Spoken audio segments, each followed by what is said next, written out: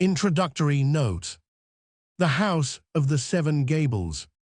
In September of the year, during the February of which Hawthorne had completed the Scarlet Letter, he began the House of the Seven Gables. Meanwhile, he had removed from Salem to Lenox, in Berkshire County, Massachusetts, where he occupied with his family a small red wooden house, still standing at the date of this edition, near the Stockbridge Bowl. "I shan't have the new story ready by November," he explained to his publisher on the 1st of October, "for I am never good for anything in the literary way till after the first autumnal frost, which has somewhat such an effect on my imagination that it does on the foliage here about multiplying and brightening its hues." But by vigorous application, he was able to complete the new work about the middle of the January following. Since research has disclosed the manner in which the romance is interwoven with incidents from the history of the Hawthorne family, the House of the Seven Gables has acquired an interest apart from that by which it first appealed to the public. John Hawthorne, as the name was then spelled, the great-grandfather of Nathaniel Hawthorne, was a magistrate at Salem in the latter part of the 17th century and officiated at the famous trials for witchcraft held there.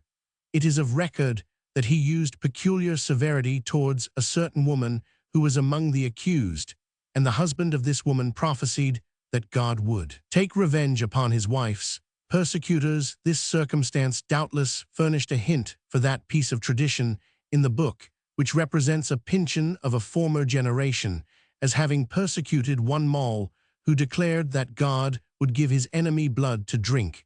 It became a conviction with the Hawthorne family that a curse had been pronounced upon its members, which continued in force in the time of the romancer, a conviction perhaps derived from the recorded prophecy of the injured woman's husband just mentioned. And here again we have a correspondence with Mall's malediction in the story. Furthermore, there occurs in the American Notebooks, August 27, 1837, a reminiscence of the author's family to the following effect: Philip English, a character well known in early Salem annals, was among those who suffered from John Hawthorne's magisterial harshness, and he maintained in consequence a lasting feud with the old Puritan official. But at his death English left daughters, one of whom is said to have married the son of Justice John Hawthorne, whom English had declared he would never forgive. It is scarcely necessary to point out how clearly this foreshadows the final union of those hereditary foes, the Pyncheons and Malls, through the marriage of Phoebe and Holgrave. The romance, however, describes the Malls as possessing some of the traits known to have been characteristic of the Hawthornes. For example, so long as any of the race were to be found, they had been marked out from other men, not strikingly, nor as with a sharp line, but with an effect that was felt rather than spoken of, be an hereditary characteristic of reserve. Thus, while the general suggestion of the Hawthorne line and its fortunes was followed in the romance, the Pyncheons taking the place of the author's family, certain distinguishing marks of the Hawthornes were assigned to the imaginary Mall posterity. There are one or two other points which indicate Hawthorne's method of basing his compositions, the result, in the main, of pure invention on the solid ground of particular facts. Allusion is made in the first chapter of the Seven Gables to a grant of lands in Waldo County, Maine, owned by the Pyncheon family. In the American Notebooks, there is an entry dated August 12, 1837, which speaks of the Revolutionary General Knox and his land grant in Waldo County, by virtue of which the owner had hoped to establish an estate on the English plan with a tenantry to make it profitable for him. An incident of much greater importance in the story is the supposed murder of one of the Pyncheons by his nephew, to whom we are introduced as Clifford Pyncheon. In all probability, Hawthorne connected with this in his mind the murder of Mr. White, a wealthy gentleman of Salem, killed by a man whom his nephew had hired. This took place a few years after Hawthorne's graduation from college, and was one of the celebrated cases of the day, Daniel Webster taking part prominently in the trial. But it should be observed here that such resemblances as these between sundry elements in the work of Hawthorne's fancy and details of reality are only fragmentary and are rearranged to suit the author's purposes. In the same way, he has made his description of Hepzibah Pyncheon's Seven Gables mansion conform so nearly to several old dwellings formerly or still extant in Salem, that strenuous efforts have been made to fix upon some one of them as the veritable edifice of the romance. A paragraph in the opening chapter has perhaps assisted this delusion that there must have been a single original house of the Seven Gables framed by flesh-and-blood carpenters, for it runs thus. Familiar as it stands in the writer's recollection, for it has been an object of curiosity with him from boyhood, both as a specimen of the best and stateliest architecture of a long-past epoch, and as the scene of events more full of interest, perhaps, than those of a grey feudal castle, familiar as it stands in its rusty old age. It is therefore only the more difficult to imagine the bright novelty with which it first caught the sunshine. Hundreds of pilgrims annually visit a house in Salem belonging to one branch of the Ingersoll family of that place, which is stoutly maintained to have been the model for Hawthorne's visionary dwelling. Others have supposed that the now vanished house of the identical Philip English, whose blood, as we have already noticed, became mingled with that of the Hawthornes, supplied the pattern, and still a third building known as the Curwen Mansion has been declared the only genuine establishment, notwithstanding persistent popular belief.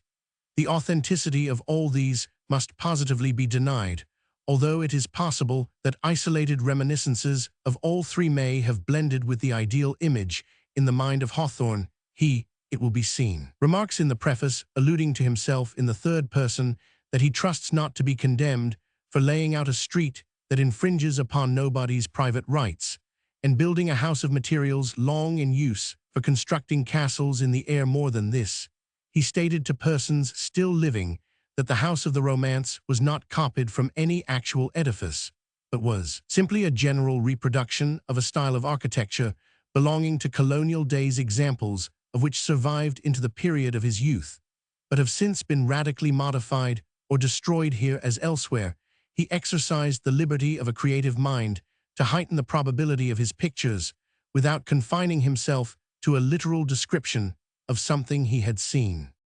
While Hawthorne remained at Lenox, and during the composition of this romance, various other literary personages settled or stayed for time in the vicinity, among them Herman Melville, whose intercourse Hawthorne greatly enjoyed, Henry James, S.R. Dr. Holmes, J.T. Headley, James Russell Lowell, Edwin P. Whipple, Frederica Bremer, and J.T. Fields, so that there was no lack of intellectual society in the midst of the beautiful and inspiring mountain scenery. Place in the afternoons nowadays, he records shortly before beginning the work, "This valley in which I dwell seems like a vast basin filled with golden sunshine, as with wine, and happy in the companionship of his wife and their 3 children, he led a simple, refined, idyllic life, despite the restrictions of a scanty and uncertain income." A letter written by Mrs. Hawthorne at this time to a member of her family gives incidentally a glimpse of the scene which may properly find a place here. She says, "I delight to think that you also can look forth, as I do now, upon a broad valley and a fine amphitheater of hills, and are about to watch the stately ceremony of the sunset from your piazza, but you have not this lovely lake, nor, I suppose, the delicate purple mist, which folds these slumbering mountains in airy veils." Mr. Hawthorne has been lying down in the sunshine, slightly fleckered with the shadows of a tree, and Una and Julian have been making him look like the mighty Pan by covering his chin and breast with long grass blades that looked like a verdant and venerable beard. The pleasantness and peace of his surroundings and of his modest home in Lenox may be taken into account as harmonizing with the mellow serenity of the romance then produced of the work. When it appeared in the early spring of 1851, he wrote to Horatio Bridge these words, now published for the first time: "The House of the Seven Gables, in my opinion, is better than the Scarlet Letter, but I should not wonder if I had refined upon the principal character a little too much for popular appreciation, nor if the romance of the book should be somewhat at odds with the humble and familiar scenery in which I invest it. But I feel that portions of it are as good as anything I can hope to write, and the publisher speaks encouragingly of its success."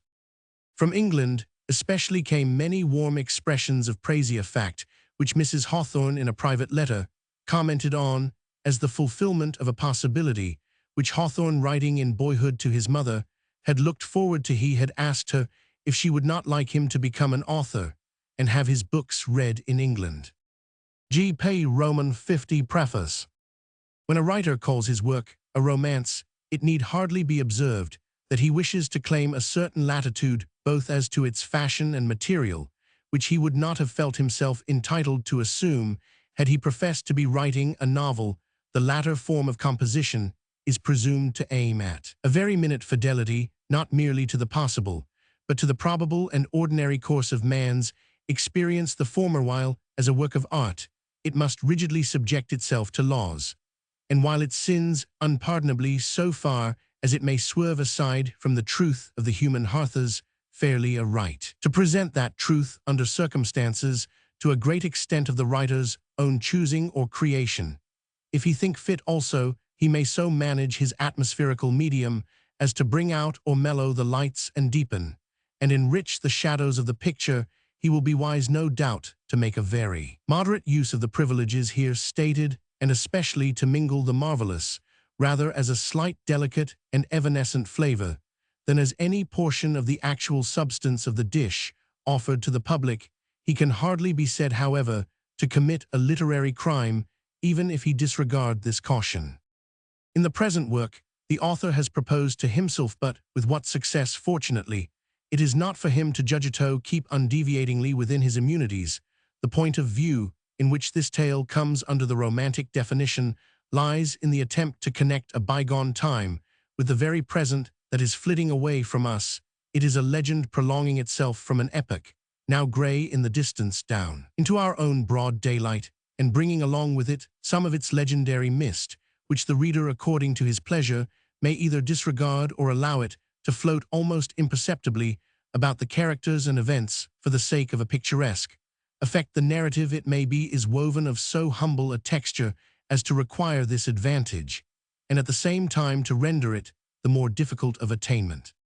Many writers lay very great stress upon some definite moral purpose, at which they profess to aim their works. Not to be deficient in this particular, the author has provided himself with a moral truth, namely, that the wrongdoing of one generation lives into the successive ones, and divesting itself of every temporary advantage becomes a pure and uncontrollable mischief. And he would feel it a singular gratification if this romance might effectually convince mankind, indeed any one man, of the folly of tumbling down an avalanche of ill-gotten gold or real estate on the heads of an unfortunate posterity, thereby to maim and crush them until the accumulated mass shall be scattered abroad in its original atoms. In good faith, however, he is not sufficiently imaginative to flatter himself with the slightest hope of this kind. When romances do really teach anything or produce any effective operation, it is usually through a far more subtle process than the ostensible one. The author has considered it hardly worth his while, therefore, relentlessly to impale the story with its moral, as with an iron roder, rather as by sticking a pin through a butterfly, thus at once depriving it of life, and causing it to stiffen in an ungainly and unnatural attitude. A high truth, indeed, fairly finely and skillfully wrought out, brightening at every step, and crowning the final development of a work of fiction, may add an artistic glory, but is never any truer and seldom any more evident at the last page than at the first. The reader may perhaps choose to assign an actual locality to the imaginary events of this narrative, if permitted by the historical connection which, though slight, was essential to his plan. The author would very willingly have avoided anything of this nature, not to speak of other objections. It exposes the romance to an inflexible and exceedingly dangerous species of criticism by bringing his fancy pictures almost into positive contact with the realities of the moment. It has been no part of his object, however, to describe local manners, nor in any way to meddle with the characteristics of a community for whom he cherishes a proper respect and a natural regard. He trusts not to be considered as unpardonably offending by laying out a street that infringes upon nobody's private rights, and appropriating a lot of land which had no visible owner, and building a house of materials long in use for constructing castles in the air. The personages of the tale, though they give themselves out to be of ancient stability and considerable prominence, really of the author's own making, or at all events of his own mixing. Their virtues shed no luster, nor their defects redound in the remotest degree to the discredit of the venerable town of which they profess to be inhabitants. He would be glad, therefore, if specially, in the quarter to which he alludeth, book may be read strictly as a romance having a great deal more to do with the clouds overhead than with any portion of the actual soil of the county of Essex. Lennox, January 27, 1851. The House of the Seven Gables. Roman 1. The old Pyncheon family. Halfway down a by-street of one of our New England towns stands a rusty wooden house with 7 acutely peaked gables facing towards various points of the compass, and a huge clustered chimney in the midst. The street is Pyncheon Street, the house is the old Pyncheon house, and an elm tree of wide circumference rooted before the door is familiar to every town-born child by the title of the Pyncheon elm.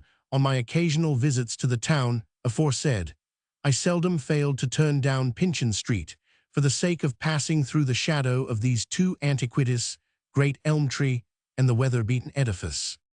The aspect of the venerable mansion has always affected me like a human countenance, bearing the traces not merely of outward storm and sunshine, but expressive also of the long lapse of mortal life, and accompanying vicissitudes that have passed within. Were these to be worthily recounted, they would form a narrative of no small interest and instruction, and possessing moreover a certain remarkable unity which might almost seem the result of artistic arrangement, but the story would include a chain of events extending over the better part of 2 centuries, and written out with reasonable amplitude, would fill a bigger folio volume or a longer series of duodecimos than could prudently be appropriated to the annals of all New England during a similar period.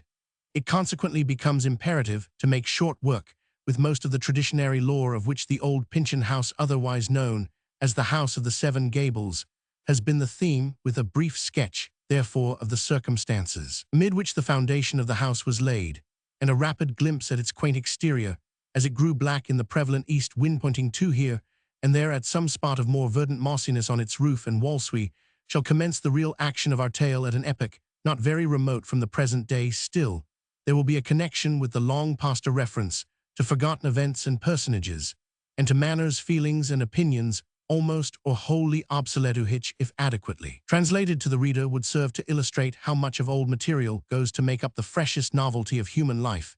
Hence, too, might be drawn a weighty lesson from the little regarded truth that the act of the passing generation is the germ which may and must produce good or evil fruit in a far distant time, that together with the seed of the merely temporary crop, which mortals term expediency, they inevitably sow the acorns of a more enduring growth, which may darkly overshadow their posterity. The House of the Seven Gables, antique as it now looks, was not the first habitation erected by civilized man on precisely the same spot of ground. Pyncheon Street formerly bore the humbler appellation of Mall's Lane, from the name of the original occupant of the soil, before whose cottage door it was a cowpath, a natural spring of soft and pleasant water, a rare treasure on the Seagirt Peninsula, where the Puritan settlement was made. Had early induced Matthew Mall to build a hut shaggy with thatch at this point, although somewhat too remote from what was then the center of the village in the growth of the town. However, after some 30 or 40 years, the site covered by this rude hovel had become exceedingly desirable in the eyes of a prominent and powerful personage, who asserted plausible claims to the proprietorship of this and a large adjacent tract of land on the strength of a grant from the legislature. Colonel Pyncheon, the claimant, as we gather from whatever traits of him are preserved, was characterized by an iron energy of purpose. Matthew Mall, on the other hand, though an obscure man, was stubborn in the defense of what he considered his right, and for several years he succeeded in protecting the acre or 2 of earth which with his own toil he had hewn out of the primeval forest to be his garden ground and homestead. No written record of this dispute is known to be in existence. Our acquaintance with the whole subject is derived chiefly from tradition. It would be bold, therefore, and possibly unjust, to venture a decisive opinion as to its merits, although it appears to have been at least a matter of doubt whether Colonel Pyncheon's claim were not unduly stretched in order to make it cover the small metes and bounds of Matthew Mall. What greatly strengthens such a suspicion is the fact that this controversy between 2 ill-matched antagonists at a period, moreover, lauded as we may, when personal influence had far more weight than remained for years undecided, and came to a close only with the death of the party occupying the disputed soil. The mode of his death, too, affects the mind differently in our day from what it did a century and a half ago. It was a death that blasted with strange horror the humble name of the dweller in the cottage, and made it seem almost a religious act to drive the plough over the little area of his habitation, and obliterate his place and memory from among men. Old Matthew Mole, in a word, was executed for the crime of witchcraft. He was one of the martyrs to that terrible delusion, which should teach us, among its other morals, that the influential classes and those who take upon themselves to be leaders of the people are fully liable to all the passionate error that has ever characterized the maddest mob clergymen, judges, statesmen, wisest, calmest, holiest persons of their day, stood in the inner circle round about the gallows, loudest to applaud the work of blood, latest to confess themselves miserably deceived. If any one part of their proceedings can be said to deserve less blame than another, it was the singular indiscrimination with which they persecuted not merely the poor and aged, as in former judicial massacres, but people of all ranks, their own equals, brethren, and wives, amid the disorder of such various ruin. It is not strange that a man of inconsiderable note like Mole should have trodden the martyr's path to the hill of execution almost unremarked in the throng of his fellow sufferers, but in after days, when the frenzy of that hideous epoch had subsided, it was remembered how loudly Colonel Pyncheon had joined in the general cry to purge the land from witchcraft, nor did it fail to be whispered that there was an invidious acrimony in the zeal with which he had sought the condemnation of Matthew Mole. It was well known that the victim had recognized the bitterness of personal enmity in his persecutor's conduct towards him, and that he declared himself hunted to death for his spoil at the moment of execution with the halter about his neck. And while Colonel Pyncheon sat on horseback, grimly gazing at the scene, Mole had addressed him from the scaffold, and uttered a prophecy of which history as well as fireside tradition has preserved the very words. God, said the dying man, pointing his finger with a ghastly look at the undismayed countenance of his enemy, God will give him blood to drink. After the reputed wizard's death, his humble homestead had fallen an easy spoil into Colonel Pyncheon's grasp, when it was understood, however, that the colonel intended to erect a family mansion spacious, ponderously framed of oaken timber, and calculated to endure for many generations of his posterity over the spot first covered by the log-built hut of Matthew Mole. There was much shaking of the head among the village gossips, without absolutely expressing a doubt whether the stalwart Puritan had acted as a man of conscience and integrity throughout the proceedings which have been sketched. They nevertheless hinted that he was about to build his house over an unquiet grave. His home would include the home of the dead and buried wizard, and would thus afford the ghost of the latter a kind of privilege to haunt its new apartments and the chambers into which future bridegrooms were to lead their brides, and where children of the Pyncheon blood were to be born. The terror and ugliness of Mole's crime and the wretchedness of his punishment would darken the freshly plastered walls and infect them early with the scent of an old and melancholy house. Why then, while so much of the soil around him was bestrewn with the virgin forest, leave should Colonel Pyncheon prefer a site that had already been accursed? But the Puritan soldier and magistrate was not a man to be turned aside from his well-considered scheme, either by dread of the wizard's ghost or by flimsy sentimentalities of any kind. However specious, had he been told of a bad air, it might have moved him somewhat, but he was ready to encounter an evil spirit on his own ground, endowed with common sense as massive and hard as blocks of granite, fastened together by stern rigidity of purpose. As with iron clamps, he followed out his original design, probably without so much as imagining an objection to it on the score of delicacy or any scrupulousness, which a finer sensibility might have taught him. The colonel, like most of his breed and generation, was impenetrable. He therefore dug his cellar and laid the deep foundations of his mansion on the square of earth, whence Matthew Mole 40 years before had first swept away the fallen leaves.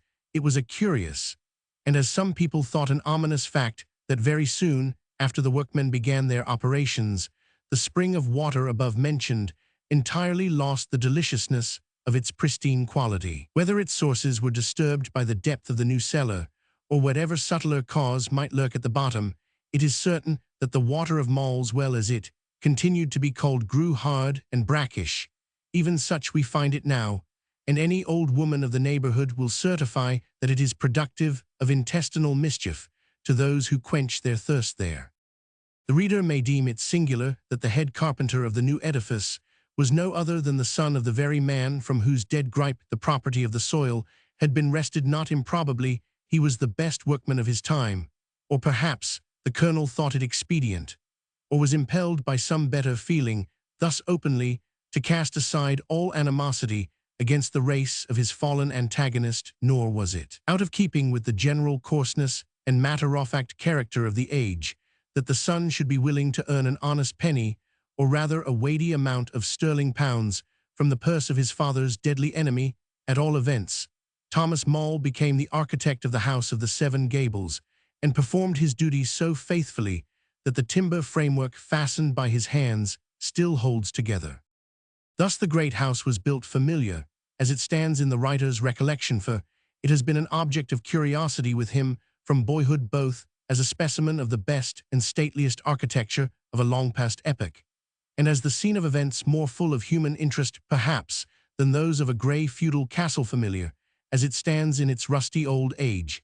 It is therefore only the more difficult to imagine the bright novelty with which it first caught the sunshine, the impression of its actual state, at this distance of 160 years, darkens inevitably through the picture which we would fain give of its appearance on the morning when the Puritan magnate bade all the town to be his guests.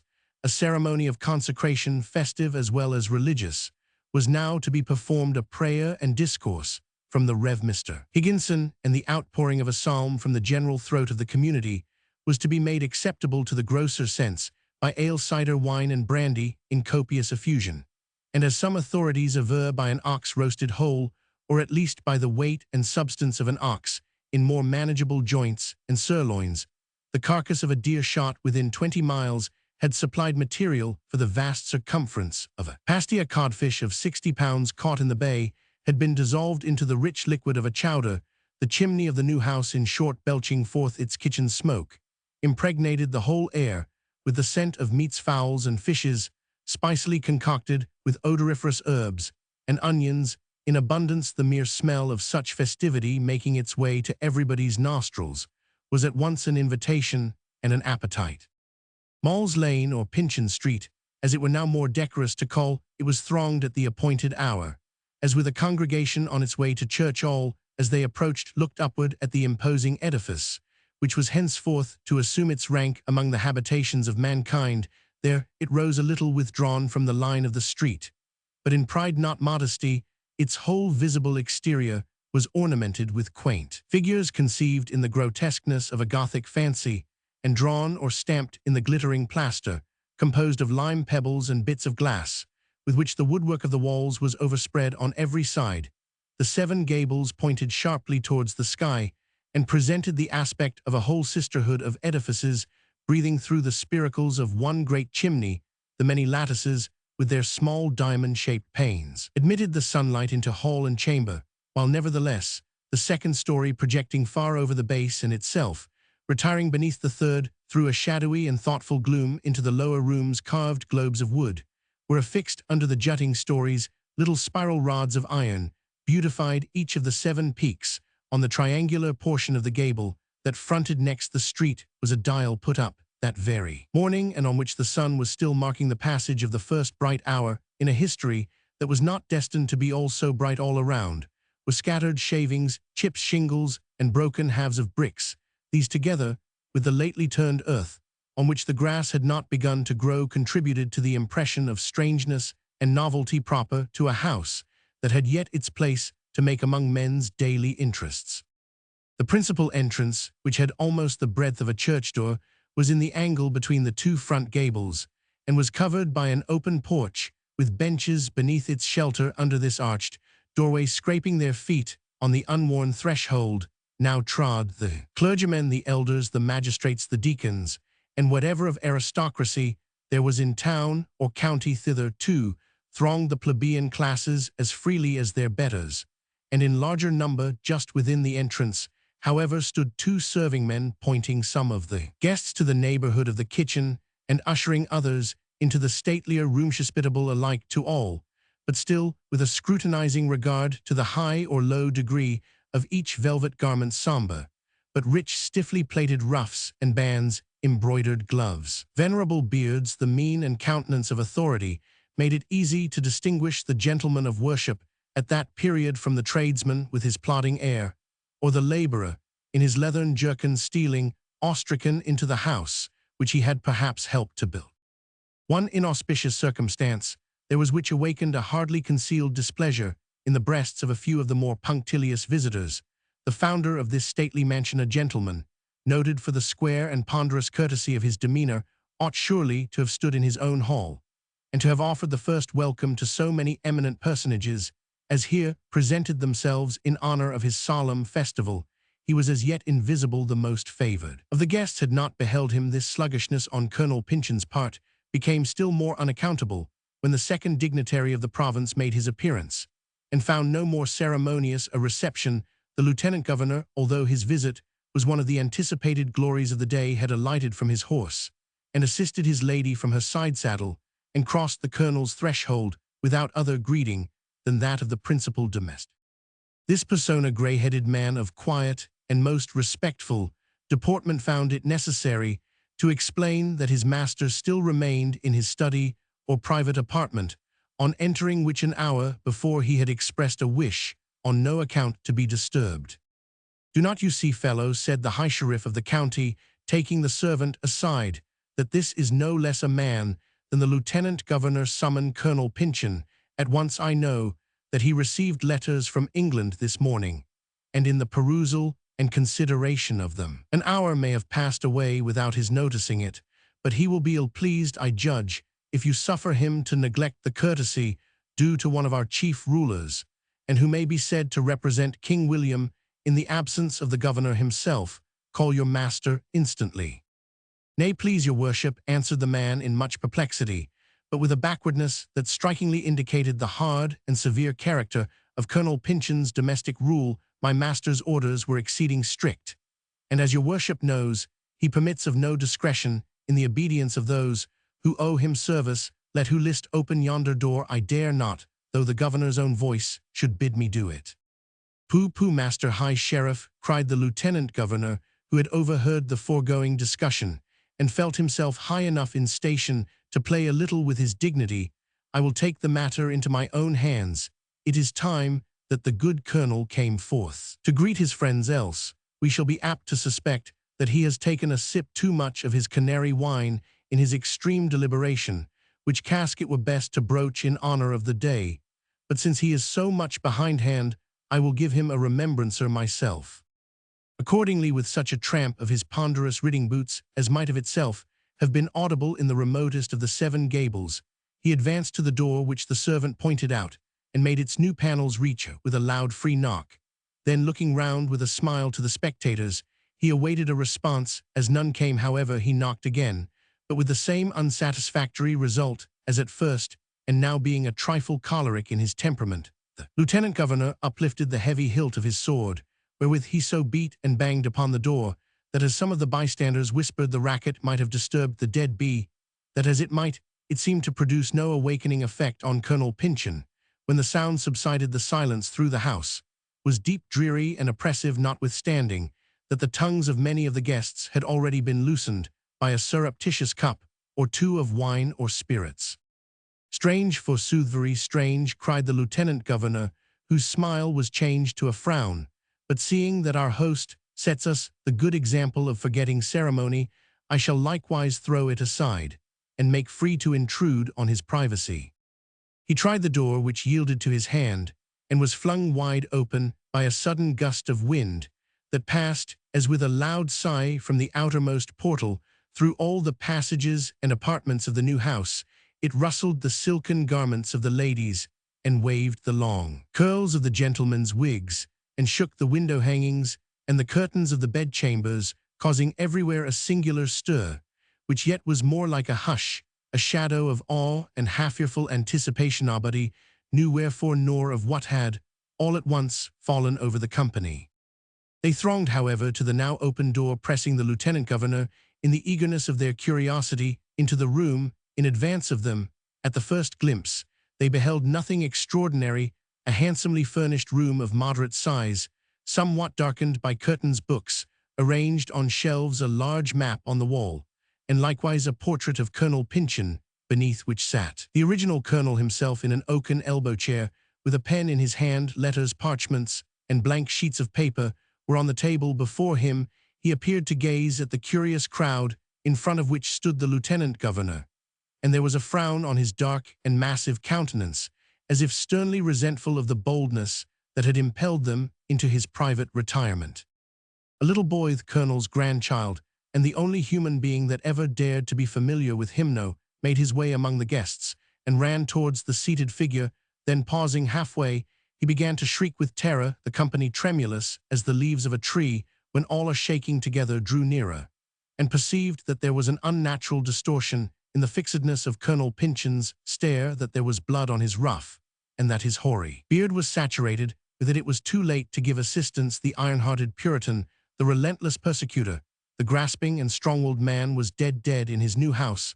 There is a tradition only worth alluding to, as lending a tinge of superstitious awe to a scene perhaps gloomy enough without it, that a voice spoke loudly among the guests, the tones of which were like those of old Matthew Mall, the executed wizard god, hath given him blood to drink. Thus early had that one guest, only guest, who is certain at one time or another to find his way into every human dwelling, thus early had death stepped across the threshold of the house of the Seven Gables. Colonel Pyncheon's sudden and mysterious end made a vast deal of noise in its day.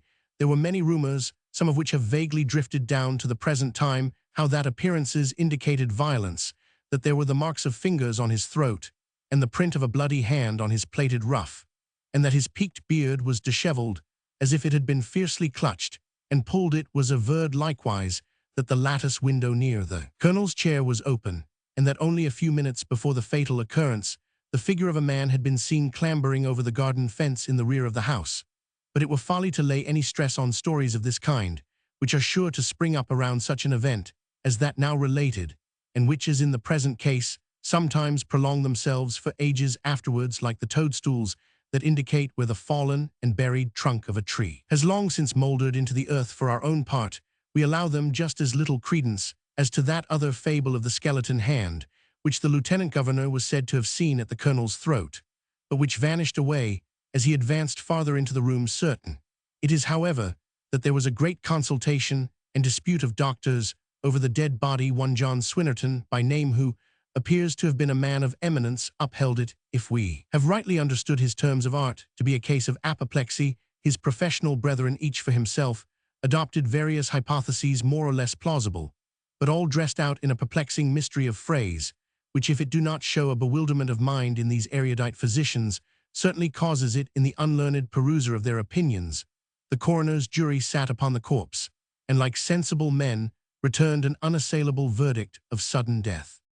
It is indeed difficult to imagine that there could have been a serious suspicion of murder or the slightest grounds for implicating any particular individual, as the perpetrator, the rank, wealth, and eminent character of the deceased, must have ensured the strictest scrutiny into every ambiguous circumstance, as none such is on record. It is safe to assume that none existed. Tradition which sometimes brings down truth that history has let slip, but is oftener the wild babble of the time, such as was formerly spoken at the fireside, and now congeals in newspapers. Tradition is responsible for all contrary averments in Colonel Pyncheon's funeral sermon, which was printed and is still extant. The Rev. Mr. Higginson enumerates among the many felicities of his distinguished parishioner's earthly career the happy seasonableness of his death, his duties all performed, highest prosperity attained his race, and future generations fixed on a stable basis, and with a stately roof to shelter them for centuries to come. Had other upward step remained for this good man to take save the final step from earth to the golden gate of heaven. The pious clergyman surely would not have uttered words like these had he in the least suspected that the colonel had been thrust into the other world with the clutch of violence upon his throat. The family of Colonel Pyncheon at the epoch of his death seemed destined to as fortunate a permanence as can anywise consist with the inherent instability of human affairs. It might fairly be anticipated that the progress of time would rather increase and ripen their prosperity than wear away and destroy it, for not only had his son and heir come into immediate enjoyment of a rich estate, but there was a claim through an Indian deed confirmed by a subsequent grant of the general court to a vast and as yet unexplored and unmeasured tract of eastern lands. These possessions, for As such, they might almost certainly be reckoned comprised the greater part of what is now known as Waldo County in the state of Maine, and were more extensive than many a dukedom or even a reigning prince's territory on European soil, when the pathless forest that still covered this wild principality should give glaciers. It inevitably must, though perhaps not till ages henceto the golden fertility of human culture. It would be the source of incalculable wealth to the Pyncheon blood. Had the colonel survived only a few weeks longer, it is probable that his great political influence and powerful connections at home and abroad would have consummated all that was necessary to render the claim available. But in spite of good Mr. Higginson's congratulatory eloquence, this appeared to be the one thing which Colonel Pyncheon, provident and sagacious as he was, had allowed to go at loose ends so far as the prospective territory was concerned. He unquestionably died too soon. His son lacked not merely the father's eminent position, but the talent and force of character to achieve it. He could therefore effect nothing by dint of political interest, and the bare justice or legality of the claim was not so apparent after the colonel's decease as it had been pronounced in his lifetime. Some connecting link had slipped out of the evidence and could not anywhere be found. Efforts, it is true, were made by the Pyncheons not only then, but at various periods for nearly 100 years afterwards, to obtain what they stubbornly persisted in deeming their right. But in course of time, the territory was partly regranted to more favored individuals, and partly cleared and occupied by actual settlers. These last, if they ever heard of the Pyncheon title, would have laughed at the idea of any man's asserting a rightin, the strength of mouldy parchments signed with the faded autographs of governors and legislators long dead, and forgetento the lands which they or their fathers had wrested from the wild hand of nature by their own sturdy toil. This impalpable claim therefore resulted in nothing more solid than to cherish from generation to generation an absurd delusion of family importance, which all along characterized the Pyncheons. It caused the poorest member of the race to feel as if he inherited a kind of nobility and might yet come into the possession of princely wealth to support it in the better specimens of the breed.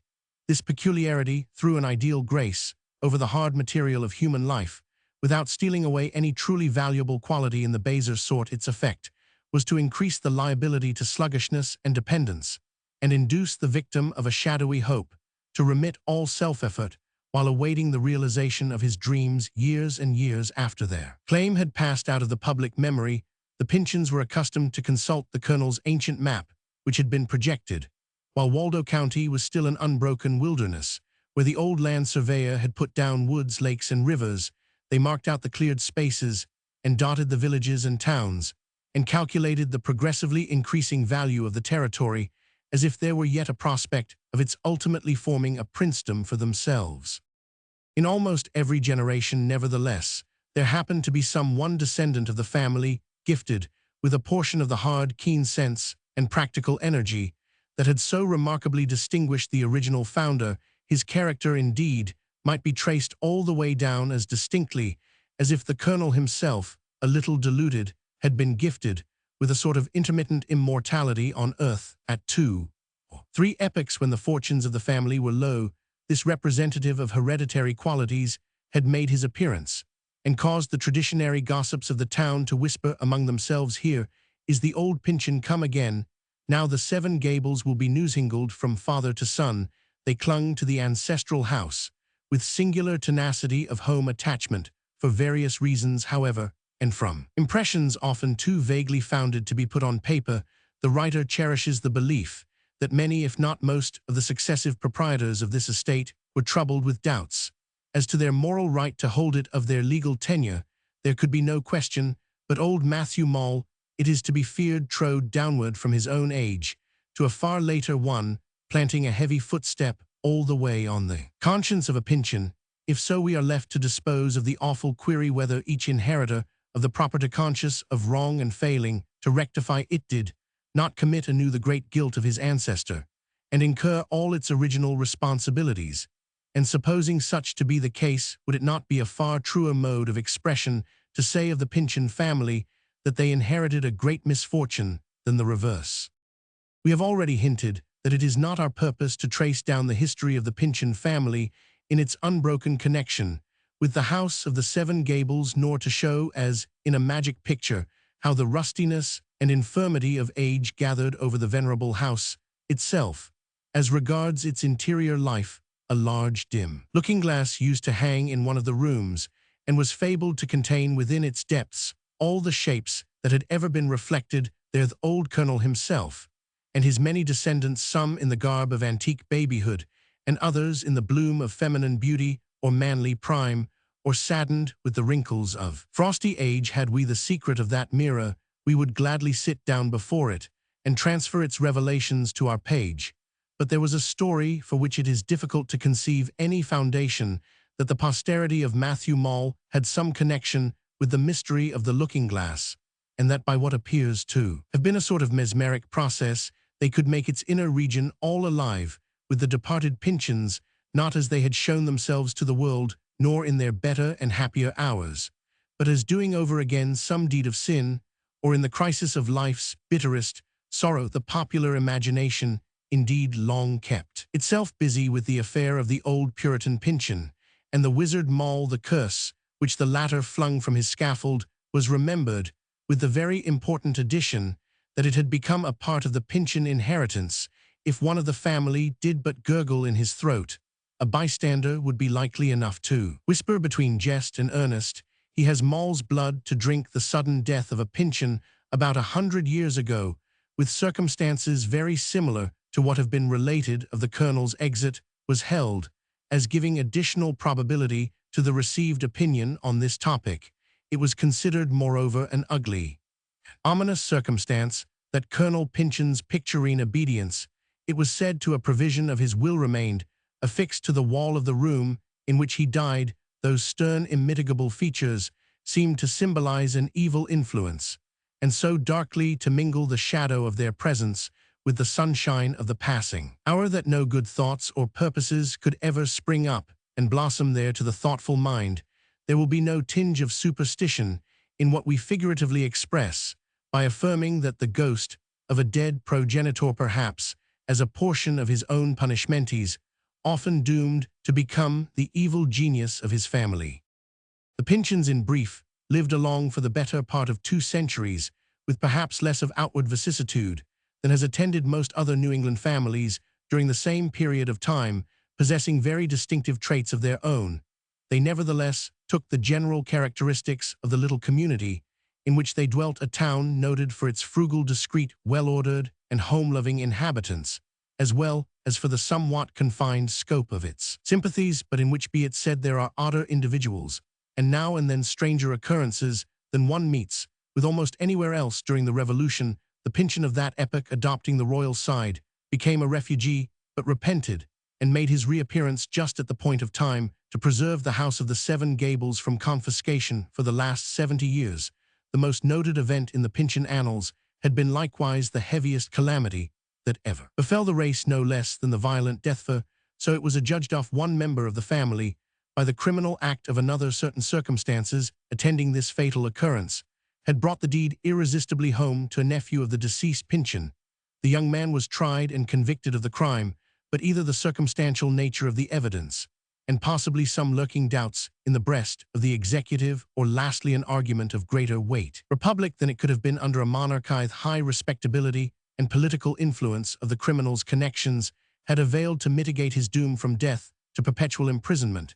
This sad affair had chanced about 30 years before the action of our story commences. Latterly, there were rumors which few believed, and only 1 or 2 felt greatly interested in, that this long-buried man was likely for some reason or other to be summoned forth from his living tomb. It is essential to say a few words respecting the victim of this now almost forgotten murder. He was an old bachelor, and possessed of great wealth, in addition to the house and real estate, which constituted what remained of the ancient Pyncheon property. Being of an eccentric and melancholy turn of mind, and greatly given to rummaging old records and hearkening to old traditions, he had brought himself, it is averred, to the conclusion that Matthew Mall the wizard had been foully wronged out of his homestead, if not out of his life, such being the case, and he, the old bachelor, in possession of the ill-gotten spoil, with the black stain of blood sunken deep into it, and still to be scented by conscientious nostrils. The question occurred whether it were not imperative upon him, even at this late hour, to make restitution to Mall's posterity to a man living so much in the past and so little in the present, as the secluded and antiquarian old bachelor, a century and a half, seemed not so vast a period as to obviate the propriety of substituting right for wrong. It was the belief of those who knew him best that he would positively have taken the very singular step of giving up the house of the Seven Gables to the representative of Matthew Mall, but for the unspeakable tumult which a suspicion of the old gentleman's project awakened among his Pyncheon relatives, their exertions had the effect of suspending his purpose, but it was feared that he would perform after death, by the operation of his last, what he had so hardly been prevented from doing in his proper lifetime. But there is no one thing which men so rarely do, whatever the provocation or inducement, as to bequeath patrimonial property away from their own blood. They may love other individuals far better than their relatives, they may even cherish dislike or positive hatred to the latter. But yet in view of death, the strong prejudice of propinquity revives and impels the testator to send down his estate in the line marked out by custom so immemorial that it looks like nature in all the Pyncheons. This feeling had the energy of disease. It was too powerful for the conscientious scruples of the old bachelor, at whose death, accordingly, the mansion house, together with most of his other riches, passed into the possession of his next legal representative. This was a nephew, the cousin of the miserable young man who had been convicted of the uncle's murder. The new heir, up to the period of his accession, was reckoned rather a dissipated youth, but had at once reformed and made himself an exceedingly respectable member of society. In fact, he showed more of the Pyncheon quality and had won higher eminence in the world than any of his race since the time of the original Puritan, applying himself in earlier manhood to the study of the law, and having a natural tendency towards office. He had attained many years ago to a judicial situation in some inferior court, which gave him for life the very desirable and imposing title of judge. Later, he had engaged in politics and served a part of 2 terms in Congress, besides making a considerable figure in both branches of the state legislature. Judge Pyncheon was unquestionably an honor to his race. He had built himself a countrysat within a few miles of his native town, and there spent such portions of his time as could be spared from public service in the display of every grace and virtues. A newspaper phrased it on the eve of an election befitting the Christian, the good citizen, the horticulturist, and the gentleman. There were few of the Pyncheons left to sun themselves in the glow of the judge's prosperity.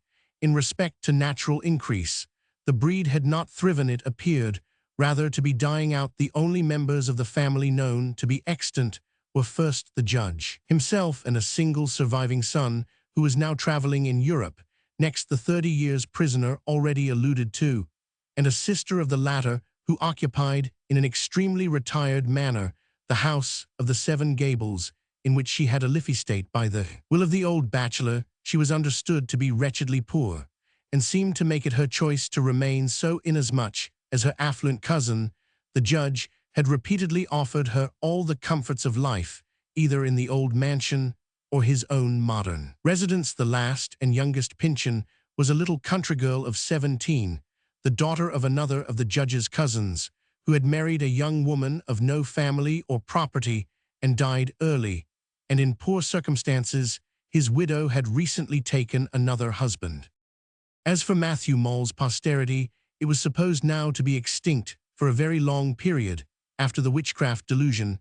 However, the Malls had continued to inhabit the town, where their progenitor had suffered so unjust a death. To all appearance, they were a quiet, honest, well-meaning race of people, cherishing no malice against individuals or the public for the wrong which had been done them, or if at their own fireside they transmitted from father to child any hostile recollection of the wizard's fate and their lost patrimony.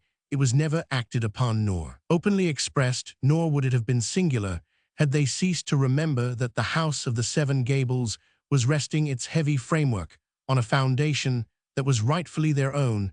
There is something so massive, stable, and almost irresistibly imposing in the exterior presentment of established rank and great possessions that their very existence seems to give them a right to exist, at least so excellent a counterfeit of right that few poor and humble men have moral force enough to question it, even in their secret minds. Such is the case now. After so many ancient prejudices have been overthrown, and it was far more so in anti-revolutionary days when the aristocracy could venture to be proud, and the low were content to be abased, thus the Maules at all events kept their resentments within their own breasts. They were generally poverty-stricken, always plebeian and obscure, working with unsuccessful diligence at handicrafts, laboring on the wharves, or following the sea as sailors before the mast, living here and there about the town in hired tenements, and coming finally to the almshouse as the natural home of their old age,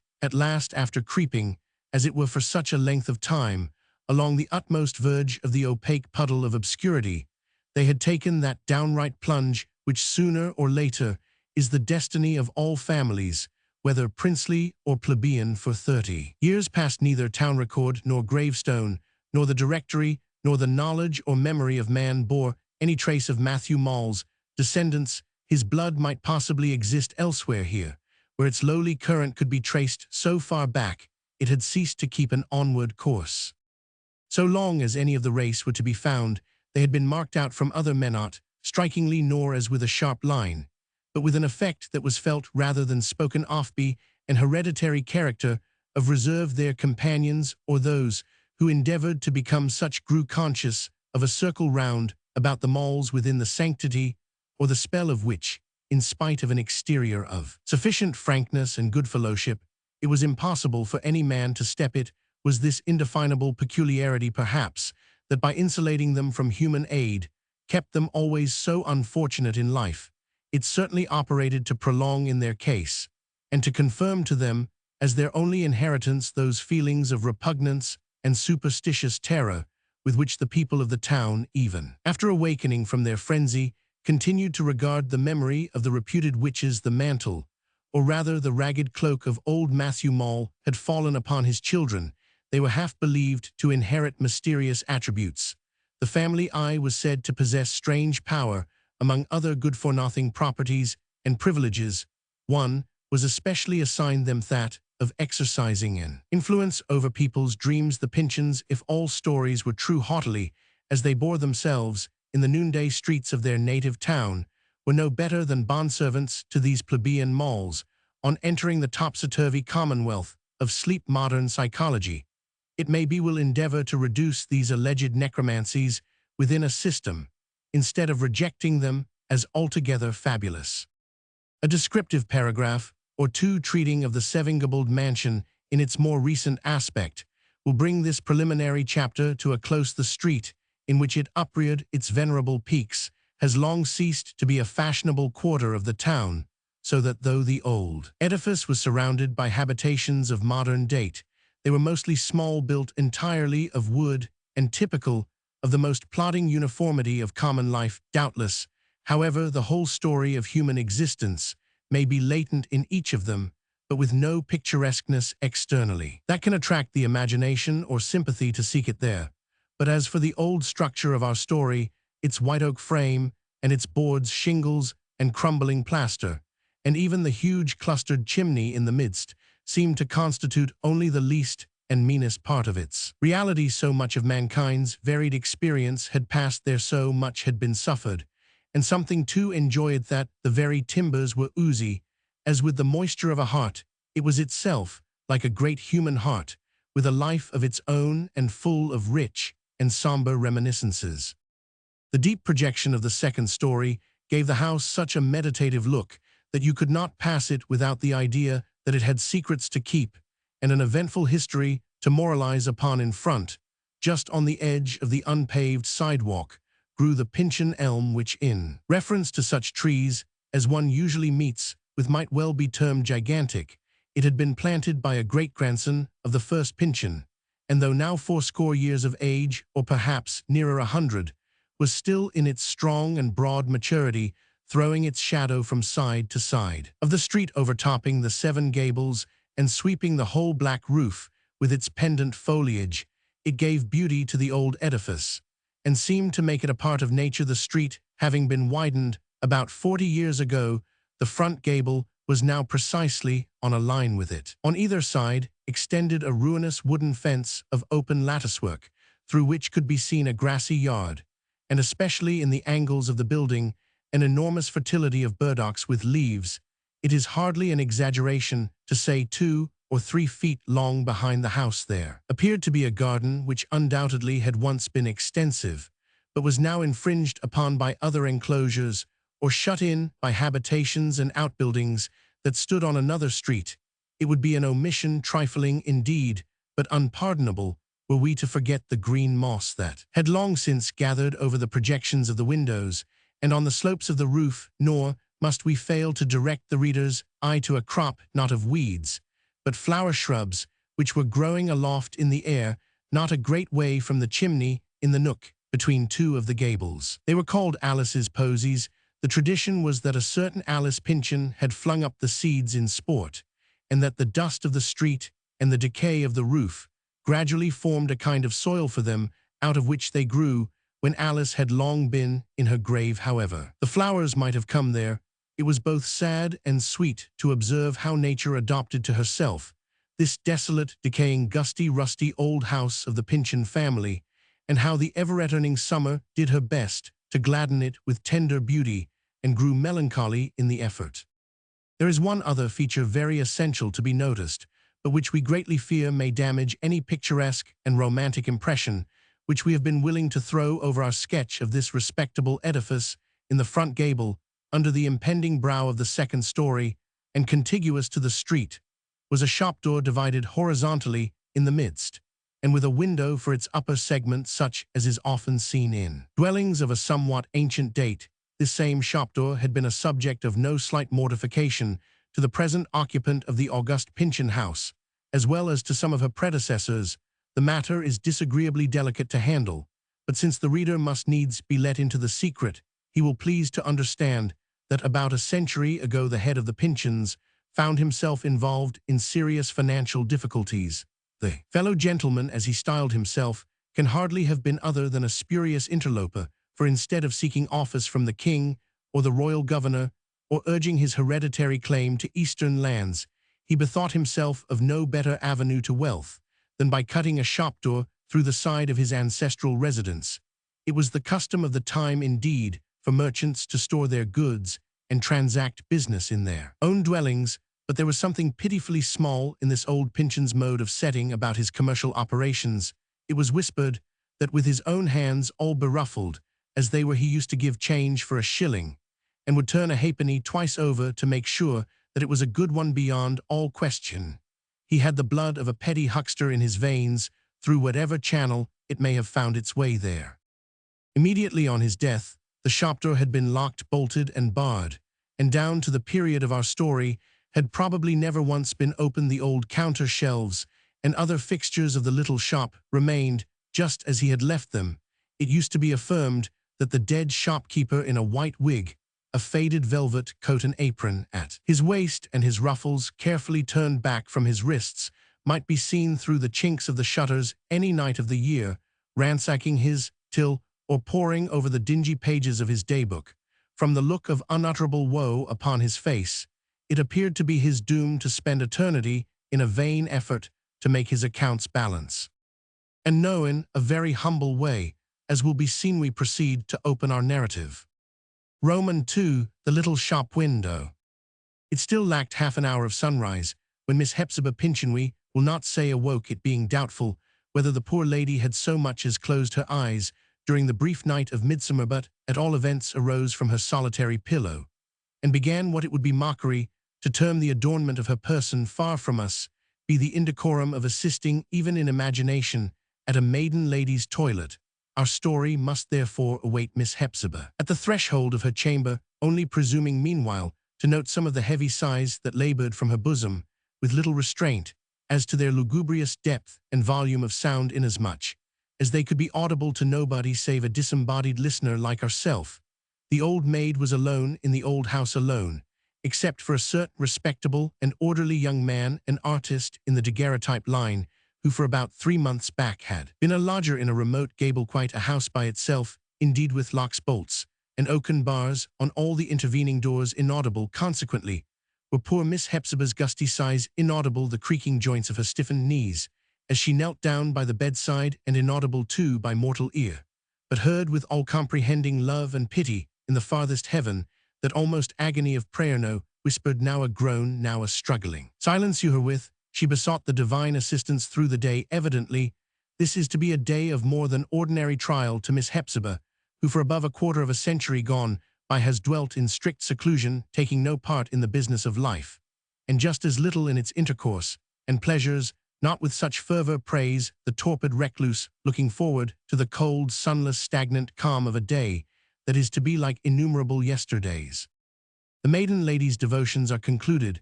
Will she now issue forth over the threshold of our story? Not yet. By many moments. First, every drawer in the tall old-fashioned bureau is to be opened with difficulty, and with a succession of spasmodic jerks. Then all must close again with the same fidgety reluctance. There is a rustling of stiff silks, a tread of backward and forward footsteps to and fro across the chamber. We suspect Miss Hepzibah, moreover, of taking a step upward into a chair in order to give heedful regard to her appearance on all sides, and at full length in the oval dinger-framed toilet glass that hangs above her table. Truly well indeed, who would have thought it is all this precious time to be lavished on the matutinal repair and beautifying of an elderly person who never goes abroad, whom nobody ever visits, and from whom, when she shall have done her utmost, it were the best charity to turn one's eyes another way. Now she is almost ready. Let us pardon her one other pause, for it is given to the sole sentiment, or we might better say heightened and rendered intense, as it has been by sorrow and seclusion to the strong passion of her life. We heard the turning of a key in a small lock. She has opened a secret drawer of an escritoire, and is probably looking at a certain miniature done in Malbone's most perfect style, and representing a face worthy of no less delicate a pencil. It was once our good fortune to see this picture. It is a likeness of a young man in a silken dressing gown of an old fashion, the soft richness of which is well adapted to the countenance of reverie, with its full tender lips and beautiful eyes that seem to indicate not so much capacity of thought as gentle and voluptuous emotion of the possessor of such features. We shall have a right to ask nothing except that he would take the rude world easily and make himself happy in it. Can it have been an early lover of Miss Hepzibah? No, she never had a lover, poor thing. How could Shenner ever knew by her own experience what love technically means? And yet her undying faith and trust, her fresh remembrance and continual devotedness towards the original of that miniature have been the only substance for her heart to feed upon. She seems to have put aside the miniature, and is standing again before the toilet glass. There are tears to be wiped off, a few more footsteps to and fro, and here, at last, with another pitiful sigh, like a gust of chill damp wind, out of a long-closed vault, the door of which has accidentally been set ajar, her comes Miss Hepzibah Pyncheon forth. She steps into the dusky, time-darkened passage, a tall figure clad in black silk, with a long and shrunken waist, feeling her way towards the stairs like a nearsighted person, as in truth she is. The sun, meanwhile, if not already above the horizon, was ascending nearer and nearer to its verge. A few clouds floating high upward caught some of the earliest light, and threw down its golden gleam on the windows of all the houses in the street, not forgetting the house of the Seven Gables, which many such sunrises as it had witnessed had looked cheerfully at the present one. The reflected radiance served to show pretty distinctly the aspect and arrangement of the room which Hepzibah entered after descending the stairs. It was a low-studded room with a beam across the ceiling, paneled with dark wood, and having a large chimney-piece set round with pictured tiles, but now closed by an iron fireboard through which ran the funnel of a modern stove.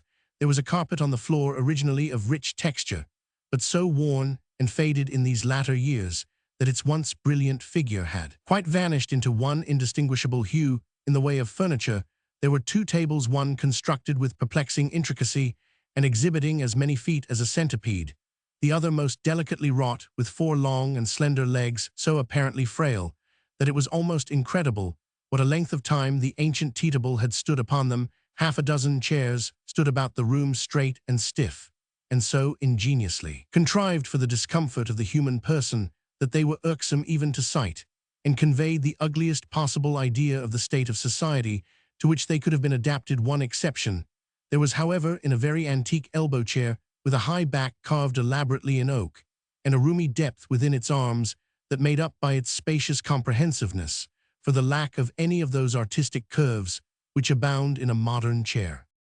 As for ornamental articles of furniture we recollect, but two if such they may be called. One was a map of the Pyncheon territory at the eastward, not engraved, but the handiwork of some skillful old draftsman, and grotesquely illuminated with pictures of Indians and wild beasts, among which was seen a lion, the natural history of the region being as little known as its geography, which was put down most fantastically awry. The other adornment was the portrait of old Colonel Pyncheon at 2/3 length, representing the stern features of a puritanic-looking personage in a skull-cap with a laced band and a grisly beard, holding a Bible with one hand, and in the other uplifting an iron sword-hilt, the latter object being more successfully depicted by the artist, stood out in far greater prominence than the sacred volume. Face to face with this picture on entering the apartment, Miss Hepzibah Pyncheon came to a pause, regarding it with a singular scowl, a strange contortion of the brow which,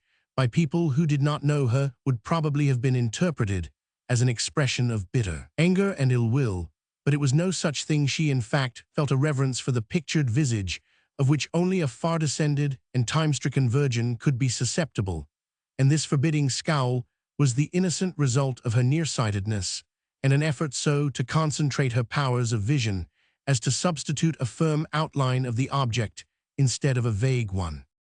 We must linger a moment on this unfortunate expression of poor Hepzibah's brow. Her scowl, as the world, or such part of it, as sometimes caught a transitory glimpse of her at the window, wickedly persisted in calling either scowl, had done Miss Hepzibah a very ill office in establishing her character as an ill-tempered old maid, nor does it appear improbable that by often gazing at herself in a dim looking-glass, and perpetually encountering her own frown with its ghostly sphere, she had been led to interpret the expression almost as unjustly as the world. Roman 999, how miserably cross I look, she must often have whispered to herself, and ultimately have fancied herself so by a sense of inevitable doom, but her heart never frowned. It was naturally tender, sensitive, and full of little tremors and palpitations, all of which weaknesses it retained, while her visage was growing so perversely stern and even fierce.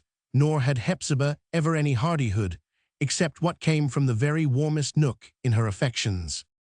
All this time, however, we are loitering faint-heartedly on the threshold of our story. In very truth, we have an invincible reluctance to disclose what Miss Hepzibah Pyncheon was about to do. It has already been observed that in the basement story of the gable fronting on the street, an unworthy ancestor, nearly a century ago, had fitted up a shop ever since the old gentleman retired from trade and fell asleep under his coffin lid.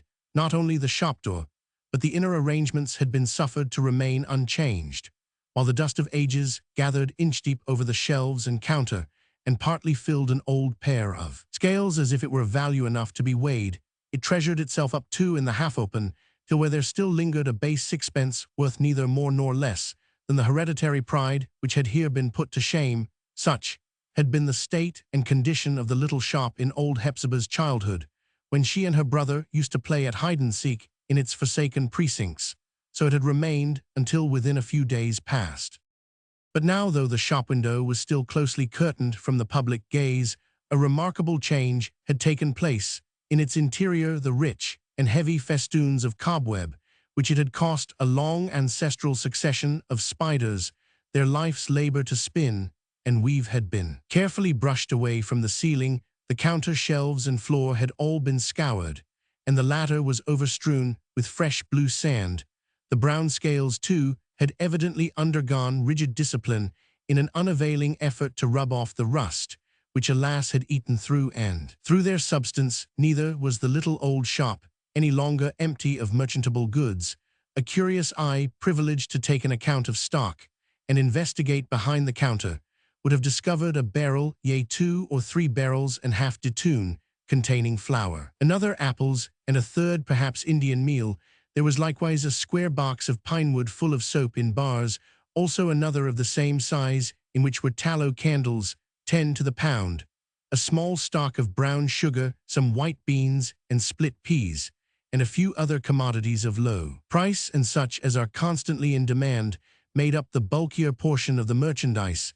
it might have been taken for a ghostly or phantasmagoric reflection of the old shopkeeper Pyncheon's shabbily provided shelves, save that some of the articles were of a description, an outward form which could hardly have been known in his day. For instance, there was a glass pickle jar filled with fragments of Gibraltar rock, not indeed splinters of the veritable stone foundation of the famous fortress, but bits of delectable candy neatly done up in white paper. Jim Crow, moreover, was seen executing his world-renowned dance in gingerbread.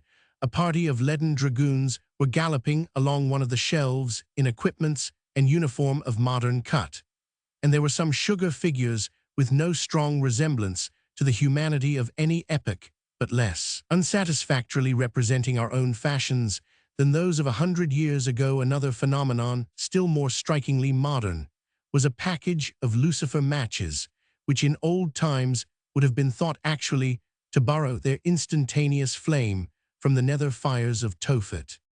In short, to bring the matter at once to a point, it was incontrovertibly evident that somebody had taken the shop and fixtures of the long-retired and forgotten Mr. Pyncheon, and was about to renew the enterprise of that departed worthy with a different set of customers.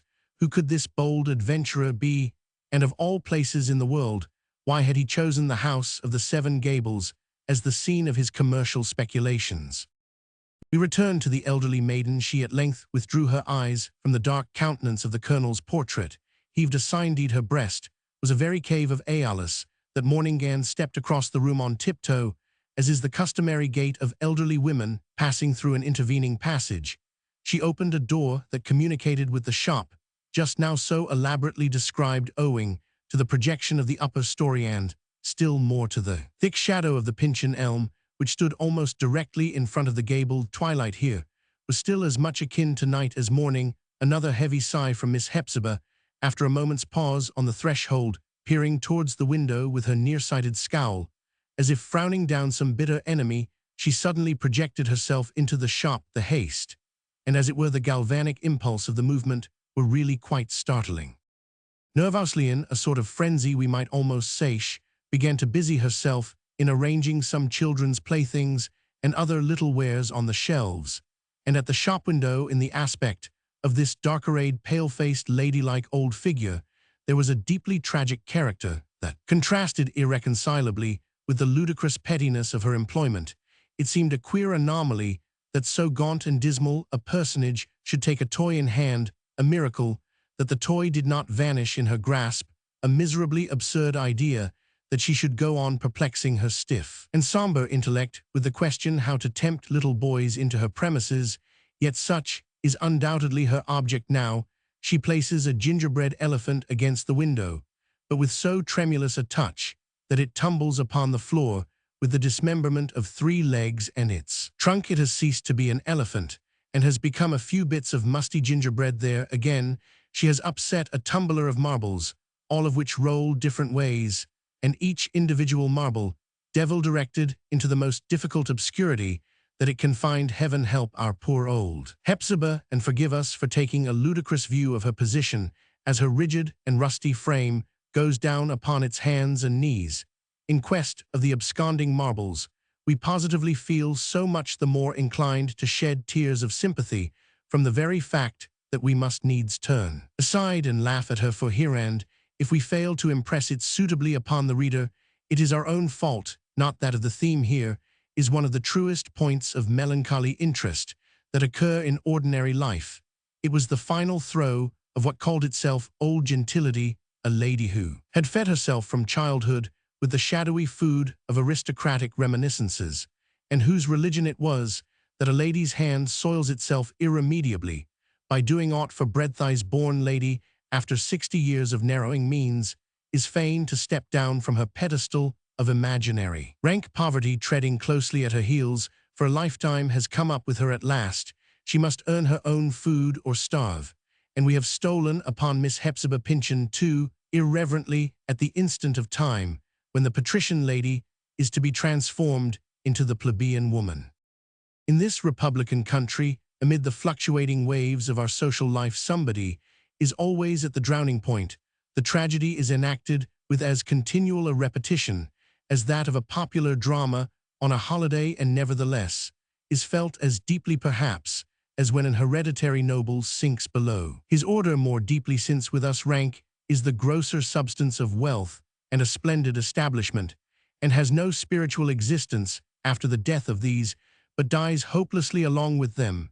And therefore, since we have been unfortunate enough to introduce our heroine at so inauspicious juncture, we would entreat for a mood of due solemnity in the spectators of her fate.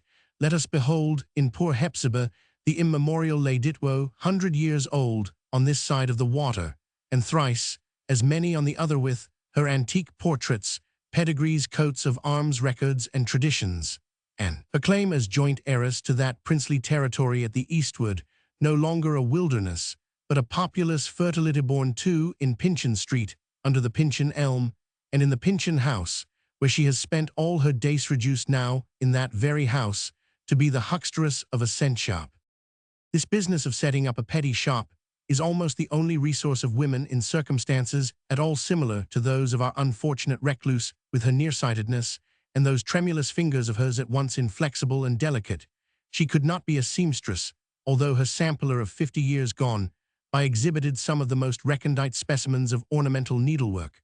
A school for little children had been often in her thoughts, and at one time she had begun a review of her early studies in the New England Primer, with a view to prepare herself for the office of instructress, but the love of children had never been quickened in Hepzibah's heart, and was now torpid, if not extinct. She watched the little people of the neighborhood from her chamber window, and doubted whether she could tolerate a more intimate acquaintance with them. Besides, in our day, the very ABC has become a science greatly too abstruse to be any longer taught by pointing a pin from letter to letter. A modern child could teach old Hepzibah more than old Hepzibah could teach the child. Soeth many a cold, deep heartquake at the idea of at last coming into sordid contact with the world from which she had so long kept aloof, while every added day of seclusion had rolled another stone against the cavern door of her hermitage. Poor thing, bethought herself of the ancient shop window, the rusty scales and dusty, till she might have held back a little longer, but another circumstance, not yet hinted at, had somewhat hastened her decision. Her humble preparations, therefore, were duly made,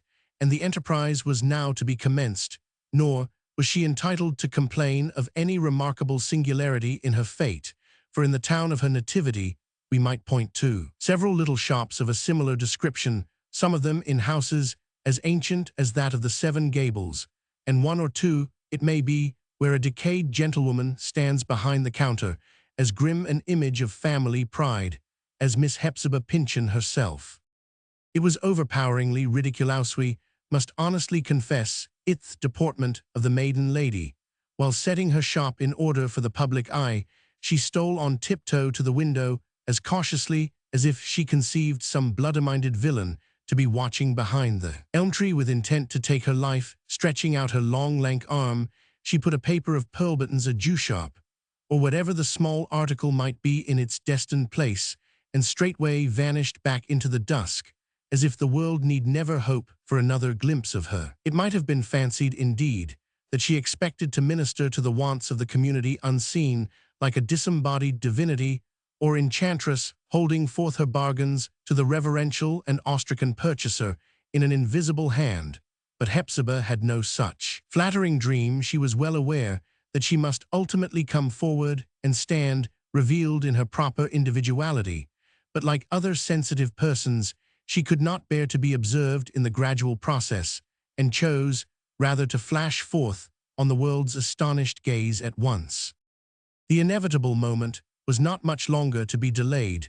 The sunshine might now be seen stealing down the front of the opposite house, from the windows of which came a reflected gleam, struggling through the boughs of the elm tree, and enlightening the interior of the shop more distinctly than heretofore. The town appeared to be waking up. A baker's cart had already rattled through the street, chasing away the latest vestige of night's sanctity with the jingle-jangle of its dissonant bells.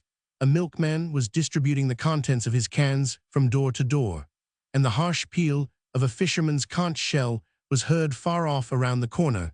None of these tokens escaped Hepzibah's notice. The moment had arrived to delay longer would be only to lengthen out her misery. Nothing remained, except to take down the bar from the shop door, leaving the entrance free. More than free will come, as if all were household friends. So every passer-by whose eyes might be attracted by the commodities at the window, this last act. Hepzibah now performed, letting the bar fall with what smote upon her excited nerves as a most astounding clatter. Thenas, if the only barrier betwixt herself and the world had been thrown down, and a flood of evil consequences would come tumbling through the gap, she fled into the inner parlor, threw herself into the ancestral elbow chair, and wept.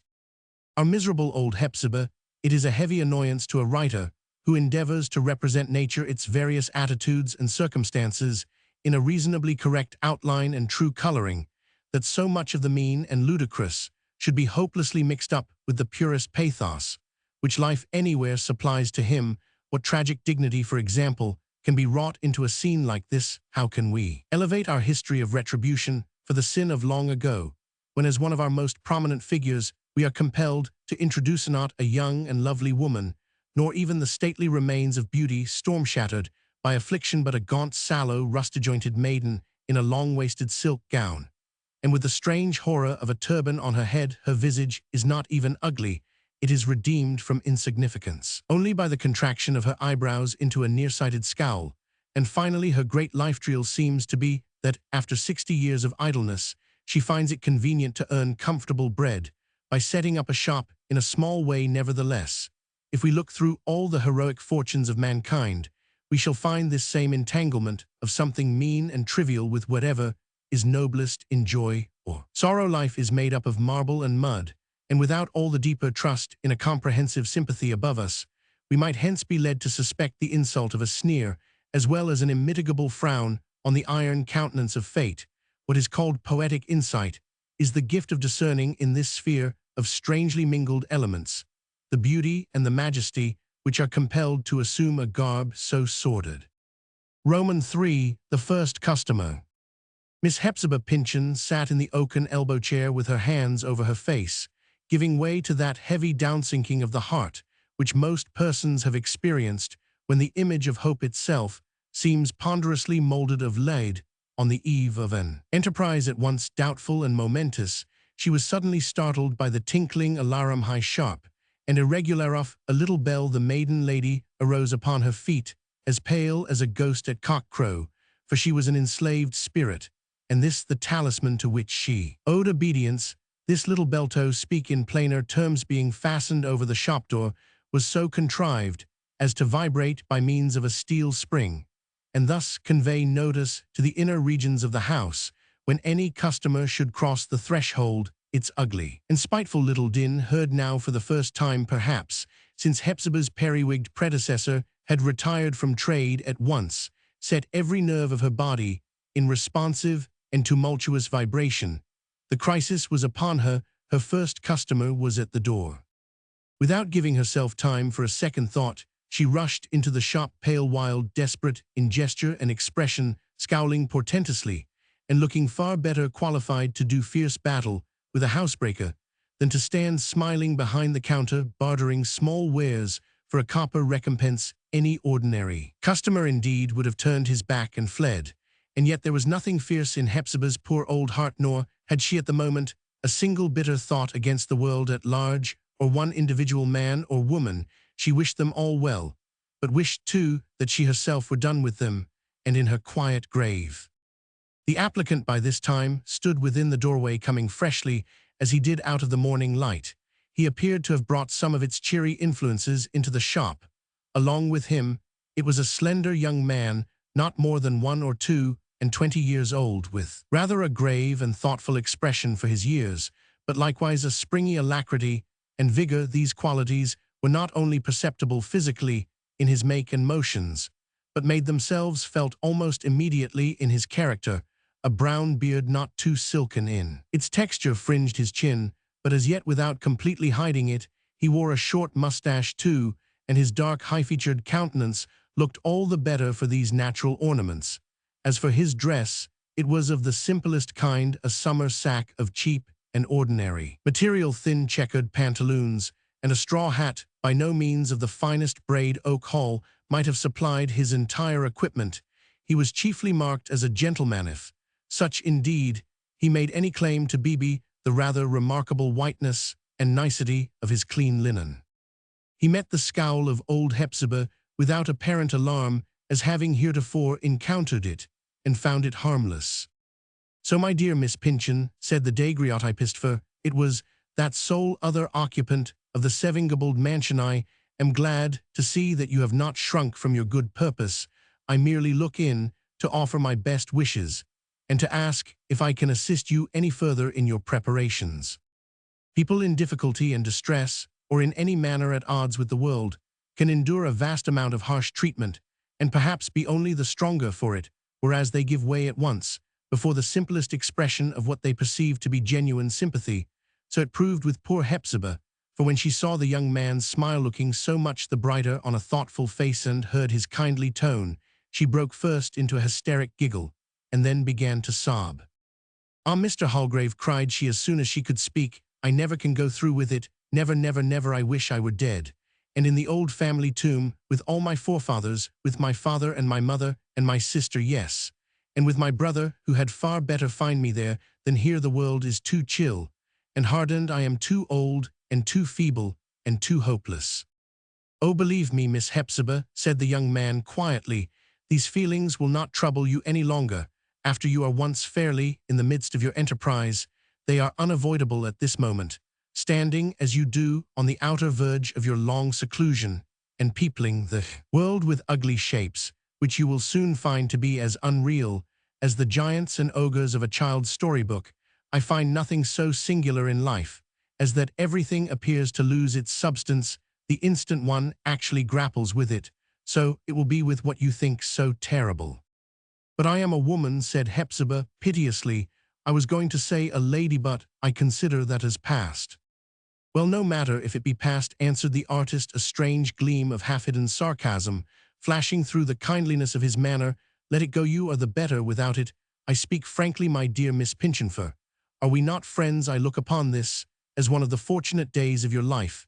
It ends an epoch, and begins one. Hitherto the lifeblood has been gradually chilling your veins as you sat aloof within your circle of gentility, while the rest of the world was fighting out its battle with one kind of necessity or another. Henceforth, you will at least have the sense of healthy and natural effort for a purpose, and of lending your strength, be it great or small, to the united struggle of mankind. This is successful, the success that anybody meets with." "It is natural enough, Mr. Holgrave, that you should have ideas like these," rejoined Hepzibah, drawing up her gaunt figure with slightly offended dignity. "You are a man, a young man, and brought up, I suppose, as almost everybody is nowadays, with a view to seeking your fortune. But I was born a lady, and have always lived one, no matter in what narrowness of means, always a lady." "But I was not born a gentleman, neither have I lived like one," said Holgrave, slightly smiling. "So, my dear madam, you will hardly expect me to sympathize with sensibilities of this kind, though unless I deceive myself, I have some imperfect comprehension of them. These names of gentleman and lady had a meaning in the past history of the world, and conferred privileges, desirable or otherwise, on those entitled to bear them in the present, and still more in the future condition of society, imply not privilege, but restriction." "These are new notions," said the old gentlewoman, shaking her head. "I shall never understand them, neither do I wish it." "We will cease to speak of them, then," replied the artist, with a friendlier smile than his last one, "and I will leave you to feel whether it is not better to be a true woman than a lady. Do you really think, Miss Hepzibah, that any lady of your family has ever done more heroic things since this house was built than you are performing in it today? Never. And if the Pyncheons had always acted so nobly, I doubt whether an old wizard Mall's anathema, of which you told me once, would have had much weight with Providence against them." "Oh, no, no," said Hepzibah, not displeased at this allusion to the somber dignity of an inherited curse. "If old Mall's ghost, or a descendant of his, could see me behind the counter today, he would call it the fulfillment of his worst wishes. But I thank you for your kindness, Mr. Holgrave, and will do my utmost to be a good shopkeeper." "Pray do," said Holgrave, "and let me have the pleasure of being your first customer. I am about taking a walk to the seashore, before going to my rooms, where I misuse heaven's blessed sunshine by tracing out human features through its agency. A few of those biscuits dipped in seawater will be just what I need for breakfast. What is the price of half a dozen?" "Let me be a lady a moment longer," replied Hepzibah, with a manner of antique stateliness, to which a melancholy smile lent a kind of grace. She put the biscuits into his hand, but rejected the compensation. A Pyncheon must not at all events, under her forefather's roof, receive money for a morsel of bread from her only friend. Holgrave took his departure, leaving her for the moment with spirits not quite so much depressed. Soon, however, they had subsided nearly to their former dead level. With a beating heart, she listened to the footsteps of early passengers, which now began to be frequent along the street. Once or twice they seemed to linger, these strangers or neighbors, as the case might be, were looking at the display of toys and petty commodities in Hepzibah's shop window. She was doubly tortured, in part with a sense of overwhelming shame that strange and unloving eyes should have the privilege of gazing, and partly because the idea occurred to her with ridiculous importunity that the window was not arranged so skillfully, nor nearly to so much advantage, as it might have been. It seemed as if the whole fortune or failure of her shop might depend on the display of a different set of articles, or substituting a fairer apple for one which appeared to be specked. So she made the change and straightway fancied that everything was spoiled by it, not recognizing that it was the nervousness of the juncture and her own native squeamishness as an old maid that wrought all the seeming mischief. Anon there was an encounter just at the doorstep betwixt two laboring men, as their rough voices denoted them to be. After some slight talk about their own affairs, one of them chanced to notice the shop window and directed the other's attention to it. "See here," cried he, "what do you think of this trade? Seems to be looking up in Pyncheon Street."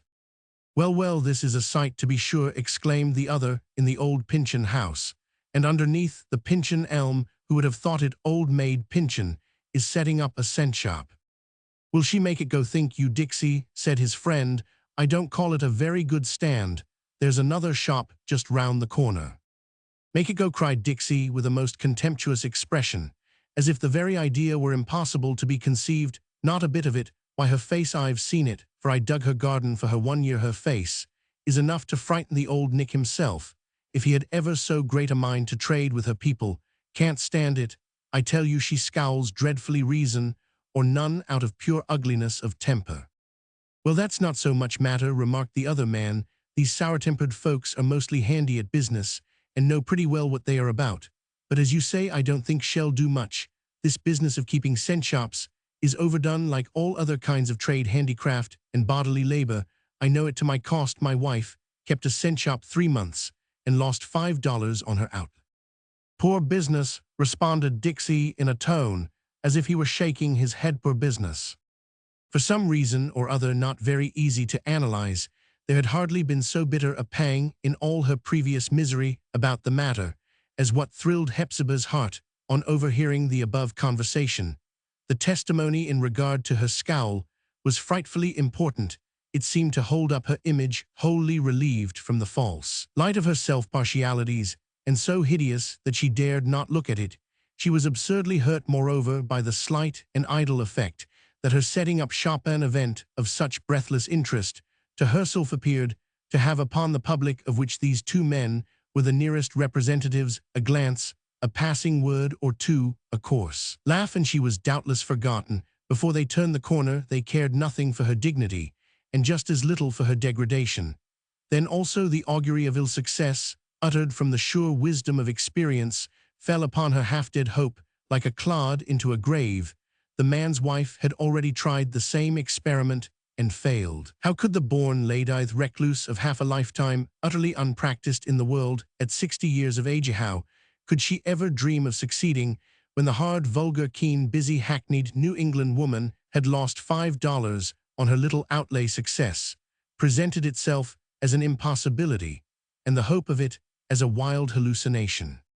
Some malevolent spirit doing his utmost to drive Hepzibah mad unrolled before her imagination a kind of panorama representing the great thoroughfare of a city all astir, with customers so many and so magnificent shops, as there were groceries, toy shops, dry goods stores, with their immense panes of plate glass, their gorgeous fixtures, their vast and complete assortments of merchandise in which fortunes had been invested, and those noble mirrors at the farther end of each establishment, doubling all this wealth by a brightly burnished vista of unrealities on one side of the street, this splendid bazaar with a multitude of perfumed and glossy salesmen, smirking, smiling, bowing, and measuring out the goods on the other, the dusky old house of the Seven Gables, with the antiquated shop window under its projecting story, and Hepzibah herself, in a gown of rusty black silk, behind the counter scowling at the world, as it went by. This mighty contrast thrust itself forward as a fair expression of the odds against which she was to begin her struggle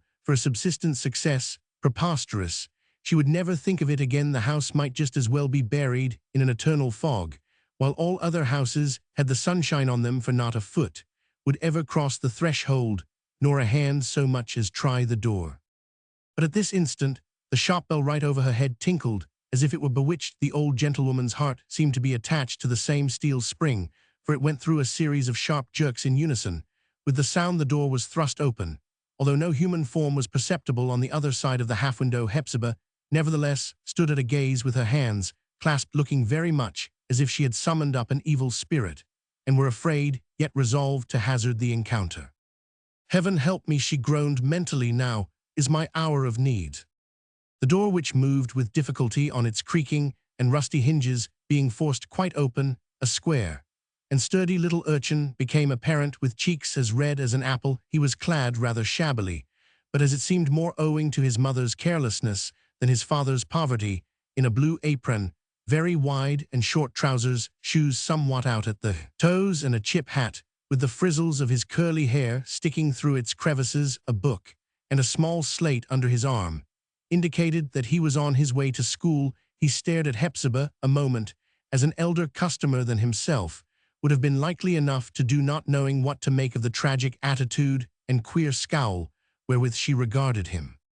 "Well, child," said she, taking heart at sight of a personage so little formidable. "Well, my child, what did you wish for?" "That Jim Crow there in the window," answered the urchin, holding out a cent and pointing to the gingerbread figure that had attracted his notice as he loitered along to school, "the one that has not a broken foot." So Hepzibah put forth her lank arm, and taking the effigy from the shop window, delivered it to her first customer. "No matter for the money," said she, giving him a little push towards the door, for her old gentility was contumaciously squeamish at sight of the copper coin, and besides it seemed such pitiful meanness to take the child's pocket money in exchange for a bit of stale gingerbread. "No matter for the cent, you are welcome to Jim Crow." The child, staring with round eyes at this instance of liberality, wholly unprecedented in his large experience of cent shops, took the man of gingerbread and quitted the premises. No sooner had he reached the sidewalk, little cannibal that he was, than Jim Crow's head was in his mouth. As he had not been careful to shut the door, Hepzibah was at the pains of closing it after him, with a pettish ejaculation or two about the troublesomeness of young people, and particularly of small boys. She had just placed another representative of the renowned Jim Crow at the window, when again the shop bell tinkled clamorously, and again the door, being thrust open with its characteristic jerk and jar, disclosed the same sturdy little urchin who precisely 2 minutes ago had made his exit. The crumbs and discoloration of the cannibal feast, as yet hardly consummated, were exceedingly visible about his mouth. "What is it now, child?" asked the maiden lady rather impatiently. "Did you come back to shut the door?" "No," answered the urchin, pointing to the figure that had just been put up. "I want that other Jim Crow." "Well, here it is for you," said Hepzibah, reaching it down, but recognizing that this pertinacious customer would not quit her on any other terms so long as she had a gingerbread figure in her shop, she partly drew back her extended hand. "Where is the cent?" The little boy had the cent ready, but like a true-born Yankee would have preferred the better bargain to the worse. Looking somewhat chagrined, he put the coin into Hepzibah's hand and departed, sending the second Jim Crow in quest of the former one. The new shopkeeper dropped the first solid result of her commercial enterprise into the till. It was done. The sordid stain of that copper coin could never be washed away from her palm. The little schoolboy, aided by the impish figure of the Negro dancer, had wrought an irreparable ruin. The structure of ancient aristocracy had been demolished by him, even as if his childish gripe had torn down the Seven Gables mansion. Now let Hepzibah turn the old Pyncheon portraits with their faces to the wall, and take the map of her eastern territory to kindle the kitchen fire and blow up the flame with the empty breath of her ancestral traditions. What had she to do with ancestry? Nothing, no more than with posterity. No lady now, but simply Hepzibah Pyncheon, a forlorn old maid and keeper of a scent shop. Nevertheless, even while she paraded these ideas somewhat ostentatiously through her mind, it is altogether surprising what a calmness had come over her. The anxiety and misgivings which had tormented her, whether asleep or in melancholy daydreams, ever since her project began to take an aspect of solidity, had now vanished quite away. She felt the novelty of her position indeed, but no longer with disturbance or affright now. And then there came a thrill of almost youthful enjoyment. It was the invigorating breath of a fresh outward atmosphere after the long torpor and monotonous seclusion of her life. So wholesome is effort, so miraculous the strength, that we do not know of the healthiest glow that Hepzibah had known for years. Had come now in the dreaded crisis, when for the first time she had put forth her hand to help herself. The little circlet of the schoolboy's copper coined him, and lustreless though it was with the small services which it had been doing here and there about the world, had proved a talisman fragrant with good and deserving to be set in gold and worn next her heart. It was as potent and perhaps endowed with the same kind of efficacy as a galvanic ring. Hepzibah, at all events, was indebted to its subtle operation, both in body and spirit, so much the more as it inspired her with energy to get some breakfast, at which, still the better to keep up her courage, she allowed herself an extra spoonful in her infusion of black tea. Her introductory day of shopkeeping did not run on, however, without many and serious interruptions of this mood of cheerful vigor. As a general rule, Providence seldom vouchsafes to mortals any more than just that degree of encouragement which suffices to keep them at a reasonably full exertion of their powers. In the case of our old gentlewoman, after the excitement of new effort had subsided, the despondency of her whole life threatened ever and anon to return. It was like the heavy mass of clouds, which we may often see obscuring the sky and making a grey twilight everywhere, until towards nightfall it yields temporarily to a glimpse of sunshine. But always the envious cloud strives to gather again across the streak of celestial azure. Customers came in as the forenoon advanced, but rather slowly in some cases too, it must be owned, with little satisfaction either to themselves or Miss Hepzibah, nor on the whole with an aggregate of very rich emolument to the, till a little girl sent by her mother to match a skein of cotton thread of a peculiar hue took one that the nearsighted old lady pronounced extremely like, but soon came running back with a blunt and cross message that it would not do, and besides was very rotten.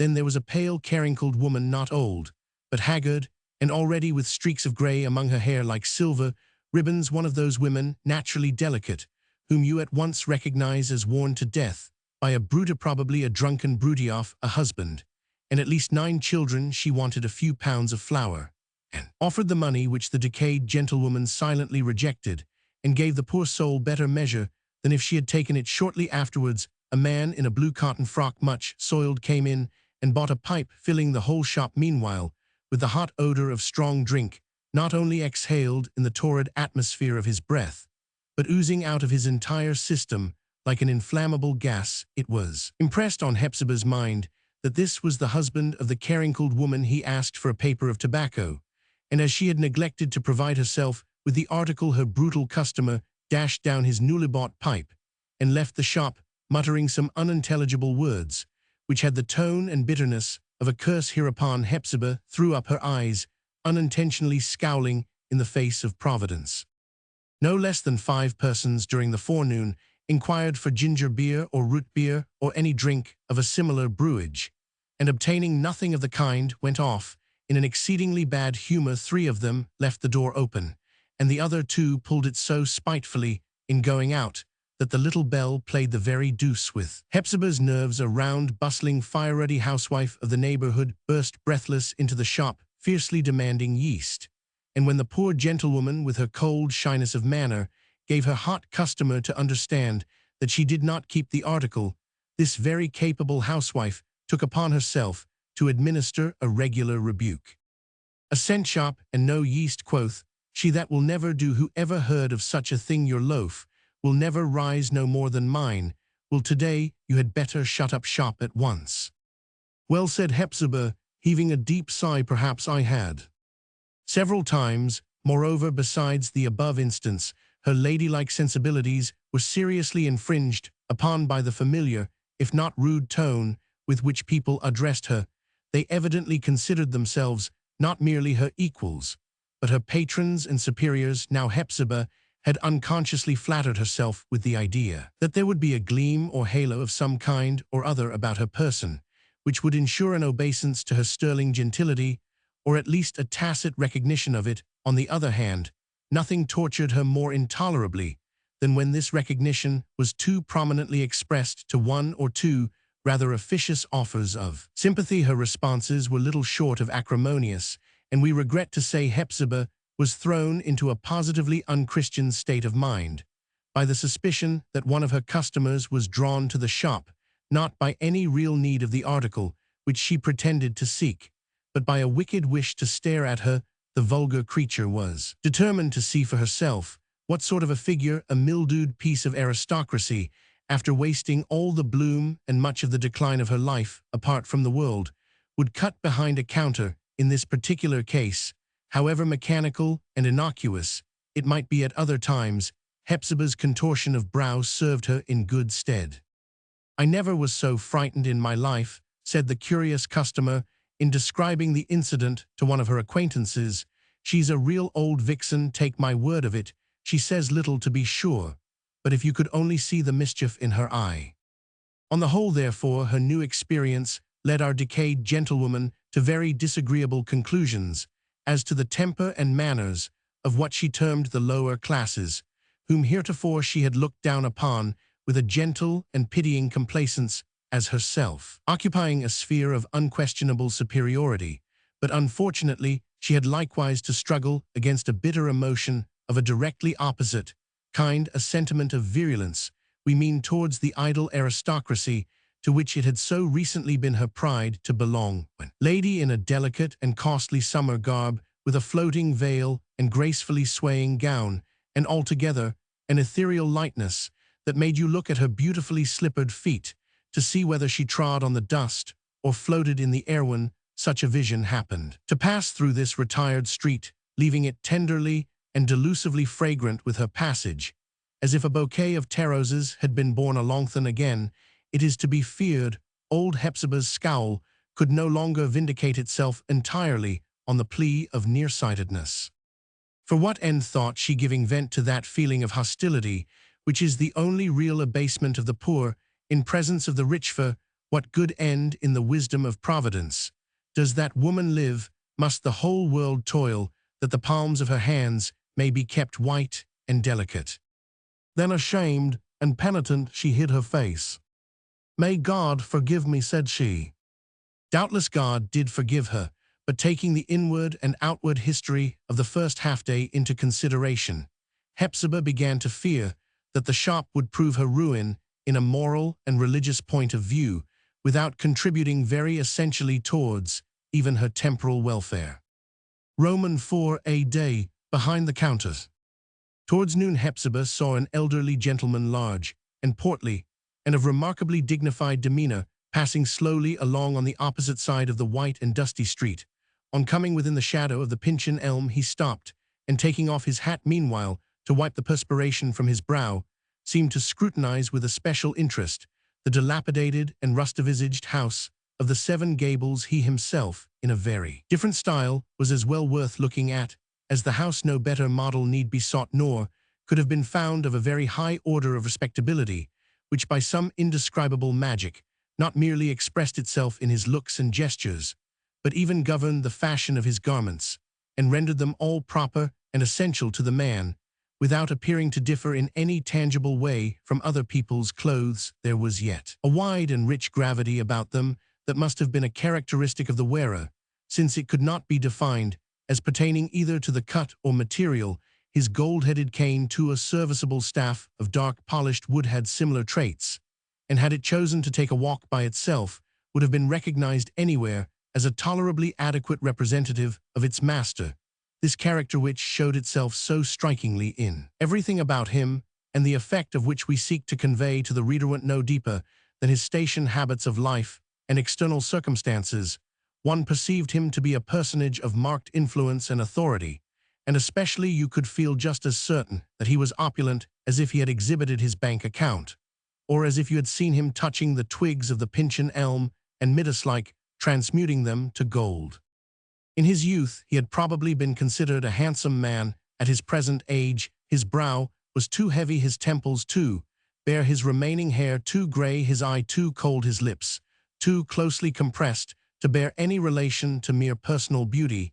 He would have made a good and massive portrait better now perhaps than at any previous period of his life, although his look might grow positively harsh in the process of being fixed upon the canvas. The artist would have found it desirable to study his face and prove its capacity for varied expression, to darken it with a frown, to kindle it up with a smile. While the elderly gentleman stood looking at the Pyncheon house, both the frown and the smile passed successively over his countenance. His eye rested on the shop window, and putting up a pair of gold-bowed spectacles which he held in his hand, he minutely surveyed Hepzibah's little arrangement of toys and commodities. At first it seemed not to please him, nay, to cause him exceeding displeasure, yet the very next moment he smiled. While the latter expression was yet on his lips, he caught a glimpse of Hepzibah, who had involuntarily bent forward to the window, and then the smile changed from acrid and disagreeable to the sunniest complacency and benevolence. He bowed with a happy mixture of dignity and courteous kindliness, and pursued his way. "There he is," said Hepzibah to herself, gulping down a very bitter emotion, and since she could not rid herself of it, trying to drive it back into her heart. "What does he think of it? I wonder, does it please him? Ah, he is looking back." The gentleman had paused in the street, and turned himself half about, still with his eyes fixed on the shop window. In fact, he wheeled wholly round, and commenced a step or two, as if designing to enter the shop. But as it chanced, his purpose was anticipated by Hepzibah's first customer, the little cannibal of Jim Crow, who, staring up at the window, was irresistibly attracted by an elephant of gingerbread. What a grand appetite had this small urchin! To Jim Crow's immediately after breakfast stand. Now an elephant as a preliminary whet before dinner. By the time this latter purchase was completed, the elderly gentleman had resumed his way and turned the street corner. "Take it as you like, Cousin Jaffrey," muttered the maiden lady as she drew back, after cautiously thrusting out her head and looking up and down the street. "Take it as you like. You have seen my little shop window. Well, what have you to say? Is not the Pyncheon house my own, while I am alive?" After this incident, Hepzibah retreated to the back parlor, where she at first caught up a half-finished stocking and began knitting at it with nervous and irregular jerks, but quickly finding herself at odds with the stitches, she threw it aside and walked hurriedly about the room. At length she paused before the portrait of the stern old Puritan, her ancestor and the founder of the house. In one sense, this picture had almost faded into the canvas and hidden itself behind the duskiness of age. In another, she could not but fancy that it had been growing more prominent and strikingly expressive ever since her earliest familiarity with it as a child, for while the physical outline and substance were darkening away from the beholder's eye, the bold, hard, and at the same time indirect character of the man seemed to be brought out in a kind of spiritual relief. Such an effect may occasionally be observed in pictures of antique date. They acquire a look which an artist, if he have anything like the complacency of artists nowadays, would never dream of presenting to a patron as his own characteristic expression, but which nevertheless we at once recognize as reflecting the unlovely truth of a human soul. In such cases, the painter's deep conception of his subject's inward traits has wrought itself into the essence of the picture, and is seen after the superficial coloring has been rubbed off by time. While gazing at the portrait, Hepzibah trembled under its eye. Her hereditary reverence made her afraid to judge the character of the original so harshly, as a perception of the truth compelled her to do, but still she gazed, because the face of the picture enabled her, at least she fancied so, read more accurately, and to a greater depth, the face which she had just seen in the street. "This is the very man," murmured she to herself. "Let Jaffrey Pyncheon smile as he will, there is that look beneath. Put on him a skull cap and a band and a black cloak, and a Bible in one hand, and a sword in the other. Then let Jaffrey smile as he might nobody would doubt, that it was the old Pyncheon come again. He has proved himself the very man to build up a new house, perhaps too to draw down a new curse. Thus did Hepzibah bewilder herself with these fantasies of the old time. She had dwelt too much alone too long in the Pyncheon house until her very brain was impregnated with the dry rot of its timbers. She needed a walk along the noonday street to keep her sane. By the spell of contrast, another portrait rose up before her, painted with more daring flattery than any artist would have ventured upon, but yet so delicately touched that the likeness remained perfect. Malbone's miniature, though from the same original, was far inferior to Hepzibah's air-drawn picture, at which affection and sorrowful remembrance wrought together, soft mildly and cheerfully contemplative, with full red lips just on the verge of a smile, which the eyes seemed to herald by a gentle kindling up of their orbs. Feminine traits molded inseparably with those of the other sex.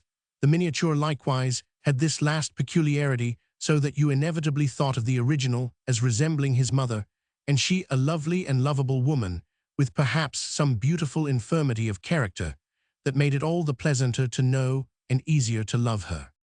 Yes, thought Hepzibah, with grief, of which it was only the more tolerable portion, that welled up from her heart to her eyelids. They persecuted his mother in him, he never was a Pyncheon. But here the shop bell rang. It was like a sound from a remote distance. So far had Hepzibah descended into the sepulchral depths of her reminiscences. On entering the shop, she found an old man there, a humble resident of Pyncheon Street, and whom for a great many years past she had suffered to be a kind of familiar of the house.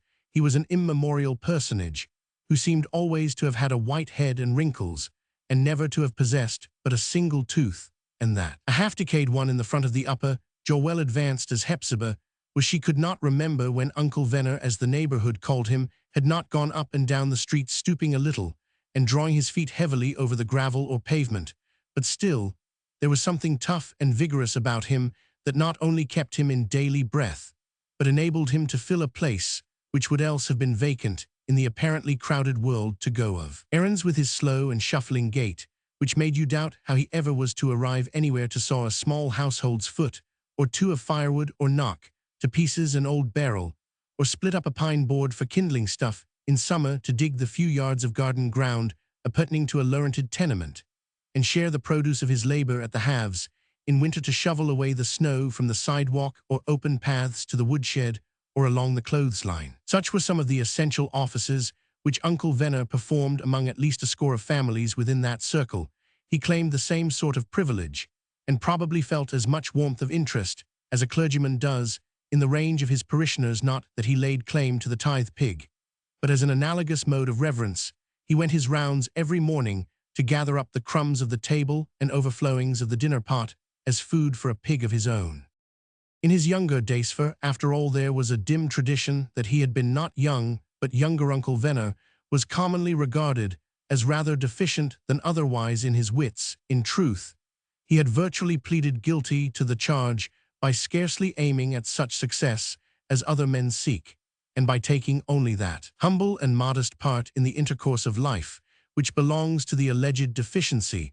But now, in his extreme old age, it were that his long and hard experience had actually brightened him, or that his decaying judgment rendered him less capable of fairly measuring himself. The venerable man made pretensions to know little wisdom, and really enjoyed the credit of it. There was likewise at times a vein of something like poetry in him. It was the moss or wallflower of his mind in its small dilapidation, and gave a charm to what might have been vulgar and commonplace in his earlier and middle life. Hepzibah had a regard for him because his name was ancient in the town and had formerly been respectable. It was a still better reason for awarding him a species of familiar reverence that Uncle Venner was himself the most ancient existence, whether of man or thing, in Pyncheon Street, except the house of the Seven Gables, and perhaps the elm that overshadowed it. This patriarch now presented himself before Hepzibah clad in an old blue coat, which had a fashionable air, and must have accrued to him from the cast-off wardrobe of some dashing clerk. As for his trousers, they were of tow-cloth, very short in the legs, and bagging down strangely in the rear, but yet having a suitableness to his figure which his other garment entirely lacked. His hat had relation to no other part of his dress, and but very little to the head, that wore it thus. Uncle Venner was a miscellaneous old gentleman, partly himself, but in good measure somebody else patched together two of different epochs, an epitome of times and fashions. "So you have really begun trade," said he. "Really begun trade. Well, I'm glad to see it. Young people should never live idle in the world, nor old ones neither, unless, when the rheumatize gets hold of them, it has given me warning already, and in 2 or 3 years longer, I shall think of putting aside business and retiring to my farm. That's yonder the great brick house, you know, the workhouse most folks call it. But I mean to do my work first, and go there to be idle and enjoy myself, and I'm glad to see you beginning to do your work, Miss Hepzibah." "Thank you, Uncle Venner," said Hepzibah, smiling, for she always felt kindly towards the simple and talkative old man. Had he been an old woman, she might probably have repelled the freedom, which she now took in good part. "It is time for me to begin work indeed, or, to speak the truth, I have just begun, when I ought to be giving it up." "Oh, never say that, Miss Hepzibah," answered the old man. "You are a young woman yet. Why, I hardly thought myself younger than I am now. It seems so little while ago since I used to see you playing about the door of the old house, quite a small child oftener, though you used to be sitting at the threshold and looking gravely into the street, for you had always a grave kind of way with your grown-up air, when you were only the height of my knee. It seems as if I saw you now, and your grandfather with his red cloak, and his white wig, and his cocked hat, and his cane, coming out of the house, and stepping so grandly up the street. Those old gentlemen that grew up before the Revolution used to put on grand airs in my young days. The great man of the town was commonly called king, and his wife not queen to be sure, but lady. Nowadays a man would not dare to be called king, and if he feels himself a little above common folks, he only stoops so much the lower to them. I met your cousin the judge 10 minutes ago, and in my old tow-cloth trousers, as you see. The judge raised his hat to me. I do believe, at any rate, the judge bowed and smiled." "Yes," said Hepzibah, with something bitter stealing unawares into her tone, "my cousin Jaffrey is thought to have a very pleasant smile." "And so he has," replied Uncle Venner, "and that's rather remarkable in a Pyncheon. For begging your pardon, Miss Hepzibah, they never had the name of being an easy and agreeable set of folks. There was no getting close to them. But now, Miss Hepzibah, if an old man may be bold to ask, why don't Judge Pyncheon, with his great means, step forward and tell his cousin to shut up her little shop at once? It's for your credit to be doing something, but it's not for the judge's credit to let you." "We won't talk of this, if you please, Uncle Venner," said Hepzibah coldly. "I ought to say, however, that if I choose to earn bread for myself, it is not Judge Pyncheon's fault, neither will he deserve the blame," added she, more kindly, remembering Uncle Venner's privileges of age and humble familiarity. "If I should by and by find it convenient to retire with you to your farm. And it's no bad place, either, that farm of mine," cried the old man cheerily, as if there were something positively delightful in the prospect. "No bad place is the great brick farmhouse, especially for them that will find a good many old cronies there, as will be my case. I quite long to be among them sometimes of the winter evenings, for it is but dull business for a lonesome elderly man like me to be nodding by the hour together with no company but his airtight stove. Summer or winter, there's a great deal to be said in favor of my farm, and take it in the autumn, what can be pleasanter than to spend a whole day on the sunny side of a barn or a woodpile chatting with somebody as old as one's self, or perhaps idling away the time with a natural-born simpleton who knows how to be idle, because even our busy Yankees never have found out how to put him to any use. Upon my word, Miss Hepzibah, I doubt whether I've ever been so comfortable as I mean to be at my farm, which most folks call the workhouse. But you're a young woman, yet you never need go there. Something still better will turn up for you, I am sure of it."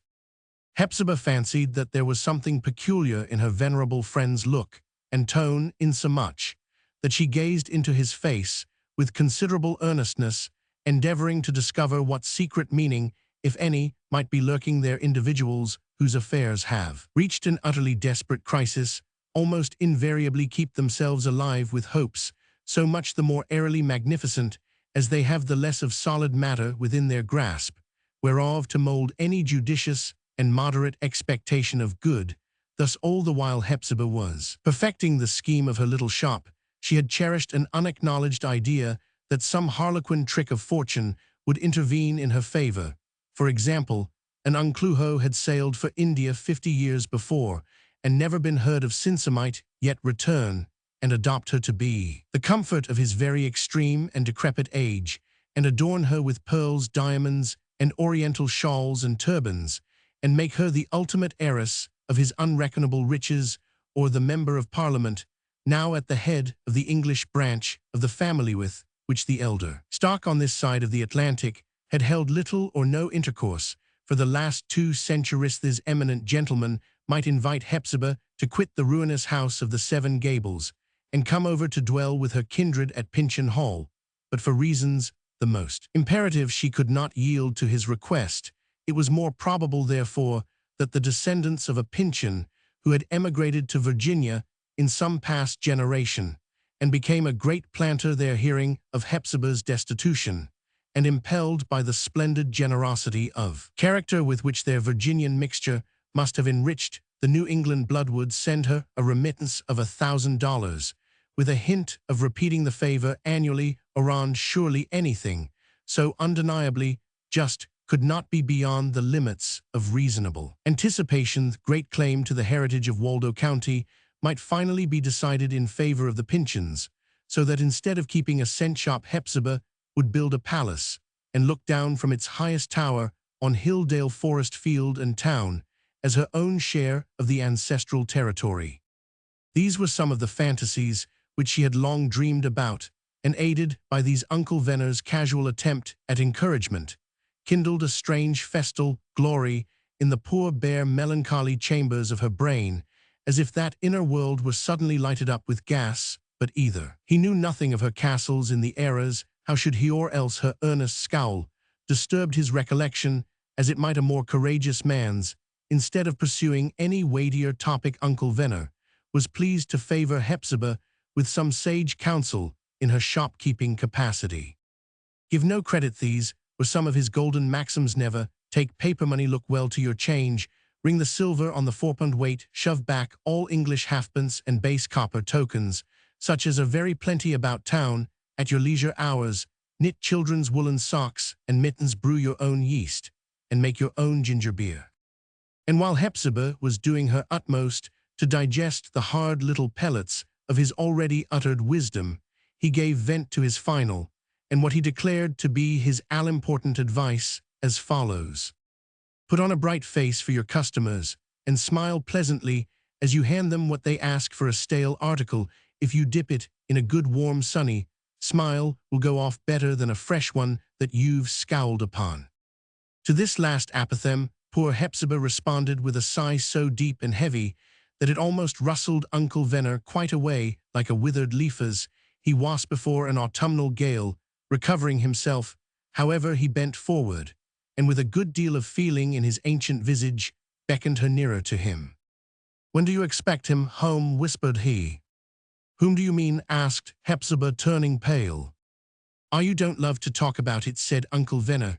Well, well, well, say no more, though there's word of it all over town. I remember him, Miss Hepzibah, before he could run alone."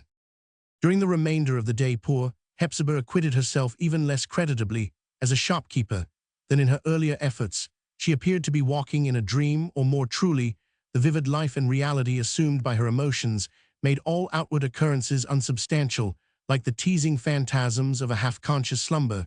She still responded mechanically to the frequent summons of the shop bell, and at the demand of her customers went prying with vague eyes about the shop, proffering them one article after another, and thrusting aside perversely, as most of them supposed the identical thing they asked for. There is sad confusion, indeed, when the spirit thus flits away into the past, or into the more awful future, or in any manner steps across the spaceless boundary betwixt its own region and the actual world, where the body remains to guide itself as best it may with little more than the mechanism of animal life. It is like death without deaths. Quiet privilegates freedom from mortal care, worst of all when the actual duties are comprised in such petty details as now vexed the brooding soul of the old gentlewoman. As the animosity of fate would have it, there was a great influx of custom. In the course of the afternoon, Hepzibah blundered to and fro about her small place of business, committing the most unheard-of errors, now stringing up 12 and now 7 tallow candles, instead of 10, to the pound selling ginger for Scotch snuff pins for needles and needles for pins, misreckoning her change, sometimes to the public detriment and much oftener to her own, and thus she went on doing her utmost to bring chaos back again, until at the close of the day's labor, to her inexplicable astonishment, she found the money drawer almost destitute of coin. After all her painful traffic, the whole proceeds were perhaps half a dozen coppers and a questionable ninepence, which ultimately proved to be copper likewise. At this price, or at whatever price, she rejoiced that the day had reached its end. Never before had she had such a sense of the intolerable length of time that creeps between dawn and sunset, and of the miserable irksomeness of having aught to do, and of the better wisdom that it would be to lie down at once in sullen resignation, and let life and its toils and vexations trample over one's prostrate body, as they may. Hepzibah's final operation was with the little devourer of Jim Crow and the elephant who now proposed to eat a camel. In her bewilderment, she offered him first a wooden dragoon, and next a handful of marbles, neither of which being adapted to his else omnivorous appetite. She hastily held out her whole remaining stock of natural history in gingerbread, and huddled the small customer out of the shop. She then muffled the bell in an unfinished stocking, and put up the oaken bar across the door. During the latter process, an omnibus came to a standstill under the branches of the elm tree. Hepzibah's heart was in her mouth, remote and dusky, and with no sunshine on all the intervening space, was that region of the past whence her only guest might be expected to arrive. Was she to meet him now? Somebody, at all events, was passing from the farthest interior of the omnibus. Towards its entrance a gentleman alighted, but it was only to offer his hand to a young girl, whose slender figure, nowise needing such assistance, now lightly descended the steps, and made an airy little jump from the final one to the sidewalk. She rewarded her cavalier with a smile, the cheery glow of which was seen reflected on his own face as he re-entered the vehicle. The girl then turned towards the house of the Seven Gables, to the door of which meanwhile not the shop door, but the antique portaled omnibusman had carried a light trunk and a bandbox. First giving a sharp rap of the old iron knocker, he left his passenger and her luggage at the doorstep and departed. Who can it be, thought Hepzibah, who had been screwing her visual organs into the acutest focus of which they were capable? The girl must have mistaken the house. She stole softly into the hall, and herself, invisible, gazed through the dusty sidelights of the portal at the young blooming and very cheerful face which presented itself for admittance into the gloomy old mansion. It was a face to which almost any door would have opened of its own accord. The young girl, so fresh, so unconventional, and yet so orderly and obedient to common rules, as you at once recognized her to be, was widely in contrast at that moment with everything about her, the sordid and ugly luxuriance of gigantic weeds that grew in the angle of the house, and the heavy projection that overshadowed her, and the time-worn framework of the door. None of these things belonged to her sphere, but even as a ray of sunshine fall into what dismal place it may instantaneously creates for itself a propriety in being there, so did it seem altogether fit that the girl should be standing at the threshold. It was no less evidently proper that the door should swing open to admit her. The maiden lady herself, sternly inhospitable in her first purposes, soon began to feel that the door ought to be shoved back, and the rusty key be turned in the reluctant lock. Can it be Phb? Questioned she within herself. It must be little Phb, for it can be nobody else, and there is a look of her father about her too. But what does she want here, and how like a country cousin to come down upon a poor body in this way, without so much as a day's notice, or asking whether she would be welcome? Well, she must have a night's lodging, I suppose, and tomorrow the child shall go back to her mother. Phb, it must be understood, was that one little offshoot of the Pyncheon race, to whom we have already referred as a native of a rural part of New England, where the old fashions and feelings of relationship are still partially kept up in her own circle. It was regarded as by no means improper for kinsfolk to visit one another without invitation or preliminary and ceremonious warning. Yet, in consideration of Miss Hepzibah's recluse way of life, a letter had actually been written and dispatched conveying information of Phb's projected visit. This epistle, for 3 or 4 days past, had been in the pocket of the penny postman, who, happening to have no other business in Pyncheon Street, had not yet made it convenient to call at the house of the Seven Gables. "Nosh can stay only one night," said Hepzibah, unbolting the door. "If Clifford were to find her here, it might disturb him." Roman 5 May and November.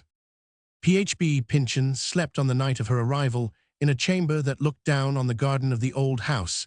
It fronted towards the east, so that at a very seasonable hour a glow of crimson light came flooding through the window and bathed the dingy ceiling.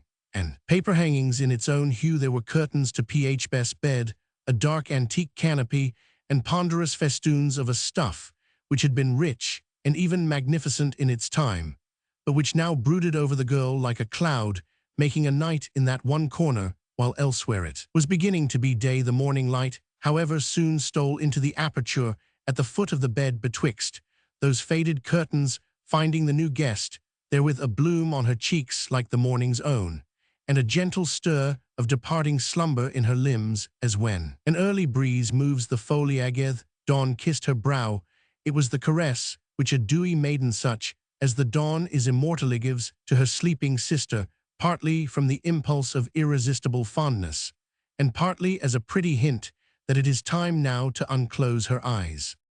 At the touch of those lips of light, Hepzibah quietly awoke, and for a moment did not recognize where she was nor how those heavy curtains chanced to be festooned around her. Nothing, indeed, was absolutely plain to her, except that it was now early morning, and that whatever might happen next, it was proper first of all to get up and say her prayers. She was the more inclined to devotion from the grim aspect of the chamber and its furniture, especially the tall stiff chairs, one of which stood close by her bedside, and looked as if some old-fashioned personage had been sitting there all night, and had vanished only just in season to escape discovery. When Hepzibah was quite dressed, she peeped out of the window and saw a rosebush in the garden, being a very tall one, and of luxuriant growth. It had been propped up against the side of the house, and was literally covered with a rare and very beautiful species of white rose. A large portion of them, as the girl afterwards discovered, had blight or mildew at their hearts, but viewed at a fair distance, the whole rosebush looked as if it had been brought from Eden that very summer, together with the mould in which it grew. The truth was nevertheless that it had been planted by Alice Pyncheon. Was Hepzibah's great-great-grandaunt's soil, which, reckoning only its cultivation as a garden plat, was now unctuous, with nearly 200 years of vegetable decay growing, as they did, however, out of the old earth. The flowers still sent a fresh and sweet incense up to their Creator, nor could it have been the less pure and acceptable, because Hepzibah's young breath mingled with it, as the fragrance floated past the window. Hastening down the creaking and carpetless staircase, she found her way into the garden, gathered some of the most perfect of the roses, and brought them to her chamber. Little Hepzibah was one of those persons who possess as their exclusive patrimony the gift of practical arrangement. It is a kind of natural magic that enables these favored ones to bring out the hidden capabilities of things around them, and particularly to give a look of comfort and habitableness to any place, which for however brief a period may happen to be their home, a wild hut of underbrush, tossed together by wayfarers through the primitive forest, would acquire the home aspect by one night's lodging of such a woman, and would retain it long after her quiet figure had disappeared into the surrounding shade. No less a portion of such homely witchcraft was requisite to reclaim, as it were, Hepzibah's waste, cheerless, and dusky chamber, which had been untenanted so long except by spiders and mice and rats and ghosts that it was all overgrown with the desolation which watches to obliterate every trace of man's happier hours. What was precisely Hepzibah's process, we find it impossible to say. She appeared to have no preliminary design, but gave a touch here and another. There brought some articles of furniture to light, and dragged others into the shadow, looped up, or let down a window curtain. And in the course of half an hour had fully succeeded in throwing a kindly and hospitable smile over the apartment. No longer ago than the night before, it had resembled nothing so much as the old maid's heart, for there was neither sunshine nor household fire in one nor the other, and save for ghosts and ghostly reminiscences, not a guest for many years gone by had entered the heart or the chamber. There was still another peculiarity of this inscrutable charm. The bedchamber, no doubt, was a chamber of very great and varied experience, as a scene of human life. The joy of bridal nights had throbbed itself away here new immortals, had first drawn earthly breath here, and here old people had died, but whether it were the white roses or whatever the subtle influence might be, person of delicate instinct would have known at once that it was now a maiden's bedchamber, and had been purified of all former evil and sorrow by her sweet breath, and happy thoughts, her dreams of the past night being such cheerful ones, had exorcised the gloom, and now haunted the chamber in its stead. After arranging matters to her satisfaction, Phbe emerged from her chamber with a purpose to descend again into the garden.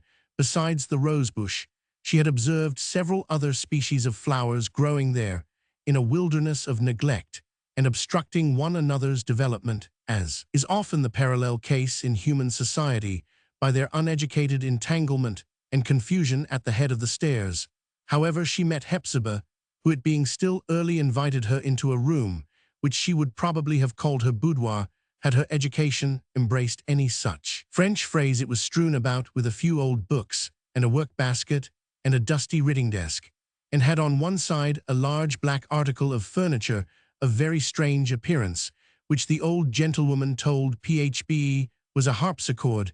It looked more like a coffin than anything else, and indeed, not having been played upon or opened for years, there must have been a vast deal of dead music in it, stifled for want of air. Human finger was hardly known to have touched its chords since the days of Alice Pyncheon, who had learned the sweet accomplishment of melody in Europe. Hepzibah bade her young guest sit down, and herself, taking a chair near by, looked as earnestly at Phbe's trim little figure as if she expected to see right into its springs and motive secrets. "Cousin Phbe," said she at last, "I really can't see my way clear to keep you with me." These words, however, had not the inhospitable bluntness with which they may strike the reader, for the two relatives, in a talk before bedtime, had arrived at a certain degree of mutual understanding. Hepzibah knew enough to enable her to appreciate the circumstances resulting from the second marriage of the girl's mother, which made it desirable for Phbe to establish herself in another home, nor did she misinterpret Phbe's character and the genial activity pervading one of the most valuable traits of the true New England woman, which had impelled her forth, as might be said, to seek her fortune, but with a self-respecting purpose to confer as much benefit as she could anywise receive. As one of her nearest kindred, she had naturally betaken herself to Hepzibah with no idea of forcing herself on her cousin's protection, but only for a visit of a week or two, which might be indefinitely extended, should it prove for the happiness of both. To Hepzibah's blunt observation, therefore, Phbe replied as frankly and more cheerfully. "Dear cousin, I cannot tell how it will be said," she, "but I really think we may suit one another much better than you suppose." "You are a nice girl, I see it plainly," continued Hepzibah, "and it is not any question as to that point which makes me hesitate. But Phbe, this house of mine is but a melancholy place for a young person to be in. It lets in the wind and rain, and the snow too, in the garret and upper chambers in wintertime, but it never lets in the sunshine. And as for myself, you see what I am, a dismal and lonesome old woman, for I begin to call myself old. Phbe, whose temper, I am afraid, is none of the best, and whose spirits are as bad as can be. I cannot make your life pleasant, cousin Phbe, neither can I so much as give you bread to eat." "You will find me a cheerful little body," answered Phbe, smiling, and yet with a kind of gentle dignity, "and I mean to earn my bread. You know, I have not been brought up a Pyncheon. A girl learns many things in a New England village." "Ah, Phbe," said Hepzibah, sighing, "your knowledge would do but little for you here, and then it is a wretched thought that you should fling away your young days in a place like this. Those cheeks would not be so rosy after a month or two. Look at my face." And indeed the contrast was very striking. "You see how pale I am. It is my idea that the dust and continual decay of these old houses are unwholesome for the lungs." "There is the garden flowers to be taken care of," observed Phbe. "I should keep myself healthy with exercise in the open air." "And after all, child," exclaimed Hepzibah, suddenly rising, as if to dismiss the subject, "it is not for me to say who shall be a guest or inhabitant of the old Pyncheon house. Its master is coming." "Do you mean Judge Pyncheon?" asked Phbe in surprise. "Judge Pyncheon," answered her cousin angrily. "He will hardly cross the threshold While I live, no, but phbe, you shall see the face of him I speak of. She went in quest of the miniature already described, and returned with it in her hand, giving it to phbe. She watched her features narrowly, and with a certain jealousy as to the mode in which the girl would show herself affected by the picture. "How do you like the face?" asked Hepzibah. "It is handsome, it is very beautiful," said phbe, admiringly. "It is as sweet a face as a man's can be or ought to be. It has something of a child's expression and, yet not childishly, one feels so very kindly towards him. He ought never to suffer anything, one would bear much for the sake of sparing him toil or sorrow. Who is it, Cousin Hepzibah?" "Did you never hear," whispered her cousin, bending towards her, "of Clifford Pyncheon?" "Never. I thought there were no Pyncheons left except yourself and our cousin Jaffrey," answered phbe. "And yet I seem to have heard the name of Clifford Pyncheon, yes, from my father or my mother. But has he not been a long while dead?" Well, child, perhaps he has," said Hepzibah with a sad hollow laugh. "But in old houses like this, you know, dead people are very apt to come back again. We shall see, and cousin phbe, since after all that I have said your courage does not fail you, we will not part so soon. You are welcome, my child, for the present to such a home as your kinswoman can offer you." With this measured, but not exactly cold assurance of a hospitable purpose, Hepzibah kissed her cheek. They now went below stairs, where phbe, not so much assuming the office as attracting it to herself by the magnetism of innate fitness, took the most active part in preparing breakfast. The mistress of the house, meanwhile, as is usual with persons of her stiff and unmalleable cast, stood mostly aside, willing to lend her aid, yet conscious that her natural inaptitude would be likely to impede the business in hand. phbe and the fire that boiled the tea kettle were equally bright, cheerful, and efficient in their respective offices. Hepzibah gazed forth from her habitual sluggishness, the necessary result of long solitude, as from another sphere. She could not help being interested, however, and even amused, at the readiness with which her new inmate adapted herself to the circumstances, and brought the house, moreover, and all its rusty old appliances, into a suitableness for her purposes. Whatever she did, too, was done without conscious effort, and with frequent outbreaks of song, which were exceedingly pleasant to the ear. This natural tunefulness made phbe seem like a bird in a shadowy tree, or conveyed the idea that the stream of life warbled through her heart, as a brook sometimes warbles through a pleasant little dell. It betokened the cheeriness of an active temperament, finding joy in its activity, and therefore rendering it beautiful. It was a New England trait, stern old stuff of Puritanism, with a gold thread in the web. Hepzibah brought out some old silver spoons with the family crest upon them, and a china teaset painted over with grotesque figures of man, bird, and beast in as grotesque a landscape. These pictured people were odd humorists in a world of their own, a world of vivid brilliancy so far as color went, and still unfaded, although the teapot and small cups were as ancient as the custom itself of tea-drinking. "Your great-great-great-great-grandmother had these cups when she was married," said Hepzibah to phbe. "She was a Davenport of a good family. They were almost the first teacups ever seen in the colony, and if one of them were to be broken, my heart would break with it. But it is nonsense to speak so about a brittle teacup, when I remember what my heart has gone through without breaking." The cups not having been used, perhaps, since Hepzibah's youth, had contracted no small burden of dust, which phbe washed away with so much care and delicacy as to satisfy even the proprietor of this invaluable china. "What a nice little housewife you are!" exclaimed the latter, smiling, and at the same time frowning so prodigiously that the smile was sunshine under a thundercloud. "Do you do other things as well? Are you as good at your book as you are at washing teacups?" "Not quite, I am afraid," said phbe, laughing at the form of Hepzibah's question. "But I was schoolmistress for the little children in our district last summer, and might have been so still."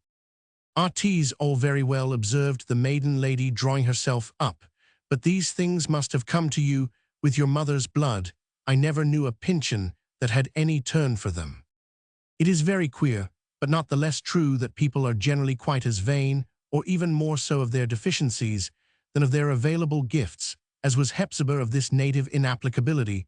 So to speak of the Pyncheons to any useful purpose, She regarded it as an hereditary trait, and so perhaps it was, but unfortunately a morbid one, such as is often generated in families that remain long above the surface of society.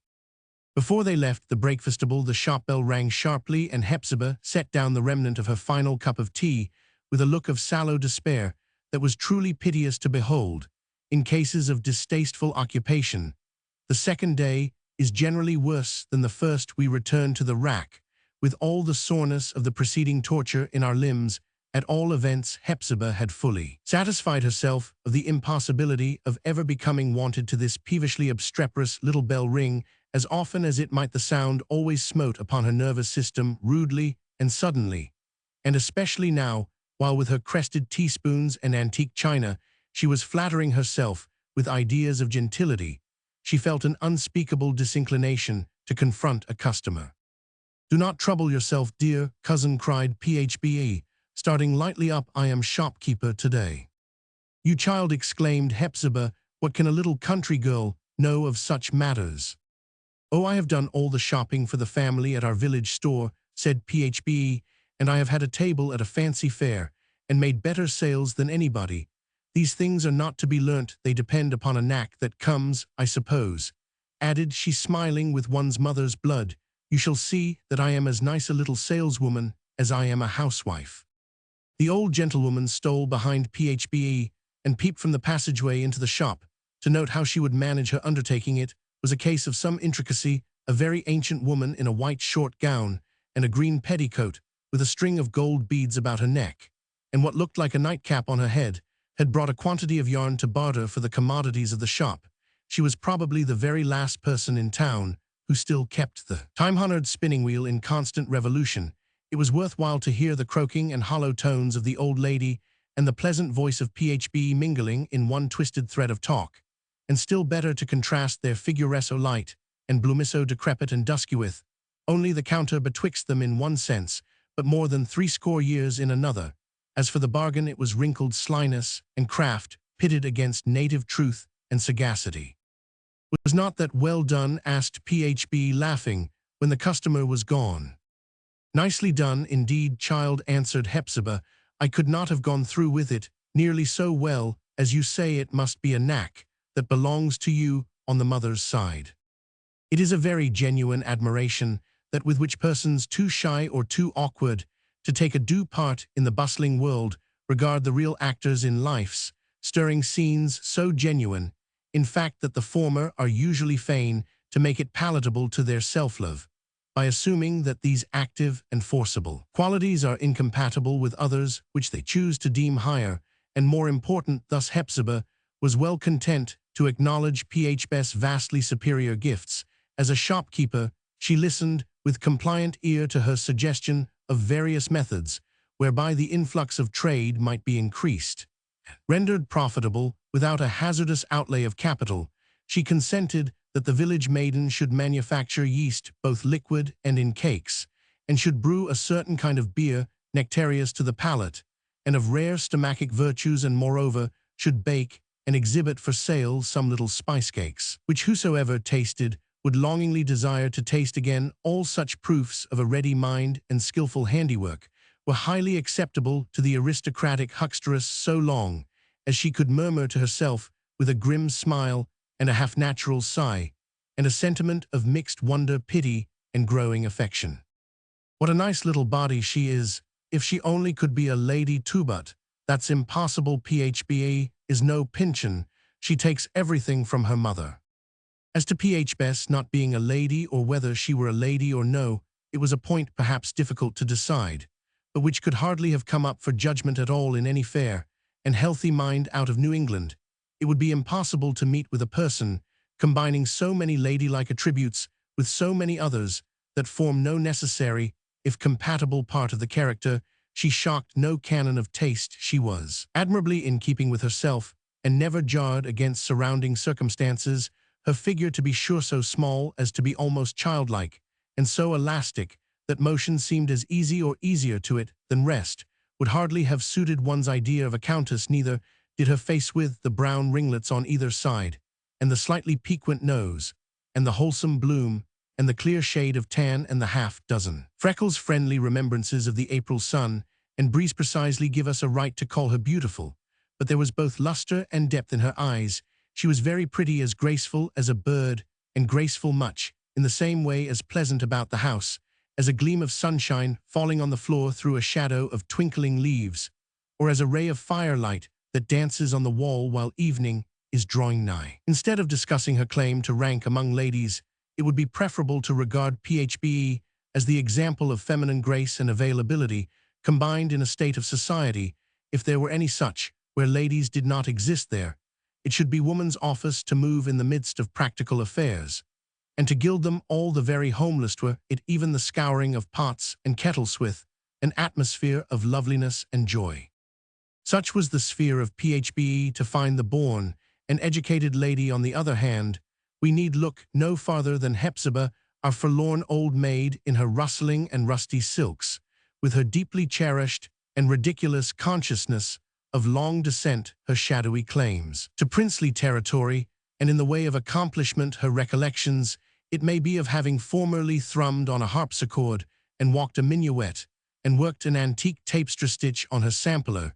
It was a fair parallel between new plebeianism and old gentility. It really seemed as if the battered visage of the house of the Seven Gables, black and heavy-browed as it still certainly looked, must have shown a kind of cheerfulness glimmering through its dusky windows, as Phbe passed to and fro in the interior. Otherwise, it is impossible to explain how the people of the neighborhood so soon became aware of the girl's presence. There was a great run of custom setting steadily in from about 10 o'clock until towards noon, relaxing somewhat at dinner time, but recommencing in the afternoon, and finally dying away a half an hour or so before the long day's sunset. One of the stanchest patrons was little Ned Higgins, the devourer of Jim Crow, and the elephant who today signalized his omnivorous prowess by swallowing 2 dromedaries and a locomotive. Phbe laughed as she summed up her aggregate of sales upon the slate, while Hepzibah, first drawing on a pair of silk gloves, reckoned over the sordid accumulation of copper coin, not without silver intermixed, that had jingled into the "We must renew our stock, cousin Hepzibah," cried the little saleswoman. "The gingerbread figures are all gone, and so are those Dutch wooden milkmaids, and most of our other playthings. There has been constant inquiry for cheap raisins, and a great cry for whistles and trumpets and shops, and at least a dozen little boys have asked for molasses candy, and we must contrive to get a peck of russet apples late in the season as it is. But, dear cousin, what an enormous heap of copper, positively a copper mountain." "Well done, well done, well done," quoth Uncle Venner, who had taken occasion to shuffle in and out of the shop several times in the course of the day. "Here's a girl that will never end her days at my farm, bless my eyes, what a brisk little soul." "Yes, Phbe is a nice girl," said Hepzibah, with a scowl of austere approbation. "But, Uncle Venner, you have known the family a great many years. Can you tell me whether there ever was a Pyncheon whom she takes after?" "I don't believe there ever was," answered the venerable man. "At any rate, it never was my luck to see her like among them, nor for that matter anywhere else. I've seen a great deal of the world, not only in people's kitchens and backyards, but at the street corners and on the wharves, and in other places where my business calls me, and I am free to say, Miss Hepzibah, that I never knew a human creature do her work so much like one of God's angels as this child Phbe does." Uncle Venner's eulogium, if it appear rather too high-strained for the person and occasion, had nevertheless a sense in which it was both subtle and true. There was a spiritual quality in Phbe's activity, the life of the long and busy day spent in occupations that might so easily have taken a squalid and ugly aspect that had been made pleasant and even lovely by the spontaneous grace with which these homely duties seemed to bloom out of her character, so that labor, while she dealt with it, had the easy and flexible charm of play angels do not toil, but let their good works grow out of them, and so did Phbe. The 2 relatives, young maid, and the old one, found time before nightfall in the intervals of trade to make rapid advances towards affection and confidence.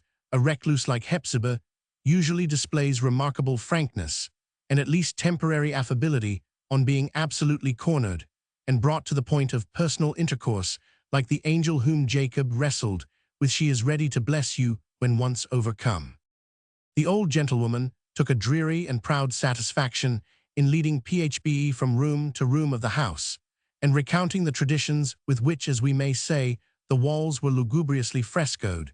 She showed the indentations made by the lieutenant governor's sword hilt in the door panels of the apartment where old Colonel Pyncheon, a dead host, had received his affrighted visitors with an awful frown. The dusky terror of that frown, Hepzibah observed, was thought to be lingering ever since in the passageway she bade Phbe step into one of the tall chairs and inspect the ancient map of the Pyncheon territory at the eastward. In a tract of land on which she laid her finger, there existed a silver mine, the locality of which was precisely pointed out in some memoranda of Colonel Pyncheon himself, but only to be made known when the family claim should be recognized by government. Thus, it was for the interest of all New England that the Pyncheons should have justice done them. She told, too, how that there was undoubtedly an immense treasure of English guineas hidden somewhere about the house, or in the cellar, or possibly in the garden. If you should happen to find it, Phbe, said Hepzibah, glancing aside at her with a grim yet kindly smile, we will tie up the shop bell for good and all. Yes, dear cousin, answered Phbe, but in the meantime I hear somebody ringing it. When the customer was gone, Hepzibah talked rather vaguely and at great length about a certain Alice Pyncheon, who had been exceedingly beautiful and accomplished in her lifetime. 100 years ago, the fragrance of her rich and delightful character still lingered about the place where she had lived as a dried rosebud. Since the drawer where it has withered and perished, this lovely Alice had met with some great and mysterious calamity, and had grown thin and white, and gradually faded the world. But even now she was supposed to haunt the house of the Seven Gables, and a great many times, especially when one of the Pyncheons was to dish, had been heard playing sadly and beautifully on the harpsichord. One of these tunes, just as it had sounded from her spiritual touch, had been written down by an amateur of music. It was so exquisitely mournful that nobody to this day could bear to hear it played unless when a great sorrow had made them know the still profounder sweetness of it. Was it the same harpsichord that you showed me? Inquired Phbe. The very same, said Hepzibah. It was Alice Pyncheon's harpsichord. When I was learning music, my father would never let me open it, so, as I could only play on my teacher's instrument, I have forgotten all my music long ago. Leaving these antique themes, the old lady began to talk about the daguerreotypist whom, as he seemed to be a well-meaning and orderly young man, and in narrow circumstances, she had permitted to take up his residence in one of the Seven Gables. But on seeing more of Mr. Holgrave, she hardly knew what to make of him. He had the strangest companions imaginable, men with long beards, and dressed in linen blouses and other such newfangled and ill-fitting garments, reformers, temperance lecturers, and all manner of cross-looking philanthropists, community men, and commie-outers, as Hepzibah believed, who acknowledged no law and ate no solid food, but lived on the scent of other people's cookery, and turned up their noses at the fare. As for the daguerreotypist, she had read a paragraph in a penny paper the other day accusing him of making a speech full of wild and disorganizing matter at a meeting of his banditti-like associates. For her own part, she had reason to believe that he practiced animal magnetism, and if such things were in fashion nowadays, should be apt to suspect him of studying the black art up there in his lonesome chamber. But, dear cousin, said Phbe, if the young man is so dangerous, why do you let him stay? If he does nothing worse, he may set the house on fire. Why, sometimes, answered Hepzibah, I have seriously made it a question whether I ought not to send him away, but with all his oddities, he is a quiet kind of a person, and has such a way of taking hold of one's mind, that without exactly liking him, for I don't know enough of the young man, I should be sorry to lose sight of him entirely. A woman clings to slight acquaintances when she lives so much alone as I do. But if Mr. Holgrave is a lawless person, remonstrated Phbe, a part of whose essence it was to keep within the limits of law. Oh, said Hepzibah, carelessly, for formal, as she was still in her life's experience, she had gnashed her teeth against human law. I suppose he has a law of his own. Romans 6 Malls well. After an early tea, the little country girl strayed into the garden. The enclosure had formerly been very extensive, but was now contracted within small compass, and hemmed about partly by high wooden fences, and partly by the outbuildings of houses that stood on another street in its center was a grass plat surrounding a ruinous little structure, which showed just enough of its original design to indicate that it had once been a summer house. A hopvine springing from last year's root was beginning to clamber over it, but would be long in covering the roof, with its green mantle. 3 of the 7 gables either fronted or looked sideways with a dark solemnity of aspect down into the garden. The black rich soil had fed itself with the decay of a long period of time, such as fallen leaves, the petals of flowers, and the stalks and seed vessels of vagrant and lawless plants, more useful after their death than ever while flaunting in the sun. The evil of these departed years would naturally have sprung up again in such rank weeds symbolic of the transmitted vices of society as are always prone to root themselves about human dwellings. Phb saw, however, that their growth must have been checked by a degree of careful labor bestowed daily and systematically on the garden. The white double rosebush had evidently been propped up anew against the house since the commencement of the season, and a pear tree and 3 damson trees, which except a row of currant bushes, constituted the only varieties of fruit bore. Marks of the recent amputation of several superfluous or defective limbs. There were also a few species of antique and hereditary flowers in no very flourishing condition, but scrupulously weeded, as if some person, either out of love or curiosity, had been anxious to bring them to such perfection as they were capable of attaining. The remainder of the garden presented a well-selected assortment of esculent vegetables in a praiseworthy state of advancement: summer squashes, almost in their golden blossom; cucumbers, now evincing a tendency to spread away from the main stalk and ramble far and wide; 2 or 3 rows of string beans, and as many more that were about to festoon themselves on poles; tomatoes occupying a site so sheltered and sunny that the plants were already gigantic and promised an early and abundant harvest. Phb wondered whose care and toil it could have been that had planted these vegetables and kept the soil so clean and orderly. Not surely her cousin Hepzibah's, who had no taste nor spirits for the ladylike employment of cultivating flowers, and with her recluse habits and tendency to shelter herself within the dismal shadow of the house, would hardly have come forth under the speck of open sky to weed and hoe among the fraternity of beans and squashes. It being her first day of complete estrangement from rural objects, Phb found an unexpected charm in this little nook of grass and foliage and aristocratic flowers and plebeian vegetables.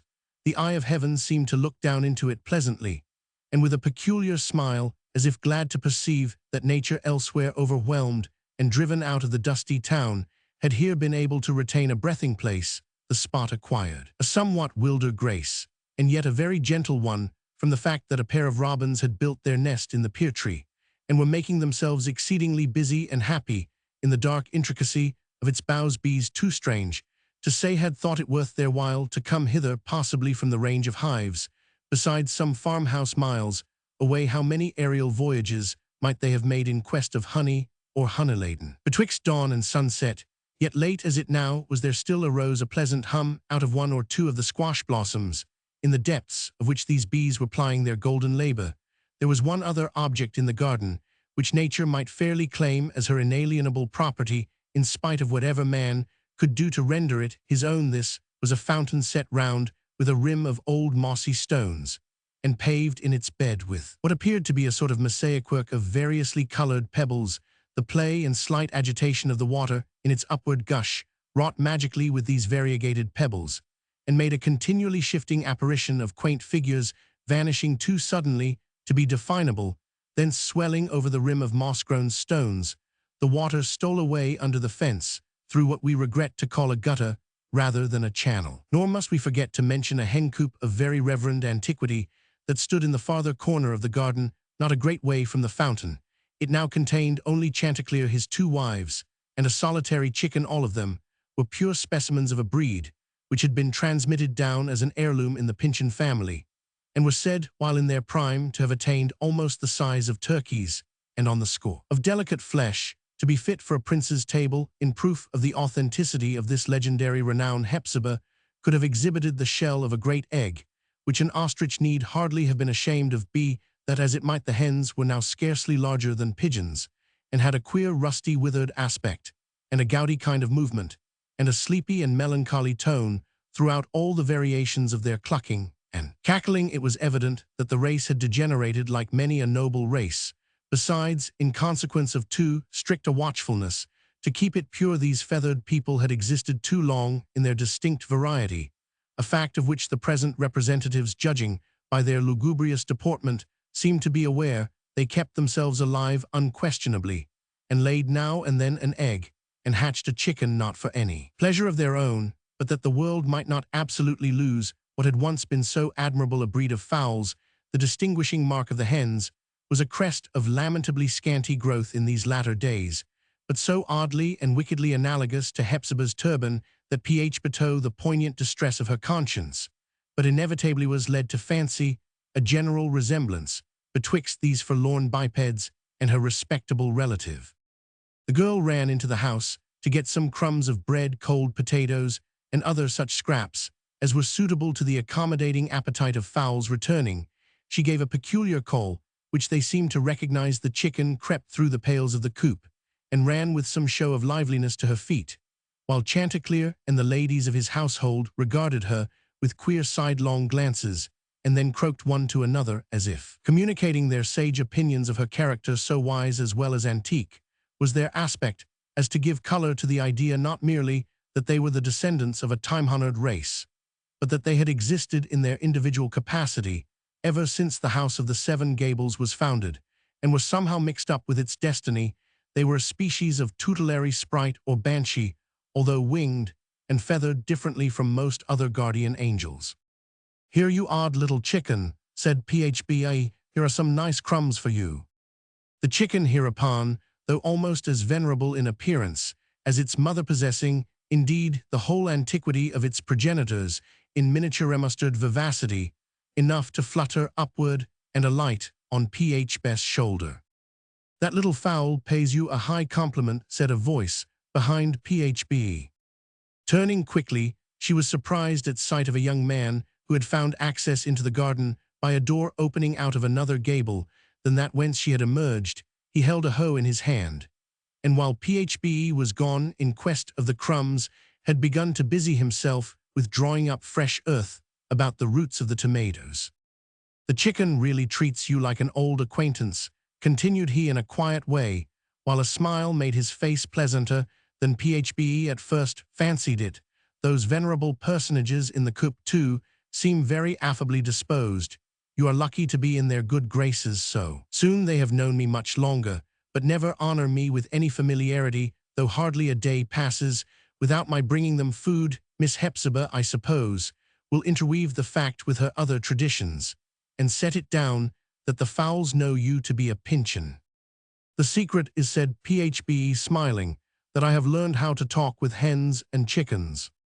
"Ah, but these hens," answered the young man, "these hens of aristocratic lineage would scorn to understand the vulgar language of a barnyard fowl.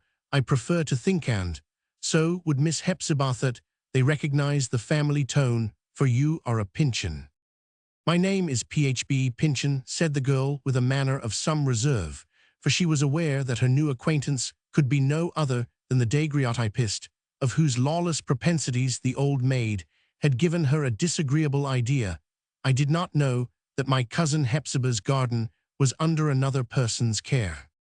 "Yes," said Holgrave, "I dig and hoe and weed in this black old earth, for the sake of refreshing myself with what little nature and simplicity may be left in it, after men have so long sown and reaped here. I turn up the earth by way of pastime. My sober occupation, so far as I have any, is with a lighter material. In short, I make pictures out of sunshine, and not to be too much dazzled with my own trade, I have prevailed with Miss Hepzibah to let me lodge in one of these dusky gables. It is like a bandage over one's eyes to come into it. But would you like to see a specimen of my productions?" "A daguerreotype likeness, do you mean?" asked Hepzibah with less reserve, for in spite of prejudice her own youthfulness sprang forward to meet his. "I don't much like pictures of that sort. They are so hard and stern. Besides dodging away from the eye and trying to escape altogether, they are conscious of looking very unamiable, I suppose, and therefore hate to be seen." "If you would permit me," said the artist, looking at Hepzibah, "I should like to try whether the daguerreotype can bring out disagreeable traits on a perfectly amiable face. But there certainly is truth in what you have said most of my likenesses do look unamiable, but the very sufficient reason I fancy is because the originals are so. There is a wonderful insight in heaven's broad and simple sunshine, while we give it credit only for depicting the merest surface. It actually brings out the secret character with a truth that no painter would ever venture upon, even could he detect it. There is at least no flattery in my humble line of art. Now here is a likeness which I have taken over and over again, and still with no better result. Yet the original wears to common eyes a very different expression. It would gratify me to have your judgment on this character. He exhibited a daguerreotype miniature in a Morocco case. Phoebe merely glanced at it and gave it back. I know the face, she replied, for its stern eye has been following me about all day. It is my Puritan ancestor, who hangs yonder in the parlor. To be sure you have found some way of copying the portrait, without its black velvet cap and grey beard, and have given him a modern coat and satin cravat instead of his cloak and band. I don't think him improved by your alterations. You would have seen other differences had you looked a little longer, said Holgrave, laughing, yet apparently much struck. I can assure you that this is a modern face, and one which you will very probably meet now. The remarkable point is that the original wears to the world's eye and, for aught I know, to his most intimate friends an exceedingly pleasant countenance, indicative of benevolence, openness, of heart's sunny good humor, and other praiseworthy qualities of that cast. The sun, as you see, tells quite another story, and will not be coaxed out of it. After half a dozen patient attempts on my part, here we have the man, sly, subtle, hard, imperious, and withal cold as ice. Look at that. Would you like to be at its mercy? At that mouth, could it ever smile? And yet if you could only see the benign smile of the original, it is so much the more unfortunate, as he is a public character of some eminence, and the likeness was intended to be engraved. Well, I don't wish to see it any more, observed Phoebe, turning away her eyes. It is certainly very like the old portrait, but my cousin Hepzibah has another picture, a miniature. If the original is still in the world, I think he might defy the sun to make him look stern and hard. You have seen that picture, then, exclaimed the artist, with an expression of much interest. I never did, but have a great curiosity to do so, and you judge favorably of the face. There never was a sweeter one, said Phoebe. It is almost too soft and gentle for a man's. Is there nothing wild in the eye? Continued Holgrave so earnestly that it embarrassed Phoebe, as did also the quiet freedom with which he presumed on their so recent acquaintance. Is there nothing dark or sinister anywhere? Could you not conceive the original to have been guilty of a great crime? It is nonsense, said Phoebe, a little impatiently, for us to talk about a picture which you have never seen. You mistake it for some other. A crime, indeed. Since you are a friend of my cousin Hepzibah's, you should ask her to show you the picture. It will suit my purpose still better to see the original, replied the daguerreotypist coolly. As to his character, we need not discuss its points. They have already been settled by a competent tribunal, or one which called itself competent. But stay, do not go yet, if you please. I have a proposition to make you. Phoebe was on the point of retreating, but turned back with some hesitation, for she did not exactly comprehend his manner, although on better observation its features seemed rather to be lack of ceremony than any approach to offensive rudeness. There was an odd kind of authority, too, in what he now proceeded to say, rather as if the garden were his own than a place to which he was admitted merely by Hepzibah's courtesy. If agreeable to you, he observed, it would give me pleasure to turn over these flowers, and those ancient and respectable fowls to your care, coming fresh from country air and occupations. You will soon feel the need of some such out-of-door employment. My own sphere does not so much lie among flowers. You can trim and tend them therefore as you please, and I will ask only the least trifle of a blossom now, and then in exchange for all the good honest kitchen vegetables with which I propose to enrich Miss Hepzibah's table, so we will be fellow laborers somewhat on the community system. Silently and rather surprised at her own compliance, Phoebe accordingly betook herself to weeding a flower bed, but busied herself still more with cogitations respecting this young man with whom she so unexpectedly found herself on terms approaching to familiarity. She did not altogether like him. his character perplexed the little country girl as it might a more practiced observer, for while the tone of his conversation had generally been playful, the impression left on her mind was that of gravity, and except as his youth modified it almost sternness, she rebelled, as it were, against a certain magnetic element in the artist's nature, which he exercised towards her possibly without being conscious of it. After a little while, the twilight deepened by the shadows of the fruit trees, and the surrounding buildings threw an obscurity over the garden. "There," said Holgrave, "it is time to give over work. That last stroke of the hoe has cut off a beanstalk. Good night, Miss Hepzibah Pyncheon, any bright day. If you will put one of those rosebuds in your hair, and come to my rooms in Central Street, I will seize the purest ray of sunshine, and make a picture of the flower and its wearer." He retired towards his own solitary gable, but turned his head on reaching the door, and called to Hepzibah with a tone which certainly had laughter in it, yet which seemed to be more than half in earnest. "Be careful not to drink at Moll's Well," said he, "neither drink nor bathe your face in it." "Moll's Well," answered Hepzibah, "is that it with the rim of mossy stones? I have no thought of drinking there, but why not?" "Oh," rejoined the daguerreotypist, "because like an old lady's cup of tea, it is water bewitched." He vanished, and Hepzibah, lingering a moment, saw a glimmering light, and then the steady beam of a lamp in a chamber of the gable. On returning into Hepzibah's apartment of the house, she found the low-studded parlor so dim and dusky that her eyes could not penetrate the interior. She was indistinctly aware, however, that the gaunt figure of the old gentlewoman was sitting in one of the straight-backed chairs a little withdrawn from the window, the faint gleam of which showed the blanched paleness of her cheek turned sideways towards a corner. "Shall I light a lamp, Cousin Hepzibah?" she asked. "Do, if you please, my dear child," answered Hepzibah, "but put it on the table in the corner of the passage. My eyes are weak, and I can seldom bear the lamplight on them." What an instrument is the human voice, how wonderfully responsive to every emotion of the human soul! In Hepzibah's tone at that moment there was a certain rich depth and moisture, as if the words, commonplace as they were, had been steeped in the warmth of her heart. Again, while lighting the lamp in the kitchen, Hepzibah fancied that her cousin spoke to her. "In a moment, cousin," answered the girl. "These matches just glimmer and go out." But instead of a response from Hepzibah, she seemed to hear the murmur of an unknown voice. It was strangely indistinct, however, and less like articulate words than an unshaped sound, such as would be the utterance of feeling and sympathy rather than of the intellect. So vague was it, that its impression or echo in Hepzibah's mind was that of unreality. She concluded that she must have mistaken some other sound for that of the human voice, or else that it was altogether in her fancy. She set the lighted lamp in the passage, and again entered the parlor. Hepzibah's form, though its sable outline mingled with the dusk, was now less imperfectly visible in the remoter parts of the room. However, its walls being so ill adapted to reflect light, there was nearly the same obscurity as before. "Cousin," said Hepzibah, "did you speak to me just now?" "No, child," replied Hepzibah. Fewer words than before, but with the same mysterious music in them, mellow, melancholy, yet not mournful. The tones seemed to gush up out of the deep well of Hepzibah's heart, all steeped in its profoundest emotion.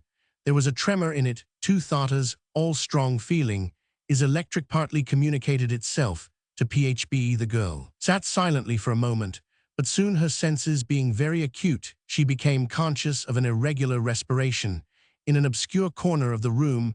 Her physical organization, moreover, being at once delicate and healthy, gave her a perception, operating with almost the effect of a spiritual medium, that somebody was near at hand. "My dear cousin," asked she, overcoming an indefinable reluctance, "is there not someone in the room with us?" "Hepzibah, my dear little girl," said Hepzibah, after a moment's pause, "you were up betimes, and have been busy all day. Pray go to bed, for I am sure you must need rest. I will sit in the parlor a while, and collect my thoughts. It has been my custom for more years, child, than you have lived." While thus dismissing her, the maiden lady stepped forward, kissed Hepzibah, and pressed her to her heart, which beat against the girl's bosom with a strong, high, and tumultuous swell. How came there to be so much love in this desolate old heart, that it could afford to well over thus abundantly? "Good night, cousin," said Phbe, strangely affected by Hepzibah's manner. "If you begin to love me, I am glad." She retired to her chamber, but did not soon fall asleep, nor then very profoundly, at some uncertain period in the depths of night. And as it were through the thin veil of a dream, she was conscious of a footstep mounting the stairs heavily, but not with force and decision. The voice of Hepzibah, with a hush through, was going up along with the footsteps, and again responsive to her cousin's voice, Phbe heard that strange, vague murmur, which might be likened to an indistinct shadow of human utterance. Romans 7, the guest. When Phbe awoke, which she did with the early twittering of the conjugal couple of robins, in the Patriche heard movements below stairs, and hastening down found Hepzibah already in the kitchen. She stood by a window, holding a book in close contiguity to her nose, as if with the hope of gaining an olfactory acquaintance with its contents, since her imperfect vision made it not very easy to read them. If any volume could have manifested its essential wisdom in the mode suggested, it would certainly have been the one now in Hepzibah's hand, and the kitchen, in such an event, would forthwith have streamed with the fragrance of venison, turkeys, capons, larded partridges, puddings, cakes, and Christmas pies, in all manner of elaborate mixture and concoction. It was a cookery book full of innumerable old fashions of English dishes, and illustrated with engravings which represented the arrangements of the table at such banquets as it might have befitted a nobleman to give in the great hall of his castle. And amid these rich and potent devices of the culinary art, not one of which probably had been tested within the memory of any man's grandfather, poor Hepzibah was seeking for some nimble little titbit, which with what skill she had, and such materials as were at hand, she might toss up for breakfast. Soon, with a deep sigh, she put aside the savory volume, and inquired of Phbe whether old Speckle, as she called one of the hens, had laid an egg. The preceding day Phbe ran to see, but returned without the expected treasure in her hand. At that instant, however, the blast of a fishdealer's conch was heard announcing his approach along the street. With energetic raps at the shop window, Hepzibah summoned the man in, and made purchase of what he warranted as the finest mackerel in his cart, and as fat a one as ever he felt with his finger so early in the season, requesting Phbe to roast some coffee, which, she casually observed, was the real mocha, and so long kept that each of the small berries ought to be worth its weight in gold. Maiden lady heaped fuel into the vast receptacle of the ancient fireplace in such quantity as soon to drive the lingering dusk out of the kitchen. The country girl, willing to give her utmost assistance, proposed to make an Indian cake after her mother's peculiar method of easy manufacture, and which she could vouch for as possessing a richness, and if rightly prepared, a delicacy unequaled by any other mode of breakfast cake. Hepzibah, gladly assenting, the kitchen was soon the scene of savory preparation, perchance amid their proper element of smoke, which eddied forth from the ill-constructed chimney. The ghosts of departed cookmaids looked wonderingly on, or peeped down the great breadth of the flue, despising the simplicity of the projected meal, yet ineffectually pining to thrust their shadowy hands into each inchoate dish. The half-starved rats at any rate stole visibly out of their hiding places, and sat on their hind legs, snuffing the fumy atmosphere, and wistfully awaiting an opportunity to nibble. Hepzibah had no natural turn for cookery, and to say the truth had fairly incurred her present meagerness by often choosing to go without her dinner, rather than be attendant on the rotation of the spit or ebullition of the pot. Her zeal over the fire, therefore, was quite an heroic test of sentiment. It was touching and positively worthy of tears, if Phbe, the only spectator, except the rats and ghosts aforesaid, had not been better employed than in shedding them to see her rake out a bed of fresh and glowing coals, and proceed to broil the mackerel. Her usually pale cheeks were all ablaze with heat and hurry. She watched the fish with as much tender care and minuteness of attention, as if we know not how to express it otherwise, as if her own heart were on the gridiron, and her immortal happiness were involved in its being done precisely to a turn. Life within doors has few pleasanter prospects than a neatly arranged and well-provisioned breakfastable. We come to it freshly in the dewy youth of the day, and when our spiritual and sensual elements are in better accord than at a later period, so that the material delights of the morning meal are capable of being fully enjoyed without any very grievous reproaches, whether gastric or conscientious, for yielding even a trifle overmuch to the animal department of our nature. The thoughts, too, that run around the ring of familiar guests have a piquancy and mirthfulness, and oftentimes a vivid truth, which more rarely find their way into the elaborate intercourse of dinner. Hepzibah's small and ancient table supported on its slender and graceful legs, and covered with a cloth of the richest damask, looked worthy to be the scene and center of one of the cheerfulest of parties. The vapor of the broiled fish arose like incense from the shrine of a barbarian idol, while the fragrance of the mocha might have gratified the nostrils of a tutelary lar, or whatever power has scope over a modern breakfastable Best Indian cakes, were the sweetest offering of Allen, their hue befitting the rustic altars of the innocent and golden agiar. So brightly yellow were they, resembling some of the bread, which was changed to glistening gold.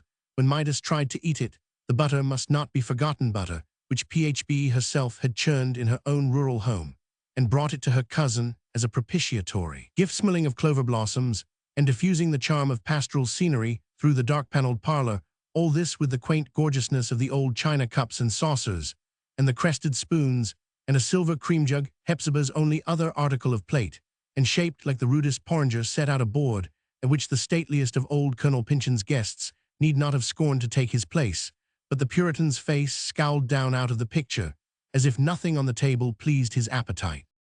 By way of contributing what grace she could, Phebe gathered some roses and a few other flowers possessing either scent or beauty, and arranged them in a glass pitcher, which, having long ago lost its handle, was so much the fitter for a flower vase, the early sunshinias fresh as that which peeped into Eve's bower while she and Adam sat at breakfast. There came, twinkling through the branches of the pear tree, and fell quite across the table. All was now ready. There were chairs and plates for three, a chair and plate for Hepzibah, same for Phebe. But what other guest did her cousin look for?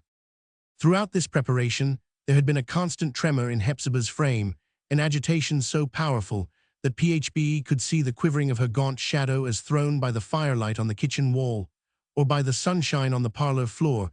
Its manifestations were so various, and agreed so little with one another, that the girl knew not what to make of it. Sometimes it seemed an ecstasy of delight and happiness. At such moments Hepzibah would fling out her arms and enfold Phebe in them, and kiss her cheek as tenderly as ever her mother had she appeared to do so by an inevitable impulse, and as if her bosom were oppressed with tenderness of which she must needs pour out a little in order to gain breathing room the next moment, without any visible cause for the change. Her unwonted joy shrank back appalled, as it were, and clothed itself in mourning, or it ran and hid itself so to speak in the dungeon of her heart, where it had long lain chained, while a cold spectral sorrow took the place of the imprisoned joy that was afraid to be enfranchised. A sorrow as black as that was bright. She often broke into a little nervous hysteric laugh, more touching than any tears could be, and forthwith, as if to try which was the most touching, a gush of tears would follow, or perhaps the laughter and tears came both at once and surrounded our poor Hepzibah in a moral sense with a kind of pale dim rainbow. Towards Phebe, as we have said, she was affectionate, far tenderer than ever before in their brief acquaintance, except for that one kiss on the preceding night. Yet, with a continually recurring pettishness and irritability, she would speak sharply to her, then, throwing aside all the starched reserve of her ordinary manner, ask pardon, and the next instant renew the just forgiven injury. At last, when their mutual labor was all finished, she took Phebe's hand in her own trembling one. "Bear with me, my dear child," she cried, "for truly my heart is full to the brim. Bear with me, for I love you, Phebe. Though I speak so roughly, think nothing of it, dearest child. By and by I shall be kind, and only kind." "My dearest cousin, cannot you tell me what has happened?" asked Phebe, with a sunny and tearful sympathy. "What is it that moves you so?" "Hush, hush, he is coming," whispered Hepzibah, hastily wiping her eyes. "Let him see you first, Phebe, for you are young and rosy, and cannot help letting a smile break out, whether or no. He always liked bright faces, and mine is old now, and the tears are hardly dry on it. He never could abide tears. There, draw the curtain a little so that the shadow may fall across his side of the table, but let there be a good deal of sunshine too, for he never was fond of gloom, as some people are. He has had but little sunshine in his life, poor Clifford, and oh, what a black shadow, poor Clifford." Thus murmuring in an undertone, as if speaking rather to her own heart than to Phebe, the old gentlewoman stepped on tiptoe about the room, making such arrangements as suggested themselves at the crisis. Meanwhile, there was a step in the passageway above stairs. Phbe recognized it as the same which had passed upward, as through her dream in the night-time the approaching guest, whoever it might be, appeared to pause at the head of the staircase. He paused twice or thrice in the descent. He paused again at the foot each time. The delay seemed to be without purpose, but rather from forgetfulness of the purpose which had set him in motion, or as if the person's feet came involuntarily to a standstill, because the motive epor was too feeble to sustain his progress. Finally, he made a long pause at the threshold of the parlor. He took hold of the knob of the door, then loosened his grasp. Without opening it, Hepzibah, her hands convulsively clasped, stood gazing at the entrance. "Dear cousin Hepzibah, pray, don't look so," said Phbe, trembling for her cousin's emotion, and this mysteriously reluctant step made her feel as if a ghost were coming into the room. "You really frighten me. Is something awful going to happen?" "Hush," whispered Hepzibah, "be cheerful. Whatever may happen, be nothing but cheerful." The final pause at the threshold proved so long that Hepzibah, unable to endure the suspense, rushed forward, threw open the door, and led in the stranger by the hand. At the first glance, Phbe saw an elderly personage in an old-fashioned dressing gown of faded damask, and wearing his gray or almost white hair of an unusual length. It quite overshadowed his forehead, except when he thrust it back and stared vaguely about the room. After a very brief inspection of his face, it was easy to conceive that his footstep must necessarily be such an one as that which slowly, and with as indefinite an aim as a child's first journey across a floor, had just brought him hitherward.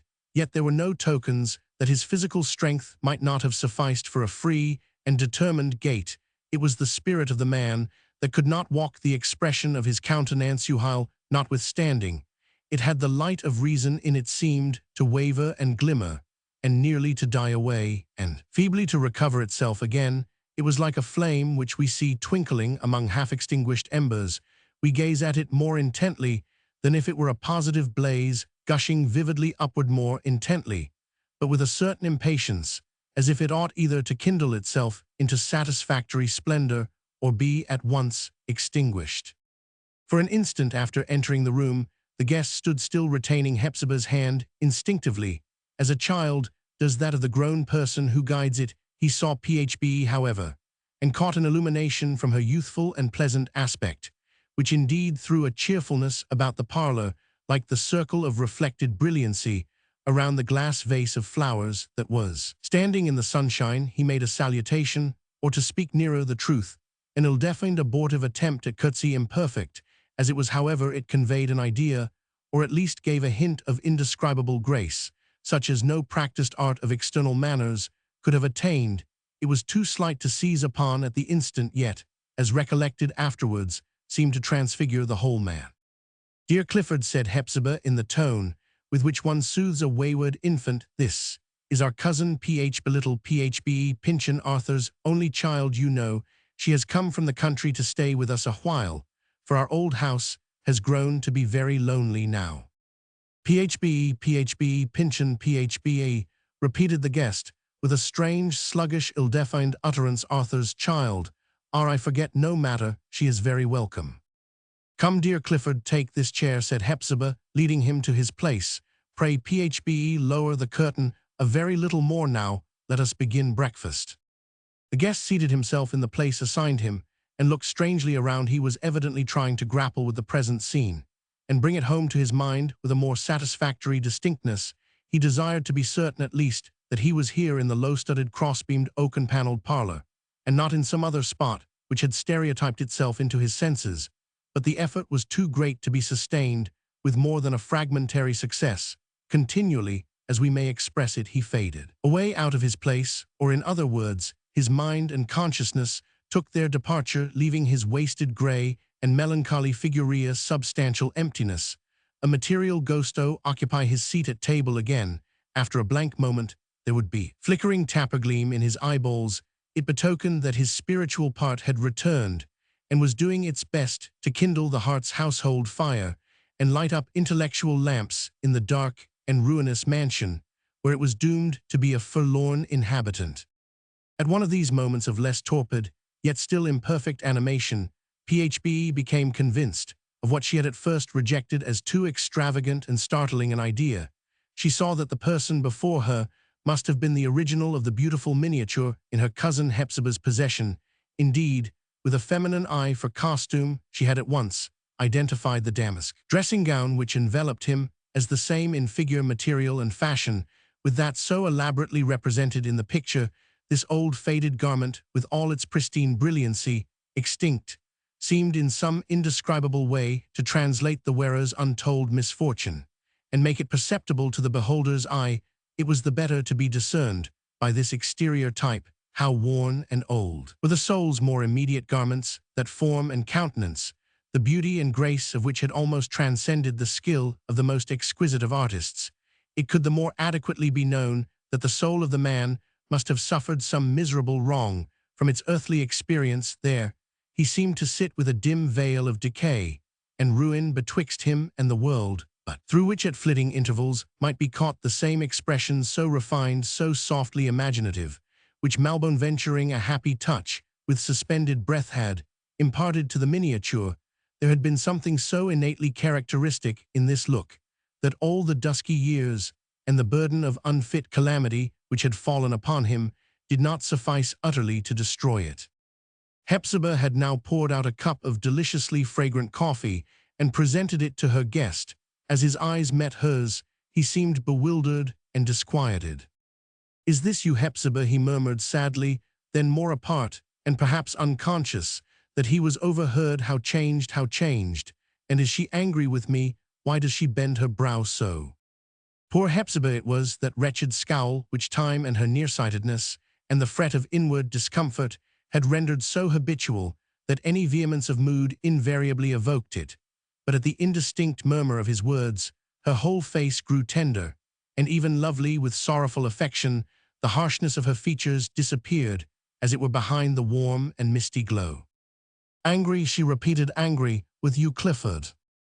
Her tone as she uttered the exclamation had a plaintive and really exquisite melody thrilling through it, yet without subduing a certain something which an obtuse auditor might still have mistaken for asperity.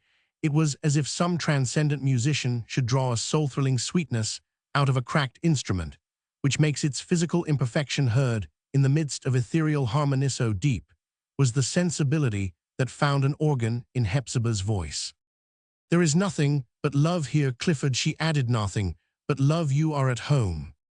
The guest responded to her tone by a smile which did not half light up his face. Feeble as it was, however, and gone in a moment, it had a charm of wonderful beauty. It was followed by a coarser expression, or one that had the effect of coarseness on the fine mold and outline of his countenance, because there was nothing intellectual to temper it. It was a look of appetite. He ate food with what might almost be termed voracity, and seemed to forget himself, Hepzibah, the young girl, and everything else around him in the sensual enjoyment which the bountifully spread table afforded in his natural system. Though high-wrought and delicately refined a sensibility to the delights of the palate was probably inherent, it would have been kept in check, however, and even converted into an accomplishment, and one of the thousand modes of intellectual culture, had his more ethereal characteristics retained their vigor. But as it existed now, the effect was painful, and made Phbe droop her eyes. In a little while, the guest became sensible of the fragrance of the yet untasted coffee. He quaffed it eagerly. The subtle essence acted on him like a charmed draught, and caused the opaque substance of his animal being to grow transparent, or at least translucent, so that a spiritual gleam was transmitted through it with a clearer luster than hitherto. More," he cried with nervous haste in his utterance, as if anxious to retain his grasp of what sought to escape him. "This is what I need. Give me more." Under this delicate and powerful influence, he sat more erect, and looked out from his eyes with a glance that took note of what it rested on. It was not so much that his expression grew more intellectual. This, though it had its share, was not the most peculiar effect. Neither was what we call the moral nature so forcibly awakened as to present itself in remarkable prominence, but a certain fine temper of being was now not brought out in full relief, but changeably and imperfectly betrayed, of which it was the function to deal with all beautiful and enjoyable things in a character where it should exist. As the chief attribute, it would bestow on its possessor an exquisite taste and an enviable susceptibility of happiness. Beauty would be his life, his aspirations would all tend toward it, and allowing his frame and physical organs to be in consonance, his own developments would likewise be beautiful. Such a man should have nothing to do with sorrow, nothing with strife, nothing with the martyrdom which, in an infinite variety of shapes, awaits those who have the heart, and will, and conscience, to fight a battle with the world to these heroic tempers. Such martyrdom is the richest meed in the world's gift to the individual before us. It could only be a grief intense in due proportion with the severity of the infliction. He had no right to be a martyr, and beholding him so fit to be happy, and so feeble for all other purposes, a generous, strong, and noble spirit would methinks have been ready to sacrifice what little enjoyment it might have planned for itself. It would have flung down the hopes so paltry in its regard if, thereby, the wintry blasts of our rude sphere might come tempered to such a man. Not to speak it harshly or scornfully, it seemed Clifford's nature to be a sybarite. It was perceptible even there in the dark old parlor, in the inevitable polarity with which his eyes were attracted towards the quivering play of sunbeams through the shadowy foliage. It was seen in his appreciating notice of the vase of flowers, the scent of which he inhaled with a zest almost peculiar to a physical organization, so refined that spiritual ingredients are molded in. With it was betrayed the unconscious smile with which he regarded Phbe, whose fresh and maidenly figure was both sunshine and flowers. Their essence, in a prettier and more agreeable mode of manifestation not less evident, was this love and necessity for the beautiful in the instinctive caution with which even so soon his eyes turned away from his hostess, and wandered to any quarter rather than come back. It was Hepzibah's misfortune and not Clifford's fault. How could he so yellow, as she was so wrinkled, so sad of mien, with that odd uncouthness of a turban on her head, and that most perverse of scowls contorting her brow? How could he love to gaze at her? But did he owe her no affection for so much as she had silently given? He owed her nothing. A nature like Clifford's can contract no debts of that kind. It is, we say it without censure, nor in diminution of the claim which it indefeasibly possesses on beings of another mold. It is always selfish in its essence, and we must give it leave to be so, and heap up our heroic and disinterested love upon it, so much the more without a recompense. Poor Hepzibah knew this truth, or at least acted on the instinct of it. So long estranged from what was lovely as Clifford had been, she rejoiced, though with a present sigh, and a secret purpose to shed tears in her own chamber, that he had brighter objects now before his eyes than her aged and uncomely features. They never possessed a charm, and if they had, the canker of her grief for him would long since have destroyed it. The guest leaned back in his chair, mingled in his countenance with a dreamy delight. There was a troubled look of effort and unrest. He was seeking to make himself more fully sensible of the scene around him, or perhaps dreading it to be a dream or a play of imagination, was vexing the fair moment with a struggle for some added brilliancy and more durable illusion. How pleasant, how delightful, he murmured, but not as if addressing anyone. Will it last? How balmy the atmosphere through that open window, an open window, how beautiful that play of sunshine, those flowers, how very fragrant, that young girl's face, how cheerful, how blooming a flower with the dew on it, and sunbeams in the dewdrops. Ah, this must be all a dream, a dream, a dream, but it has quite hidden the 4 stone walls. Then his face darkened, as if the shadow of a cavern or a dungeon had come over it. There was no more light in its expression than might have come through the iron grates of a prison window, still lessening too, as if he were sinking farther into the depths. Phbe, being of that quickness and activity of temperament that she seldom long refrained from taking a part, and generally a good one in what was going forward, now felt herself moved to address the stranger. "Here is a new kind of rose which I found this morning in the garden," said she, choosing a small crimson one from among the flowers in the vase. "There will be but 5 or 6 on the bush this season. This is the most perfect of them all, not a speck of blight or mildew in it, and how sweet it is, sweet like no other rose. One can never forget that scent." "Ah, let me see, let me hold," cried the guest, eagerly seizing the flower, which by the spell peculiar to remembered odors brought innumerable associations, along with the fragrance that it exhaled. "Thank you, this has done me good. I remember how I used to prize this flower long ago, I suppose very long ago. Was it only yesterday? It makes me feel young again. Am I young? Either this remembrance is singularly distinct, or this consciousness strangely dim. But how kind of the fair young girl. Thank you, thank you." The favorable excitement derived from this little crimson rose afforded Clifford the brightest moment, which he enjoyed at the breakfastable. It might have lasted longer, but that his eyes happened soon afterwards to rest on the face of the old Puritan, who out of his dingy frame and lustreless canvas was looking down on the scene like a ghost, and a most ill-tempered and ungenial one, the guest made an impatient gesture of the hand and addressed Hepzibah with what might easily be recognized as the licensed irritability of a petted member of the family. "Hepzibah, Hepzibah," cried he with no little force and distinctness, "why do you keep that odious picture on the wall? Yes, yes, that is precisely your taste. I have told you 1,000 times that it was the evil genius of the house, me evil genius particularly. Take it down at once." "Dear Clifford," said Hepzibah sadly, "you know it cannot be." "Then at all events," continued he, still speaking with some energy, "pray cover it with a crimson curtain broad enough to hang in folds, and with a golden border and tassels. I cannot bear it. It must not stare me in the face." "Yes, dear Clifford, the picture shall be covered," said Hepzibah soothingly. "There is a crimson curtain in a trunk above stairs, a little faded and moth-eaten, I'm afraid, but phbe, and I will do wonders with it. This very day, remember," said he, and then added in a low, self-communing voice, "Why should we live in this dismal house at all? Why not go to the south of Francito, Italy, Paris, Naples, Venice, Rome? Hepzibah will say we have not the means." A droll idea that. He smiled to himself and threw a glance of fine sarcastic meaning towards Hepzibah. But the several moods of feeling faintly, as they were marked through which he had passed, occurring in so brief an interval of time, had evidently wearied the stranger. He was probably accustomed to a sad monotony of life, not so much flowing in a stream, however sluggish, as stagnating in a pool around his feet. A slumberous veil diffused itself over his countenance, and had an effect, morally speaking, on its naturally delicate and elegant outline, like that which a brooding mist, with no sunshine in it, throws over the features of a landscape.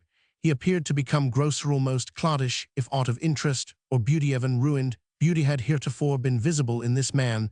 The beholder might now begin to doubt it, and to accuse his own imagination of deluding him with whatever grace had flickered over that visage, and whatever exquisite luster had gleamed in those filmy eyes. Before he had quite sunken away, however, the sharp and peevish tinkle of the shop bell made itself audible, striking most disagreeably on Clifford's auditory organs, and the characteristic sensibility of his nerves. It caused him to start upright out of his chair. "Good heavens, Hepzibah, what horrible disturbance have we now in the house?" cried he, wreaking his resentful impatiences a matter of course, and a custom of olden, the one person in the world that loved him. "I have never heard such a hateful clamor. Why do you permit it? In the name of all dissonance, what can it be?" It was very remarkable into what prominent relief, even as if a dim picture should leap suddenly from its canvas, Clifford's character was thrown by this apparently trifling annoyance. The secret was that an individual of his temper can always be pricked more acutely through his sense of the beautiful and harmonious than through his heart. It is even possible for similar cases have often happened that if Clifford in his foregoing life had enjoyed the means of cultivating his taste to its utmost perfectibility, that subtle attribute might before this period have completely eaten out or filed away his affections. Shall we venture to pronounce, therefore, that his long and black calamity may not have had a redeeming drop of mercy at the bottom? "Dear Clifford, I wish I could keep the sound from your ears," said Hepzibah patiently, but reddening with a painful suffusion of shame.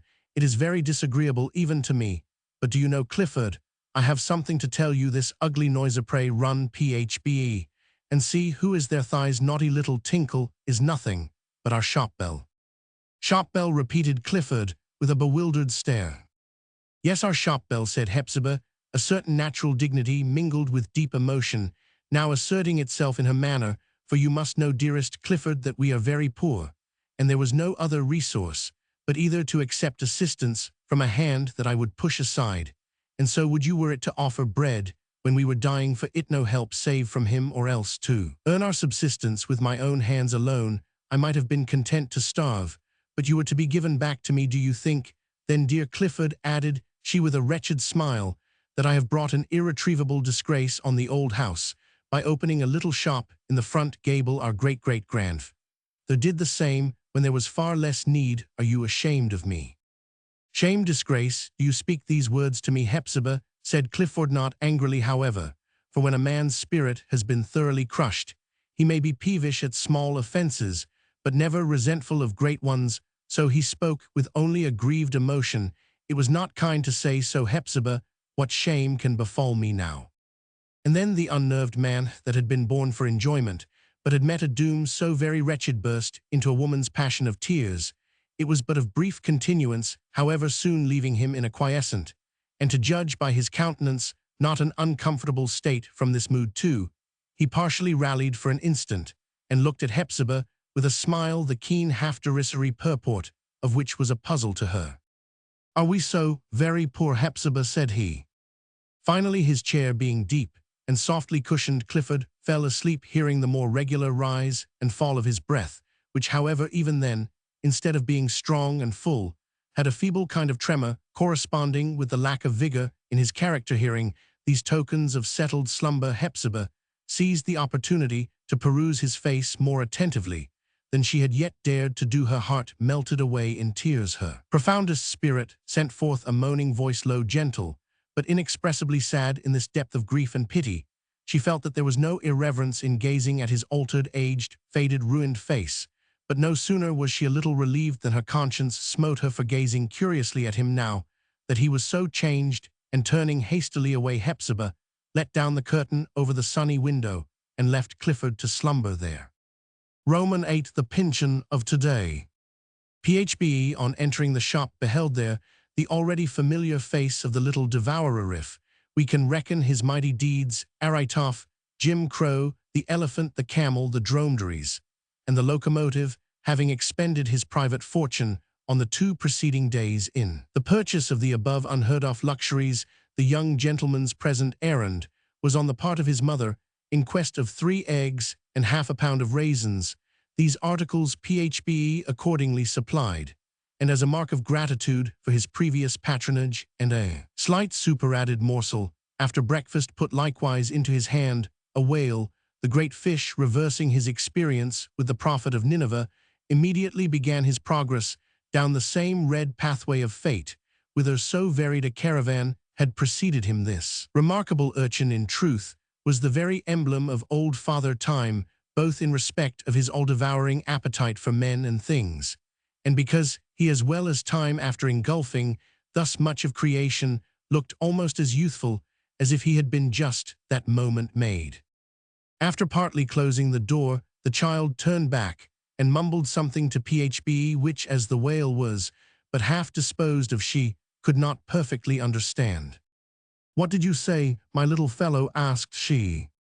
"Mother wants to know," repeated Ned Higgins more distinctly, "how old maid Pyncheon's brother does. Folks say he has got home."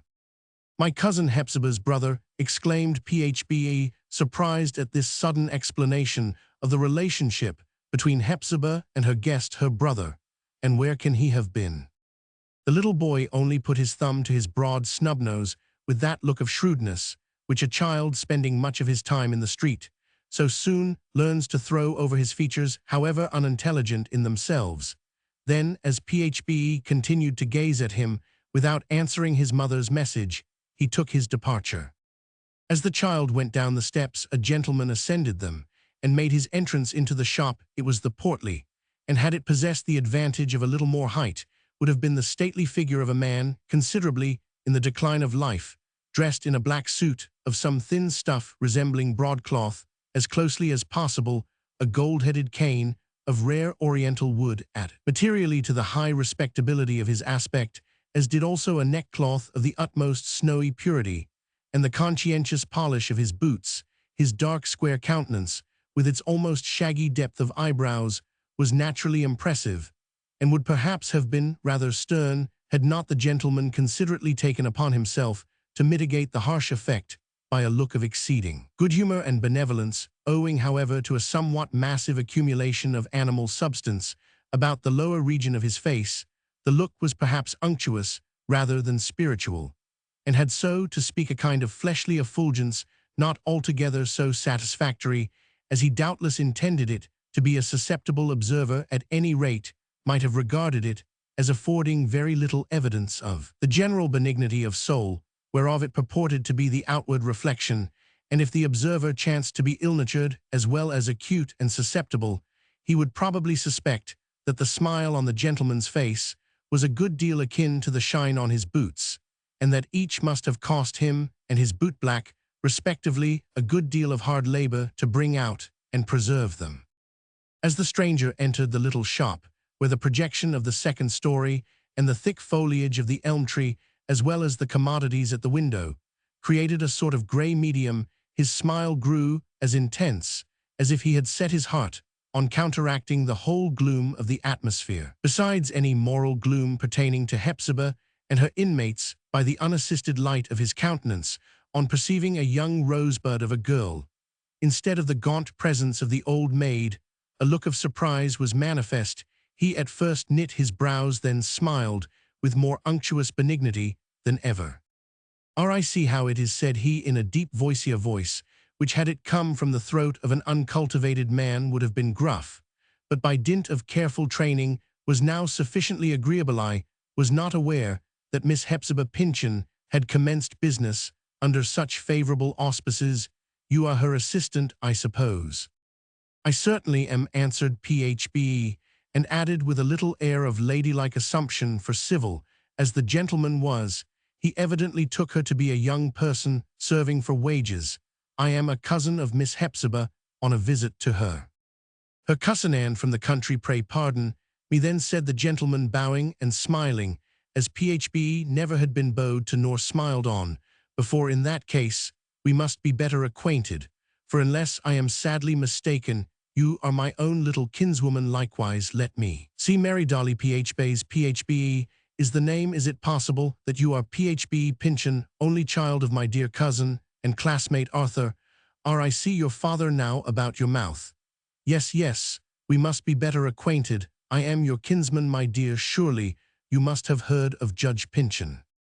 As Phbe curtsied in reply, the judge bent forward, with the pardonable and even praiseworthy purpose, considering the nearness of blood and the difference of age, of bestowing on his young relative a kiss of acknowledged kindred and natural affection, unfortunately without design, or only with such instinctive design as gives no account of itself to the intellect. Phbe, just at the critical moment, drew back so that her highly respectable kinsman, with his body bent over the counter and his lips protruded, was betrayed into the rather absurd predicament of kissing the empty air. It was a modern parallel to the case of Ixion embracing a cloud, and was so much the more ridiculous as the judge prided himself on eschewing all airy matter and never mistaking a shadow for a substance. The truth was, and it is Phbe only excuseth that, although Judge Pyncheon's glowing benignity might not be absolutely unpleasant to the feminine beholder, with the width of a street, or even an ordinary-sized room interposed between, yet it became quite too intense when this dark full-fed physiognomy, so roughly bearded too, that no razor could ever make it smooth, sought to bring itself into actual contact with the object of its regards. The man, the sex, somehow or other, was entirely too prominent in the judge's demonstrations of that sort. Phbe's eyes sank, and without knowing why she felt herself blushing deeply under his look. Yet she had been kissed before, and without any particular squeamishness, by perhaps half a dozen different cousins, younger as well as older than this dark-browned, grizzly-barded, white-neck-clothed, and unctuously benevolent judge. Then why not by him? On raising her eyes, Phbe was startled by the change in Judge Pyncheon's face. It was quite as striking, allowing for the difference of scale, as that betwixt a landscape under a broad sunshine and just before a thunderstorm. Not that it had the passionate intensity of the latter aspect, but was cold, hard, immitigable, like a day-long brooding cloud. "Dear me, what is to be done now?" thought the country girl to herself. "He looks as if there were nothing softer in him than a rock, nor milder than the east wind. I meant no harm. Since he is really my cousin, I would have let him kiss me if I could." Then all at once it struck Phbe that this very Judge Pyncheon was the original of the miniature which the daguerreotypist had shown her in the garden, and that the hard, stern, relentless look now on his face was the same that the sun had so inflexibly persisted in bringing out. Was it therefore no momentary mood, but however skillfully concealed the settled temper of his life? And not merely so, but was it hereditary in him, and transmitted down as a precious heirloom from that bearded ancestor? in whose picture both the expression and to a singular degree the features of the modern judge were shown, as by a kind of prophecy, a deeper philosopher than Phbe might have found something very terrible in this idea. It implied that the weaknesses and defects, the bad passions, the mean tendencies, and the moral diseases which lead to crime are handed down from one generation to another by a far surer process of transmission than human law has been able to establish in respect to the riches and honors which it seeks to entail upon posterity. But as it happened, scarcely had Phbe's eyes rested again on the judge's countenance than all its ugly sternness vanished, and she found herself quite overpowered by the sultry dog-day heat, as it were of benevolence, which this excellent man diffused out of his great heart into the surrounding atmosphere, very much like a serpent which, as a preliminary to fascination, is said to fill the air with his peculiar odor. "I like that, cousin Phbe," cried he with an emphatic nod of approbation. "I like it much, my little cousin. You are a good child, and know how to take care of yourself, a young girl especially. If she be a very pretty one, never be too chary of her lips." "Indeed, sir," said Phbe, trying to laugh the matter off, "I did not mean to be unkind." Nevertheless, whether or no it were entirely owing to the inauspicious commencement of their acquaintance, she still acted under a certain reserve, which was by no means customary to her frank and genial nature. The fantasy would not quit her that the original Puritan of whom she had heard so many somber traditions, the progenitor of the whole race of New England Pyncheons, the founder of the house of the Seven Gables, and who had died so strangely in Ithad, now stepped into the shop in these days of offhand equipment. The matter was easily enough arranged. On his arrival from the other world, he had merely found it necessary to spend a quarter of an hour at a barber's who had trimmed down the Puritan's full beard into a pair of grizzled whiskers. Then, patronizing a ready-made clothing establishment, he had exchanged his velvet doublet and sable cloak with the richly worked band under his chin for a white collar and cravat, coat, vest, and pantaloons, and lastly, putting aside his steel-hilted broadsword to take up a gold-headed cane, the Colonel Pyncheon of 2 centuries ago steps forward as the judge of the passing moment. Of course, Phbe was far too sensible a girl to entertain this idea in any other way than as matter for smile possibly. Also, could the two personages have stood together before her eye, many points of difference would have been perceptible, and perhaps only a general resemblance, the long lapse of intervening years in a climate so unlike that which had fostered the ancestral Englishman, must inevitably have wrought important changes in the physical system of his descendant, the judge's volume of muscle could hardly be the same as the colonel's. There was undoubtedly less beef in him, though looked upon as a weighty man among his contemporaries in respect of animal substance, and as favored with a remarkable degree of fundamental development, well adapting him for the judicial bench. We conceive that the modern Judge Pyncheon, if weighed in the same balance with his ancestor, would have required at least an old-fashioned 56 to keep the scale in equilibrio. Then the judge's face had lost the ruddy English hue that showed its warmth through all the duskiness of the colonel's weather-beaten cheek, and had taken a sallow shade, the established complexion of his countrymen. If we mistake not, moreover, a certain quality of nervousness had become more or less manifest even in so solid a specimen of Puritan descent as the gentleman now under discussion.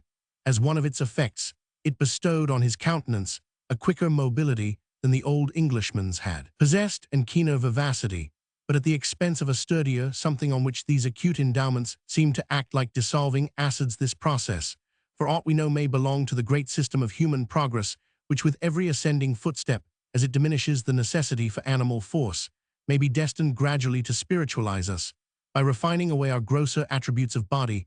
If so, Judge Pyncheon could endure a century or two more of such refinement, as well as most other men. The similarity, intellectual and moral, between the judge and his ancestor appears to have been at least as strong as the resemblance of mien and feature would afford reason to anticipate. In old Colonel Pyncheon's funeral discourse, the clergyman absolutely canonized his deceased parishioner, and opening, as it were, a vista through the roof of the church, and thence through the firmament above, showed him seated, harp in hand, among the crowned choristers of the spiritual world. On his tombstone, too, the record is highly eulogistic, nor does history, so far as he holds a place upon its page, assail the consistency and uprightness of his character, so also as regards the Judge Pyncheon of today, neither clergyman nor legal critic, nor inscriber of tombstones, nor historian of general or local politics, would venture a word against. This eminent person's sincerity as a Christian or respectability, as a man or integrity, as a judge or courage and faithfulness, as the oft-entreated representative of his political party. But besides these cold, formal, and empty words of the chisel that inscribes the voice that speaks and the pen that writes for the public eye and for distant time, and which inevitably lose much of their truth and freedom by the fatal consciousness of so doing, there were traditions about the ancestor and private diurnal gossip, about the judge remarkably accordant in their testimony. It is often instructive to take the woman's the private and domestic view of a public man, nor can anything be more curious than the vast discrepancy between portraits intended for engraving and the pencil sketches that pass from hand to hand behind the original's back. For example, tradition affirmed that the Puritan had been greedy of wealth. The judge, too, with all the show of liberal expenditure, was said to be as close-fisted as if his gripe were of iron. The ancestor had clothed himself in a grim assumption of kindliness, a rough heartiness of word and manner, which most people took to be the genuine warmth of nature, making its way through the thick and inflexible hide of a manly character, his descendant, in compliance with the requirements of a nicer age, had etherealized this rude benevolence into that broad benignity of smile, wherewith he shone like a noonday sun along the streets, or glowed like a household fire in the drawing-rooms of his private acquaintance. The Puritan, if not belied by some singular stories, murmured even at this day under the narrator's breath, had fallen into certain transgressions to which men of his great animal development, whatever their faith or principles, must continue liable, until they put off impurity along with the gross earthly substance that involves it. We must not stain our page with any contemporary scandal to a similar purport that may have been whispered against the judge. The Puritan, again an autocrat in his own household, had worn out 3 wives, and merely by the remorseless weight and hardness of his character in the conjugal relation, had sent them one after another broken-hearted to their graves. Here the parallel in some sort fails. The judge had wedded but a single wife, and lost her in the 3rd or 4th year of their marriage. There was a fable, however, for such we choose to consider it, though not impossibly typical of Judge Pyncheon's marital deportment, that the lady got her death blow in the honeymoon, and never smiled again, because her husband compelled her to serve him with coffee every morning at his bedside, in token of fealty to her liegelord and master. But it is too fruitful a subject, this of hereditary resemblances, frequent recurrence, of which in a direct line is truly unaccountable, when we consider how large an accumulation of ancestry lies behind every man at the distance of 1 or 2 centuries. We shall only add, therefore, that the Puritanso, at least, says chimney-corner tradition, which often preserves traits of character with marvelous fidelity, was bold, imperious, relentless, crafty, laying his purposes deep, and following them out with an inveteracy of pursuit that knew neither rest nor conscience, trampling on the weak, and when essential to his ends, doing his utmost to beat down the strong. Whether the judge in any degree resembled him, the further progress of our narrative may show. Scarcely any of the items in the above-drawn parallel occurred to Phbe, whose country birth and residence in truth had left her pitifully ignorant of most of the family traditions, which lingered like cobwebs and incrustations of smoke about the rooms and chimney-corners of the house of the Seven Gables. Yet there was a circumstance very trifling in itself, which impressed her with an odd degree of horror. She had heard of the anathema flung by Moll the executed wizard against Colonel Pyncheon and his posterity, that God would give them blood to drink, and likewise of the popular notion that this miraculous blood might now and then be heard gurgling in their throats.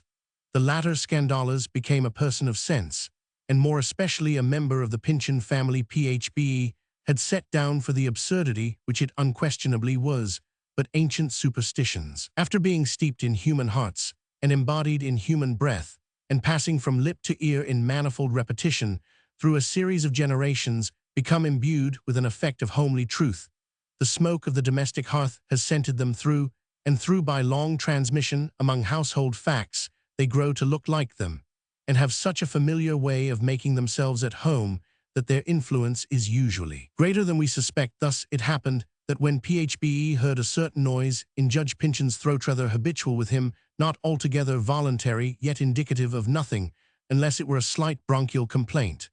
Or as some people hinted an apoplectic symptom when the girl heard this queer and awkward ingurgitation, which the writer never did hear, and therefore cannot describe, she very foolishly started and clasped her hands. Of course it was exceedingly ridiculous in Phbe to be discomposed by such a trifle, and still more unpardonable to show her discomposure to the individual most concerned in it.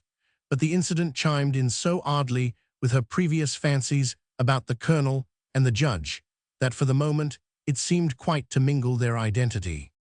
"What is the matter with you, young woman?" said Judge Pyncheon, giving her one of his harsh looks. "Are you afraid of anything?" "Oh, nothing, sir, nothing in the world," answered Phbe, with a little laugh of vexation at herself. "But perhaps you wish to speak with my cousin Hepzibah. Shall I call her?"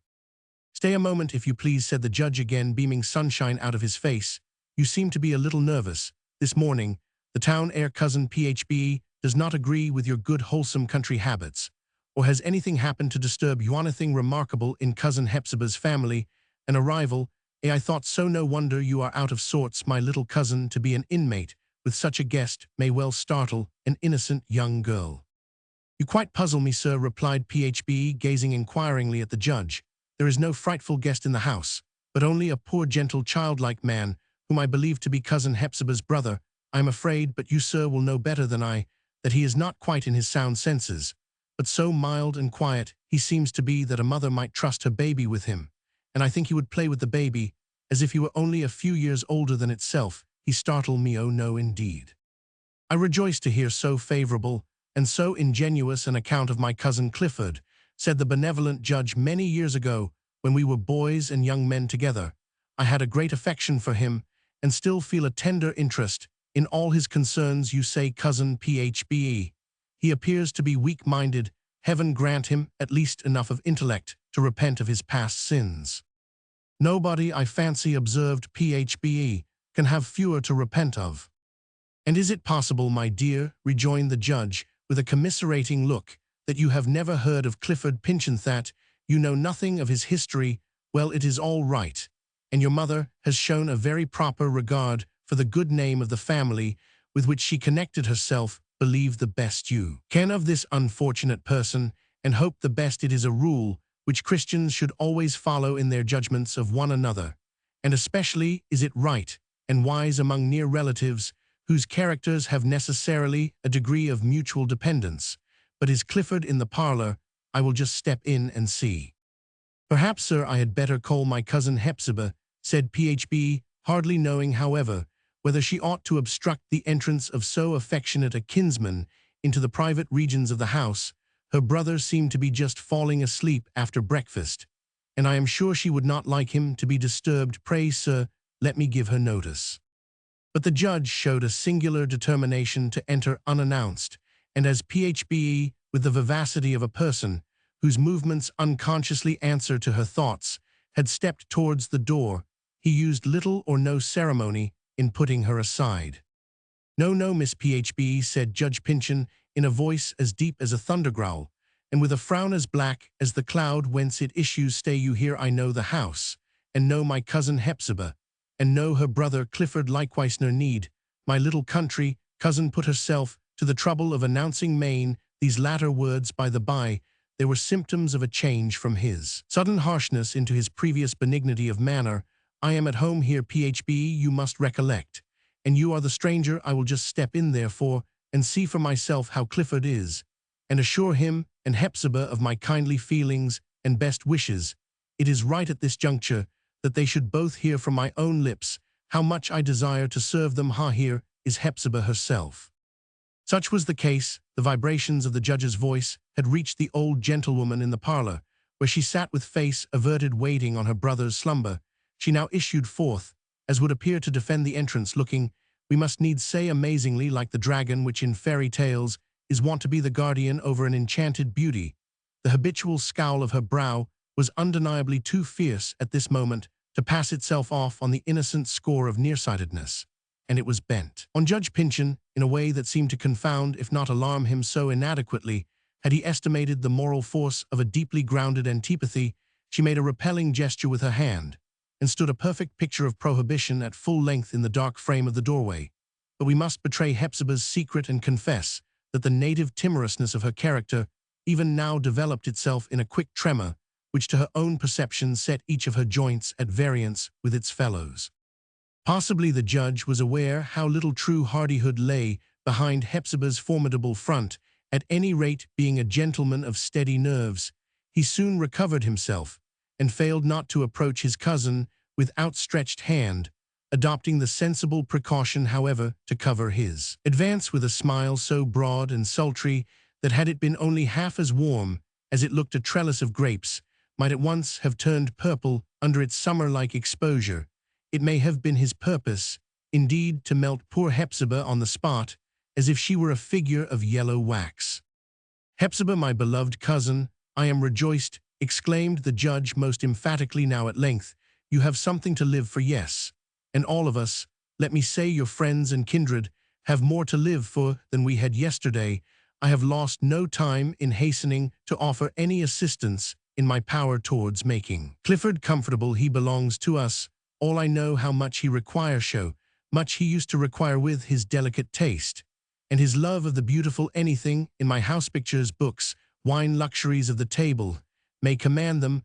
All it would afford me most heartfelt gratification to see him. Shall I step in this moment?" "No," replied Hepzibah, her voice quivering too painfully to allow of many words. "He cannot see visitors."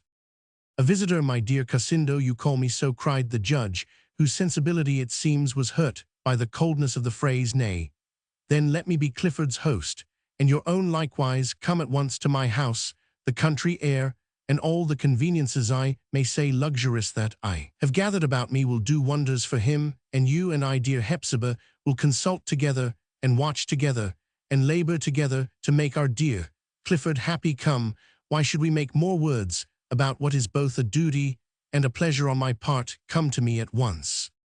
On hearing these so hospitable offers, and such generous recognition of the claims of kindred, Phbe felt very much in the mood of running up to Judge Pyncheon, and giving him of her own accord the kiss from which she had so recently shrunk away. It was quite otherwise with Hepzibah.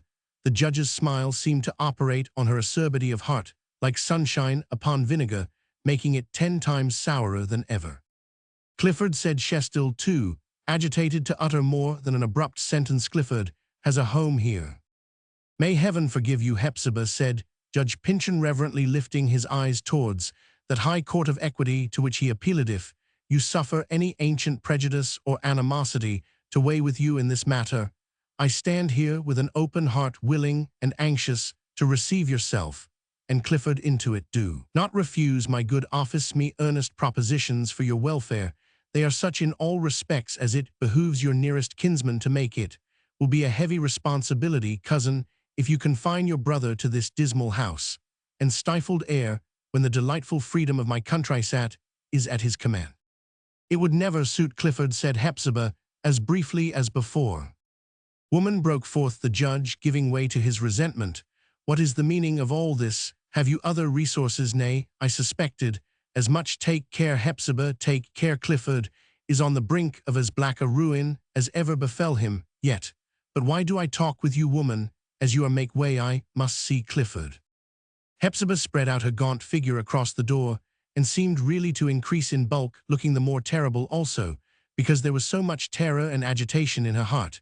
But Judge Pyncheon's evident purpose of forcing a passage was interrupted by a voice from the inner room, a weak, tremulous, wailing voice, indicating helpless alarm, with no more energy for self-defense than belongs to a frightened infant. "Hepzibah, Hepzibah," cried the voice, "go down on your knees to him, kiss his feet, entreat him not to come in. Oh, let him have mercy on me, mercy, mercy." For the instant it appeared doubtful whether it were not the judge's resolute purpose to set Hepzibah aside and step across the threshold into the parlor, whence issued that broken and miserable murmur of entreaty. It was not pity that restrained him, for at the first sound of the enfeebled voice a red fire kindled in his eyes, and he made a quick pace forward, with something inexpressibly fierce and grim darkening forth as it were out of the whole man. To know Judge Pyncheon was to see him at that moment, after such a revelation, let him smile with what sultriness he could much sooner turn grapes purple or pumpkins yellow than melt the iron-branded impression out of the beholder's memory, and it rendered his aspect not the less, but more frightful, that it seemed not to express wrath or hatred, but a certain hot fellness of purpose, which annihilated everything but itself. Yet after all, are we not slandering an excellent and amiable man? Look at the judge now. He is apparently conscious of having erred in energetically pressing his deeds of loving kindness on persons unable to appreciate them. He will await their better mood and hold himself as ready to assist them. Then, as at this moment, as he draws back from the door, an all-comprehensive benignity blazes from his visage, indicating that he gathers Hepzibah, little Phbe, and the invisible Clifford, all three together, with the whole world besides, into his immense heart, and gives them a warm bath in its flood of affection. "You do me great wrong, dear cousin Hepzibah," said he, first kindly offering her his hand, and then drawing on his glove preparatory to departure. "Very great wrong, but I forgive it, and will study to make you think better of me. Of course, our poor Clifford being in so unhappy a state of mind, I cannot think of urging an interview at present, but I shall watch over his welfare, as if he were my own beloved brother, nor do I at all despair, my dear cousin, of constraining both him and you to acknowledge your injustice. When that shall happen, I desire no other revenge than your acceptance of the best offices in my power to do you." With a bow to Hepzibah and a degree of paternal benevolence in his parting nod to Phbe, the judge left the shop and went smiling along the street. As is customary with the rich when they aim at the honors of a republic, he apologized, as it were, to the people for his wealth, prosperity, and elevated station, by a free and hearty manner towards those who knew him, putting off the more of his dignity in due proportion with the humbleness of the man whom he saluted, and thereby proving a haughty consciousness of his advantages as irrefragably as if he had marched forth, preceded by a troop of lackeys, to clear the way on this particular forenoon. So excessive was the warmth of Judge Pyncheon's kindly aspect that such at least was the rumor about town. An extra passage of the watercarts was found essential in order to lay the dust occasioned by so much extra sunshine. No sooner had he disappeared than Hepzibah grew deadly white, and staggering towards Phbe, let her head fall on the young girl's shoulder. "Oh, Phbe," murmured she, "that man has been the horror of my life. Shall I never have the courage, will my voice never cease from trembling long enough to let me tell him what he is?" "Is he so very wicked?" asked Phbe, "yet his offers were surely kind." "Do not speak of them, he has a heart of iron," rejoined Hepzibah. "Go now and talk to Clifford Amuse, and keep him quiet. It would disturb him wretchedly to see me so agitated as I am. There, go, dear child, and I will try to look after the shop." Phbe went accordingly, but perplexed herself meanwhile with queries as to the purport of the scene which she had just witnessed, and also whether judges, clergymen, and other characters of that eminent stamp and respectability could really in any single instance be otherwise than just and upright men. A doubt of this nature has a most disturbing influence, and if shown to be a fact, comes with fearful and startling effect on minds of the trim, orderly, and limit-loving class, in which we find our little country-girl dispositions more boldly speculative, may derive a stern enjoyment from the discovery, since there must be evil in the world, that a high man is as likely to grasp his share of it as a low one. A wider scope of view and a deeper insight may see rank, dignity, and station all proved illusory so far as regards their claim to human reverence, and yet not feel as if the universe were thereby tumbled headlong into chaos. But Phbe, in order to keep the universe in its old place, was fain to smother in some degree her own intuitions as to Judge Pyncheon's character, and as for her cousin's testimony in disparagement of it, she concluded that Hepzibah's judgment was embittered by one of those family feuds which render hatred the more deadly by the dead, and corrupted love that they intermingle with its native poison. Roman 9. Clifford and Phbe. Truly was there something high, generous, and noble in the native composition of our poor old Hepzibah, or Elsend. It was quite as probably the case had been enriched by poverty, developed by sorrow, elevated by the strong and solitary affection of her life, and thus endowed with heroism which never could have characterized her in what are called happier circumstances through dreary years. Hepzibah had looked forward for the most part despairingly, never with any confidence of hope, but always with the feeling that it was her brightest possibility, the very position in which she now found herself in her own behalf. She had asked nothing of Providence, but the opportunity of devoting herself to this brother, whom she had so loved, so admired for what he was or might have been, and to whom she had kept her faith alone of all the world wholly unfalteringly at every instant and throughout life. And here in his late decline, the lost one had come back out of his long and strange misfortune, and was thrown on her sympathy, as it seemed, not merely for the bread of his physical existence, but for everything that should keep him morally alive. She had responded to the call. She had come forward, poor gaunt Hepzibah in her rusty silks, with her rigid joints, and the sad perversity of her scowl, ready to do her utmost, and with affection enough, if that were all, to do 100 times as much. There could be few more tearful sights, and, heaven forgive us, if a smile insist on mingling with our conception of it, few sights with truer pathos in them than Hepzibah presented on that first afternoon. How patiently did she endeavor to wrap Clifford up in her great warm love, and make it all the world to him, so that he should retain no torturing sense of the coldness and dreariness, without her little efforts to amuse him. How pitiful yet magnanimous they were. Remembering his early love of poetry and fiction, she unlocked a bookcase and took down several books that had been excellent reading in their day. There was a volume of Pope with the Rape of the Lock in it, and another of the Tatler, and an odd one of Dryden's Miscellanies, all with tarnished gilding on their covers and thoughts of tarnished brilliancy. Inside they had no success with Clifford, these, and all such writers of society, whose new works glow like the rich texture of a just-woven carpet, must be content to relinquish their charm for every reader after an age or two, and could hardly be supposed to retain any portion of it for a mind that had utterly lost its estimate of modes and manners. Hepzibah then took up Rasselas, and began to read of the Happy Valley, with a vague idea that some secret of a contented life had there been elaborated which might at least serve Clifford and herself for this one day.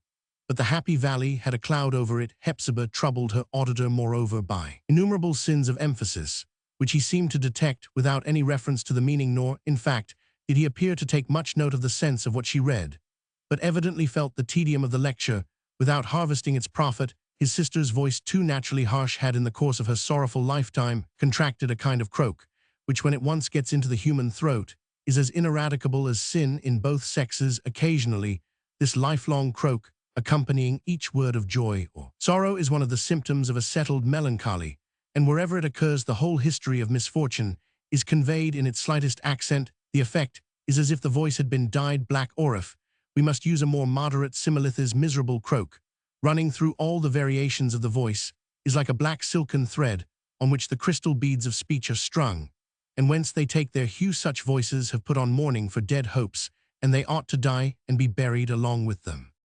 Discerning that Clifford was not gladdened by her efforts, Hepzibah searched about the house for the means of more exhilarating pastime. At one time her eyes chanced to rest on Alice Pyncheon's harpsichord.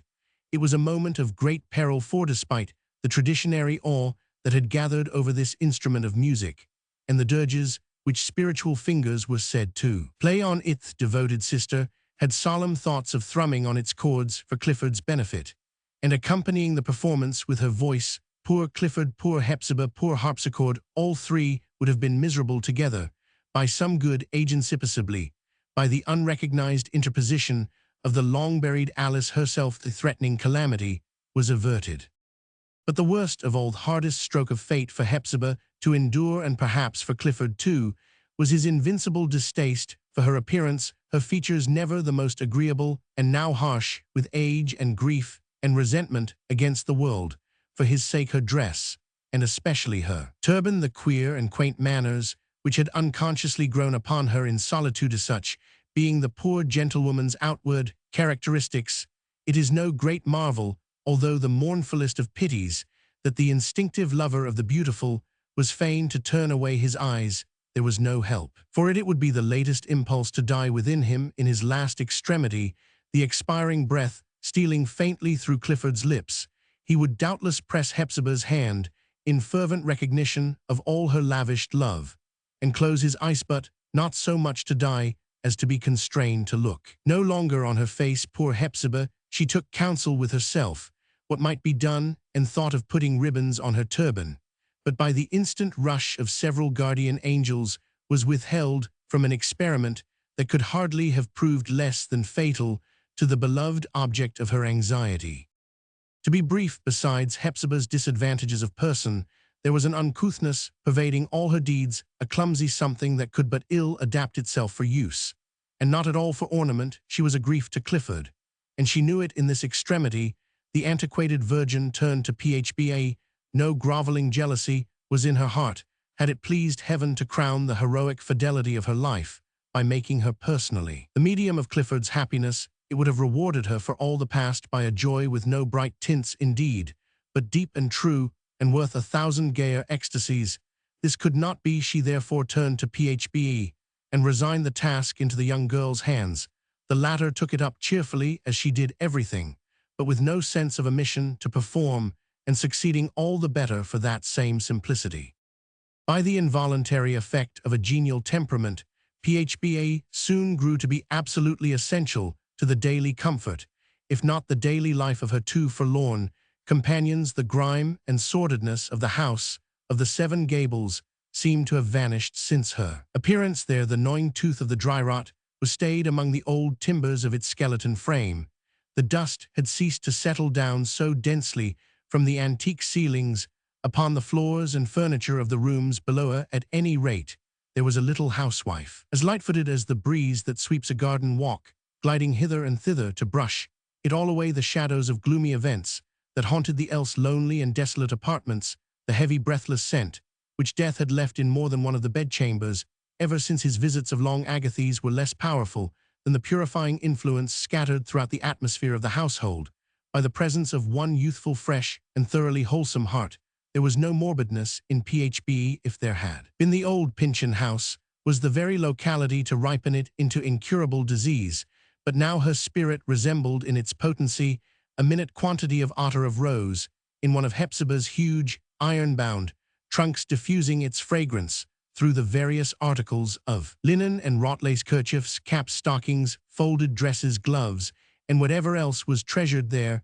As every article in the great trunk was the sweeter for the rose scent, so did all the thoughts and emotions of Hepzibah and Clifford, somber as they might seem, acquire a subtle attribute of happiness from Phbe's intermixture with them. Her activity of body, intellect, and heart impelled her continually to perform the ordinary little toils that offered themselves around her, and to think the thought proper for the moment, and to sympathize with the twittering gaiety of the robins in the pear tree, and now to such a depth as she could with Hepzibah's dark anxiety or the vague moan of her brother. This facile adaptation was at once the symptom of perfect health and its best preservative. A nature like Phbe's has invariably its due influence, but is seldom regarded with due honor. Its spiritual force, however, may be partially estimated by the fact of her having found a place for herself amid circumstances so stern as those which surrounded the mistress of the house, and also by the effect which she produced on a character of so much more mass than her own. For the gaunt, bony frame and limbs of Hepzibah, as compared with the tiny lightsomeness of Phbe's figure, were perhaps in some fit proportion with the moral weight and substance, respectively, of the woman and the girl. The gesto Hepzibah's brother or cousin Clifford, as Phbe now began to call him, was especially necessary, not that he could ever be said to converse with her or often manifest in any other very definite mode his sense of a charm in her society, but if she were a long while absent, he became pettish and nervously restless, pacing the room to and fro with the uncertainty that characterized all his movements, or else would sit broodingly in his great chair, resting his head on his hands and evincing life only by an electric sparkle of ill humor whenever Hepzibah endeavored to arouse him. Phbe's presence and the contiguity of her fresh life to his blighted one was usually all that he required. Indeed, such was the native gush and play of her spirit that she was seldom perfectly quiet and undemonstrative, any more than a fountain ever ceases to dimple and warble with its flow. She possessed the gift of song, and that too so naturally that you would as little think of inquiring whence she had caught it, or what master had taught her, as of asking the same questions about a bird in whose small strain of music we recognize the voice of the Creator. as distinctly as in the loudest accents of his thunder, so long as Phb sang, she might stray at her own will about the house. Clifford was content whether the sweet airy homeliness of her tones came down from the upper chambers or along the passageway from the shop, or was sprinkled through the foliage of the pear tree inward from the garden with the twinkling sunbeams. He would sit quietly with a gentle pleasure gleaming over his face, brighter now and now a little dimmer, as the song happened to float near him, or was more remotely heard. It pleased him best, however, when she sat on a low footstool at his knee. It is perhaps remarkable, considering her temperament, that Phb oftener chose a strain of pathos than of gaiety, but the young and happy are not ill-pleased to temper their life with a transparent shadow. The deepest pathos of Phb's voice and song, moreover, came sifted through the golden texture of a cheery spirit, and was somehow so interfused with the quality thence acquired, that one's heart felt all the lighter for having wept at it. Broad mirth, in the sacred presence of dark misfortune, would have jarred harshly and irreverently with the solemn symphony that rolled its undertone through Hepzibah's and her brother's life. Therefore, it was well that Phb so often chose sad themes, and not amiss that they ceased to be so sad while she was singing them. Becoming habituated to her companionship, Clifford readily showed how capable of imbibing pleasant tints and gleams of cheerful light from all quarters. His nature must originally have been, he grew youthful, while she sat by him, a beauty not precisely real even in its utmost manifestation, and which a painter would have watched long to seize and fix upon his canvas, and after all in vain. Beauty, nevertheless, that was not a mere dream, would sometimes play upon and illuminate his face. It did more than to illuminate, it transfigured him with an expression that could only be interpreted as the glow of an exquisite and happy spirit. The gray hair and those furrows with their record of infinite sorrow so deeply written across his brow, and so compressed as with a futile effort to crowd in all the tale that the whole inscription was made illegible. These, for the moment, vanished. An eye, at once tender and acute, might have beheld in the man some shadow of what he was meant to be. Anon, as age came stealing like a sad twilight back over his figure, you would have felt tempted to hold an argument with destiny and affirm that either this being should not have been made mortal, or mortal existence should have been tempered to his qualities. There seemed no necessity for his having drawn breath at all. The world never wanted him, but as he had breathed, it ought always to have been the balmiest of summer air. The same perplexity will invariably haunt us with regard to natures that tend to feed exclusively upon the beautiful, let their earthly fate be as lenient as it may. Phb, it is probable, had but a very imperfect comprehension of the character over which she had thrown so beneficent a spell, nor was it necessary. The fire upon the hearth can gladden a whole semicircle of faces round about it, but need not know the individuality of one. Among them all, indeed, there was something too fine and delicate in Clifford's traits to be perfectly appreciated by one whose sphere lay so much in the actual, as Phb's Roman 999. For Clifford, however, the reality and simplicity and thorough homeliness of the girl's nature were as powerful a charm as any that she possessed. Beauty, it is true, and beauty almost perfect in its own style, was indispensable. Had Phb been coarse in feature, shaped clumsily, of a harsh voice, and uncouthly mannered, she might have been rich with all good gifts beneath this unfortunate exterior, and still so long as she wore the guise of woman she would have shocked Clifford and depressed him by her lack of beauty. But nothing more beautiful, nothing prettier at least, was ever made than Phb, and therefore to this man whose whole poor and impalpable enjoyment of existence heretofore, and until both his heart and fancy died within him, had been a dream, whose images of women had more and more lost their warmth and substance, and been frozen, like the pictures of secluded artists, into the chillest ideality. Him, this little figure of the cheeriest household life, was just what he required to bring him back into the breathing world. Persons who have wandered or been expelled out of the common track of things, even were it for a better system, desire nothing so much as to be led back. They shiver in their loneliness, be it on a mountain top or in a dungeon. Now Phb's presence made a home about her, that very sphere which the outcast, the prisoner, the potentative wretch beneath mankind, the wretch aside from it, or the wretch above it instinctively pines after a home she was real. Holding her hand, you felt something, a tender something, a substance, and a warm one. And so long as you should feel its grasp soft, as it was, you might be certain that your place was good in the whole sympathetic chain of human nature. The world was no longer a delusion. By looking a little further in this direction, we might suggest an explanation of an often suggested mystery, why are poets so apt to choose their mates, not for any similarity of poetic endowment, but for qualities which might make the happiness of the rudest handicraftsman as well as that of the ideal craftsman of the spirit, because probably at his highest elevation the poet needs no human intercourse, but he finds it dreary to descend and be a stranger. There was something very beautiful in the relation that grew up between this pair, so closely and constantly linked together, yet with such a waste of gloomy and mysterious years, from his birthday to hers on Clifford's part. It was the feeling of a man naturally endowed with the liveliest sensibility to feminine influence, but who had never quaffed the cup of passionate love, and knew that it was now too late. He knew it with the instinctive delicacy that had survived his intellectual decay. Thus his sentiment for Phbe, without being paternal, was not less chaste than if she had been his daughter. He was a man, it is true, and recognized her. As a woman she was his only representative of womankind.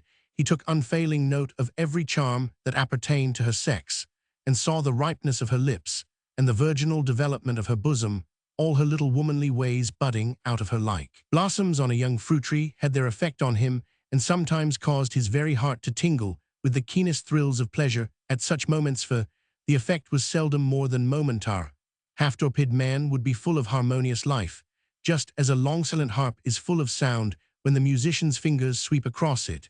But after all, it seemed rather a perception or a sympathy than a sentiment belonging to himself. As an individual he read Phbe as he would a sweet and simple story. He listened to her as if she were a verse of household poetry, which God, in requital of his bleak and dismal lot, had permitted some angel that most pitied him to warble through the house. She was not an actual fact for him, but the interpretation of all that he lacked on earth, brought warmly home to his conception, so that this mere symbol or lifelike picture had almost the comfort of reality.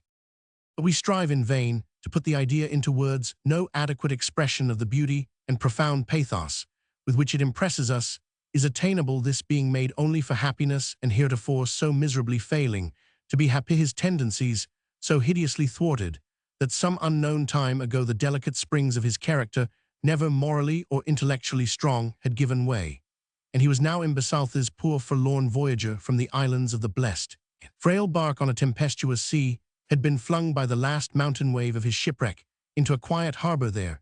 As he lay more than half lifeless on the strand, the fragrance of an earthly rosebud had come to his nostrils, and as odors will had summoned up reminiscences or visions of all the living and breathing beauty amid which he should have had his home, with his native susceptibility of happy influences, he inhales the slight ethereal rapture into his soul and expires.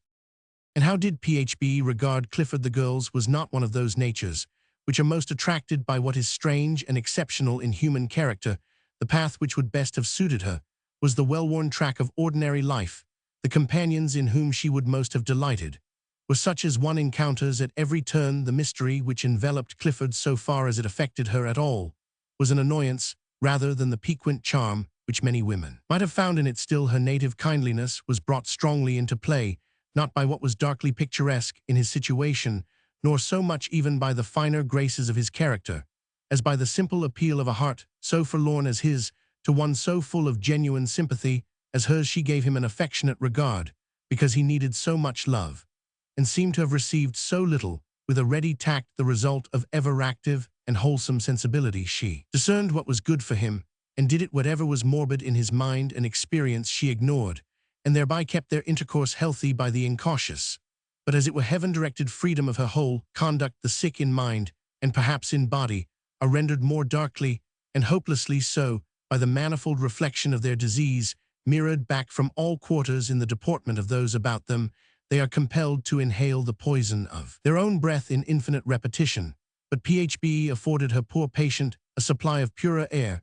She impregnated it too, not with a wildflower scent, for wildness was no trait of hers, but with the perfume of garden roses, pinks, and other blossoms of much sweetness, which nature and man have consented together in making grow from summer to summer, and from century to century, such a flower was Phbe in her relation with Clifford, and such the delight that he inhaled from. Yet it must be said, her petals sometimes drooped a little in consequence of the heavy atmosphere about her.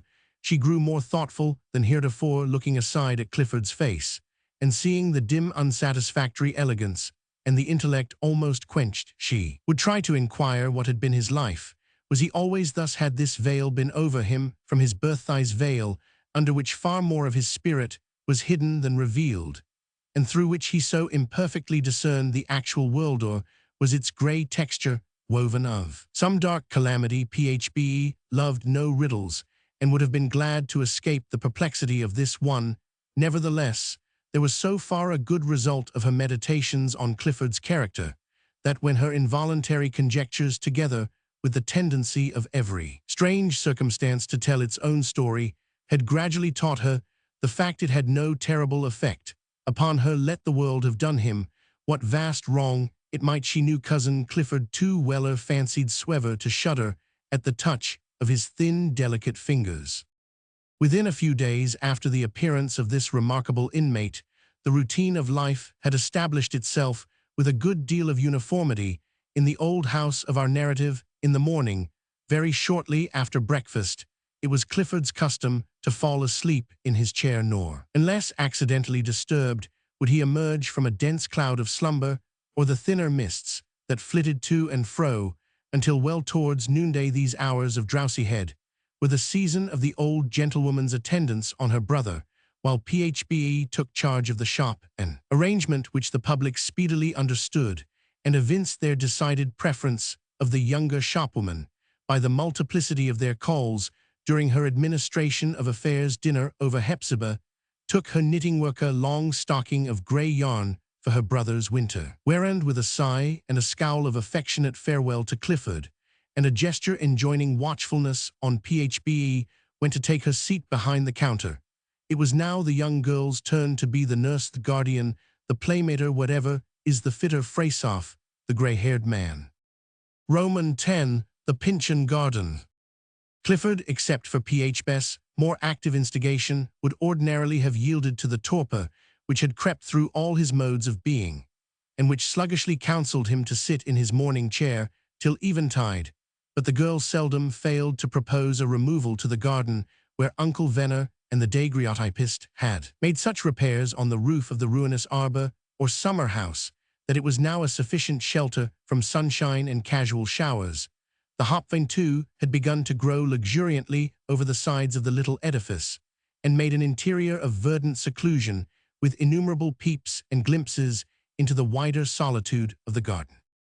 Here sometimes, in this green playplace of flickering light, Phbe read to Clifford her acquaintance, the artist who appeared to have a literary turn, had supplied her with works of fiction in pamphlet form and a few volumes of poetry in altogether a different style and taste from those which Hepzibah selected for his amusement. Small thanks were due to the books, however, if the girl's readings were in any degree more successful than her elderly cousin's. Phbe's voice had always a pretty music in it, and could either enliven Clifford by its sparkle and gaiety of tone, or soothe him by a continued flow of pebbly and brook-like cadences.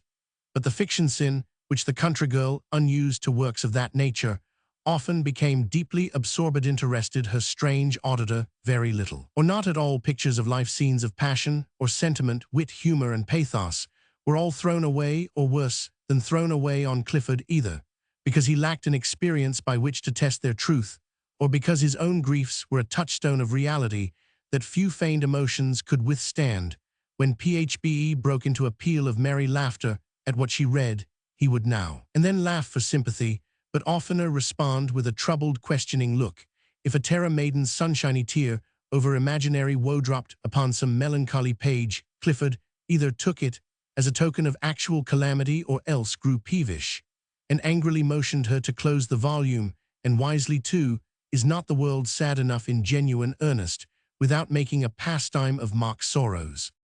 With poetry it was rather better. He delighted in the swell and subsidence of the rhythm, and the happily recurring rhyme, nor was Clifford incapable of feeling the sentiment of poetry, not perhaps where it was highest or deepest, but where it was most flitting and ethereal. It was impossible to foretell in what exquisite verse the awakening spell might lurk, but on raising her eyes from the page to Clifford's face, Phbe would be made aware by the light breaking through it that a more delicate intelligence than her own had caught a lambent flame. From what she read, one glow of this kind, however, was often the precursor of gloom for many hours afterward, because when the glow left him, he seemed conscious of a missing sense and power, and groped about for them, as if a blind man should go seeking his lost eyesight. It pleased him more, and was better for his inward welfare, that Phbe should talk, and make passing occurrences vivid to his mind, by her accompanying description, and remarks. The life of the garden offered topics enough for such discourse as suited Clifford best.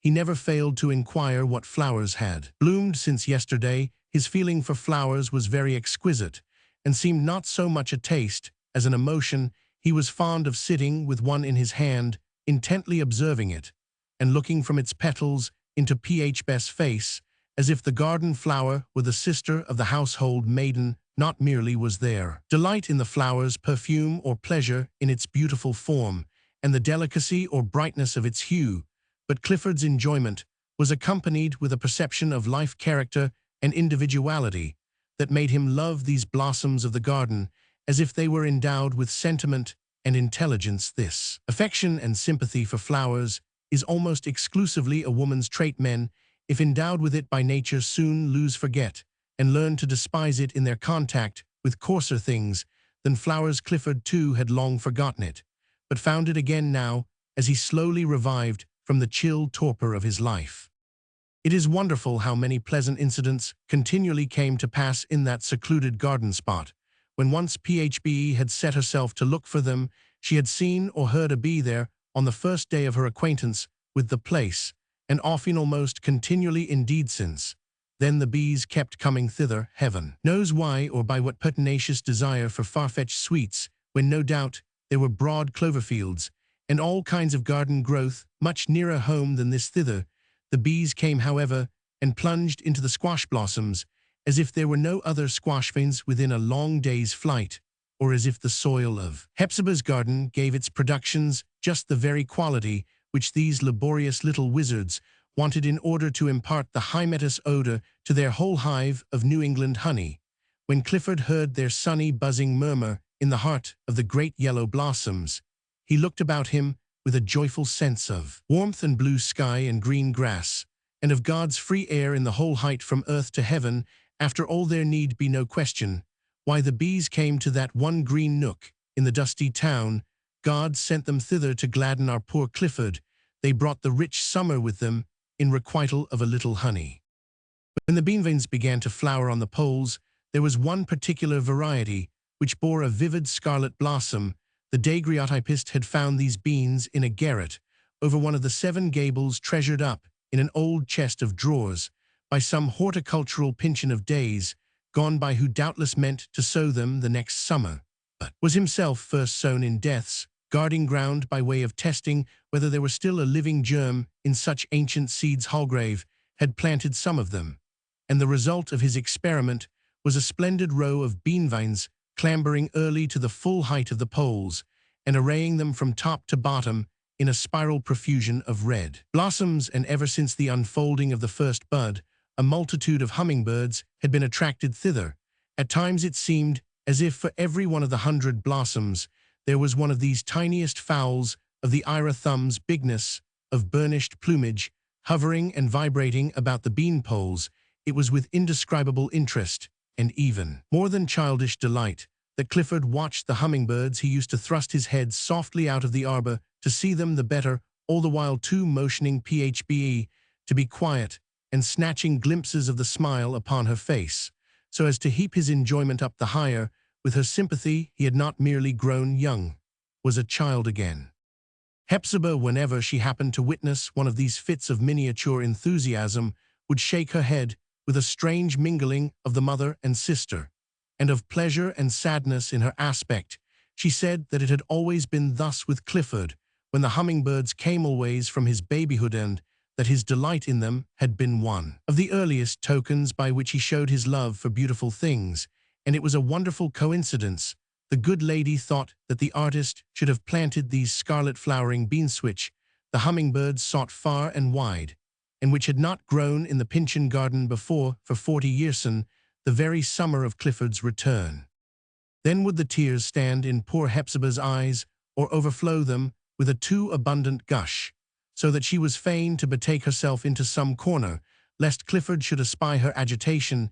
Indeed, all the enjoyments of this period were provocative of tears coming so late, as it did. It was a kind of Indian summer, with a mist in its balmiest sunshine and decay and death in its gaudiest delight. The more Clifford seemed to taste the happiness of a child, the sadder was the difference to be recognized with a mysterious and terrible past which had annihilated his memory and a blank future before him. He had only this visionary and impalpable now, which, if you once look closely at it, is nothing. He himself, as was perceptible by many symptoms, lay darkly behind his pleasure, and knew it to be a babe play which he was to toy and trifle with instead of thoroughly believing. Clifford saw, it may be in the mirror of his deeper consciousness, that he was an example and representative of that great class of people whom an inexplicable providence is continually putting at cross-purposes with the world, breaking what seems its own promise in their nature, withholding their proper food, and setting poison before them for a banquet, and thus, when it might so easily, as one would think, have been adjusted otherwise, making their existence a strangeness, a solitude, and torment. All his life long he had been learning how to be wretched, as one learns a foreign tongue, and now, with the lesson thoroughly by heart, he could with difficulty comprehend his little airy happiness. Frequently there was a dim shadow of doubt in his eyes. "Take my hand, Phbe," he would say, "and pinch it hard with your little fingers. Give me a rose that I may press its thorns and prove myself awake by the sharp touch of pain."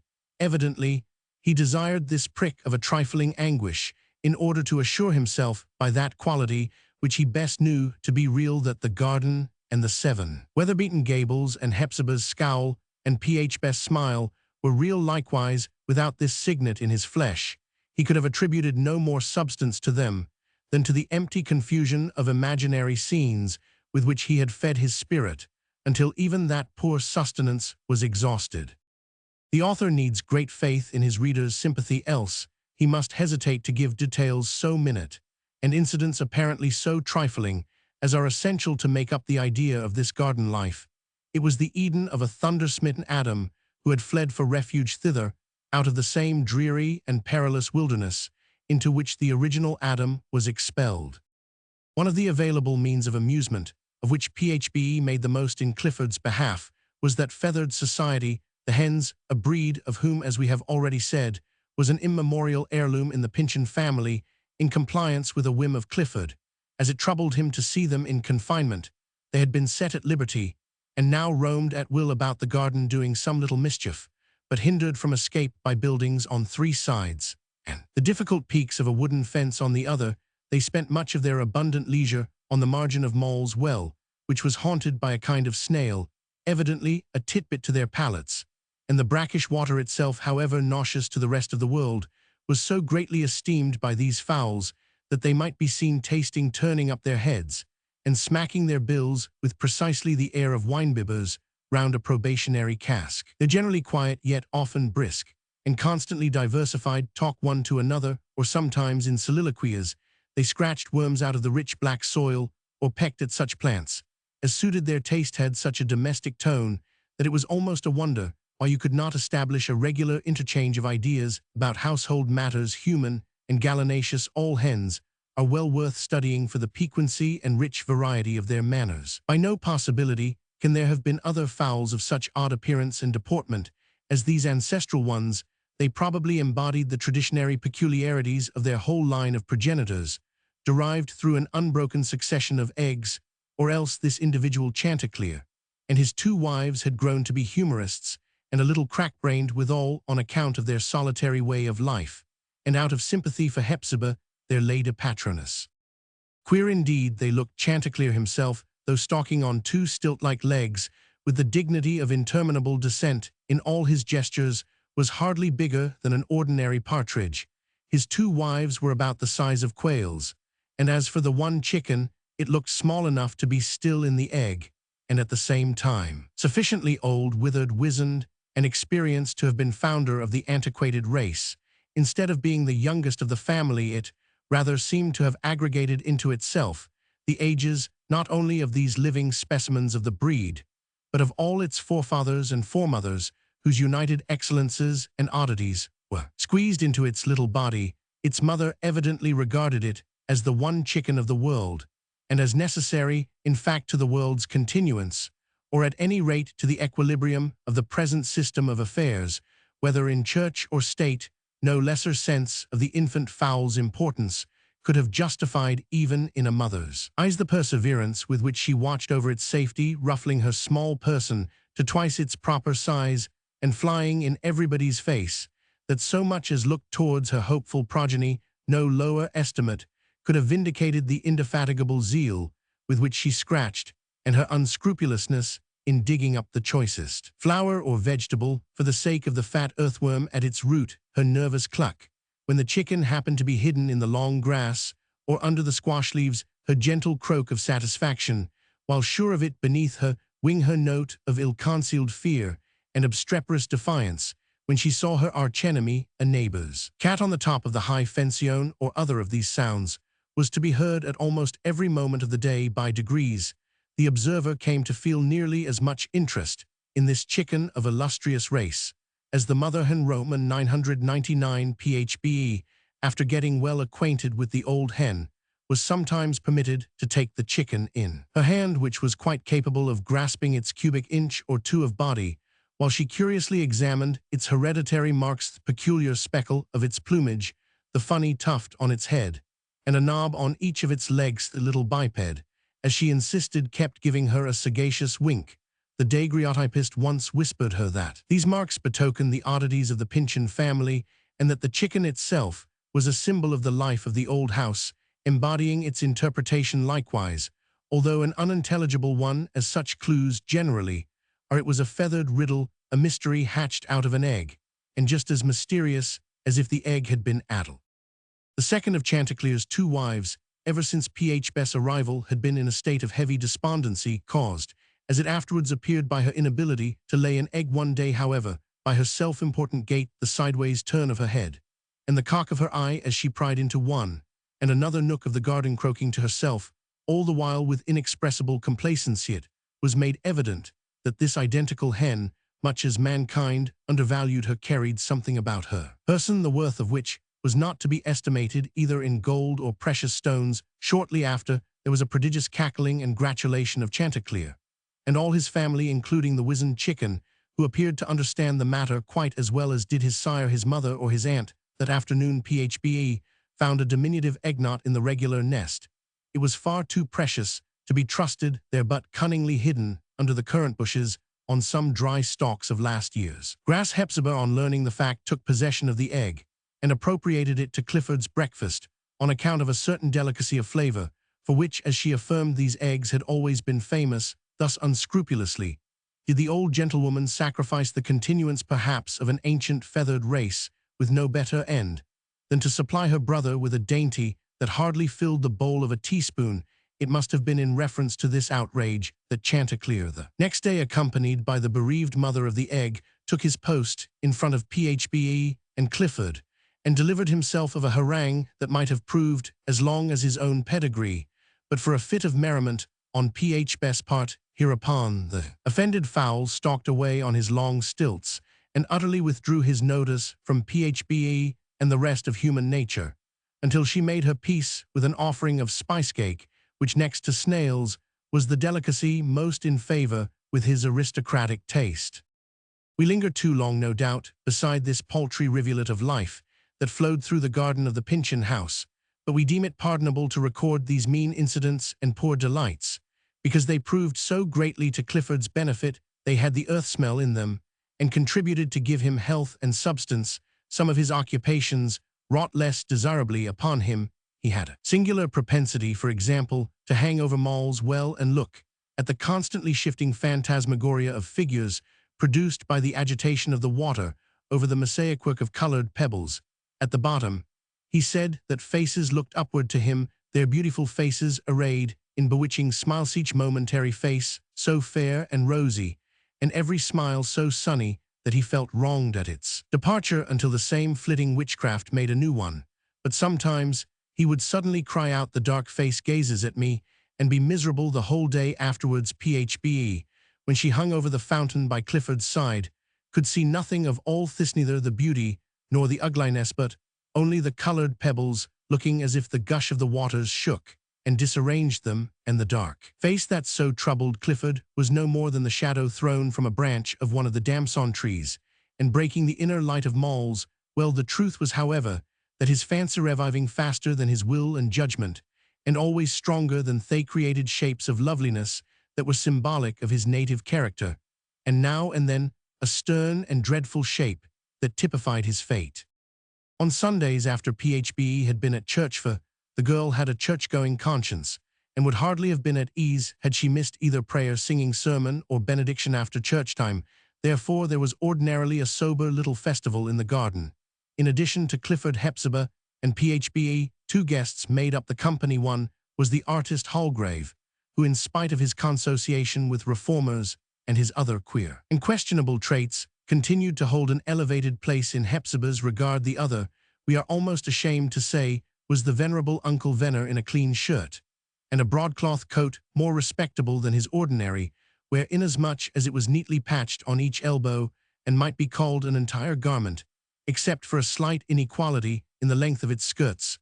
Clifford, on several occasions, had seemed to enjoy the old man's intercourse for the sake of his mellow, cheerful vein, which was like the sweet flavor of a frostbitten apple, such as one picks up under the tree in December. A man at the very lowest point of the social scale was easier and more agreeable for the fallen gentleman to encounter than a person at any of the intermediate degrees.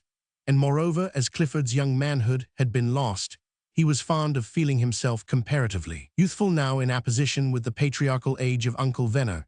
In fact, it was sometimes observable that Clifford half willfully hid from himself the consciousness of being stricken in years, and cherished visions of an earthly future still before him, visions, however, too indistinctly drawn to be followed by disappointment, though doubtless by depression, when any casual incident or recollection made him sensible of the withered leaf.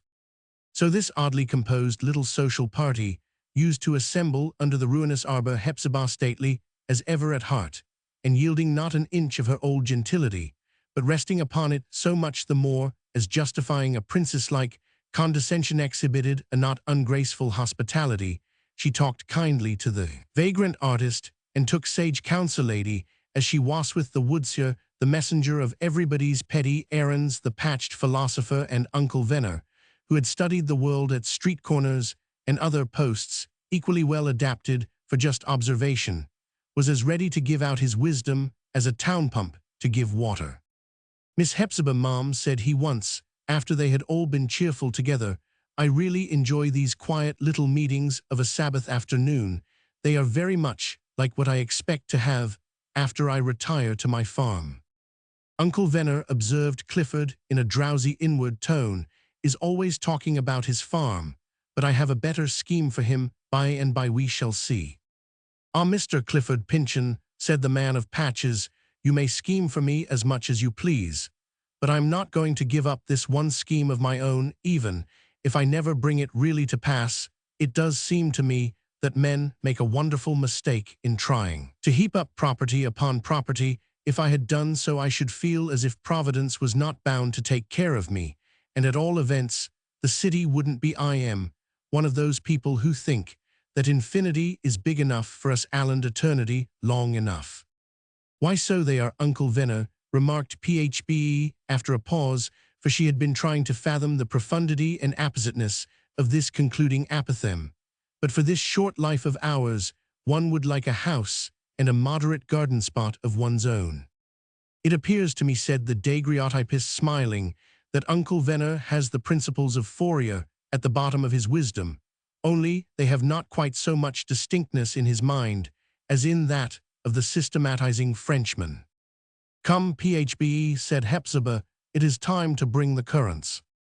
And then, while the yellow richness of the declining sunshine still fell into the open space of the garden, Phbe brought out a loaf of bread and a china bowl of currants, freshly gathered from the bushes, and crushed with sugar. These with water but not from the fountain of ill omen close, at hand constituted all the entertainment. Meanwhile Holgrave took some pains to establish an intercourse with Clifford, actuated, it might seem, entirely by an impulse of kindliness, in order that the present hour might be cheerfuller than most, which the poor recluse had spent, or was destined, yet to spend nevertheless. In the artist's deep, thoughtful, unobservant eyes there was now and then an expression not sinister, but questionable, as if he had some other interest in the scene than a stranger, a youthful and unconnected adventurer, might be supposed to have. With great mobility of outward mood, however, he applied himself to the task of enlivening the party, and with so much success that even dark-hued Hepzibah threw off one tint of melancholy,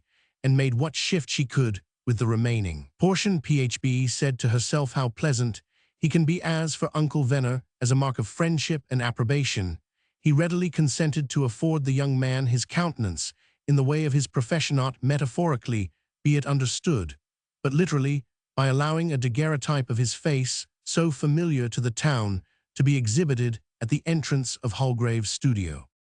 Clifford, as the company partook of their little banquet, grew to be the gayest of them all. Either it was one of those upquivering flashes of the spirit to which minds in an abnormal state are liable, or else the artist had subtly touched some chord that made musical vibration. Indeed, what with the pleasant summer evening and the sympathy of this little circle of not unkindly souls, it was perhaps natural that character so susceptible as Clifford's should become animated and show itself readily responsive to what was said around him. But he gave out his own thoughts likewise with an airy and fanciful glow, so that they glistened as it were through the arbor, and made their escape among the interstices of the foliage. He had been as cheerful, no doubt, while alone with Phoebe, but never with such tokens of acute, although partial, intelligence. But as the sunlight left the peaks of the Seven Gables, so did the excitement fade out of Clifford's eyes. He gazed vaguely and mournfully about him, as if he missed something precious, and missed it the more drearily for not knowing precisely what it was. "I want my happiness at last," he murmured hoarsely and indistinctly, hardly shaping out the words. "Many, many years have I waited for it. It is late, it is late. I want my happiness."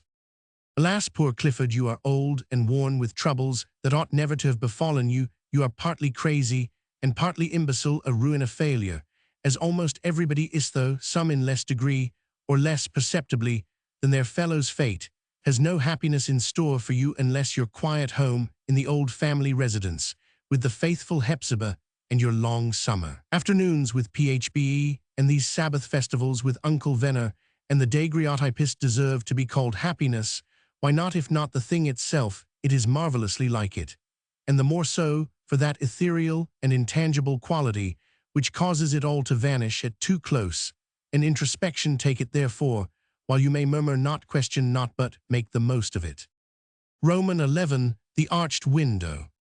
From the inertness, or what we may term the vegetative character of his ordinary mood, Clifford would perhaps have been content to spend one day after another interminably, at least throughout the summertime, just the kind of life described in the preceding pages, fancying, however, that it might be for his benefit occasionally to diversify the scene. Phoebe sometimes suggested that he should look out upon the life of the street. For this purpose, they used to mount the staircase together to the second story of the house, where at the termination of a wide entry there was an arched window of uncommonly large dimensions, shaded by a pair of curtains.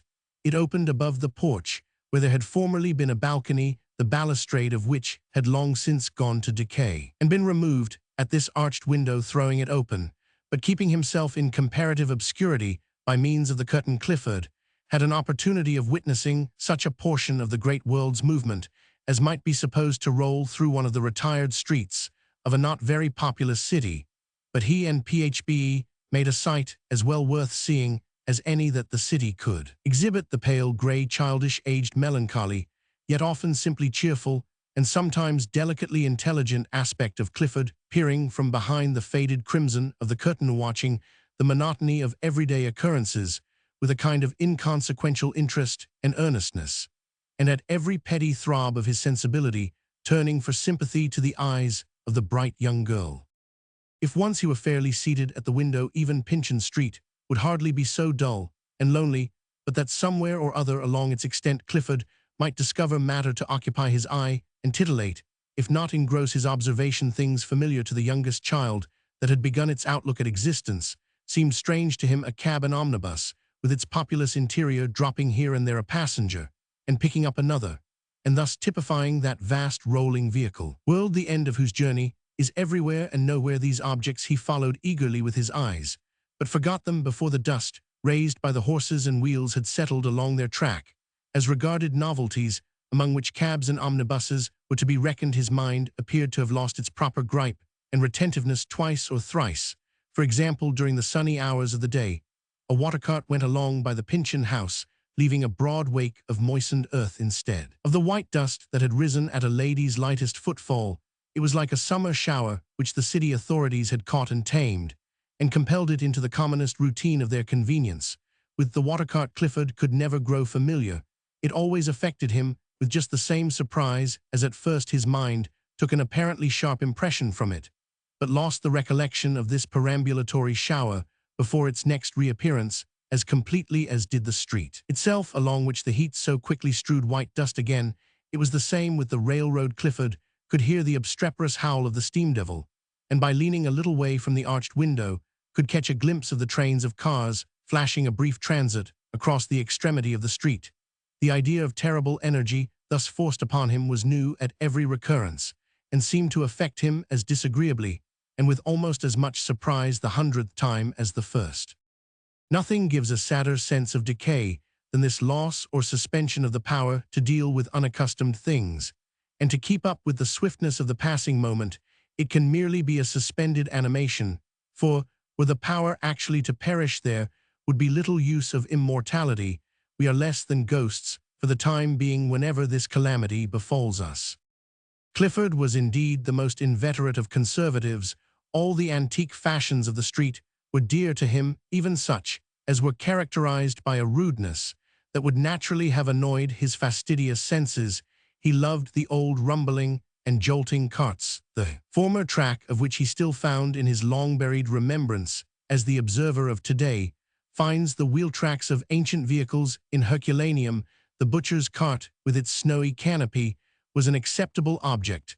So was the fish cart, heralded by its horn. So likewise was the countryman's cart of vegetables, plodding from door to door with long pauses of the patient horse, while his owner drove a trade in turnips, carrots, summer squashes, string beans, green peas, and new potatoes, with half the housewives of the neighborhood. The baker's cart, with the harsh music of its bells, had a pleasant effect on Clifford, because as few things else did it jingled the very dissonance of yore. One afternoon, a scissor grinder chanced to set his wheel a-going under the Pyncheon elm, and just in front of the arched window. Children came running with their mother's scissors, or the carving knife, or the paternal razor, or anything else that lacked an edge, except indeed poor Clifford's wits, that the grinder might apply the article to his magic wheel, and give it back as good as new. Round went the busily revolving machinery, kept in motion by the scissor grinder's foot, and wore away the hard steel against the hard stone, whence issued an intense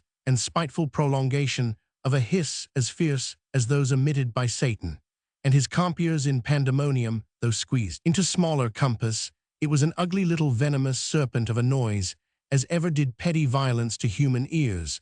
But Clifford listened with rapturous delight. The sound, however disagreeable, had very brisk life in it, and together with the circle of curious children watching the revolutions of the wheel, appeared to give him a more vivid sense of active, bustling, and sunshiny existence than he had attained in almost any other way. Nevertheless, its charm lay chiefly in the past, for the scissor grinder's wheel had hissed in his childish ears.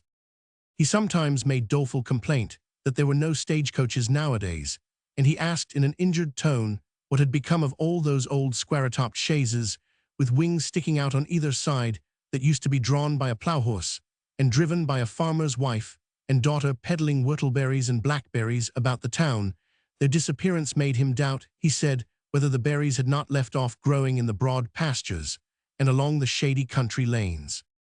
But anything that appealed to the sense of beauty in however humble a way did not require to be recommended by these old associations. This was observable, when one of those Italian boys, who are rather a modern feature of our streets, came along with his barrel organ and stopped under the wide and cool shadows of the elm with his quick, professional eye. He took note of the two faces watching him from the arched window, and opening his instrument, began to scatter its melodies. Abroad he had a monkey on his shoulder, dressed in a Highland plaid, and to complete the sum of splendid attractions wherewith he presented himself to the public, there was a company of little figures whose sphere and habitation was in the mahogany case of his organ, and whose principle of life was the music which the Italian made it his business to grind out in all their variety of occupations: cobbler, the blacksmith, the soldier, the lady with her fan, the toper with his bottle, the milkmaid sitting by her cowthies. Fortunate little society, might truly be said to enjoy a harmonious existence, and to make life literally a dance. The Italian turned a crank, and behold, every one of these small individuals started into the most curious vivacity.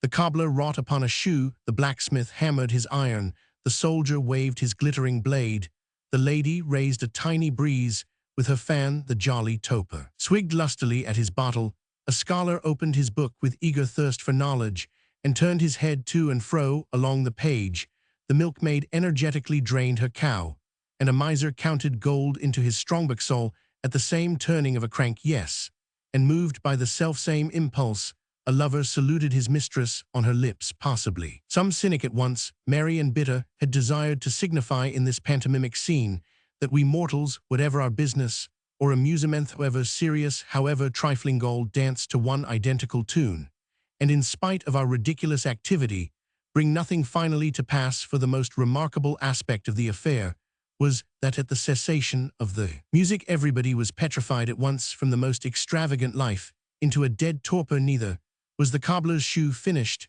nor the blacksmith's iron shaped out, nor was there a drop less of brandy in the toper's bottle, nor a drop more of milk in the milkmaid's pail, nor one additional coin in the miser's strongbox, nor was the scholar a page deeper in his book. All were precisely in the same condition as before. They made themselves so ridiculous by their haste to toil, to enjoy, to accumulate gold, and to become wise. Saddest of all, moreover, the lover was none the happier for the maiden's granted kiss, but rather than swallow this last too acrid ingredient, we reject the whole moral of the show. The monkey, meanwhile, with a thick tail curling out into preposterous prolixity from beneath his tartans, took his station at the Italian's feet. He turned a wrinkled and abominable little visage to every passer-by, and to the circle of children that soon gathered round, and to Hepzibah's shop door, and upward to the arched window, whence Phoebe and Clifford were looking down every moment. Also he took off his Highland bonnet, and performed a bow and scrape. Sometimes, moreover, he made personal application to individuals, holding out his small black palm, and otherwise plainly signifying his excessive desire for whatever filthy lucre might happen to be in anybody's pocket. The mean and low yet strangely manlike expression of his wilted countenance, the prying and crafty glance that showed him ready to gripe at every miserable advantage, his enormous tail too enormous to be decently concealed under his gabardine, and the deviltry of nature which it betokened. Take this monkey just as he was, in short, and you could desire no better image of the mammon of copper coin, symbolizing the grossest form of the love of money. Neither was there any possibility of satisfying the covetous little devil. Phoebe threw down a whole handful of cents, which he picked up with joyless eagerness, handed them over to the Italian for safekeeping, and immediately recommenced a series of pantomimic petitions for more. Doubtless more than one New Englander, let him be of what country he might, it is as likely to be the case. Passed by and threw a look at the monkey, and went on without imagining how nearly his own moral condition was here exemplified. Clifford, however, was a being of another order. He had taken childish delight in the music, and smiled too at the figures which it set in motion, but after looking a while at the long-tailed imp, he was so shocked by his horrible ugliness, spiritual as well as physical, that he actually began to shed tears, a weakness which men of merely delicate endowments and destitute of the fiercer, deeper, and more tragic power of laughter can hardly avoid when the worst and meanest aspect of life happens to be presented to them. Pyncheon Street was sometimes enlivened by spectacles of more imposing pretensions than the above, and which brought the multitude along with them with a shivering repugnance at the idea of personal contact with the world. A powerful impulse still seized on Clifford whenever the rush and roar of the human tide grew strongly audible to him. This was made evident one day when a political procession with hundreds of flaunting banners and drums, fifes, clarions, and cymbals reverberating between the rows of buildings marched all through town and trailed its length of trampling footsteps and most infrequent uproar past the ordinarily quiet house of the Seven Gables. As a mere object of sight, nothing is more deficient in picturesque features than a procession scene in its passage through narrow streets. The spectator feels it to be fool's play when he can distinguish the tedious commonplace of each man's visage with the perspiration and weary self-importance on it, and the very cut of his pantaloons, and the stiffness or laxity of his shirt collar, and the dust on the back of his black coat. In order to become majestic, it should be viewed from some vantage point, as it rolls its slow and long array through the center of a wide plain or the stateliest public square of a city, for then by its remoteness it melts all the petty personalities of which it is made up into one broad mass of existentione, great life-own collected body of mankind, with a vast, homogeneous spirit animating it. But on the other hand, if an impressible person standing alone over the brink of one of these processions should behold it not in its atoms, but in its aggregatias, a mighty river of life, massive in its tide and black with mystery and out of its depths, calling to the kindred depth within him, then the contiguity would add to the effect. It might so fascinate him that he would hardly be restrained from plunging into the surging stream of human sympathies. So it proved with Clifford. He shuddered, he grew pale, he threw an appealing look at Hepzibah and Phoebe, who were with him at the window. They comprehended nothing of his emotions, and supposed him merely disturbed by the unaccustomed tumult. At last, with tremulous limbs, he started up, set his foot on the windowsill, and in an instant more would have been in the unguarded balcony.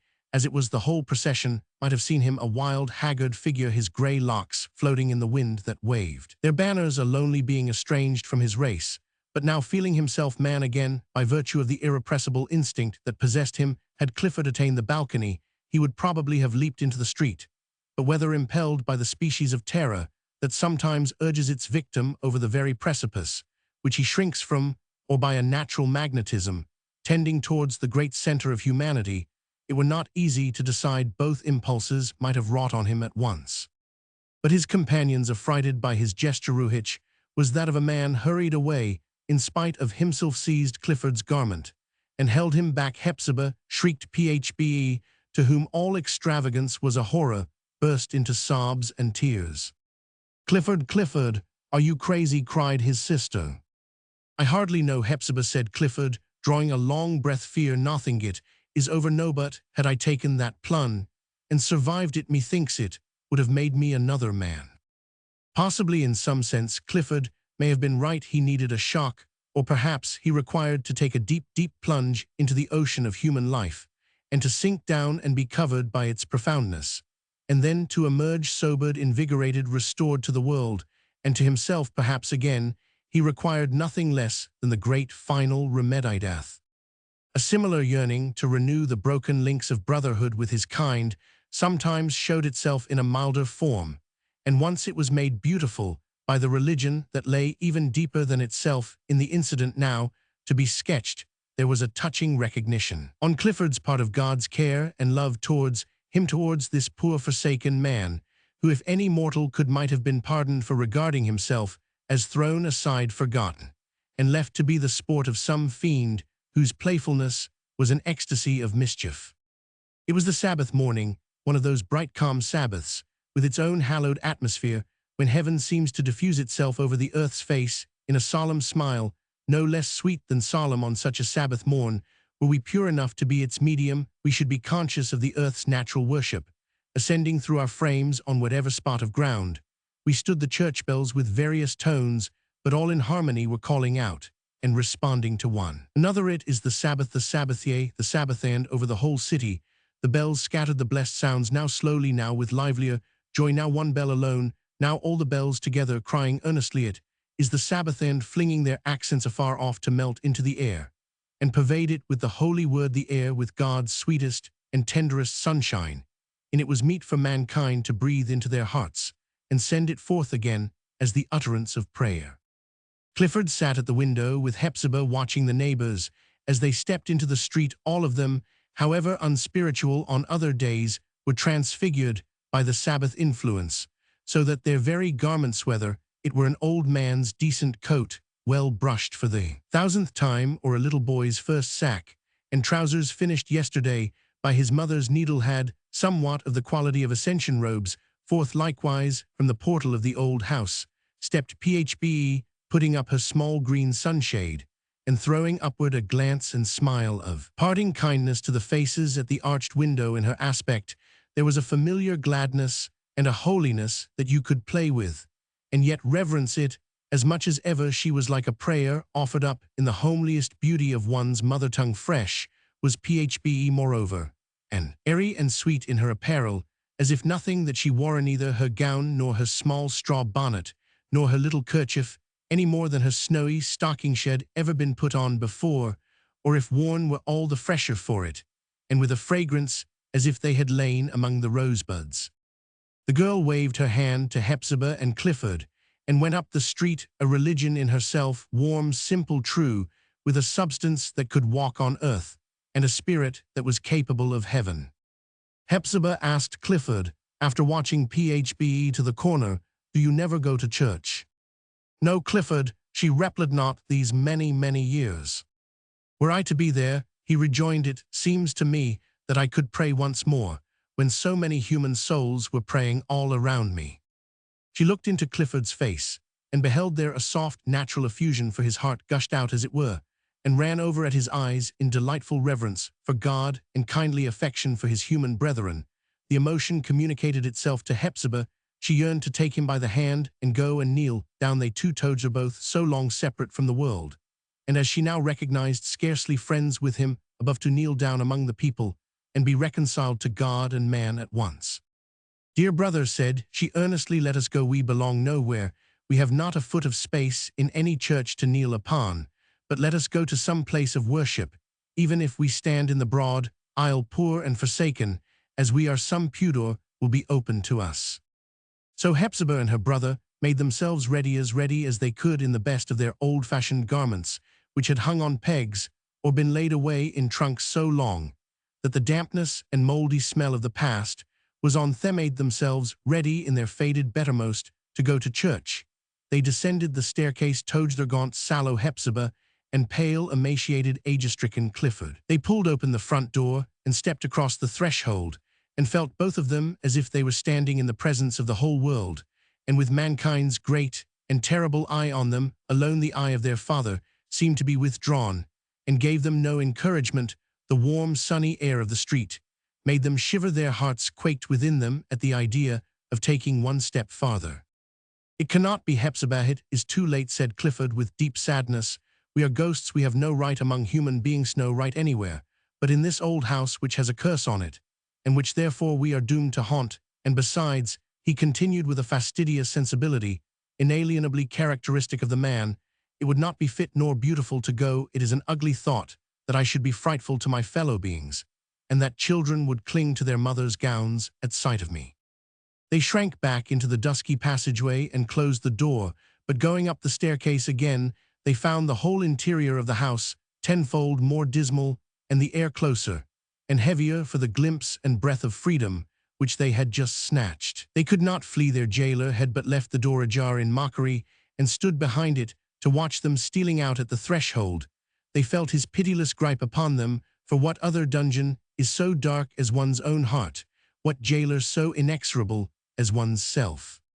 But it would be no fair picture of Clifford's state of mind were we to represent him as continually or prevailingly wretched. On the contrary, there was no other man in the city, we are bold to affirm, of so much as half his years, who enjoyed so many lightsome and griefless moments as himself. He had no burden of care upon him. There were none of those questions and contingencies with the future to be settled which wear away all other lives, and render them not worth having by the very process of providing for their support. In this respect, he was a child for the whole term of his existence, be it long or short. Indeed, his life seemed to be standing still at a period little in advance of childhood, and to cluster all his reminiscences about that epoch, just as after the torpor of a heavy blow the sufferers reviving. Consciousness goes back to a moment considerably behind the accident that stupefied him. He sometimes told Phba and Hepzibah his dreams, in which he invariably played the part of a child or a very young man. So vivid were they in his relation of them that he once held a dispute with his sister as to the particular figure or print of a chintz morning dress, which he had seen their mother wear in the dream of the preceding night. Hepzibah, piquing herself on a woman's accuracy in such matters, held it to be slightly different from what Clifford described, but producing the very gown from an old trunk, it proved to be identical with his remembrance of it. Had Clifford, every time that he emerged out of dreams, so lifelike, undergone the torture of transformation from a boy into an old and broken man, the daily recurrence of the shock would have been too much to bear. It would have caused an acute agony to thrill from the morning twilight all the day through, until bedtime, and even then would have mingled a dull, inscrutable pain and pallid hue of misfortune with the visionary bloom and adolescence of his slumber. But the nightly moonshine interwove itself with the morning mist, and enveloped him as in a robe, which he hugged about his person and seldom let realities pierce through. He was not often quite awake, but slept open-eyed, and perhaps fancied himself most dreaming then. Thus lingering always so near his childhood, he had sympathies with children, and kept his heart the fresher thereby, like a reservoir into which rivulets were pouring not far from the fountainhead, though prevented by a subtle sense of propriety from desiring to associate with them. He loved few things better than to look out of the arched window and see a little girl driving her hoop along the sidewalk, or schoolboys at a game of ball. Their voices also were very pleasant to him, heard at a distance, all swarming and intermingling together, as flies do in a sunny room. Clifford would doubtless have been glad to share their sports. One afternoon, he was seized with an irresistible desire to blow soap bubbles, an amusement, as Hepzibah told Phbe, a part that had been a favorite one with her brother when they were both children. Behold him, therefore, at the arched window, with an earthen pipe in his mouth. Behold him with his grey hair and a wan, unreal smile over his countenance, where still hovered a beautiful grace, which his worst enemy must have acknowledged to be spiritual and immortal, since it had survived so long. Behold him, scattering airy spheres abroad from the window into the street. Little impalpable worlds were those soap bubbles, with the big world depicted in hues bright as imagination on the nothing of their surface. It was curious to see how the passers-by regarded these brilliant fantasies as they came floating down, and made the dull atmosphere imaginative about them. Some stopped to gaze, and perhaps carried a pleasant recollection of the bubbles onward as far as the street corner. Some looked angrily upward, as if poor Clifford wronged them by setting an image of beauty afloat so near their dusty pathway. A great many put out their fingers or their walking sticks to touch withal, and were perversely gratified, no doubt, when the bubble with all its pictured earth and sky scene vanished as if it had never been. At length, just as an elderly gentleman of very dignified presence happened to be passing, a large bubble sailed majestically down and burst right against his nose. He looked up at first with a stern, keen glance, which penetrated at once into the obscurity behind the arched window, then, with a smile which might be conceived as diffusing a dog-day sultriness for the space of several yards about him. "Aha, cousin Clifford," cried Judge Pyncheon, "what still blowing soap bubbles?" The tone seemed as if meant to be kind and soothing, but yet had a bitterness of sarcasm in it, as, for Clifford, an absolute palsy of fear came over him apart from any definite cause of dread, which his past experience might have given him. He felt that native and original horror of the excellent judge, which is proper to a weak, delicate, and apprehensive character. In the presence of massive strength, strength is incomprehensible by weakness, and therefore the more terrible. There is no greater bugbear than a strong-willed relative in the circle of his own connections. Roman 12, the daguerreotypist. It must not be supposed that the life of a personage naturally so active as Phbe could be wholly confined within the precincts of the old Pyncheon house. Clifford's demands upon her time were usually satisfied in those long days, considerably earlier than sunset quiet, as his daily existence seemed. It nevertheless drained all the resources by which he lived, it was not physical exercise that overwearied him, except that he sometimes wrought a little with a hoe or paced the garden walk, or in rainy weather traversed a large unoccupied roomette, was his tendency to remain only too quiescent as regarded any toil of the limbs and muscles, but either there was a smouldering fire within him that consumed his vital energy, or the monotony that would have dragged itself with benumbing effect over a mind differently situated. Was no monotony to Clifford possibly. He was in a state of second growth and recovery, and was constantly assimilating nutriment for his spirit and intellect from sights, sounds, and events, which passed as a perfect void to persons more practiced with the world, as all is activity and vicissitude to the new mind of a child, so might it be likewise to a mind that had undergone a kind of new creation after its long-suspended life. Be the cause what it might, Clifford commonly retired to rest thoroughly exhausted, while the sunbeams were still melting through his window curtains, or were thrown with late lustre on the chamber wall, and while he thus slept early as other children do, and dreamed of childhood, Phbe was free to follow her own tastes for the remainder of the day and evening.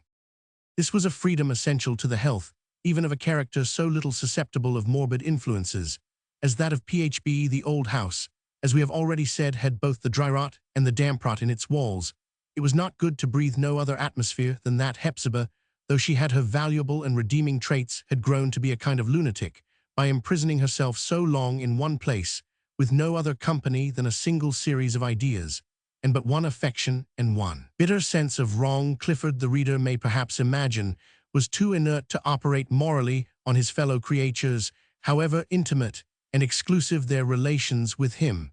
But the sympathy or magnetism among human beings is more subtle and universal than we think. It exists indeed among different classes of organized life, and vibrates from one to another. A flower, for instance, as Phbe herself observed, always began to droop sooner in Clifford's hand or Hepzibah's than in her own, and by the same law converting her whole daily life into a flower fragrance for these two sickly spirits, the blooming girl must inevitably droop and fade much sooner than if worn on a younger and happier breast, unless she had now and then indulged her brisk impulses and breathed rural air in a suburban walk, or ocean breezes along the shore, had occasionally obeyed the impulse of nature in New England girls by attending a metaphysical or philosophical lecture, or viewing a 7-mile panorama, or listening to a concerta, had gone shopping about the city, ransacking entire depots of splendid merchandise, and bringing home a ribbon, had employed likewise a little time to read the Bible in her chamber,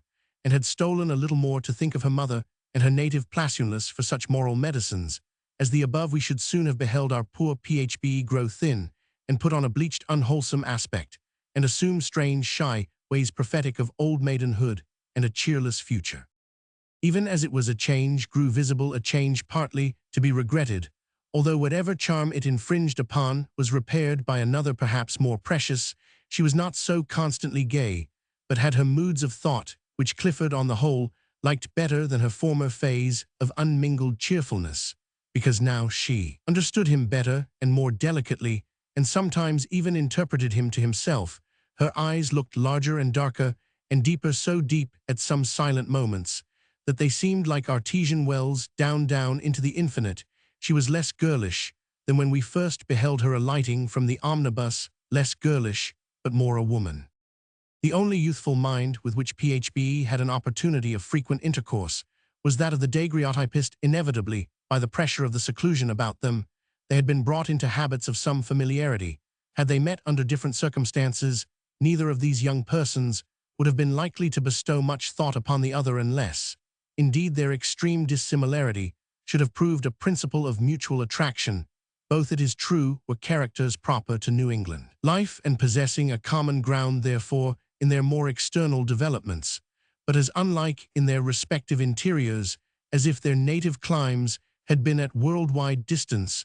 During the early part of their acquaintance, Phbe had held back rather more than was customary with her frank and simple manners from Holgrave's not very marked advances, nor was she yet satisfied that she knew him well, although they almost daily met and talked together in a kind, friendly, and what seemed to be a familiar way. The artist, in a desultory manner, had imparted to Phbe something of his history young as he was, and had his career terminated at the point already attained, there had been enough of incident to fill very creditably an autobiographic volume, a romance on the plan of Gil Blas adapted to American society and manners, would cease to be a romance the experience of many individuals among us, who think it hardly worth the telling, would equal the vicissitudes of the Spaniard's earlier life, while their ultimate success, or the point whither they tend, may be incomparably higher than any that a novelist would imagine for his hero Holgrave, as he told Phbe somewhat proudly, could not boast of his origin, unless as being exceedingly humble, nor of his education, except that it had been the scantiest possible, and obtained by a few winter months' attendance at a district school. Left early to his own guidance, he had begun to be self-dependent while yet a boy, and it was a condition aptly suited to his natural force of will, though now but 22 years old, lacking some months, which are years in such a life. He had already been first a country schoolmaster, next a salesman in a country store, and either at the same time or afterwards, the political editor of a country newspaper. He had subsequently traveled New England and the Middle States as a peddler in the employment of a Connecticut manufactory of collogneuter and other essences. In an episodical way, he had studied and practiced dentistry, and with very flattering success, especially in many of the factory towns along our inland streams, as a supernumerary official of some kind or other aboard a packet ship. He had visited Europe and found means, before his return, to see Italy and part of France and Germany. At a later period, he had spent some months in a community of Fourierists. Still more recently, he had been a public lecturer on mesmerism, for which science, as he assured Phbe, and indeed satisfactorily proved by putting Chanticleer, who happened to be scratching nearby, to sleep, he had very remarkable endowments.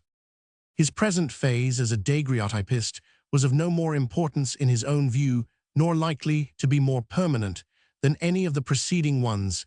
It had been taken up with the careless alacrity of an adventurer, who had his bread to earn. It would be thrown aside as carelessly whenever he should choose to earn his bread by some other equally digressive means. But what was most remarkable, and perhaps showed a more than common poise in the young man, was the fact that amid all these personal vicissitudes, he had never lost his identity homeless, as he had been continually changing his whereabout, and therefore responsible neither to public opinion nor to individual sputting off one exterior and snatching up another to be soon shifted for a third, had never violated the innermost man, but had carried his conscience along with him. It was impossible to know Holgrave without recognizing this to be the fact. Hepzibah had seen it. Phbe soon saw it likewise, and gave him the sort of confidence which such a certainty inspires. She was startled, however, and sometimes repelled, not by any doubt of his integrity to whatever law he acknowledged, but by a sense that his law differed from her own. He made her uneasy, and seemed to unsettle everything around her by his lack of reverence for what was fixed, unless, at a moment's warning, it could establish its right to hold its ground. Then, moreover, she scarcely thought him affectionate in his nature. He was too calm and cool an observer. Phbe felt his eye often, his heart seldom or never. He took a certain kind of interest in Hepzibah and her brother and Phbe herself. He studied them attentively, and allowed no slightest circumstance of their individualities to escape him. He was ready to do them whatever good he might, but after all he never exactly made common cause with them, nor gave any reliable evidence that he loved them better in proportion as he knew them more in his relations with them. He seemed to be in quest of mental food, not heart sustenance. Phbe could not conceive what interested him so much in her friends and herself, intellectually, since he cared nothing for them, or comparatively so little as objects of human affection.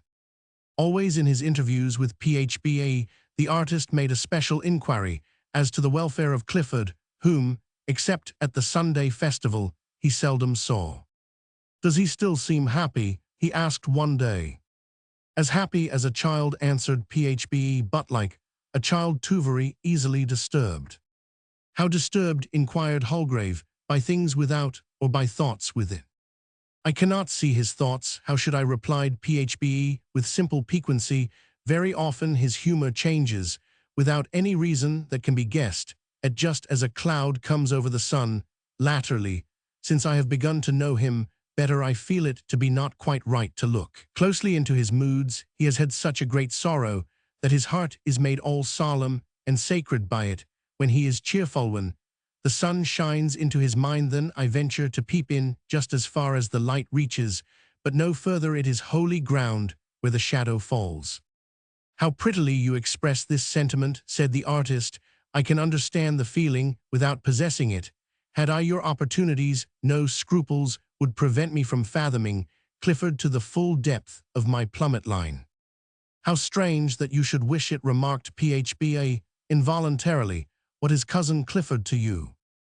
Oh, nothing, of course, nothing, answered Holgrave with a smile, only this is such an odd and incomprehensible world. The more I look at it, the more it puzzles me, and I begin to suspect that a man's bewilderment is the measure of his wisdom. Men and women, and children too, are such strange creatures that one never can be certain that he really knows them, nor ever guess what they have been from what he sees them to be now. Judge Pyncheon, Clifford, what a complex riddle, a complexity of complexities do they present. It requires intuitive sympathy like a young girl's to solve it. A mere observer like myself, who never have any intuitions, and am at best only subtle and acute, is pretty certain to go astray. The artist now turned the conversation to themes less dark than that which they had touched upon. Phbe and he were young together, nor had Holgrave, in his premature experience of life, wasted entirely that beautiful spirit of youth, which, gushing forth from one small heart and fancy, may diffuse itself over the universe, making it all as bright as on the first day of creation. Man's own youth is the world's youth. At least he feels as if it were, and imagines that the earth's granite substance is something not yet hardened, and which he can mold into whatever shape he likes. So it was with Holgrave. He could talk sagely about the world's old age, but never actually believed what he said. He was a young man still, and therefore looked upon the world, that grey-bearded and wrinkled, profligate, decrepit, without being venerable, as a tender stripling capable of being improved into all that it ought to be, but scarcely yet had shown the remotest promise of becoming. He had that sense or inward prophecy which a young man had better never have been born than not to have, and a mature man had better die at once than utterly to relinquish that.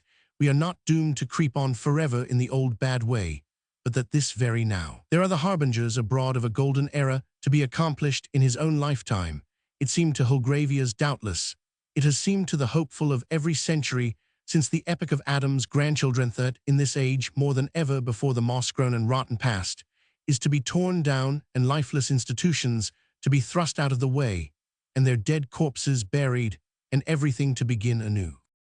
As to the main point, may we never live to doubt eaters to the better centuries that are coming. The artist was surely right. His error lay in supposing that this age, more than any past or future one, is destined to see the tattered garments of antiquity exchanged for a new suit, instead of gradually renewing themselves by patchwork. In applying his own little lifespan as the measure of an interminable achievement, and more than all in fancying that it mattered anything to the great end in view, whether he himself should contend for it or against it.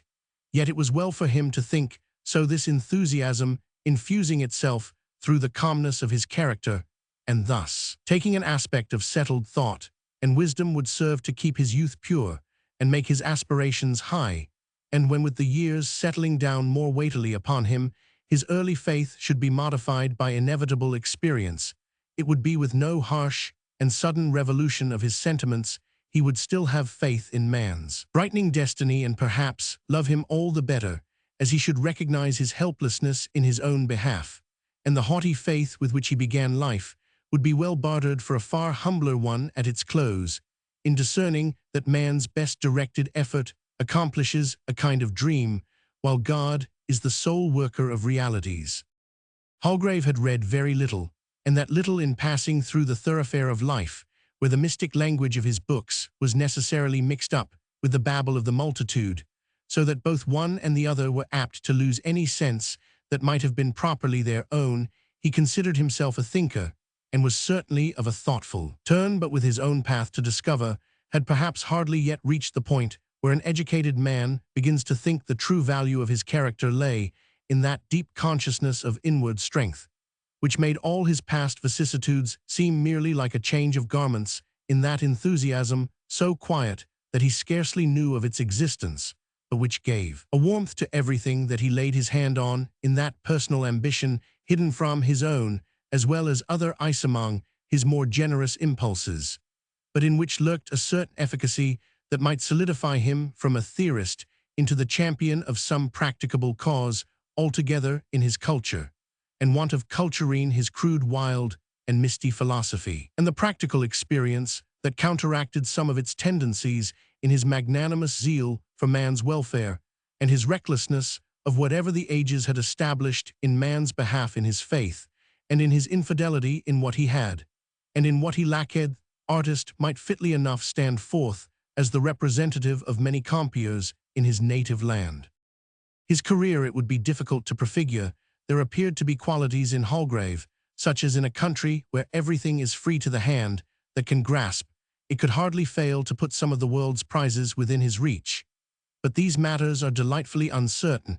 At almost every step in life we meet with young men of just about Holgrave's age for whom we anticipate wonderful things, but of whom, even after much and careful inquiry, we never happen to hear another word. The effervescence of youth and passion, and the fresh gloss of the intellect and imagination endow them with a false brilliancy which makes fools of themselves and other people. Like certain chintzes, calicoes, and ginghams, they show finely in their first newness, but cannot stand the sun and rain, and assume a very sober aspect after washing day.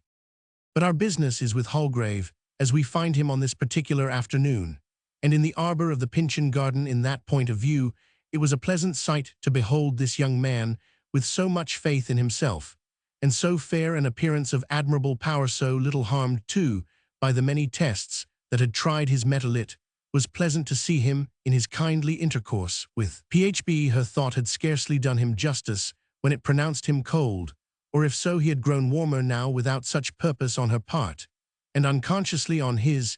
She made the house of the Seven Gables like a home to him, and the garden a familiar precinct. With the insight on which he prided himself, he fancied that he could look through Phoebe and all around her, and could read her off like a page of a child's storybook. But these transparent natures are often deceptive in their depth. Those pebbles at the bottom of the fountain are farther from us than we think. Thus the artist, whatever he might judge of Phoebe's capacity, was beguiled by some silent charm of hers to talk freely of what he dreamed of doing in the world.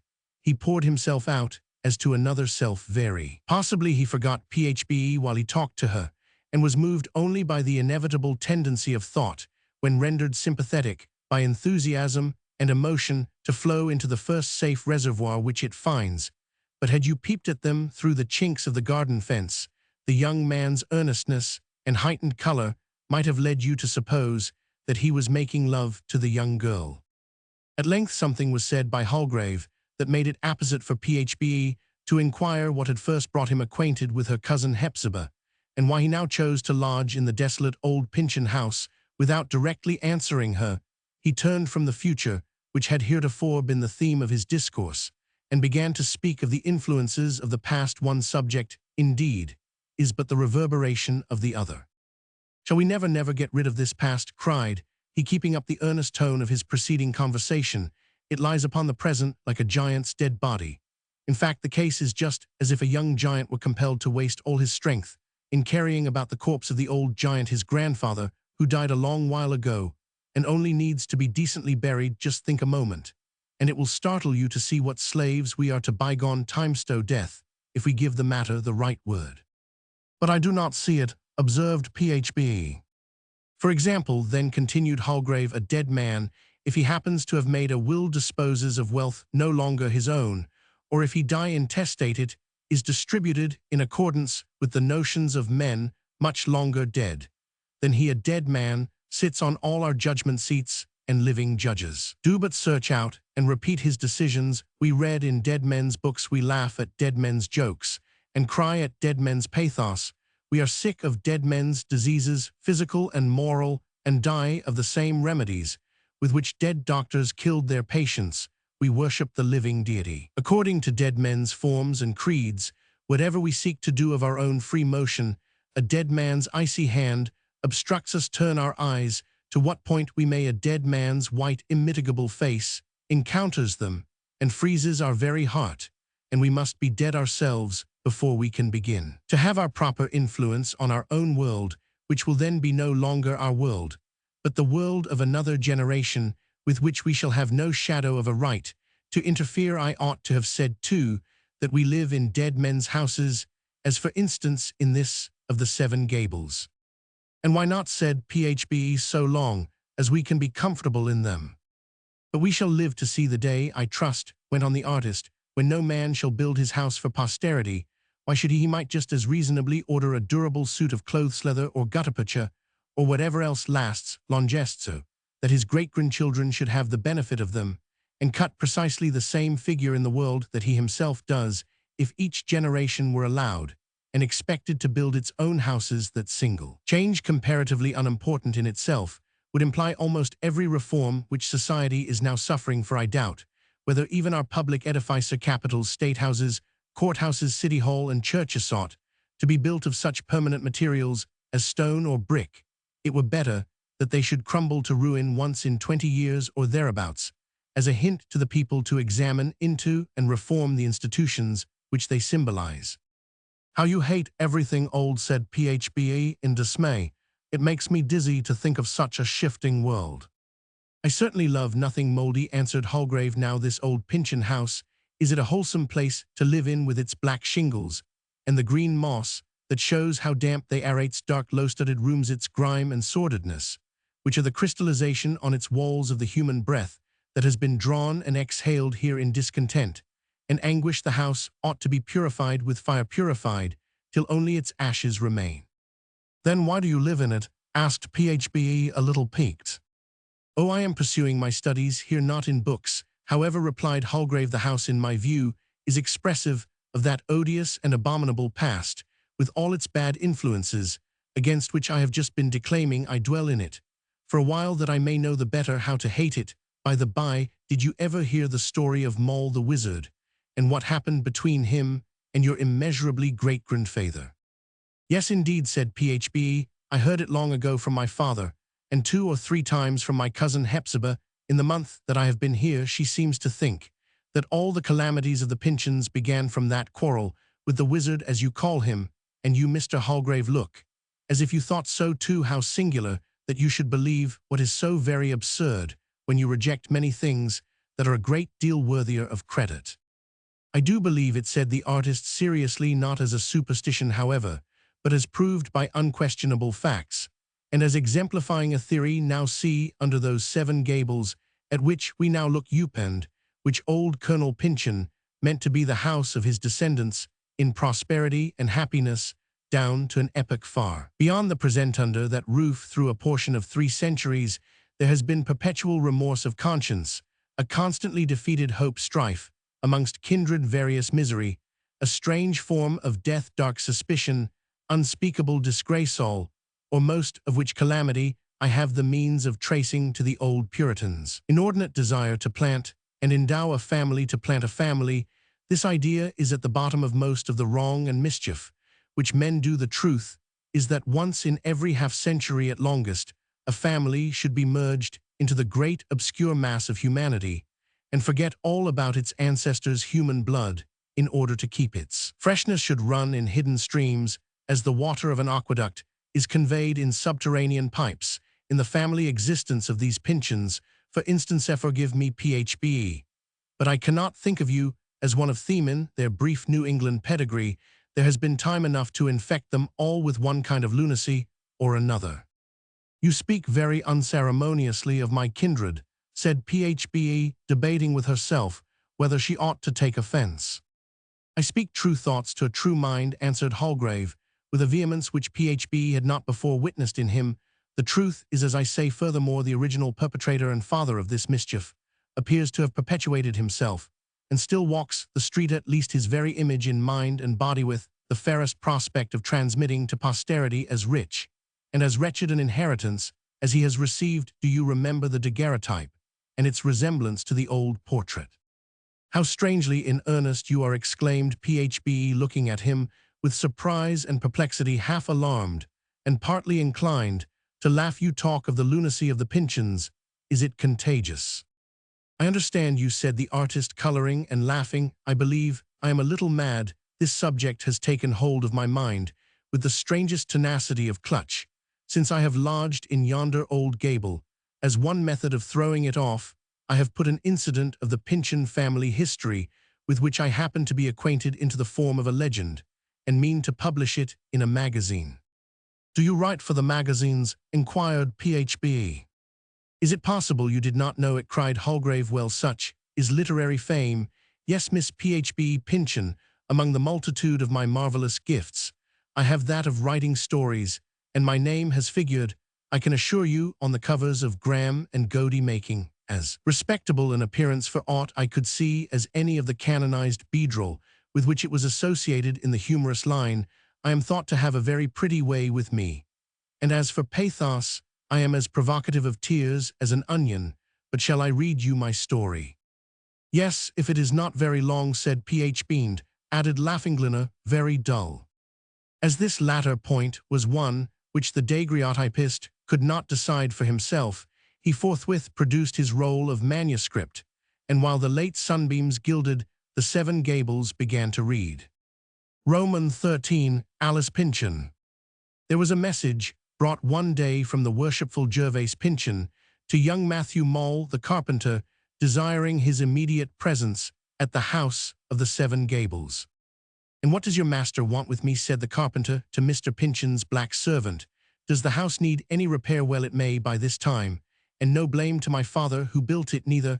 I was reading the old colonel's tombstone no longer ago than last Sabbath, and reckoning from that date, the house has stood 37 years. No wonder if there should be a job to do on the roof. Don't know what massa wants, answered Scipio. The house is a very good house, and old Colonel Pyncheon thinks so too. I reckons why the old man haunt it so, and frighten a poor nigger as he does. Well, well, friend Scipio, let your master know that I am coming, said the carpenter with a laugh. For a fair workman-like job hell find me his man, and so the house is haunted. Is it? It will take a tighter workman than I am to keep the spirits out of the Seven Gables. Even if the colonel would be quiet, he added, muttering to himself, my old grandfather, the wizard will be pretty sure to stick to the Pyncheons as long as their walls hold together. What's that you mutter to yourself, Matthew Mole? Asked Scipio, and what for do you look so black at me? No matter, darky, said the carpenter. Do you think nobody is to look black but yourself? Go tell your master I am coming, and if you happen to see Mistress Alice, his daughter, give Matthew Mole's humble respects to her. She has brought a fair face from Italy, fair and gentle, and proud has that same Alice Pyncheon. He talk of Mistress Alice, cried Scipio, as he returned from his errand. The low carpenterman, he no business so much as to look at her a great way off. This young Matthew Mole the carpenter, it must be observed, was a person little understood, and not very generally liked in the town where he resided. Not that anything could be alleged against his integrity or his skill and diligence in the handicraft, which he exercised. The aversion, as it might justly be called, with which many persons regarded him, was partly the result of his own character and deportment, and partly an inheritance. He was the grandson of a former Matthew Mole, one of the early settlers of the town, and who had been a famous and terrible wizard in his day. This old reprobate was one of the sufferers when Cotton Mather and his brother ministers, and the learned judges and other wise men, and Sir William Phipps, the sagacious governor, made such laudable efforts to weaken the great enemy of souls by sending a multitude of his adherents up the rocky pathway of Gallows Hill. Since those days, no doubt, it had grown to be suspected that in consequence of an unfortunate overdoing of a work praiseworthy in itself, the proceedings against the witches had proved far less acceptable to the beneficent father than to that very arch-enemy whom they were intended to distress and utterly overwhelm. It is not the less certain, however, that awe and terror brooded over the memories of those who died for this horrible crime of witchcraft. Their graves in the crevices of the rocks were supposed to be incapable of retaining the occupants who had been so hastily thrust into them. Old Matthew Mole especially was known to have as little hesitation or difficulty in rising out of his grave as an ordinary man in getting out of bed, and was as often seen at midnight as living people at noonday, this pestilent wizard in whom his just punishment seemed to have wrought no manner of amendment, had an inveterate habit of haunting a certain mansion styled the House of the Seven Gables, against the owner of which he pretended to hold an unsettled claim for groundrent the ghost. It appears with the pertinacity which was one of his distinguishing characteristics, while alive insisted that he was the rightful proprietor of the site upon which the house stood. His terms were that either the aforesaid groundrent from the day when the cellar began to be dug should be paid down, or the mansion itself given up, else he, the ghostly creditor, would have his finger in all the affairs of the Pyncheons and make everything go wrong with them, though it should be 1,000 years after his death. It was a wild story perhaps, but seemed not altogether so incredible to those who could remember what an inflexibly obstinate old fellow this wizard Mall had been. Now the wizard's grandson, the young Matthew Mall of our story, was popularly supposed to have inherited some of his ancestors' questionable traits. It is wonderful how many absurdities were promulgated. In reference to the young man, he was fabled, for example, to have a strange power of getting into people's dreams and regulating matters there according to his own fancy, pretty much like the stage manager of a theater. There was a great deal of talk among the neighbors, particularly the petticoated ones, about what they called the witchcraft of Mall's eye. Some said that he could look into people's minds. Others that by the marvelous power of this eye he could draw people into his own mind, or send them, if he pleased, to do errands to his grandfather in the spiritual world. Others again, that it was what is termed an evil eye, and possessed the valuable faculty of blighting corn and drying children into mummies with the heartburn. But after all, what worked most to the young carpenter's disadvantage was first the reserve and sternness of his natural disposition, and next the fact of his not being a church communicant and the suspicion of his holding heretical tenets in matters of religion and polity. After receiving Mr. Pyncheon's message, the carpenter merely tarried to finish a small job which he happened to have in hand, and then took his way towards the House of the Seven Gables.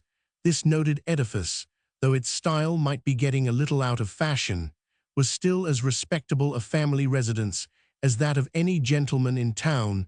The present owner, Gervase Pyncheon, was said to have contracted a dislike to the house in consequence of a shock to his sensibility in early childhood from the sudden death of his grandfather. In the very act of running to climb Colonel Pyncheon's knee, the boy had discovered the old Puritan to be a corpse. On arriving at manhood, Mr. Pyncheon had visited England, where he married a lady of fortune and had subsequently spent many years partly in the mother country and partly in various cities on the continent of Europe. During this period, the family mansion had been consigned to the charge of a kinsman who was allowed to make it his home for the time being in consideration of keeping the premises in thorough repair. So faithfully had this contract been fulfilled that now, as the carpenter approached the house, his practiced eye could detect nothing to criticize in its condition. The peaks of the Seven Gables rose up sharply, the shingled roof looked thoroughly watertight, and the glittering plasterwork entirely covered the exterior walls and sparkled in the October sun as if it had been new only a week ago. The house had that pleasant aspect of life which is like the cheery expression of comfortable activity in the human countenance. You could see at once that there was the stir of a large family within it. A huge load of oak wood was passing through the gateway towards the outbuildings in the rear. The fat cooker, probably it might be the housekeeper, stood at the side door bargaining for some turkeys and poultry which a countryman had brought for sale now, and then a maidservant neatly dressed, and now the shining sable face of a slave, might be seen bustling across the windows in the lower part of the house, at an open window of a room in the second story, hanging over some pots of beautiful and delicate flowers, exotics, but which had never known a more genial sunshine than that of the New England autumn, was the figure of a young lady, an exotic like the flowers, and beautiful and delicate, as they her presence imparted an indescribable grace and faint witchery to the whole edifice. In other respects, it was a substantial, jolly-looking mansion, and seemed fit to be the residence of a patriarch who might establish his own headquarters in the front gable, and assign one of the remainder to each of his 6 children, while the great chimney in the center should symbolize the old fellow's hospitable heart, which kept them all warm and made a great hole of the 7 smaller ones. There was a vertical sundial on the front gable, and as the carpenter passed beneath it, he looked up and noted the hour. 3 o'clock, said he to himself. My father told me that dial was put up only an hour before the old colonel's death. How truly it has kept time these 37 years. Past the shadow creeps and creeps, and is always looking over the shoulder of the sunshine. It might have befitted a craftsman like Matthew Mall, on being sent for to a gentleman's house, to go to the back door where servants and workpeople were usually admitted, or at least to the side entrance, where the better class of tradesmen made application. But the carpenter had a great deal of pride and stiffness in his nature, and at this moment, moreover, his heart was bitter with the sense of hereditary wrong, because he considered the great Pyncheon house to be standing on soil which should have been his own. On this very site, beside a spring of delicious water, his grandfather had felled the pine trees and built a cottage in which children had been born to him, and it was only from a dead man's stiffened fingers that Colonel Pyncheon had wrested away the title deeds. So young Mall went straight to the principal entrance beneath a portal of carved oak, and gave such a peal of the iron knocker that you would have imagined the stern old wizard himself to be standing at the threshold. Black Scipio answered the summons in a prodigious hurry, but showed the whites of his eyes in amazement on beholding only the carpenter. Lord a mercy, what a great man he be, this carpenter fellow, mumbled Scipio down in his throat. Anybody think he beat on the door with his biggest hammer? Here I am, said Mall sternly. Show me the way to your master's parlor. As he stepped into the house, a note of sweet and melancholy music thrilled and vibrated along the passageway, proceeding from one of the rooms above stairs. It was the harpsichord which Alice Pyncheon had brought with her from beyond the sea. The fair Alice bestowed most of her maiden leisure between flowers and music, although the former were apt to droop, and the melodies were often sad. She was of foreign education, and could not take kindly to the New England modes of life, in which nothing beautiful had ever been developed. As Mr. Pyncheon had been impatiently awaiting Mall's arrival, Black Scipio, of course, lost no time in ushering the carpenter into his master's presence. The room in which this gentleman sat was a parlor of moderate size, looking out upon the garden of the house, and having its windows partly shadowed by the foliage of fruit trees. It was Mr. Pyncheon's peculiar apartment, and was provided with furniture in an elegant and costly style, principally from Paris, the floor, which was unusual at that day, being covered with a carpet so skillfully and richly wrought that it seemed to glow as with living flowers. In one corner stood a marble woman, to whom her own beauty was the sole and sufficient garment, some picturesque that looked old and had a mellow tinge diffused through all their artful splendor. Hung on the walls near the fireplace was a large and very beautiful cabinet of ebony, inlaid with ivory, a piece of antique furniture which Mr. Pyncheon had bought in Venice, and which he used as the treasure place for medals, ancient coins, and whatever small and valuable curiosities he had picked up on his travels. Through all this variety of decoration, however, the room showed its original characteristics: its low stud, its crossbeam, its chimney-piece with the old-fashioned Dutch tiles, so that it was the emblem of a mind industriously stored with foreign ideas, and elaborated into artificial refinement, but neither larger nor, in its proper self, more elegant than before. There were 2 objects that appeared rather out of place in this very handsomely furnished room. One was a large map or surveyor's plan of a tract of land, which looked as if it had been drawn a good many years ago, and was now dingy with smoke and soiled here and there with the touch of fingers. The other was a portrait of a stern old man in a Puritan garb, painted roughly, but with a bold effect and a remarkably strong expression of character. At a small table before a fire of English seckel sat Mr. Pyncheon, sipping coffee, which had grown to be a very favorite beverage with him in France. He was a middle-aged and really handsome man, with a wig flowing down upon his shoulders. His coat was of blue velvet with lace on the borders and at the buttonholes, and the firelight glistened on the spacious breadth of his waistcoat, which was flowered all over with gold. On the entrance of Scipio ushering in carpenter, Mr. Pyncheon turned partly round, but resumed his former position, and proceeded deliberately to finish his cup of coffee without immediate notice of the guest whom he had summoned to his presence. It was not that he intended any rudeness or improper neglect, indeed, he would have blushed to be guilty of, but it never occurred to him that a person in Moll's station had a claim on his courtesy or would trouble himself about it one way or the other. The carpenter, however, stepped at once to the hearth and turned himself about so as to look Mr. Pyncheon in the face. "You sent for me," said he. "Be pleased to explain your business, that I may go back to my own affairs." Excuse me," said Mr. Pyncheon quietly. "I did not mean to tax your time without a recompense. Your name, I think, is Moll Thomas, or Matthew Mollier, son or grandson of the builder of this house?" "Matthew Moll," replied the carpenter, "son of him who built the house, grandson of the rightful proprietor of the soil." "I know the dispute to which you allude," observed Mr. Pyncheon with undisturbed equanimity. "I am well aware that my grandfather was compelled to resort to a suit at law in order to establish his claim to the foundation site of this edifice. We will not, if you please, renew the discussion. The matter was settled at the time, and by the competent authorities equitably, it is to be presumed, and, at all events, irrevocably. Yet, singularly enough, there is an incidental reference to this very subject in what I am now about to say to you, and this same inveterate grudge, excuse me, I mean no offence's irritability, which you have just shown, is not entirely aside from the matter." "If you can find anything for your purpose, Mr. Pyncheon," said the carpenter, "in a man's natural resentment for the wrongs done to his blood, you are welcome to it." "I take you at your word, Goodman Moll," said the owner of the Seven Gables with a smile, "and will proceed to suggest a mode in which your hereditary resentments, justifiable or otherwise, may have had a bearing on my affairs. You have heard, I suppose, that the Pyncheon family, ever since my grandfather's days, have been prosecuting a still unsettled claim to a very large extent of territory at the eastward." "Often," replied Mollind. "It is said that a smile came over his face very often from my father." "This claim," continued Mr. Pyncheon, after pausing a moment, as if to consider what the carpenter's smile might mean, "appeared to be on the very verge of a settlement and full allowance at the period of my grandfather's decease.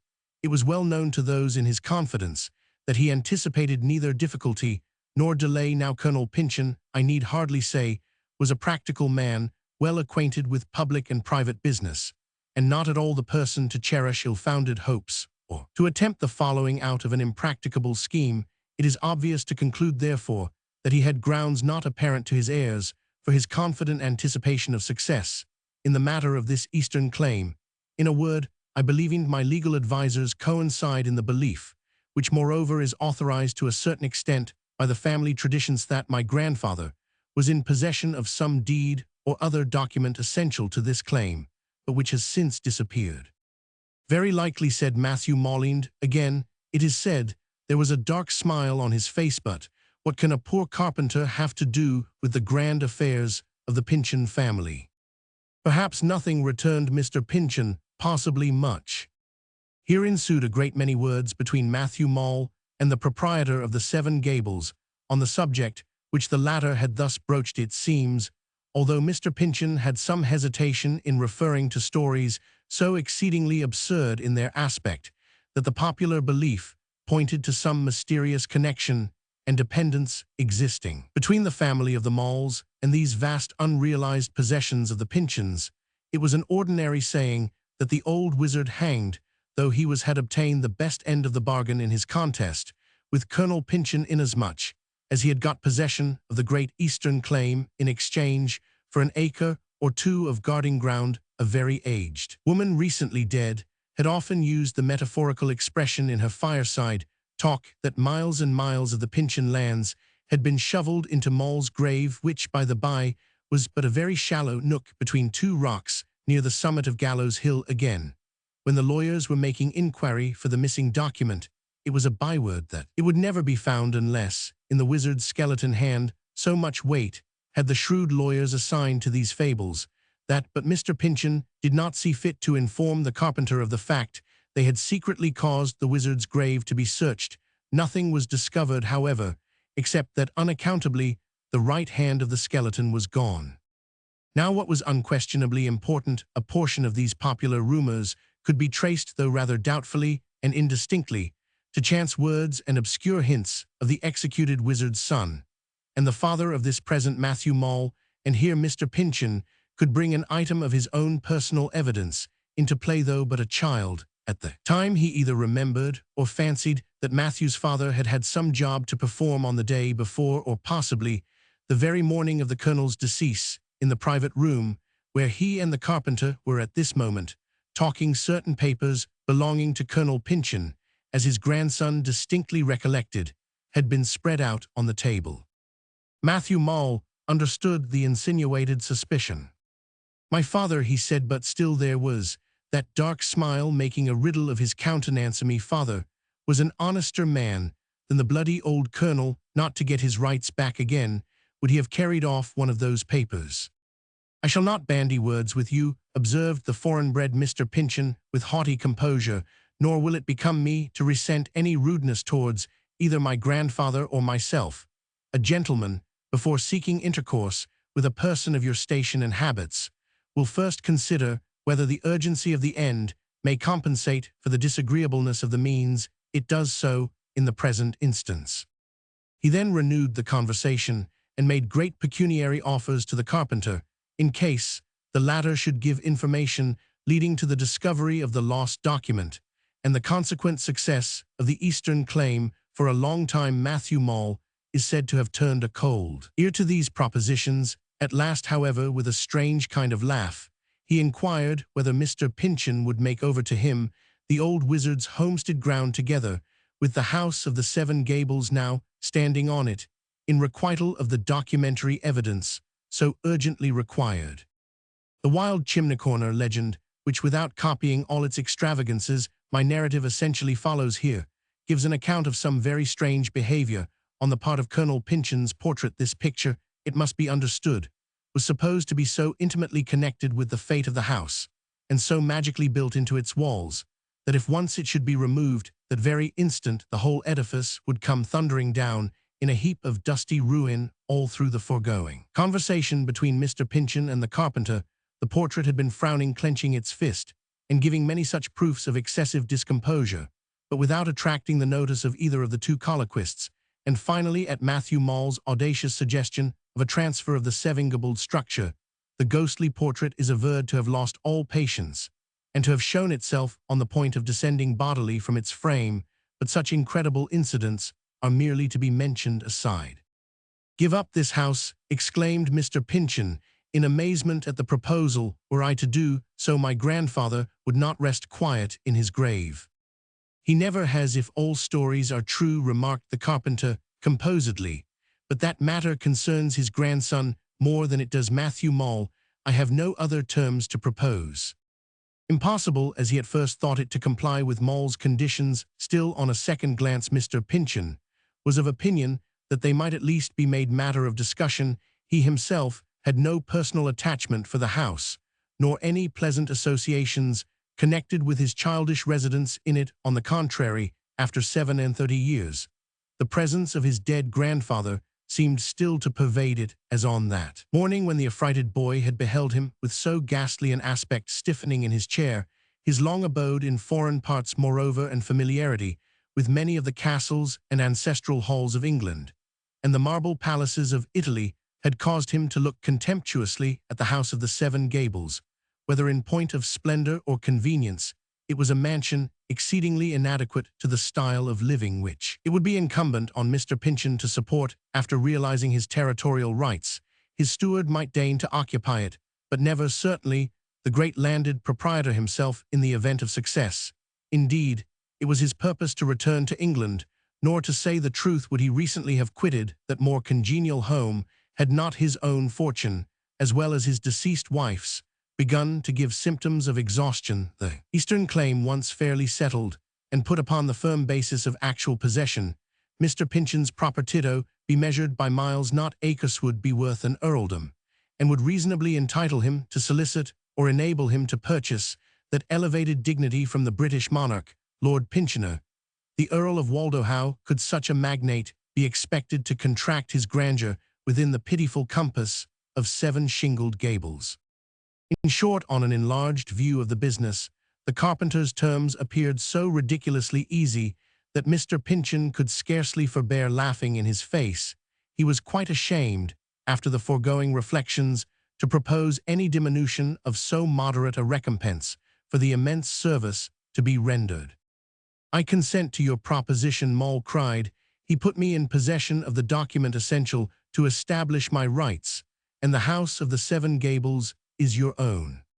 According to some versions of the story, a regular contract to the above effect was drawn up by a lawyer and signed, and sealed in the presence of witnesses. Others say that Matthew Mole was contented with a private written agreement in which Mr. Pyncheon pledged his honor and integrity to the fulfillment of the terms concluded upon. The gentleman then ordered wine, which he and the carpenter drank together in confirmation of their bargain. During the whole preceding discussion and subsequent formalities, the old Puritan's portrait seems to have persisted in its shadowy gestures of disapproval, but without effect, except that, as Mr. Pyncheon set down the emptied glass, he thought he beheld his grandfather frown. "This sherry is too potent a wine for me. It has affected my brain already," he observed, after a somewhat startled look at the picture on returning to Europe. "I shall confine myself to the more delicate vintages of Italy and France, the best of which will not bear transportation." "My Lord Pyncheon may drink what wine he will, and wherever he pleases," replied the carpenter, as if he had been privy to Mr. Pyncheon's ambitious projects. "But first, sir, if you desire tidings of this lost document, I must crave the favor of a little talk with your fair daughter Alice." "You are mad, Mole," exclaimed Mr. Pyncheon haughtily, and now at last there was anger mixed up with his pride. "What can my daughter have to do with a business like this?" Indeed, at this new demand on the carpenter's part, the proprietor of the Seven Gables was even more thunderstruck than at the cool proposition to surrender his house. There was at least an assignable motive for the first stipulation. There appeared to be none whatever for the last. Nevertheless, Matthew Mole sturdily insisted on the young lady being summoned, and even gave her father to understand, in a mysterious kind of explanation which made the matter considerably darker than it looked before, that the only chance of acquiring the requisite knowledge was through the clear crystal medium of a pure and virgin intelligence, like that of the fair Alice. Not to encumber our story with Mr. Pyncheon's scruples, whether of conscience, pride, or fatherly affection, he at length ordered his daughter to be called. He well knew that she was in her chamber, and engaged in no occupation that could not readily be laid aside, for as it happened, ever since Alice's name had been spoken, both her father and the carpenter had heard the sad and sweet music of her harpsichord, and the airier melancholy of her accompanying voice. So Alice Pyncheon was summoned, and appeared a portrait of this young lady, painted by a Venetian artist, and left by her father in England, is said to have fallen into the hands of the present Duke of Devonshire, and to be now preserved at Chatsworth, not on account of any associations with the original, but for its value as a picture and the high character of beauty in the countenance. If ever there was a lady born, and set apart from the world's vulgar mass by a certain gentle and cold stateliness, it was this very Alice Pyncheon. Yet there was the womanly mixture in her, the tenderness, or at least the tender capabilities, for the sake of that redeeming quality.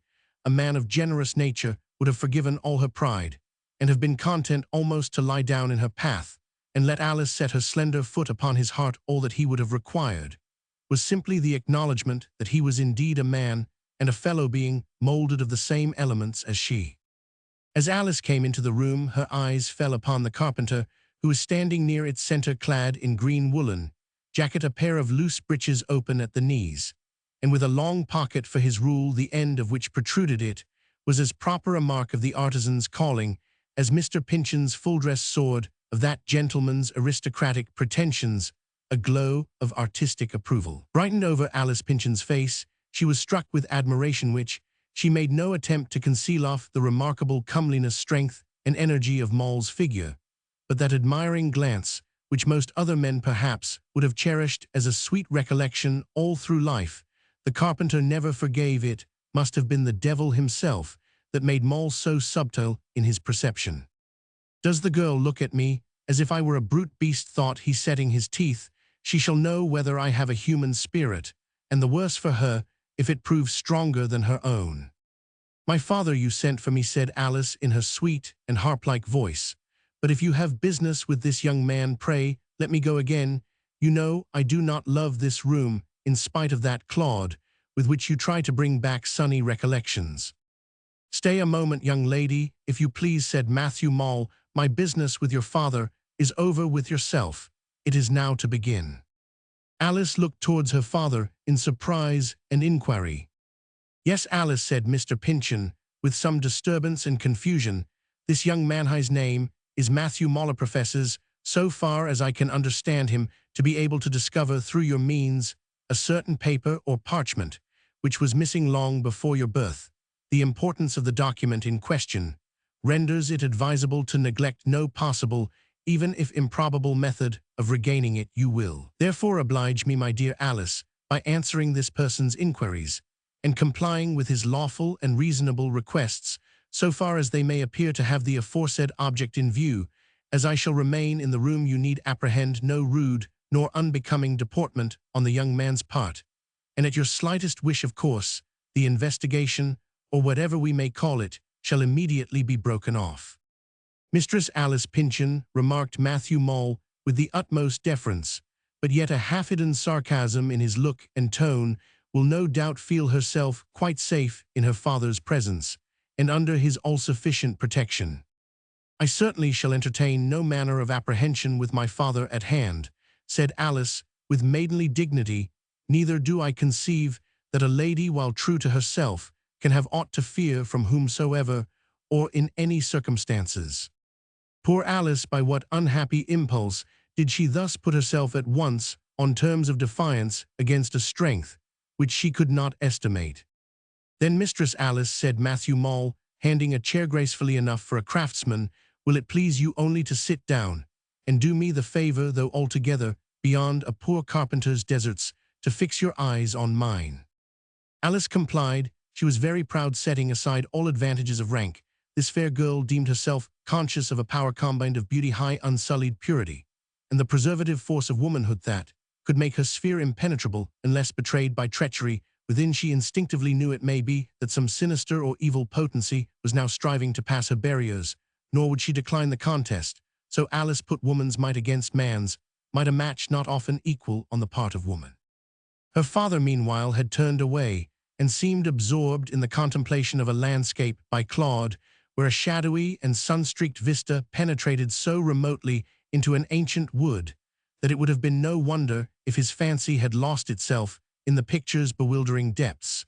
But in truth, the picture was no more to him at that moment than the blank wall against which it hung. His mind was haunted with the many and strange tales which he had heard, attributing mysterious, if not supernatural, endowments to these moles, as well the grandson here present as his two immediate ancestors. Mr. Pyncheon's long residence abroad, and intercourse with men of wit and fashion, courtiers, worldlings, and freethinkers, had done much towards obliterating the grim Puritan superstitions which no man of New England birth at that early period could entirely escape. But on the other hand, had not a whole community believed Mole's grandfather to be wizard? Had not the crime been proved? Had not the wizard died? For it had he not bequeathed a legacy of hatred against the Pyncheons to this only grandson, who, as it appeared, was now about to exercise a subtle influence over the daughter of his enemy's house? Might not this influence be the same that was called witchcraft? Turning half around, he caught a glimpse of Mole's figure in the looking-glass, at some paces from Alice, with his arms uplifted in the air. The carpenter made a gesture, as if directing downward a slow, ponderous, and invisible weight upon the maiden. "Stay, Mole," exclaimed Mr. Pyncheon, stepping forward. "I forbid your proceeding further." "Pray, my dear father, do not interrupt the young man," said Alice, without changing her position. "His efforts, I assure you, will prove very harmless." Again Mr. Pyncheon turned his eyes towards the Claude. It was then his daughter's will, in opposition to his own, that the experiment should be fully tried henceforth. Therefore he did but consent, not urge it, and was it not for her sake far more than for his own that he desired its success, that lost parchment once restored the beautiful Alice Pyncheon with the rich dowry which he could then bestow, might wed an English duke or a German reigning prince, instead of some New England clergyman or lawyer, At the thought, the ambitious father almost consented in his heart that if the devil's power were needed to the accomplishment of this great object, Moll might evoke him. Alice's own purity would be her safeguard. With his mind full of imaginary magnificence, Mr. Pyncheon heard a half-uttered exclamation from his daughter. It was very faint and low, so indistinct that there seemed but half a will to shape out the words, and too undefined a purport to be intelligible. Yet it was a call for help. His conscience never doubted it, and little more than a whisper to his ear. It was a dismal shriek, and long reached so in the region round his heart. But this time the father did not turn. After a further interval, Moll spoke. "Behold your daughter," said he. Mr. Pyncheon came hastily forward. The carpenter was standing erect in front of Alice's chair, and pointing his finger towards the maiden with an expression of triumphant power, the limits of which could not be defined, as indeed its scope stretched vaguely towards the unseen, and the infinite. Alice sat in an attitude of profound repose, with the long brown lashes drooping over her eyes. "There she is," said the carpenter. "Speak to her." "Alice, my daughter," exclaimed Mr. Pyncheon, "my own Alice." "She did not stir." "Louder," said Moll, smiling. "Alice, awake," cried her father. "It troubles me to see you thus awake."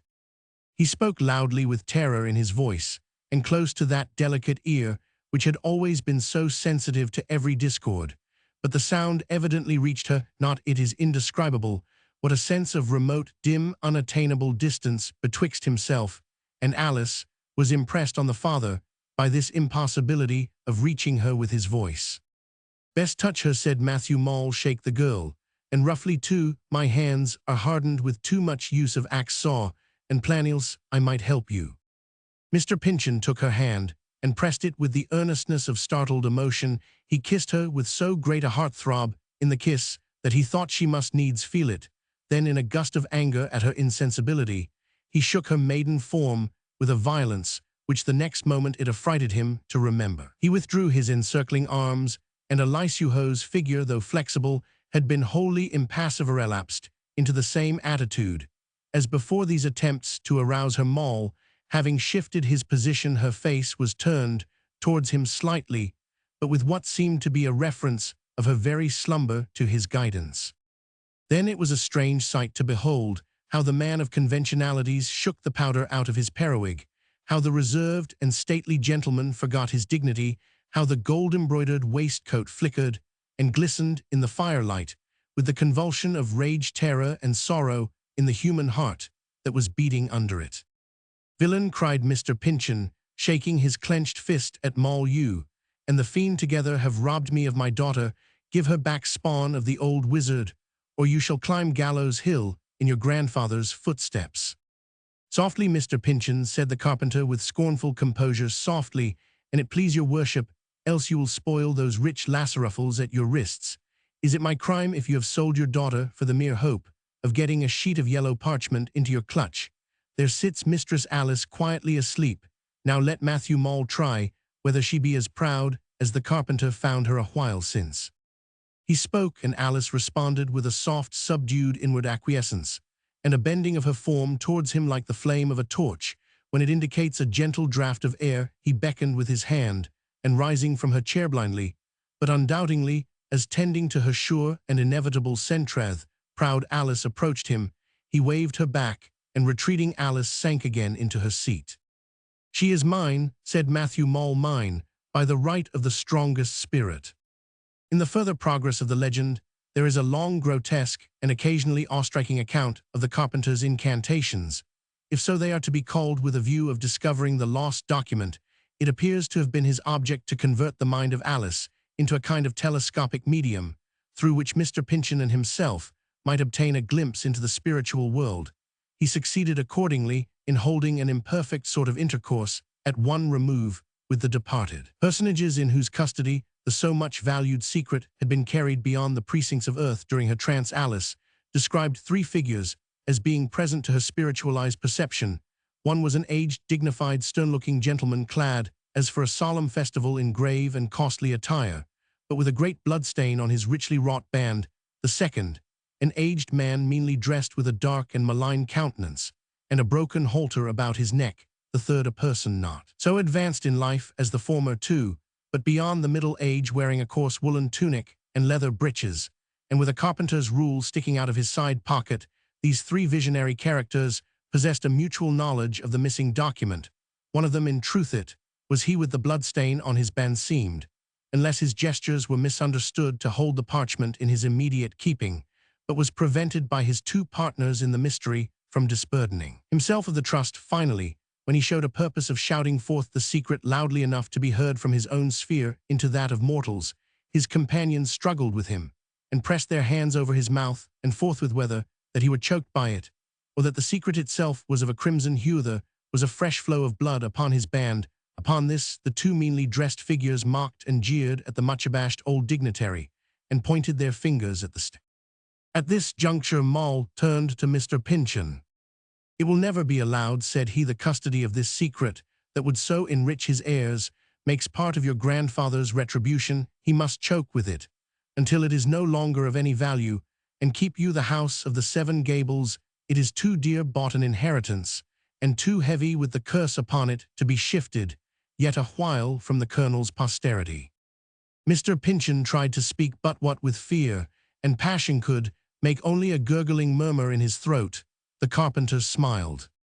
"Aha, worshipful sirs, you have old Moll's blood to drink," said he jeeringly. "Fiend in man's shape, why dost thou keep dominion over my child?" cried Mr. Pyncheon, when his choked utterance could make way. "Give me back my daughter, then go thy ways, and may we never meet again." "Your daughter," said Matthew Moll, "why, she is fairly mine. Nevertheless, not to be too hard with fair Mistress Alice, I will leave her in your keeping, but I do not warrant you that she shall never have occasion to remember Moll the carpenter." He waved his hands with an upward motion, and after a few repetitions of similar gestures, the beautiful Alice Pyncheon awoke from her strange trance. She awoke without the slightest recollection of her visionary experience, but as one losing herself in a momentary reverie, and returning to the consciousness of actual life in almost as brief an interval as the downsinking flame of the hearth should quiver again up the chimney. On recognizing Matthew Moll, she assumed an air of somewhat cold but gentle dignity, the rather, as there was a certain peculiar smile on the carpenter's visage that stirred the native pride of the fair Alice. So ended, for that time, the quest for the lost title deed of the Pyncheon territory at the eastward, nor though often subsequently renewed, has it ever yet befallen a Pyncheon to set his eye upon that parchment.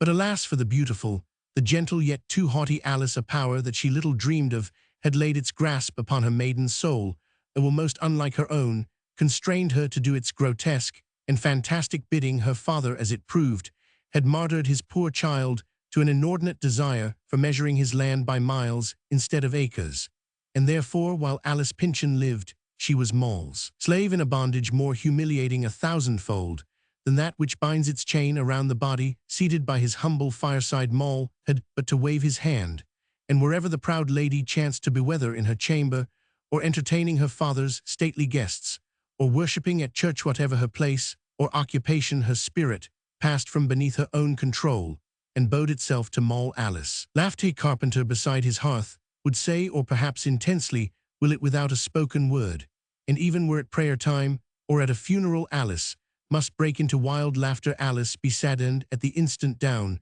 would come her tears, quenching all the mirth of those around her like sudden rain upon a bonfire. Alice dancing dance she would not in such court-like measures as she had learned abroad, but some high-paced jig or hop-skip rigadoon befitting the brisk lasses at a rustic merrymaking.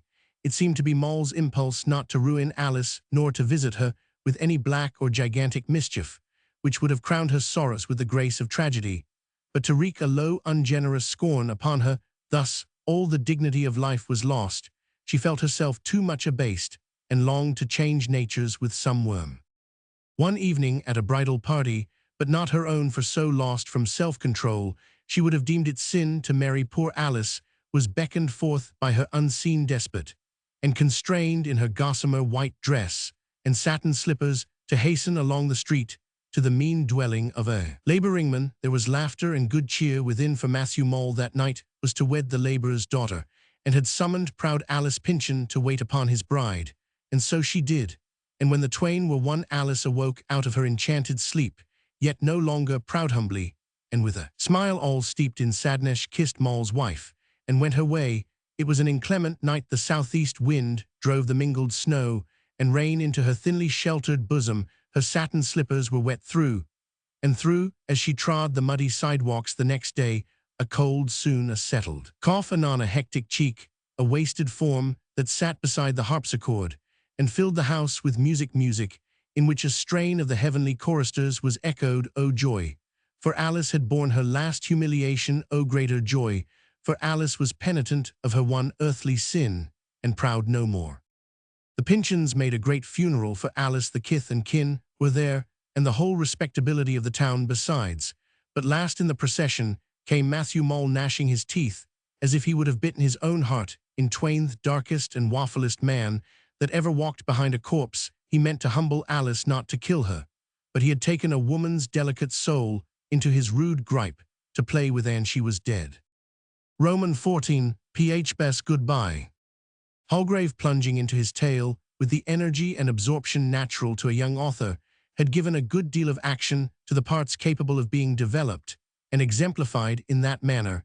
He now observed that a certain remarkable drowsiness, wholly unlike that with which the reader possibly feels himself affected, had been flung over the senses of his auditress.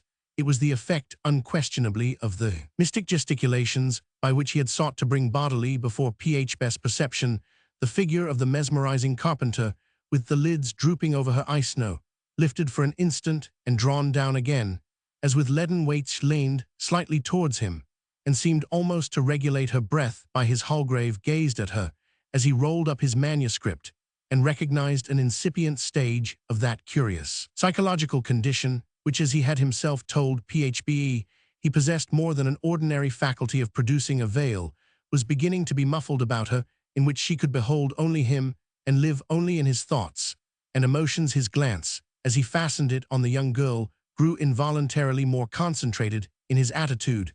There was the consciousness of power investing his hardly mature figure with dignity that did not belong to its physical manifestation.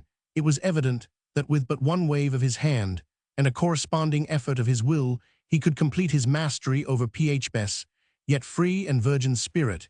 He could establish an influence over this good, pure, and simple child as dangerous and perhaps as disastrous as that which the carpenter of his legend had acquired and exercised over the ill-fated Alice.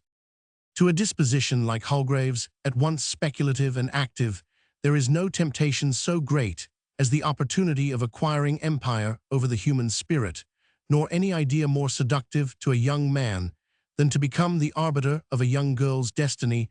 Let us therefore, whatever his defects of nature and education, and in spite of his scorn for creeds and institutions, concede to the daguerreotypist the rare and high quality of reverence for another's individuality. Let us allow him integrity also forever after to be confided in, since he forbade himself to twine that one link more which might have rendered his spell over Phbe indissoluble. He made a slight gesture upward with his hand. "You really mortify me, my dear Miss Phbe," he exclaimed, smiling half sarcastically at her. "My poor story. It is but too evident will never do for Godey or Graham. Only think of your falling asleep at what I hoped the newspaper critics would pronounce a most brilliant, powerful, imaginative, pathetic, and original winding up. Well, the manuscript must serve to light lamps, with if indeed being so imbued with my gentle dullness, it is any longer capable of flame." "Me asleep, how can you say so?" answered Phbe, as unconscious of the crisis through which she had passed as an infant of the precipice, to the verge of which it has rolled. No, I consider myself as having been very attentive, and though I don't remember the incidents quite distinctly, yet I have an impression of a vast deal of trouble and calamitous. No doubt the story will prove exceedingly attractive. By this time the sun had gone down, and was tinting the clouds towards the zenith with those bright hues which are not seen there until some time after sunset, and when the horizon has quite lost its richer brilliancy. The moon, too, which had long been climbing overhead and unobtrusively melting its disk into the azure like an ambitious demagogue who hides his aspiring purpose by assuming the prevalent hue of popular sentiment, began to shine out broad and oval in its middle pathway. These silvery beams were already powerful enough to change the character of the lingering daylight, they softened and embellished the aspect of the old house, although the shadows fell deeper into the angles of its many gables and lay brooding under the projecting story and within the half-open door. With the lapse of every moment the garden grew more picturesque. The fruit trees, shrubbery, and flower bushes had a dark obscurity among them, the commonplace characteristics which at noontide it seemed to have taken a century of sordid life to accumulate were now transfigured by a charm of romance. 100 mysterious years were whispering among the leaves whenever the slight sea breeze found its way thither and stirred them through the foliage that roofed the little summer house. The moonlight flickered to and fro and fell silvery white on the dark floor, the table, and the circular bench, with a continual shift and play according as the chinks and wayward crevices among the twigs admitted or shut out the glimmer. So sweetly cool was the atmosphere after all the feverish day that the summer eve might be fancied as sprinkling dews and liquid moonlight, with a dash of icy temper in them. Out of a silver vase, here and there, a few drops of this freshness were scattered on a human heart, and gave it youth again, and sympathy with the eternal youth of nature. The artist chanced to be one on whom the reviving influence fell. It made him feel what he sometimes almost forgot, thrust so early as he had been into the rude struggle of man with man, how youthful he still was.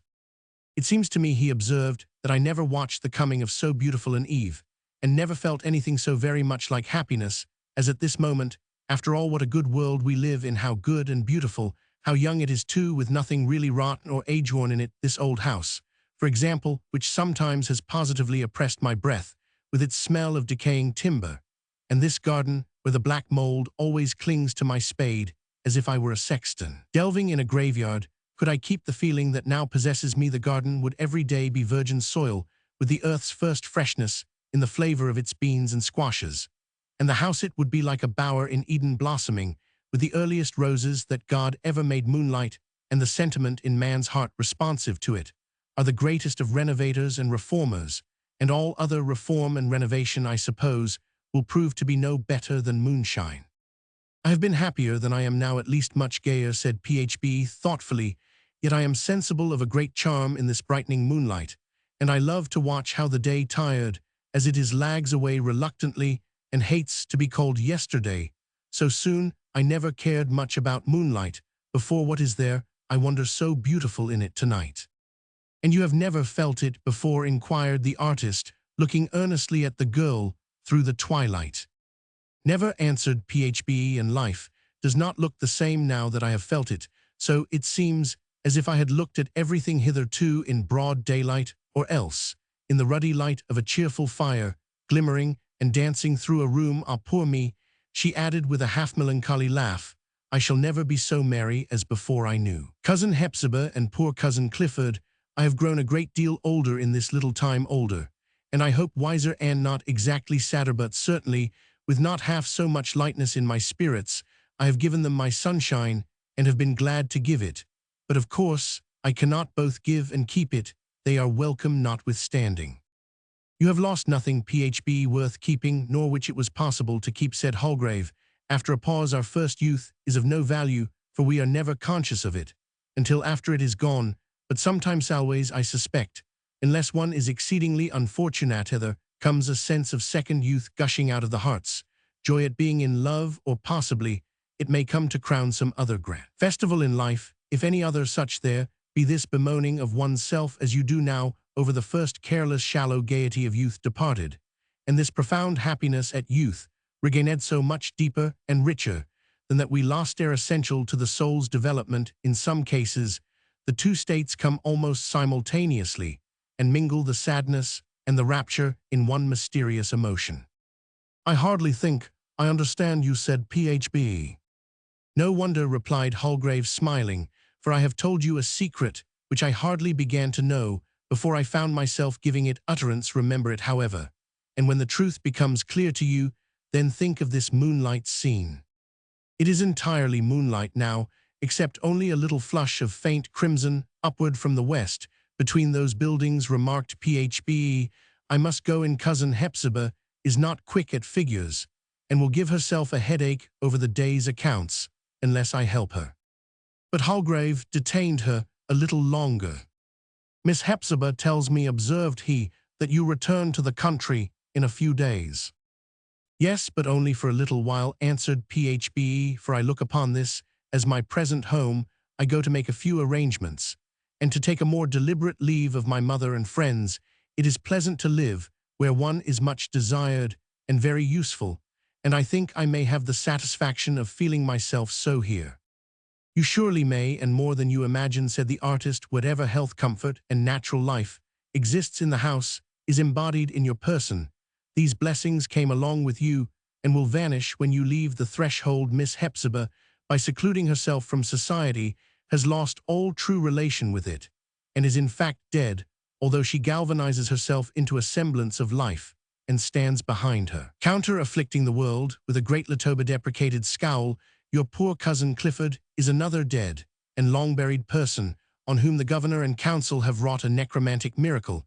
I should not wonder if he were to crumble away some morning after you are gone, and nothing be seen of him more except a heap of dust. Miss Hepzibah, at any rate, will lose what little flexibility she has. They both exist by you. I should be very sorry to think so, answered Phbe gravely, but it is true that my small abilities were precisely what they needed, and I have a real interest in their welfarian odd kind of motherly sentiment which I wish you would not laugh at. And let me tell you frankly, Mr. Holgrave, I am sometimes puzzled to know whether you wish them well or Roman 99. Undoubtedly, said the daguerreotypist, I do feel an interest in this antiquated, poverty-stricken old maiden lady, and this degraded and shattered gentleman's abortive lover of the beautiful, a kindly interest, two helpless old children, that they are, but you have no conception what a different kind of heart mine is from your own. It is not my impulse, as regards these two individuals, either to help or hinder, but to look on, to analyze, to explain matters to myself, and to comprehend the drama which for almost 200 years has been dragging its slow length over the ground where you and I now tread. If permitted to witness the close, I doubt not to derive a moral satisfaction from it. Go matters how they may, there is a conviction within me that the end draws nigh. But though Providence sent you hither to help, and sends me only as a privileged and meet spectator, I pledge myself to lend these unfortunate beings whatever aid I can. I wish you would speak more plainly, cried Phbe, perplexed and displeased, and above all that you would feel more like a Christian and a human being. How is it possible to see people in distress without desiring more than anything else to help and comfort them? You talk as if this old house were a theater, and you seem to look at Hepzibah's and Clifford's misfortunes and those of generations before them as a tragedy such as I have seen acted in the hall of a country hotel. Only the present one appears to be played exclusively for your amusement. I do not like this. The play costs the performers too much, and the audience is too cold-hearted. You are severe, said Holgrave, compelled to recognize a degree of truth in the piquant sketch of his own mood. And then continued Phbe, what can you mean by your conviction, which you tell me of, that the end is drawing near? Do you know of any new trouble hanging over my poor relatives? If so, tell me at once, and I will not leave them. Forgive me, Phbe, said the daguerreotypist, holding out his hand, to which the girl was constrained to yield her own. I am somewhat of a mystic. It must be confessed the tendency is in my blood, together with the faculty of mesmerism, which might have brought me to Gallows Hill in the good old times of witchcraft. Believe me, if I were really aware of any secret, the disclosure of which would benefit your friends, who are my own friends likewise, you should learn it before we part, but I have no such knowledge. You hold something back, said Phbe. Nothing, no secrets, but my own, answered Holgrave. I can perceive indeed that Judge Pyncheon still keeps his eye on Clifford, in whose ruin he had so large a share. His motives and intentions, however, are a mystery to me. He is a determined and relentless man, with the genuine character of an inquisitor, and had he any object to gain by putting Clifford to the rack, I verily believe that he would wrench his joints from their sockets in order to accomplish it. But so wealthy and eminent as he is, so powerful in his own strength, and in the support of society on all sides, what can Judge Pyncheon have to hope or fear from the imbecile, branded, half-torpid Clifford? Yet, urged Phbe, you did speak as if misfortune were impending.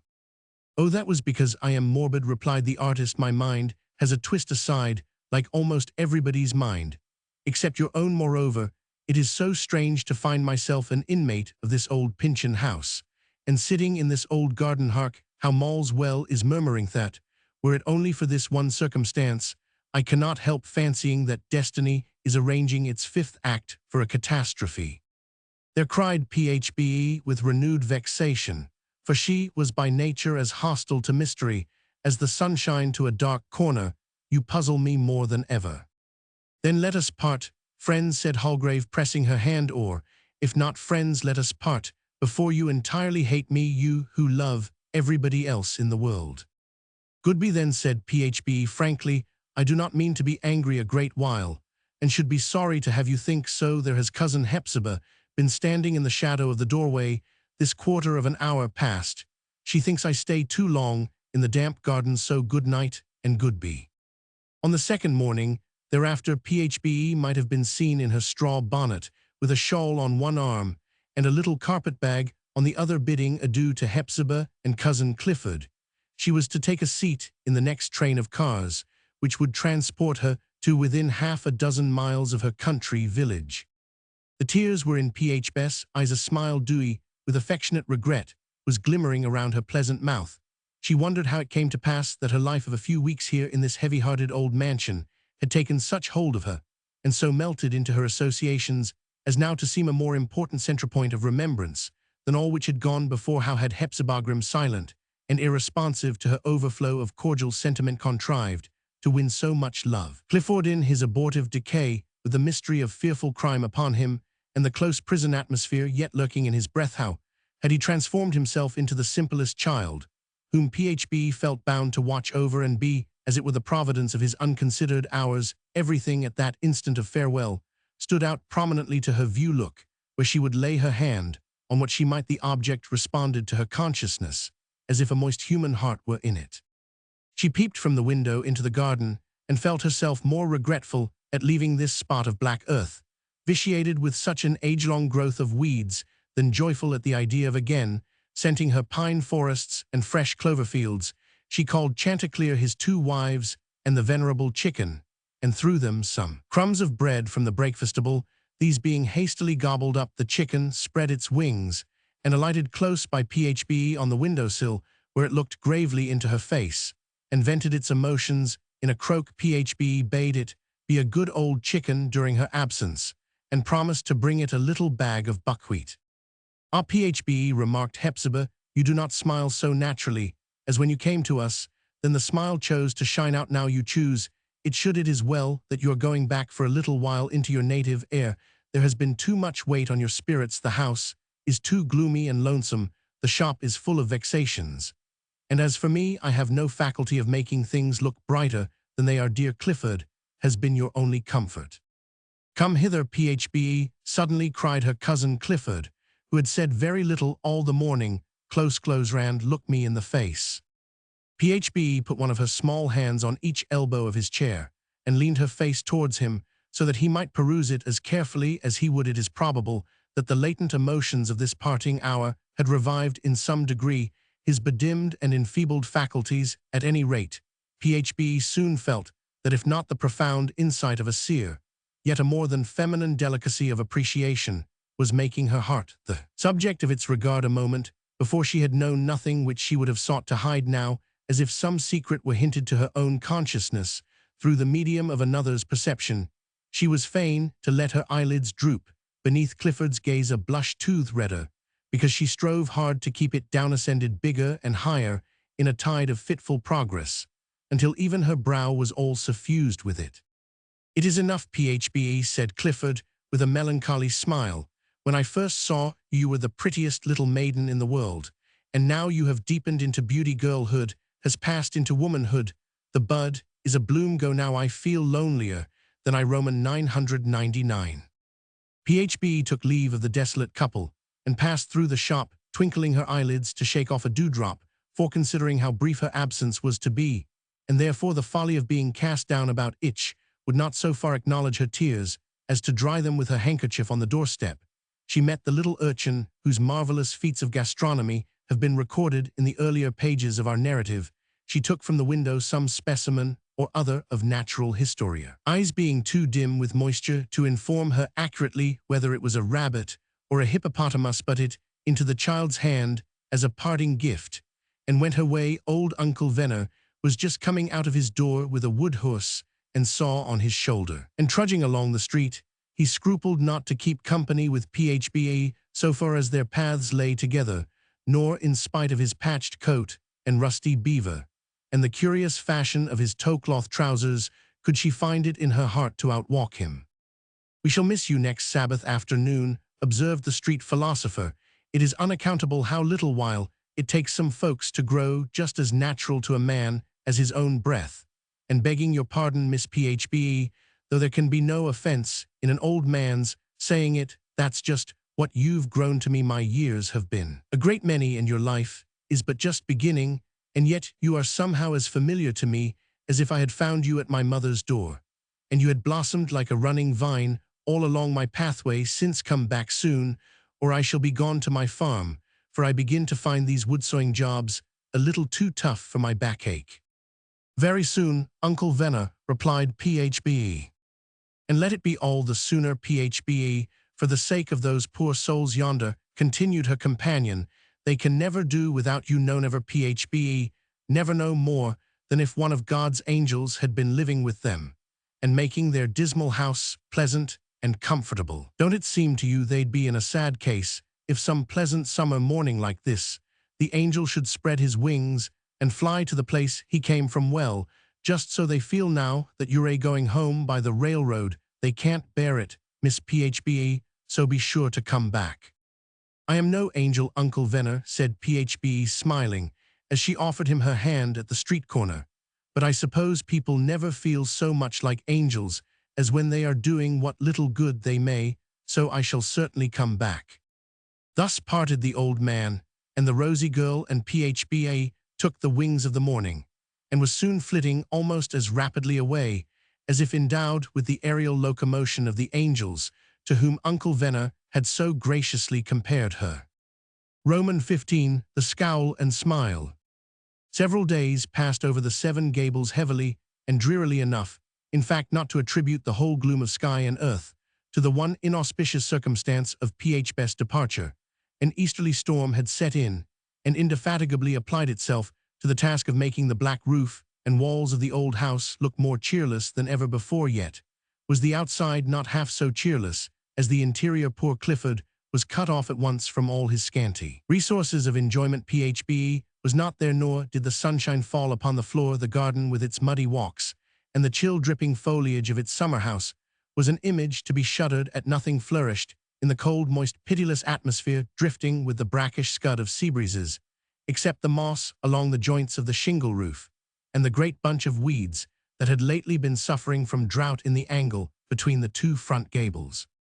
As for Hepzibah, she seemed not merely possessed with the east wind, but to be in her very person only another phase of this grey and sullen spell of weather. The east wind itself, grim and disconsolate, in a rusty black silk gown, and with a turban of cloud wreaths on its head.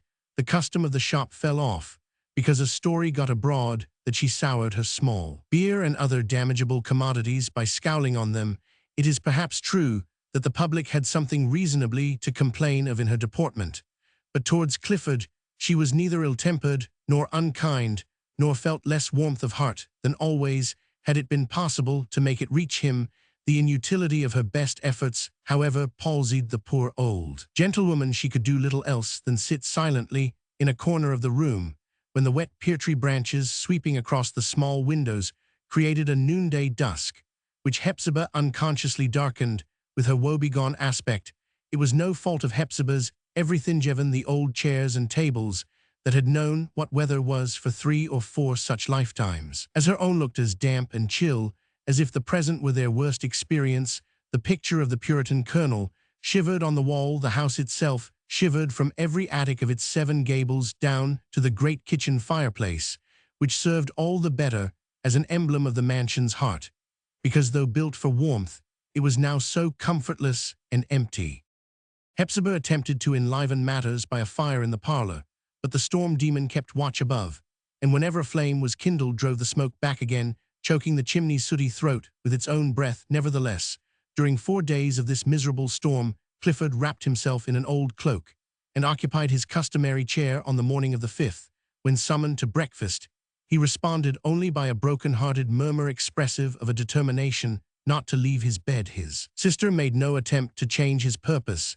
In fact, entirely as she loved him, Hepzibah could hardly have borne any longer the wretched Dutisso, impracticable by her few and rigid faculties of seeking pastime for a still sensitive but ruined mind. Critical and fastidious without force or volition, it was at least something short of positive despair that today she might sit shivering alone and not suffer continually a new grief and unreasonable pang of remorse at every fitful sigh of her fellow sufferer.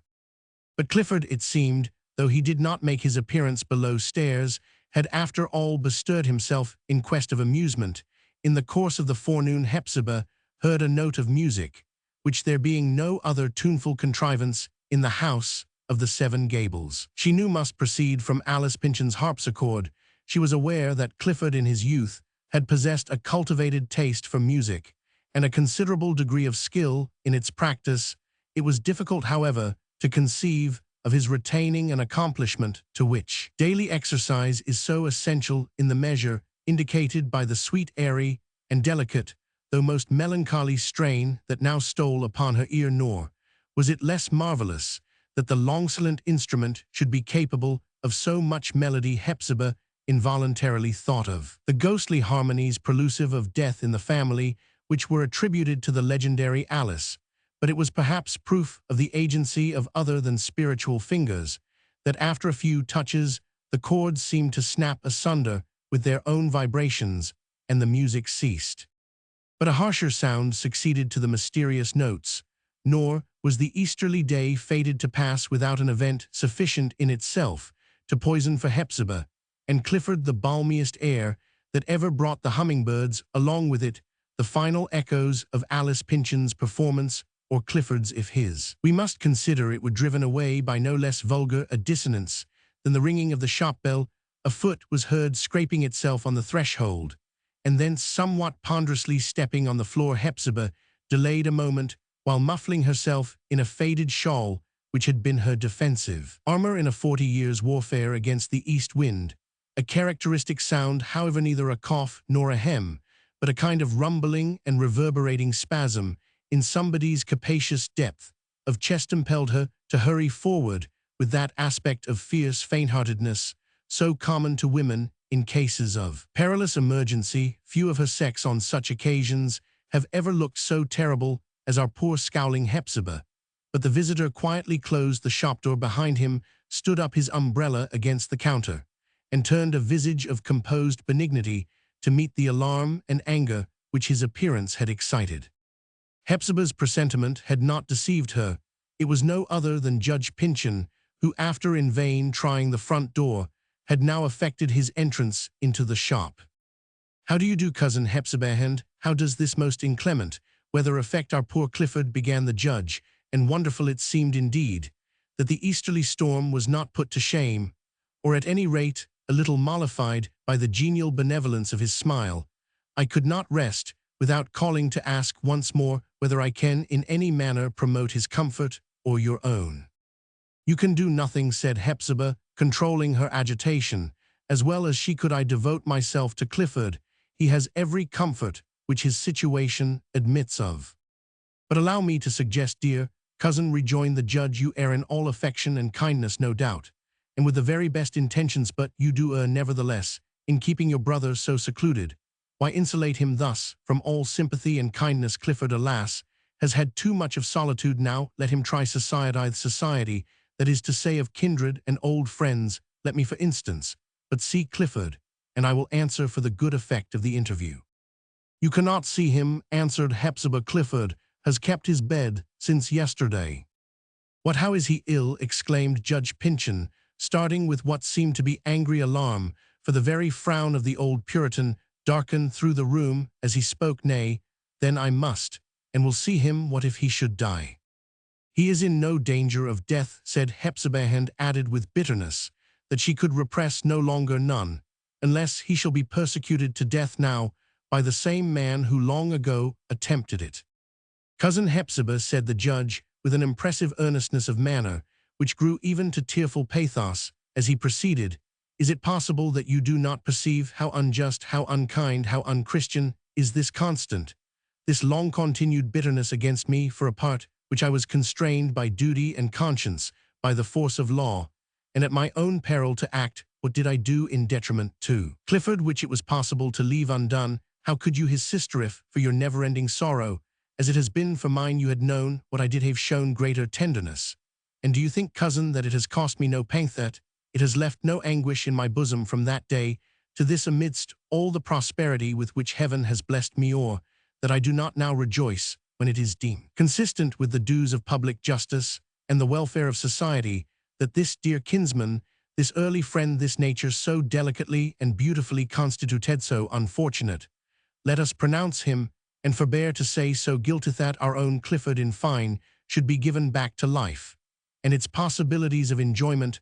You little know me, cousin Hepzibah, you little know this heart, it now throbs at the thought of meeting him. There lives not the human being, except yourself, and you not more than I, who has shed so many tears for Clifford's calamity. You behold some of them now.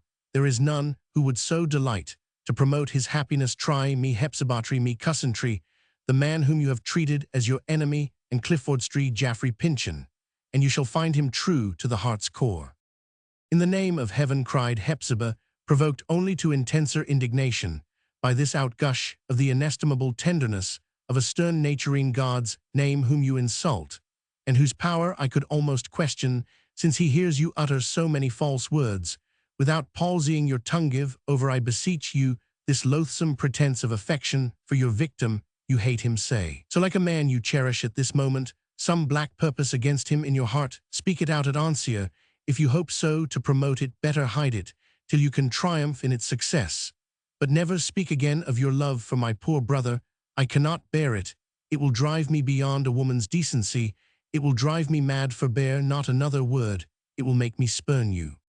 For once Hepzibah's wrath had given her courage. She had spoken, but after all was this unconquerable distrust of Judge Pyncheon's integrity, and this utter denial apparently of his claim to stand in the ring of human sympathies, were they founded in any just perception of his character, or merely the offspring of a woman's unreasonable prejudice deduced from nothing?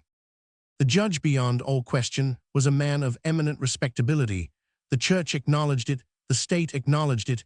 It was denied by nobody in all the very extensive sphere of those who knew him, whether in his public or private capacities. There was not an individual except Hepzibah, and some lawless mystic like the daguerreotypist, and possibly a few political opponents who would have dreamed of seriously disputing his claim to a high and honorable place in the world's regard. Nor we must do him the further justice to say, did Judge Pyncheon himself probably entertain many or very frequent doubts that his enviable reputation accorded with his deserts. His conscience, therefore, usually considered the surest witness to a man's integrity, his conscience, unless it might be for the little space of 5 minutes in the 24 hours, or now and then some black day in the whole year's circle. His conscience bore an accordant testimony with the world's laudatory voice, and yet, strong as this evidence may seem to be, we should hesitate to peril our own conscience on the assertion that the judge and the consenting world were right, and that poor Hepzibah, with her solitary prejudice, was wrong, hidden from mankind, forgotten by himself, or buried so deeply under a sculptured and ornamented pile of ostentatious deeds that his daily life could take no note of it. There may have lurked some evil and unsightly thing. Nay, we could almost venture to say further, that a daily guilt might have been acted by him, continually renewed and reddening forth afresh, like the miraculous bloodstain of a murder, without his necessarily, and at every moment, being aware of it.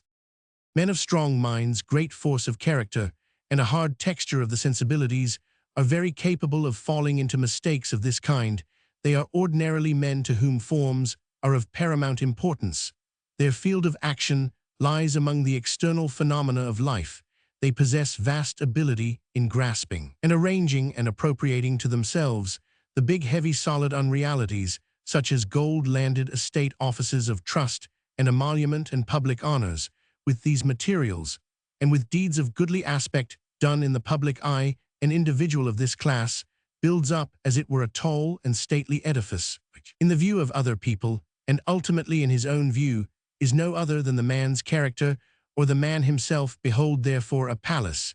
Its splendid halls and suites of spacious apartments are floored with a mosaic-work of costly marbles. Its windows, the whole height of each room, admit the sunshine through. The most transparent of plate glass, its high cornices are gilded, and its ceilings gorgeously painted, and a lofty dome through which from the central pavement you may gaze up to the sky, as with no obstructing medium between surmounts the whole. With what fairer and nobler emblem could any man desire to shadow forth his character? But in some low and obscure nook, some narrow closet on the ground floor, shut, locked, and bolted, and the key flung away beneath the marble pavement in a stagnant water puddle, with the richest pattern of mosaic work, above may lie a corpse half decayed, and still decaying and diffusing its death scent all through the palace. The inhabitant will not be conscious of it, for it has long been his daily breath, neither will the visitors, for they smell only the rich odors which the master sedulously scatters through the palace, and the incense which they bring and delight to burn before him now and then perchance comes in a seer before whose sadly gifted eye the whole structure melts into thin air, leaving only the hidden nook, the bolted closet, with the cobwebs festooned over its forgotten door, or the deadly hole under the pavement, and the decaying corpse within. Here then we are to seek the true emblem of the man's character and of the deed that gives whatever reality it possesses to his life.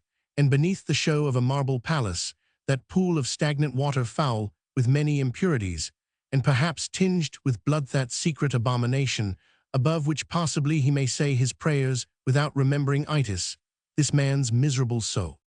To apply this train of remark somewhat more closely to Judge Pyncheon, we might say, without in the least imputing crime to a personage of his eminent respectability, that there was enough of splendid rubbish in his life to cover up and paralyze a more active and subtle conscience than the judge was ever troubled with the purity of his judicial character, while on the bench, the faithfulness of his public service, in subsequent capacities, his devotedness to his party, and the rigid consistency with which he had adhered to its principles, or at all events kept pace with its organized movements, his remarkable zeal as president of a Bible society, his unimpeachable integrity as treasurer of a widows' and orphans' fund, his benefits to horticulture by producing two much esteemed varieties of the pear, and to agriculture through the agency of the famous Pyncheon bull, the cleanliness of his moral deportment for a great many years, past the severity with which he had frowned upon, and finally cast off an expensive and dissipated son, delaying forgiveness until within the final quarter of an hour of the young man's life, his prayers at morning and eventide, and graces at mealtime, his efforts in furtherance of the temperance, cause his confining himself, since the last attack of the gout, to 5 diurnal glasses of old sherry, wine the snowy whiteness of his linen, the polish of his boots, the handsomeness of his gold-headed cane, the square and roomy fashion of his coat, and the fineness of its material, and in general the studied propriety of his dress and equipment, the scrupulousness with which he paid public notice in the street, by a lifting of the hat, a nod, or a motion of the hand to all and sundry of his acquaintances, rich or poor, the smile of broad benevolence, wherewith he made it a point to gladden the whole world. What room could possibly be found for darker traits in a portrait made up of lineaments like these? This proper face was what he beheld in the looking-glass. This admirably arranged life was what he was conscious of in the progress of every day. Then might not he claim to be its result, and say to himself and the community, behold Judge Pyncheon there. And allowing that many years ago, in his early and reckless youth, he had committed some one wrong actor, that even now the inevitable force of circumstances should occasionally make him do one questionable deed among 1,000 praiseworthy, or at least blameless. Once would you characterize the judge by that one necessary deed, and that half-forgotten act, and let it overshadow the fair aspect of a lifetime? What is there so ponderous in evil, that a thumb's bigness of it should outweigh the mass of things not evil which were heaped into the other scale? This scale and balance system is a favorite one with people of Judge Pyncheon's brotherhood. A hard, cold man, thus unfortunately situated, seldom or never looking inward, and resolutely taking his idea of himself from what purports to be his image as reflected in the mirror of public opinion, can scarcely arrive at true self-knowledge, except through loss of property and reputation sickness, will not always help him do it, not always the deathware.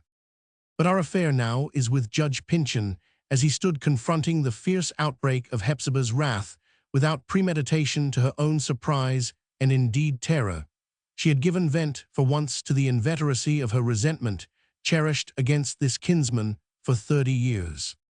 Thus far the judge's countenance had expressed mild forbearance, a grave and almost gentle deprecation of his cousin's unbecoming violence and Christian-like forgiveness of the wrong inflicted by her words. But when those words were irrevocably spoken, his look assumed sternness, the sense of power and immitigable resolve, and this with so natural and imperceptible a change, that it seemed as if the iron man had stood there from the first, and the meek man not at all. The effect was as when the light vapory clouds with their soft coloring suddenly vanish from the stony brow of a precipitous mountain, and leave there the frown which you at once feel to be eternal. Hepzibah almost adopted the insane belief that it was her old Puritan ancestor, and not the modern judge on whom she had just been wreaking the bitterness of her heart. Never did a man show stronger proof of the lineage attributed to him than Judge Pyncheon at this crisis, by his unmistakable resemblance to the picture in the inner room. "Cousin Hepzibah," said he very calmly, "it is time to have done with this." "With all my heart," answered she. "Then why do you persecute us any longer? Leave poor Clifford and me in peace. Neither of us desires anything better." "It is my purpose to see Clifford before I leave this house," continued the judge. "Do not act like a madwoman, Hepzibah. I am his only friend, and an all-powerful one. Has it never occurred to you, are you so blind as not to have seen that, without not merely my consent, but my efforts, my representations, the exertion of my whole influence, political, official, personal, Clifford would never have been what you call free? Did you think his release a triumph over me? Not so, my good cousin, not so, by any means, the furthest possible from that, no. But it was the accomplishment of a purpose, long entertained on my part. I set him free." "You," answered Hepzibah, "I never will believe it. He owed his dungeon to you, his freedom to God's providence." "I set him free," reaffirmed Judge Pyncheon with the calmest composure, "and I came hither now to decide whether he shall retain his freedom. It will depend upon himself. For this purpose I must see him." "Never, it would drive him mad," exclaimed Hepzibah, but with an irresoluteness sufficiently perceptible to the keen eye of the judge, for without the slightest faith in his good intentions, she knew not whether there was most to dread in yielding or resistance. "And why should you wish to see this wretched, broken man, who retains hardly a fraction of his intellect, and will hide even that from an eye which has no love in it?" "He shall see love enough in mine, if that be all," said the judge, with well-grounded confidence in the benignity of his aspect. "But, cousin Hepzibah, you confess a great deal, and very much to the purpose. Now listen, and I will frankly explain my reasons for insisting on this interview. At the death 30 years since of our Uncle Jaffrey, it was found, I know not whether the circumstance ever attracted much of your attention among the sadder interests that clustered round that event, but it was found that his visible estate of every kind fell far short of any estimate ever made of it. He was supposed to be immensely rich. Nobody doubted that he stood among the weightiest men of his day. It was one of his eccentricities, however, and not altogether a folly, neither to conceal the amount of his property by making distant and foreign investments, perhaps under other names than his own, and by various means familiar enough to capitalists, but unnecessary here to be specified, by Uncle Jaffrey's last will and testament. As you are aware, his entire property was bequeathed to me, with the single exception of a life interest to yourself in this old family mansion, and the strip of patrimonial estate remaining attached to it." "And do you seek to deprive us of that?" asked Hepzibah, unable to restrain her bitter contempt. "Is this your price for ceasing to persecute poor Clifford?" "Certainly not, my dear cousin," answered the judge, smiling benevolently. "On the contrary, as you must do me the justice to own, I have constantly expressed my readiness to double or treble your resources, whenever you should make up your mind to accept any kindness of that nature at the hands of your kinsman. No, but here lies the gist of the matter of my uncle's unquestionably great estate, as I have said not the half, no, not one-third, as I am fully convinced was apparent after his death now, I have the best possible reasons for believing that your brother Clifford can give me a clue to the recovery of the remainder. Clifford know of any hidden wealth. Clifford have it in his power to make you rich, cried the old gentlewoman, affected with a sense of something like ridicule at the idea. Impossible. You deceive yourself. It is really a thing to laugh at. It is as certain as that I stand here, said Judge Pyncheon, striking his gold-headed cane on the floor, and at the same time stamping his foot, as if to express his conviction the more forcibly by the whole emphasis of his substantial person. Clifford told me so himself. No, no, exclaimed Hepzibah incredulously, you are dreaming, Cousin Jaffrey. I do not belong to the dreaming class of men, said the judge quietly. Some months before my uncle's death, Clifford boasted to me of the possession of the secret of incalculable wealth. His purpose was to taunt me and excite my curiosity. I know it well, but from a pretty distinct recollection of the particulars of our conversation, I am thoroughly convinced that there was truth in what he said. Clifford, at this moment, if he choose, he must can inform me where to find the schedule, the documents, the evidences in whatever shape they exist of the vast amount of Uncle Jaffrey's missing property. He has the secret. His boast was no idle word. It had a directness, an emphasis, a particularity that showed a backbone of solid meaning within the mystery of his expression. But what could have been Clifford's object, asked Hepzibah, in concealing it so long? It was one of the bad impulses of our fallen nature, replied the judge, turning up his eyes. He looked upon me as his enemy. He considered me as the cause of his overwhelming disgrace, his imminent peril of death, his irretrievable ruin. There was no great probability, therefore, of his volunteering information out of his dungeon that should elevate me still higher on the ladder of prosperity. But the moment has now come when he must give up his secret. And what if he should refuse? Inquired Hepzibah. Auras, I steadfastly believe you had, if he has no knowledge of this wealth. My dear cousin, said Judge Pyncheon, with a quietude which he had the power of making more formidable than any violence, since your brother's return, I have taken the precaution, a highly proper one, in the near kinsman and natural guardian of an individual so situated to have his deportment and habits constantly and carefully overlooked. Your neighbors have been eyewitnesses to whatever has passed in the garden, the butcher, the baker, the fishmonger, some of the customers of your shop, and many a prying old woman have told me several of the secrets of your interior, a still larger circle I myself among. The risk can testify to his extravagances at the arched window. Thousands beheld him a week or two ago on the point of flinging himself thence into the street. From all this testimony, I am led to apprehend reluctantly, and with deep grief, that Clifford's misfortunes have so affected his intellect, never very strong, that he cannot safely remain at large. The alternative you must be aware, and its adoption will depend entirely on the decision which I am now about to make. Alternative is his confinement, probably for the remainder of his life, in a public asylum for persons in his unfortunate state of mind. You cannot mean it, shrieked Hepzibah.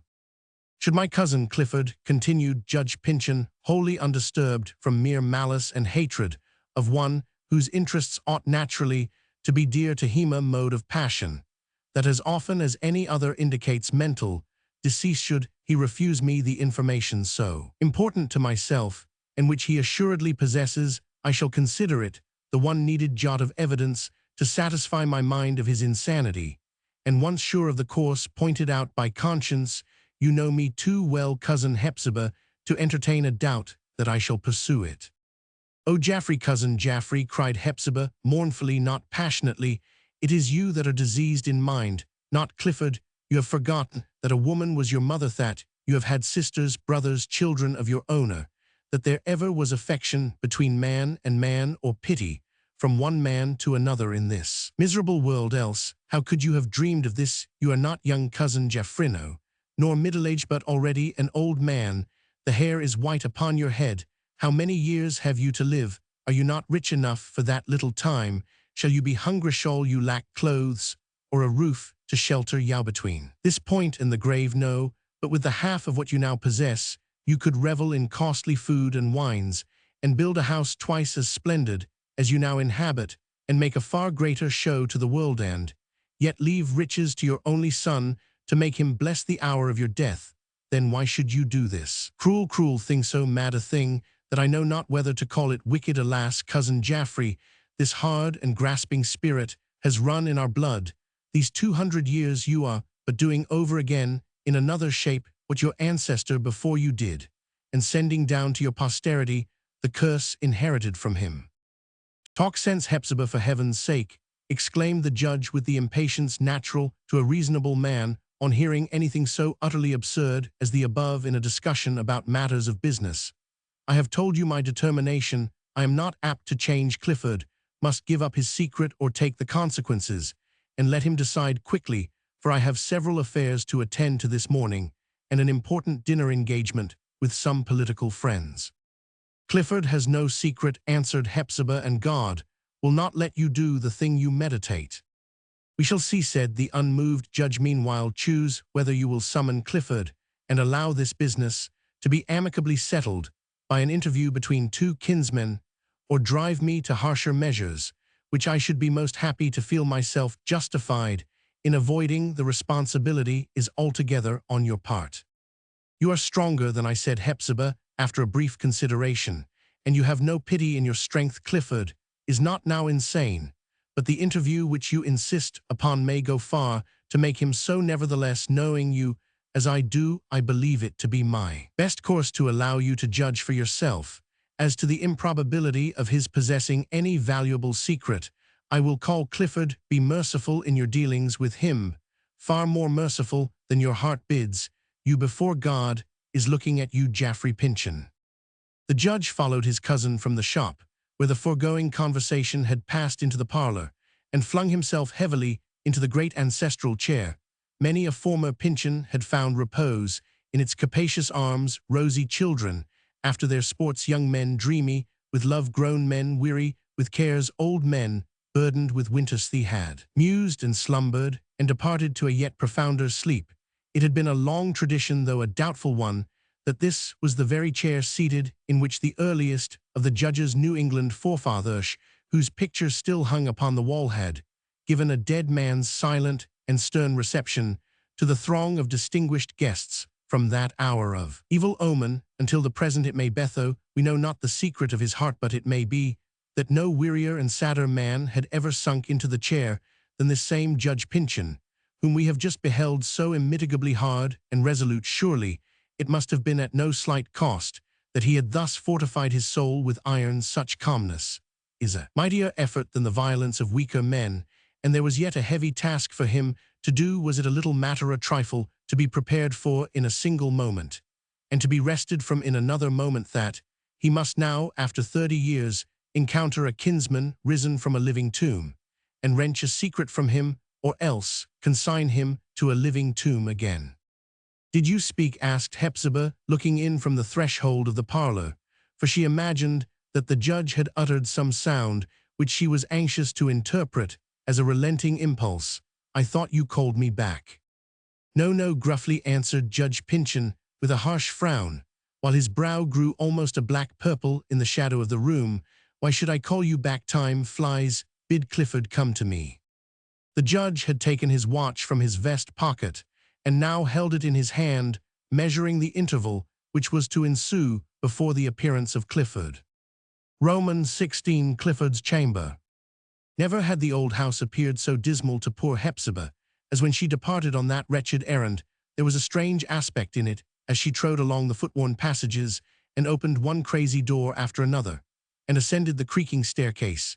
She gazed wistfully and fearfully around. It would have been no marvel to her excited mind if behind or beside her there had been the rustle of dead people's garments or pale visages awaiting her on the landing place above. Her nerves were set all ajar by the scene of passion and terror through which she had just struggled. Her colloquy with Judge Pyncheon, who so perfectly represented the person and attributes of the founder of the family, had called back the dreary past. It weighed upon her heart whatever she had heard from legendary aunts and grandmothers concerning the good or evil fortunes of the Pyncheon stories, which had heretofore been kept warm in her remembrance. A chimney-corner glow that was associated with them, no recurred to her somber, ghastly cold, like most passages of family history, when brooded over in melancholy mood. The whole seemed little else but a series of calamity reproducing itself in successive generations with one general hue, and varying in little save the outline. But Hepzibah now felt as if the judge and Clifford and herself, the three-toed, were on the point of adding another incident to the annals. House with a bolder relief of wrong and sorrow, which would cause it to stand out from all the rest. Thus it is that the grief of the passing moment takes upon itself an individuality and a character of climax which it is destined to lose after a while, and to fade into the dark grey tissue common to the grave or glad events of many years ago. It is but for a moment comparatively that anything looks strange or startling, a truth that has the bitter and the sweet in it. But Hepzibah could not rid herself of the sense of something unprecedented at that instant passing, and soon to be accomplished. Her nerves were in a shake. Instinctively she paused before the arched window and looked out upon the street in order to seize its permanent objects with her mental grasp, and thus to steady herself from the reel and vibration which affected her more immediate sphere. It brought her up, as we may say, with a kind of shock, when she beheld everything under the same appearance as the day before and numberless preceding days, except for the difference between sunshine and sullen storm. Her eyes traveled along the street from doorstep to doorstep, noting the wet sidewalks with here and there a puddle in hollows that had been imperceptible, until filled with water she screwed her dim optics to their acutest point in the hope of making out with greater distinctness a certain window where she half saw, half guessed, that a tailor's seamstress was sitting at her work. Hepzibah flung herself upon that unknown woman's companionship. Even thus far off, then, she was attracted by a chaise rapidly passing, and watched its moist and glistening top and its splashing wheels until it had turned the corner, and refused to carry any further her idly trifling, because appalled and overburdened mind. When the vehicle had disappeared, she allowed herself still another loitering moment, for the patched figure of good Uncle Venner was now visible, coming slowly from the head of the street downward with a rheumatic limp, because the east wind had got into his joints. Hepzibah wished that he would pass yet more slowly and befriend her shivering solitude a little longer. Anything that would take her out of the grievous present and interpose human beings betwixt herself and what was nearest to her, whatever would defer for an instant the inevitable errand on which she was bound. All such impediments were welcome. Next to the lightest heart, the heaviest is apt to be most playful. Hepzibah had little hardihood for her own proper pain, and far less for what she must inflict on Clifford, of so slight a nature and so shattered by his previous calamities. It could not well be short of utter ruin to bring him face to face with the hard, relentless man who had been his evil destiny through life, even had there been no bitter recollections, nor any hostile interest now at stake between them. The mere natural repugnance of the more sensitive system to the massive, weighty, and unimpressible one must in itself have been disastrous to the former. It would be like flinging a porcelain vase, with already a crack in it, against a granite column. Never before had Hepzibah so adequately estimated the powerful character of her cousin Jaffra, powerful by intellect, energy of will, the long habit of acting among men, and as she believed, by his unscrupulous pursuit of selfish ends through evil means. It did but increase the difficulty that Judge Pyncheon was under a delusion as to the secret which he supposed Clifford to possess. Men of his strength of purpose and customary sagacity, if they chanced to adopt a mistaken opinion in practical matters, so wedge it and fasten it among things known to be true, that to wrench it out of their minds is hardly less difficult than pulling up an oak. Thus, as the judge required an impossibility of Clifford, the latter, as he could not perform, it must needs perish. For what in the grasp of a man like this was to become of Clifford's soft, poetic nature, that never should have had a task more stubborn than to set a life of beautiful enjoyment to the flow and rhythm of musical cadences? Indeed, what had become of it, already broken, blighted, all but annihilated, soon to be wholly so. For a moment the thought crossed Hepzibah's mind whether Clifford might not really have such knowledge of their deceased uncle's vanished estate as the judge imputed to him. She remembered some vague intimations on her brother's part, which, if the supposition were not essentially preposterous, might have been so interpreted. There had been schemes of travel and residence abroad, daydreams of brilliant life at home, and splendid castles in the air which it would have required boundless wealth to build and realize. Had this wealth been in her power, how gladly would Hepzibah have bestowed it all upon her iron-hearted kinsman, to buy for Clifford the freedom and seclusion of the desolate old house. But she believed that her brother's schemes were as destitute of actual substance and purpose as a child's pictures of its future life. While sitting in a little chair by its mother's knee, Clifford had none but shadowy gold at his command, and it was not the stuff to satisfy Judge Pyncheon. Was there no help in their extremity? It seemed strange that there should be none. With a city round about her, it would be so easy to throw up the window and send forth a shriek at the strange agony of which everybody would come hastening to the rescue, well understanding it to be the cry of a human soul at some dreadful crisis. But how wild, how almost laughable the fatality, and yet how continually it comes to pass, thought Hepzibah, in this dull delirium of a world that whosoever, and with however kindly a purpose, should come to help, they would be sure to help. The strongest side, might and wrong combined like iron magnetized, are endowed with irresistible attraction. There would be Judge Pyncheon, a person eminent in the public view, of high station and great wealth, a philanthropist, a member of Congress, and of the church, and intimately associated with whatever else bestows good name, so imposing in these advantageous lights that Hepzibah herself could hardly help shrinking from her own conclusions as to his hollow integrity. The judge on one side, and who on the other? The guilty Clifford, once a byword, now an indistinctly remembered ignominy. Nevertheless, in spite of this perception that the judge would draw all human aid to his own behalf, Hepzibah was so unaccustomed to act for herself that the least word of counsel would have swayed her to any mode of action. Little Phb Pyncheon would at once have lighted up the whole scene, if not by any available suggestion, yet simply by the warm vivacity of her character. The idea of the artist occurred to Hepzibah, young and unknown, mere vagrant adventurer as he was. She had been conscious of a force in Holgrave which might well adapt him to be the champion of a crisis. With this thought in her mind, she unbolted a door cobwebbed and long disused, but which had served as a former medium of communication between her own part of the house and the gable where the wandering daguerreotypist had now established his temporary home. He was not there. A book face downward on the table, a roll of manuscript, a half-written sheet, a newspaper, some tools of his present occupation, and several rejected daguerreotypes conveyed an impression as if he were close at hand. But at this period of the day, as Hepzibah might have anticipated, the artist was at his public rooms.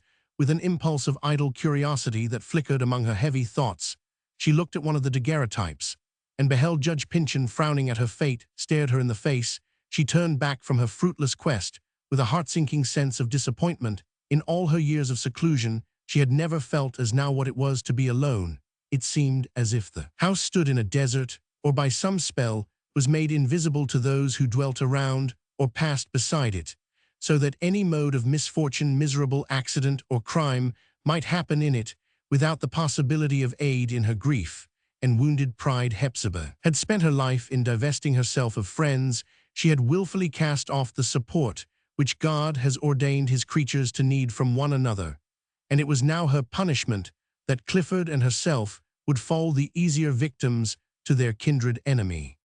Returning to the arched window, she lifted her eye, sculling poor dim-sighted Hepzibah in the face of heaven, and strove hard to send up a prayer through the dense gray pavement of clouds those mists had gathered, as if to symbolize a great brooding mass of human trouble, doubt, confusion, and chill indifference between earth and the better regions. Her faith was too weak, the prayer too heavy to be thus uplifted. It fell back a lump of lead upon her heart. It smote her with the wretched conviction that Providence intermeddled not in these petty wrongs of one individual to his fellow, nor had any balm for these little agonies of a solitary soul, but shed its justice and its mercy in a broad sun-like sweep over half the universe at once. Its vastness made it nothing, but Hepzibah did not see that just as there comes a warm sunbeam into every cottage window, so comes a love beam of God's care and pity for every separate need. At last, finding no other pretext for deferring the torture that she was to inflict on Clifford, her reluctance to which was the true cause of her loitering at the window, her search for the artist, and even her abortive prayer, dreading also to hear the stern voice of Judge Pyncheon from below stairs chiding her delay, crept slowly a pale, grief-stricken figure, a dismal shape of woman with almost torpid limbs, slowly to her brother's door and knocked. There was no reply. And how should there have been? Her hand, tremulous with the shrinking purpose which directed it, had smitten so feebly against the door that the sound could hardly have gone inward. She knocked again, still no response, nor was it to be wondered at. She had struck with the entire force of her heart's vibration, communicating by some subtle magnetism her own terror. To the summons, Clifford would turn his face to the pillow and cover his head beneath the bedclothes like a startled child at midnight. She knocked a third time, 3 regular strokes, gentle but perfectly distinct, and with meaning in them, for modulate it, with what cautious art we will the hand cannot help playing some tune of what we feel upon the senseless wood. Clifford returned no answer. "Clifford, dear brother," said Hepzibah, "shall I come in?" A silence. 2 or 3 times, and more, Hepzibah repeated his name without result, till, thinking her brother's sleep unwontedly profound, she undid the door and, entering, found the chamber vacant. How could he have come forth? And when, without her knowledge, was it possible that, in spite of the stormy day, and worn out with the irksomeness within doors, he had betaken himself to his customary haunt in the garden, and was now shivering under the cheerless shelter of the summer house? She hastily threw up a window, thrust forth her turbaned head and the half of her gaunt figure, and searched the whole garden through as completely as her dim vision would allow. She could see the interior of the summer house, and its circular seat, kept moist by the droppings of the roof. It had no occupant. Clifford was not thereabouts, unless indeed he had crept for concealment, as for a moment Hepzibah fancied might be the case, into a great wet mass of tangled and broad-leaved shadow where the squash veins were clambering tumultuously upon an old wooden framework set casually aslant against the fence. This could not be, however. He was not there, for while Hepzibah was looking, a strange grimalkin stole forth from the very spot and picked his way across the garden twice. He paused to snuff the air, and then anew directed his course towards the parlor window, whether it was only on account of the stealthy prying manner common to the race, or that this cat seemed to have more than ordinary mischief in his thoughts. The old gentlewoman, in spite of her much perplexity, felt an impulse to drive the animal away, and accordingly flung down a window stick. The cat stared up at her like a detected thief or murderer, and the next instant took to flight. No other living creature was visible in the garden. Chanticleer and his family had either not left their roost, disheartened by the interminable rain, or had done the next wisest thing by seasonably returning to it. Hepzibah closed the window. But where was Clifford? Could it be that, aware of the presence of his evil destiny, he had crept silently down the staircase, while the judge and Hepzibah stood talking in the shop, and had softly undone the fastenings of the outer door, and made his escape into the street? With that thought, she seemed to behold his grey, wrinkled, yet childlike aspect in the old-fashioned garments which he wore about the house, a figure such as one sometimes imagines himself to be with the world's eye upon him in a troubled dream. This figure of her wretched brother would go wandering through the city, attracting all eyes, and everybody's wonder and repugnance, like a ghost, the more to be shuddered at because visible at noontide, to incur the ridicule of the younger crowd that knew him not, harsher scorn and indignation of a few old men who might recall his once familiar features, to be the sport of boys who, when old enough to run about the streets, have no more reverence for what is beautiful and holy, nor pity for what is sad, no more sense of sacred misery, sanctifying the human shape in which it embodies itself, than if Satan were the father of them all, goaded by their taunts, their loud shrill cries and cruel laughter, insulted by the filth of the public ways which they would fling upon him, as it might well be distracted by the mere strangeness of his situation, though nobody should afflict him with so much as a thoughtless word. What wonder if Clifford were to break into some wild extravagance, which was certain to be interpreted as lunacy? Thus Judge Pyncheon's fiendish scheme would be ready accomplished to his hands. Then Hepzibah reflected that the town was almost completely water-girdled. The wharves stretched out towards the center of the harbor, and in this inclement weather were deserted by the ordinary throng of merchants, laborers, and seafaring men, each wharf a solitude, with the vessels moored stem and stern along its misty length, should her brother's aimless footsteps stray thitherward, and he but bend one moment over the deep black tide, would he not bethink himself that here was the sure refuge within his reach, and that with a single step, or the slightest overbalance of his body, he might be forever beyond his kinsman's gripe? Oh, the temptation to make of his ponderous sorrow a security to sink with its leaden weight upon him and never rise again. The horror of this last conception was too much for Hepzibah. Even Geoffrey Pyncheon must help her now. She hastened down the staircase, shrieking as she went. "Clifford is gone," she cried. "I cannot find my brother. Help, Geoffrey Pyncheon, some harm will happen to him." She threw open the parlor door, But what with the shade of branches across the windows, and the smoke-blackened ceiling, and the dark oak paneling of the walls, there was hardly so much daylight in the room that Hepzibah's imperfect sight could accurately distinguish the judge's figure. She was certain, however, that she saw him sitting in the ancestral armchair near the center of the floor, with his face somewhat averted, and looking towards a window so firm and quiet is the nervous system of such men as Judge Pyncheon that he had perhaps stirred not more than once since her departure, but in the hard composure of his temperament retained the position into which accident had thrown him. "I tell you, Jaffrey," cried Hepzibah impatiently, as she turned from the parlor door to search other rooms, "my brother is not in his chamber. You must help me seek him." But Judge Pyncheon was not the man to let himself be startled from an easy-chair with haste ill-befitting either the dignity of his character or his broad personal basis, by the alarm of an hysteric woman. Yet, considering his own interest in the matter, he might have bestirred himself with a little more alacrity. "Do you hear me, Jaffrey Pyncheon?" screamed Hepzibah, as she again approached the parlor door after an ineffectual search elsewhere. "Clifford is gone." At this instant, on the threshold of the parlor, emerging from within, appeared Clifford himself. His face was preternaturally pale, so deadly white, indeed, that through all the glimmering indistinctness of the passageway Hepzibah could discern his features as if a light fell on them alone. Their vivid and wild expression seemed likewise sufficient to illuminate them. It was an expression of scorn and mockery, coinciding with the emotions indicated by his gesture as Clifford stood on the threshold, partly turning back. He pointed his finger within the parlor and shook it slowly as though he would have summoned not Hepzibah alone, but the whole world to gaze at some object inconceivably ridiculous. This action, so ill-timed and extravagant, accompanied, too, with a look that showed more like joy than any other kind of excitement, compelled Hepzibah to dread that her stern kinsman's ominous visit had driven her poor brother to absolute insanity, nor could she otherwise account for the judge's quiescent mood than by supposing him craftily on the watch, while Clifford developed these symptoms of a distracted mind. "Be quiet, Clifford," whispered his sister, raising her hand to impress caution. "Oh, for heaven's sake, be quiet." "Let him be quiet. What can he do better?" answered Clifford with a still wilder gesture, pointing into the room which he had just quitted. "As for us, Hepzibah, we can dance, no, we can sing, laugh, play, do what we will. The weight is gone, Hepzibah. It is gone off this weary old world, and we may be as light-hearted as little Phoebe herself." And in accordance with his words, he began to laugh, still pointing his finger at the object invisible to Hepzibah within the parlor. She was seized with a sudden intuition of some horrible thing.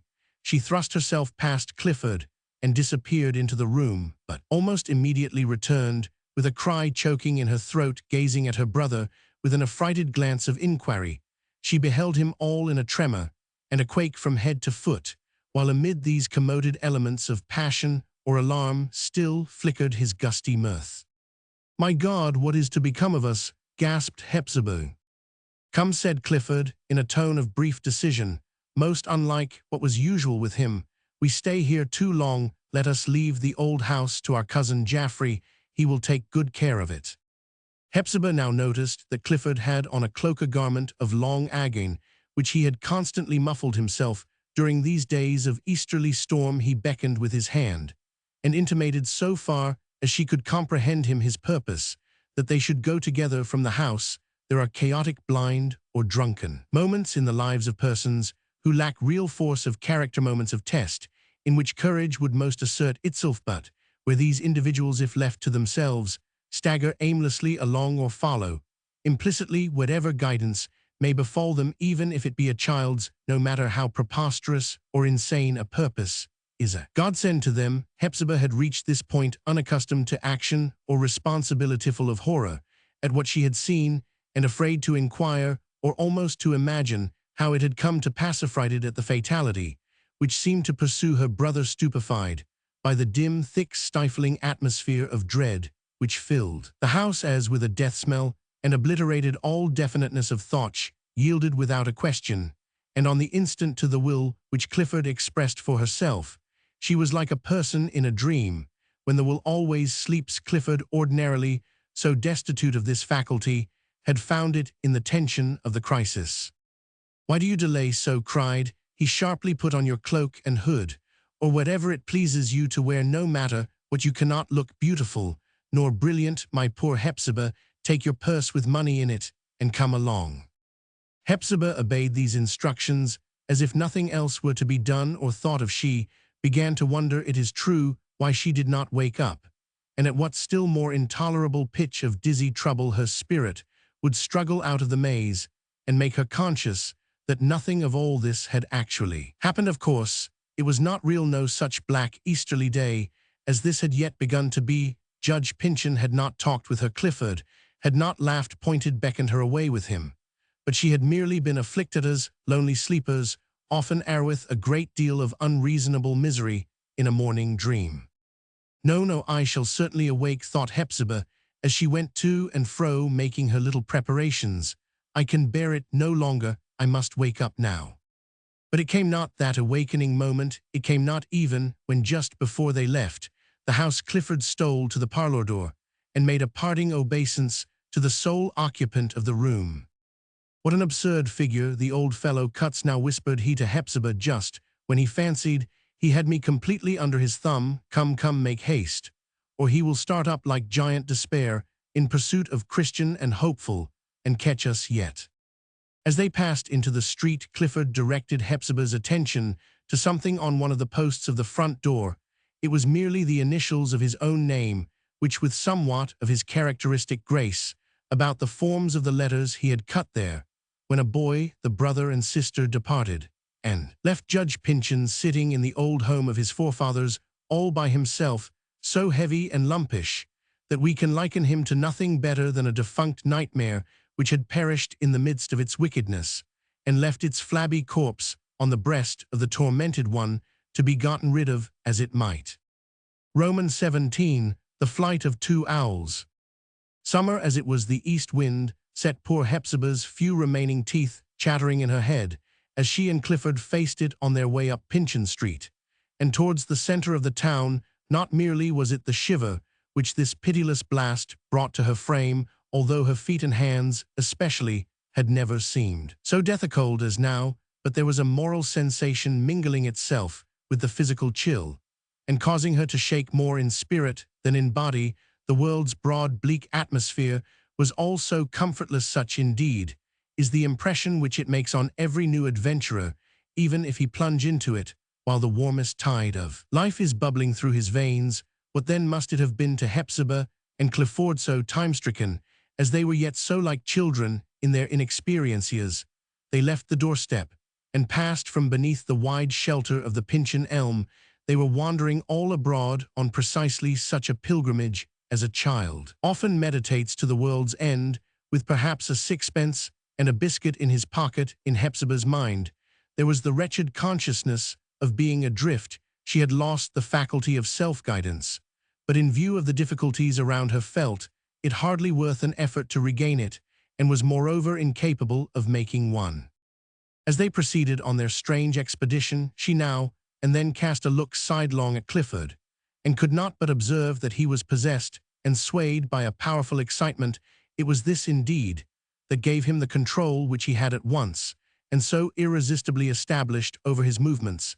It not a little resembled the exhilaration of wine, or it might more fancifully be compared to a joyous piece of music played with wild vivacity, but upon a disordered instrument, as the cracked, jarring note might always be heard, and as it jarred loudest amidst the loftiest exultation of the melody, so was there a continual quake through Clifford, causing him most to quiver, while he wore a triumphant smile, and seemed almost under a necessity to skip in his gait.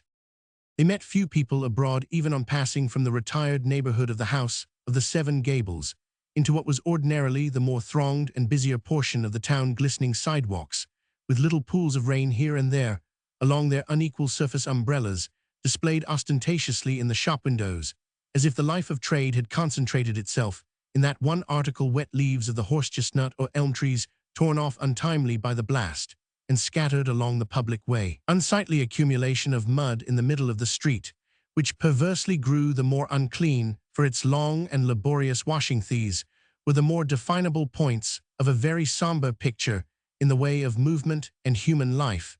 There was the hasty rattle of a cab or coach, its driver protected by a waterproof cap over his head, and shoulders the forlorn figure of an old man who seemed to have crept out of some subterranean sewer, and was stooping along the kennel and poking the wet rubbish with a stick in quest of rusty nails. A merchant or two at the door of the post office, together with an editor and a miscellaneous politician, awaiting a dilatory mail. A few visages of retired sea captains at the window of an insurance office, looking out vacantly at the vacant street, blaspheming at the weather, and fretting at the dearth as well of public news as local gossip. What a treasure trove to these venerable quidnuncs! Could they have guessed the secret which Hepzibah and Clifford were carrying along with them? But their two figures attracted hardly so much notice as that of a young girl who passed at the same instant, and happened to raise her skirt a trifle too high above her ankles. Had it been a sunny and cheerful day, they could hardly have gone through the streets without making themselves obnoxious to remark. Now probably they were felt to be in keeping with the dismal and bitter weather, and therefore did not stand out in strong relief, as if the sun were shining on them, but melted into the grey gloom, and were forgotten as soon as gone. Poor Hepzibah, could she have understood this fact, it would have brought her some little comfort, for to all her other trouble, strange to say, there was added the womanish and old maiden-like misery arising from a sense of unseemliness in her attire. Thus she was fain to shrink deeper into herself, as it were, as if in the hope of making people suppose that here was only a cloak and hood threadbare, and woefully faded, taking an airing in the midst of the storm, without any wearer. As they went on, the feeling of indistinctness and unreality kept dimly hovering round about her, and so diffusing itself into her system that one of her hands was hardly palpable to the touch of the other. Any certainty would have been preferable to this. She whispered to herself again and again, "Am I awake? Am I awake?" and sometimes exposed her face to the chill spatter of the wind for the sake of its rude assurance that she was. Whether it was Clifford's purpose or only chance had led them thither, they now found themselves passing beneath the arched entrance of a large structure of grey stone. Within there was a spacious breadth and an airy height from floor to roof, now partially filled with smoke and steam, which eddied voluminously upward and formed a mimic cloud region over their heads. A train of cars was just ready for a start. The locomotive was fretting and fuming like a steed impatient for a headlong rush, and the bell rang out its hasty peal, so well expressing the brief summons which life vouchsafes to us in its hurried career, without question or delay, with the irresistible decision, if not rather to be called recklessness, which had so strangely taken possession of him, and through him of Hepzibah. Clifford impelled her towards the cars, and assisted her to enter. The signal was given, the engine puffed forth its short, quick breaths, the train began its movement, and along with 100 other passengers, these two unwanted travelers sped onward like the wind. At last, therefore, and after so long estrangement from everything that the world acted or enjoyed, they had been drawn into the great current of human life, and were swept away with it, as by the suction of fate itself. Still haunted with the idea that not one of the past incidents, inclusive of Judge Pyncheon's visit, could be real, the recluse of the Seven Gables murmured in her brother's ear, "Clifford, Clifford, is not this a dream?" "A dream, Hepzibah," repeated he, almost laughing in her face. "On the contrary, I have never been awake before." Meanwhile, looking from the window, they could see the world racing past them. At one moment they were rattling through a solitude, the next a village had grown up around them. A few breaths more, and it had vanished, as if swallowed by an earthquake. The spires of meeting-houses seemed set adrift from their foundations. The broad-based hills glided away. Everything was unfixed from its age-long rest, and moving at whirlwind speed in a direction opposite to their own. Within the car there was the usual interior life of the railroad, offering little to the observation of other passengers, but full of novelty for this pair of strangely enfranchised prisoners. It was novelty enough, indeed, that there were 50 human beings in close relation with them under one long and narrow roof, and drawn onward by the same mighty influence that had taken their two selves into its grasp. It seemed marvelous how all these people could remain so quietly in their seats, while so much noisy strength was at work in their behalf. Some with tickets in their hats, long travelers these, before whom lay 100 miles of railroad, had plunged into the English scenery and adventures of pamphlet novels, and were keeping company with dukes and earls others, whose briefer span forbade their devoting themselves to studies so abstruse beguiled the little tedium of the way, with pen and papers a party of girls and one young man on opposite sides of the car found huge amusement in a game of ball. They tossed it to and fro with peals of laughter that might be measured by mile lengths, for faster than the nimble ball could fly the merry players fled unconsciously along, leaving the trail of their mirth afar behind, and ending their game under another sky that had witnessed its commencement. Boys with apples, cakes, candy, and rolls of variously tinctured lozenges merchandise that reminded Hepzibah. A deserted shop appeared at each momentary stopping place, doing up their business in a hurry or breaking it short off, lest the market should ravish them away with it. New people continually entered old acquaintances, for such they soon grew to be in this rapid current of affairs. Continually departed here and there amid the rumble and the tumult sat one asleep, sleep, sport, business, graver, or lighter study, and the common and inevitable movement onward, it was life itself. Clifford's naturally poignant sympathies were all aroused. He caught the color of what was passing about him and threw it back more vividly than he received it, but mixed nevertheless with a lurid and portentous hue. Hepzibah, on the other hand, felt herself more apart from humankind than even in the seclusion which she had just quitted. "You are not happy, Hepzibah," said Clifford apart in a tone of reproach. "You are thinking of that dismal old house, and of cousin Jaffrey." Her came the quake through him, and of cousin Jaffrey, sitting there all by himself. "Take my advice, follow my example, and let such things slip aside. Here we are in the world, Hepzibah, in the midst of life, in the throng of our fellow beings. Let you and I be happy as that youth and those pretty girls at their game of ball." Happy, thought Hepzibah, bitterly conscious, at the word of her dull and heavy heart, with the frozen pain in Ithape, "He is mad already, and if I could once feel myself broad awake, I should go mad too."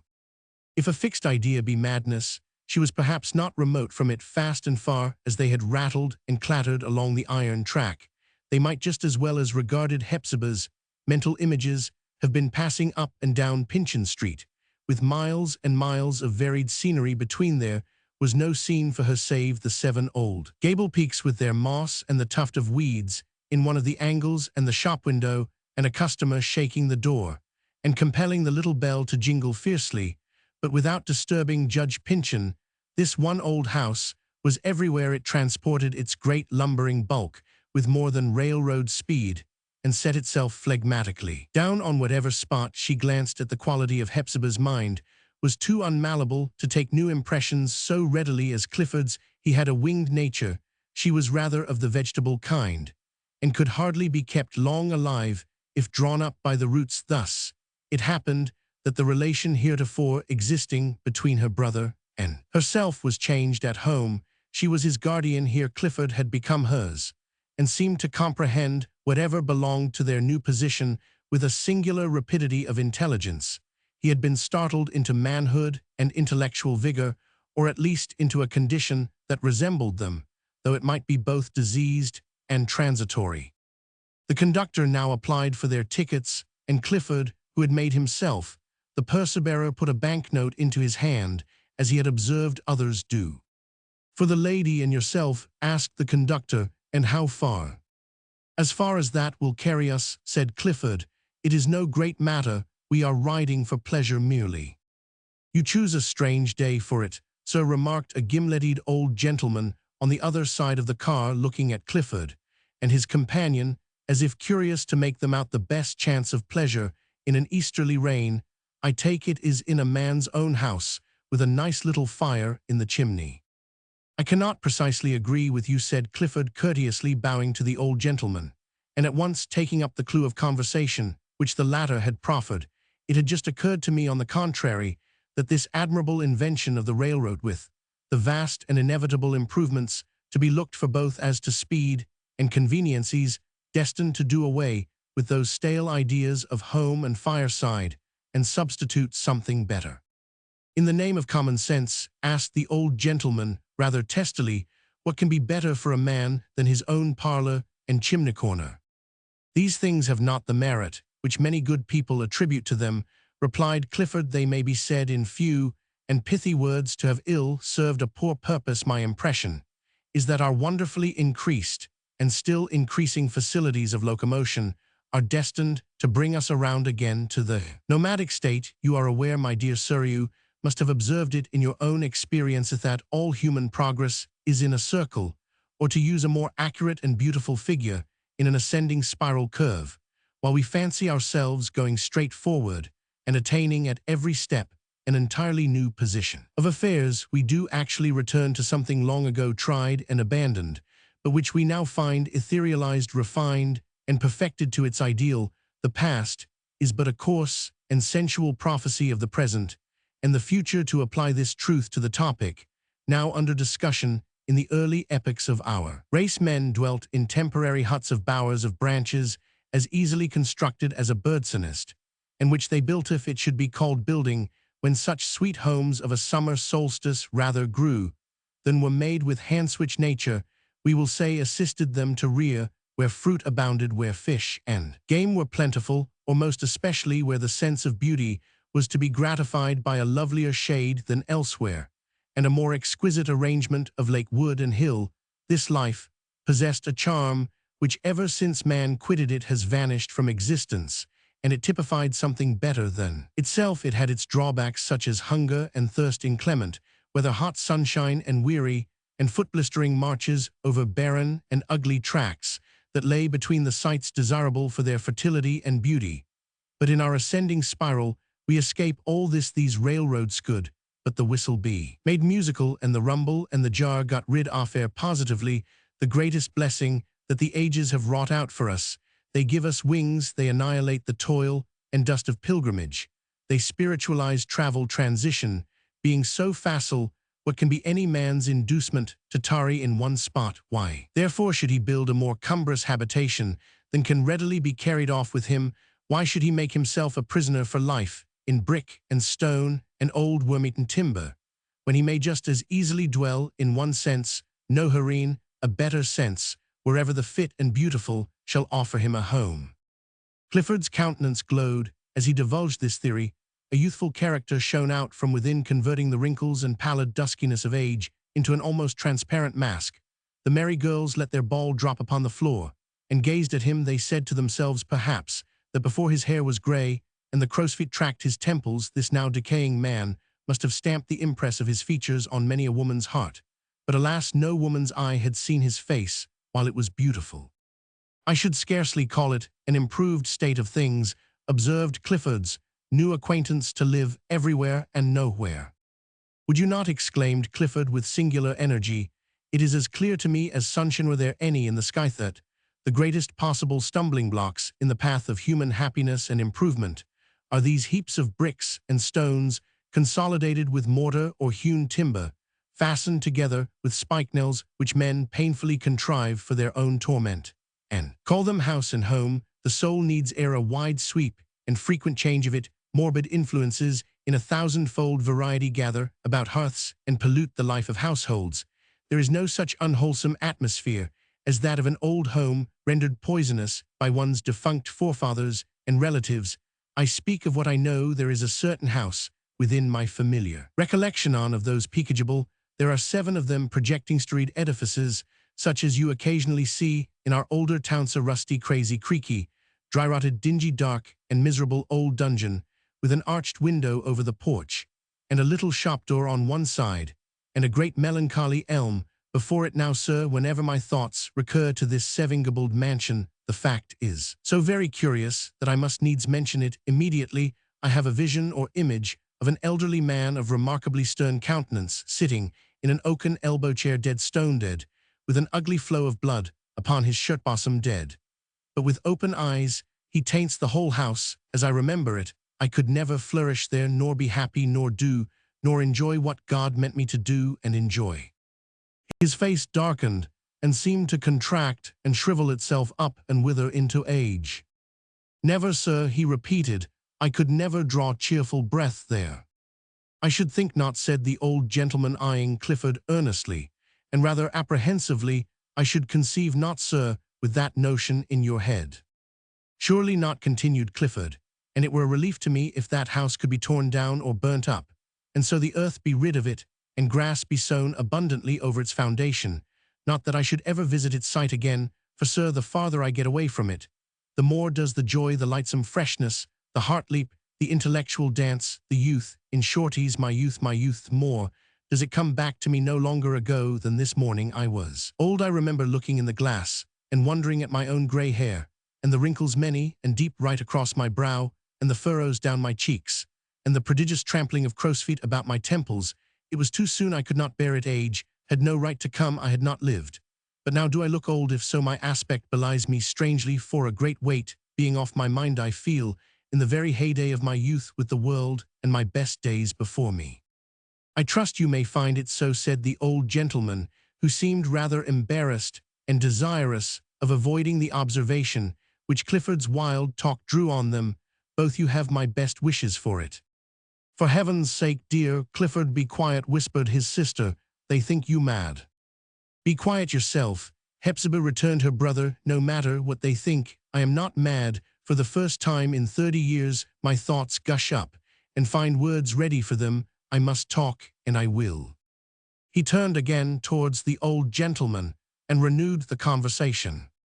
Yes, my dear sir, said he, it is my firm belief, and hope that these terms of roof and hearthstone, which have so long been held to embody something sacred, are soon to pass out of men's daily use, and be forgotten. Just imagine for a moment how much of human evil will crumble away with this one change, what we call real estate, solid ground, to build a house honest, the broad foundation, on which nearly all the guilt of this world rests. A man will commit almost any wrong, will heap up an immense pile of wickedness as hard as granite, and which will weigh as heavily upon his soul, to eternal agency, to build a great gloomy dark-chambered mansion for himself to die in, and for his posterity to be miserable in. He lays his own dead corpse beneath the underpinning, as one may say, and hangs his frowning picture on the wall, and after thus converting himself into an evil destiny, expects his remotest great-grandchildren to be happy there. I do not speak wildly, I have just such a house in my mind's eye. Then, sir, said the old gentleman, getting anxious to drop the subject, you are not to blame for leaving it. Within the lifetime of the child already born, Clifford went on, all this will be done away. The world is growing too ethereal and spiritual to bear these enormities a great while longer. To me, though for a considerable period of time, I have lived chiefly in retirement, and know less of such things than most men have, and to me, the harbingers of a better era are unmistakable mesmerism. Now, will that affect nothing, think you, towards purging away the grossness out of human life? All a humbug, growled the old gentleman. These rapping spirits that little Phbe told us of the other day, said Clifford, what are these but the messengers of the spiritual world knocking at the door of substance, and it shall be flung wide open.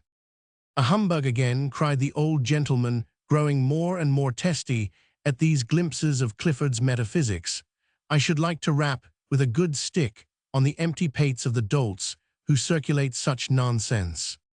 Then there is electricity, demon, the angel, the mighty physical power, the all-pervading intelligence, exclaimed Clifford. Is that a humbug too? Is it a factor? Have I dreamt it that, by means of electricity, the world of matter has become a great nerve, vibrating thousands of miles in a breathless point of time? Rather, the round globe is a vast head, a brain instinct with intelligence, or shall we say it is itself a thought, nothing but thought, and no longer the substance which we deemed it? If you mean the telegraph, said the old gentleman, glancing his eye toward its wire alongside the rail track, it is an excellent thing. That is, of course, if the speculators in cotton and politics don't get possession of it, a great thing indeed, sir, particularly as regards the detection of bank robbers and murderers.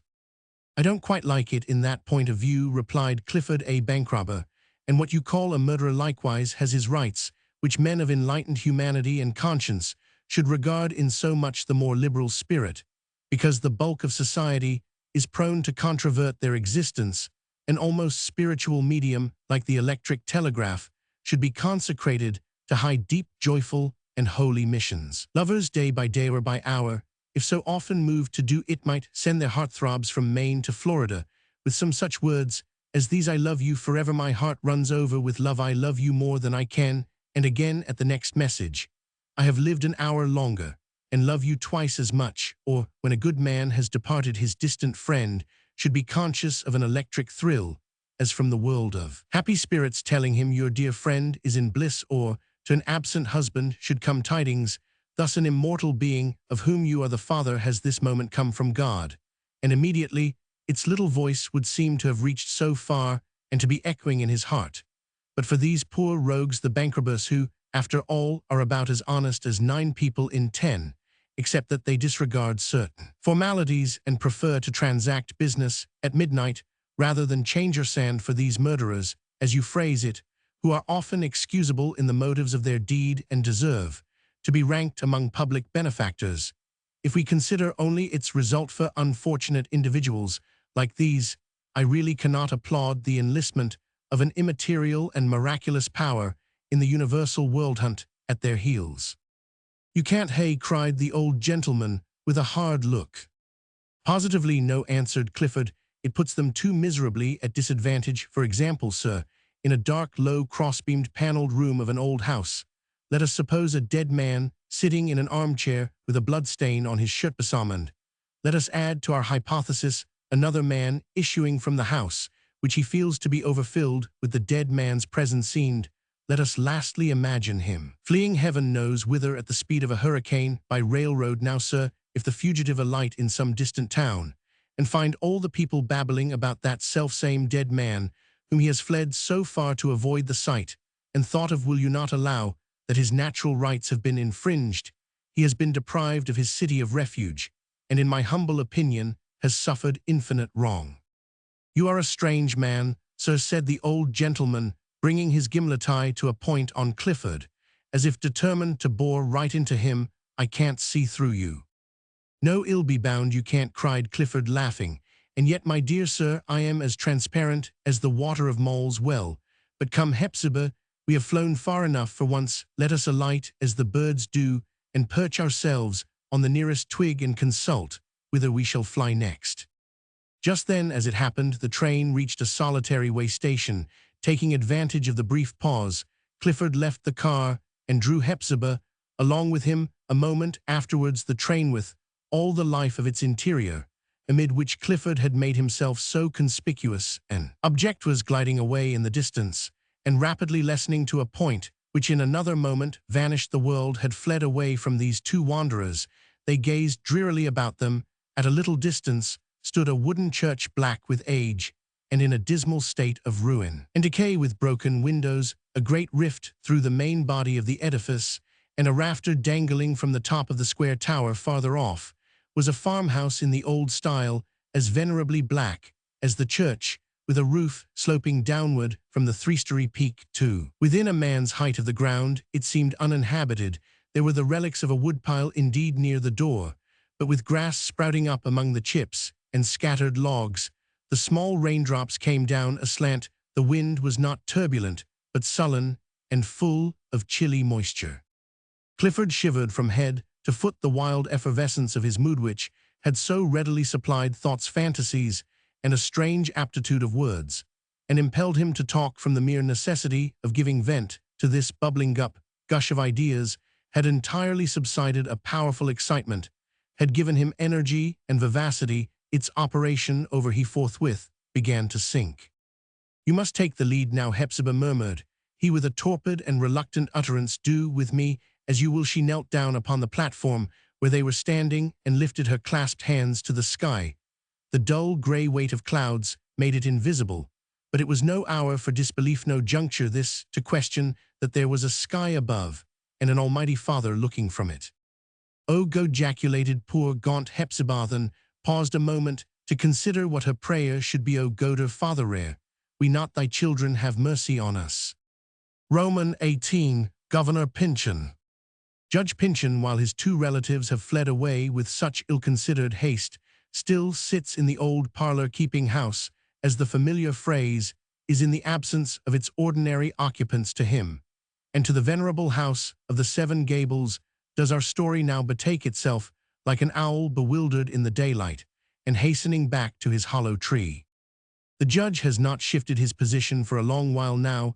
He has not stirred hand or foot, nor withdrawn his eyes so much as a hair's breadth from their fixed gaze towards the corner of the room, since the footsteps of Hepzibah and Clifford creaked along the passage, and the outer door was closed cautiously behind their exit.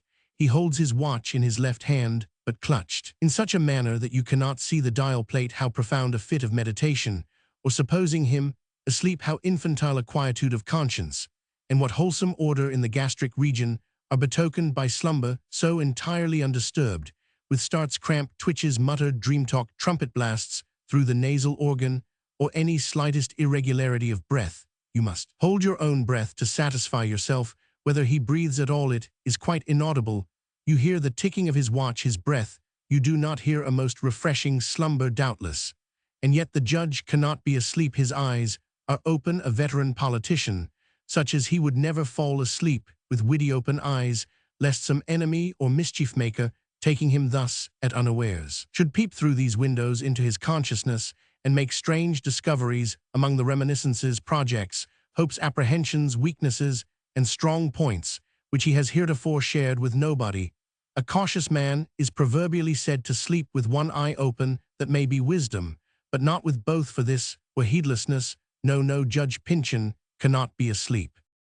It is odd, however, that a gentleman so burdened with engagement sand, noted too for punctuality, should linger thus in an old lonely mansion, which he has never seemed very fond of visiting. The oaken chair, to be sure, may tempt him with its roominess. It is indeed a spacious, and allowing for the rude age that fashioned it, a moderately easy seat, with capacity enough at all events, and offering no restraint to the judge's breadth of beam.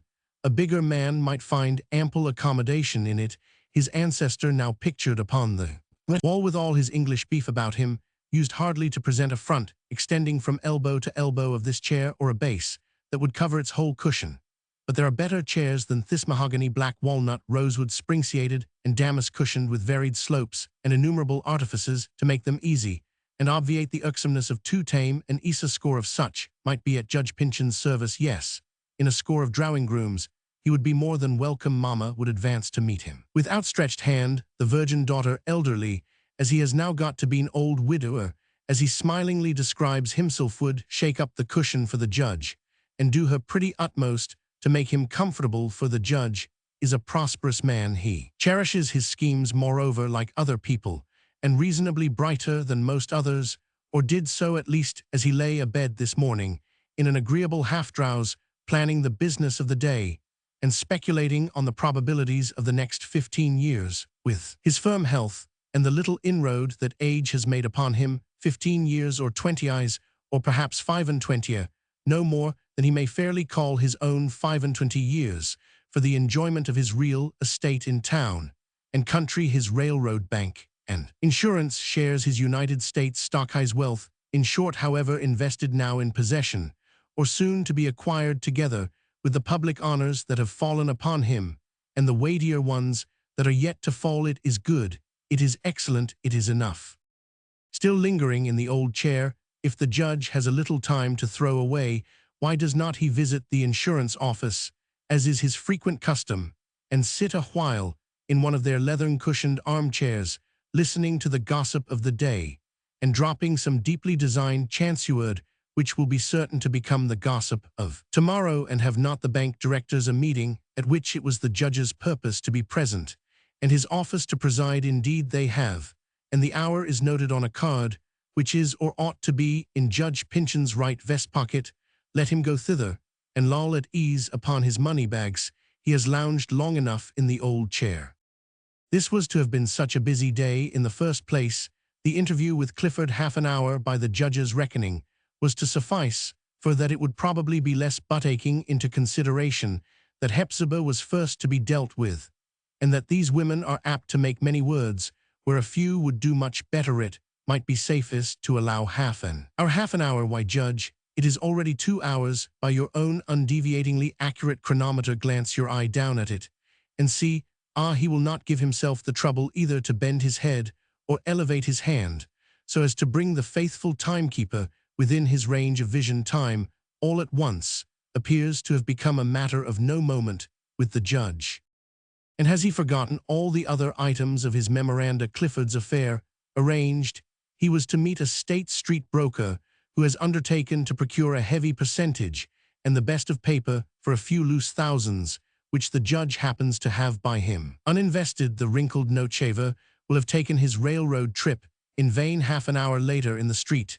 Next to this, there was to be an auction of real estate, including a portion of the old Pyncheon property, originally belonging to Mall's garden ground. It has been alienated from the Pyncheons these fourscore years, but the judge had kept it in his eye, and had set his heart on reannexing it to the small domain still left around the Seven Gables. And now, during this odd fit of oblivion, the fatal hammer must have fallen and transferred our ancient patrimony to some alien possessor. Possibly, indeed, the sale may have been postponed till fairer weather. If so, will the judge make it convenient to be present and favor the auctioneer with his bid on the proximate occasion. The next affair was to buy a horse for his own, driving the one heretofore.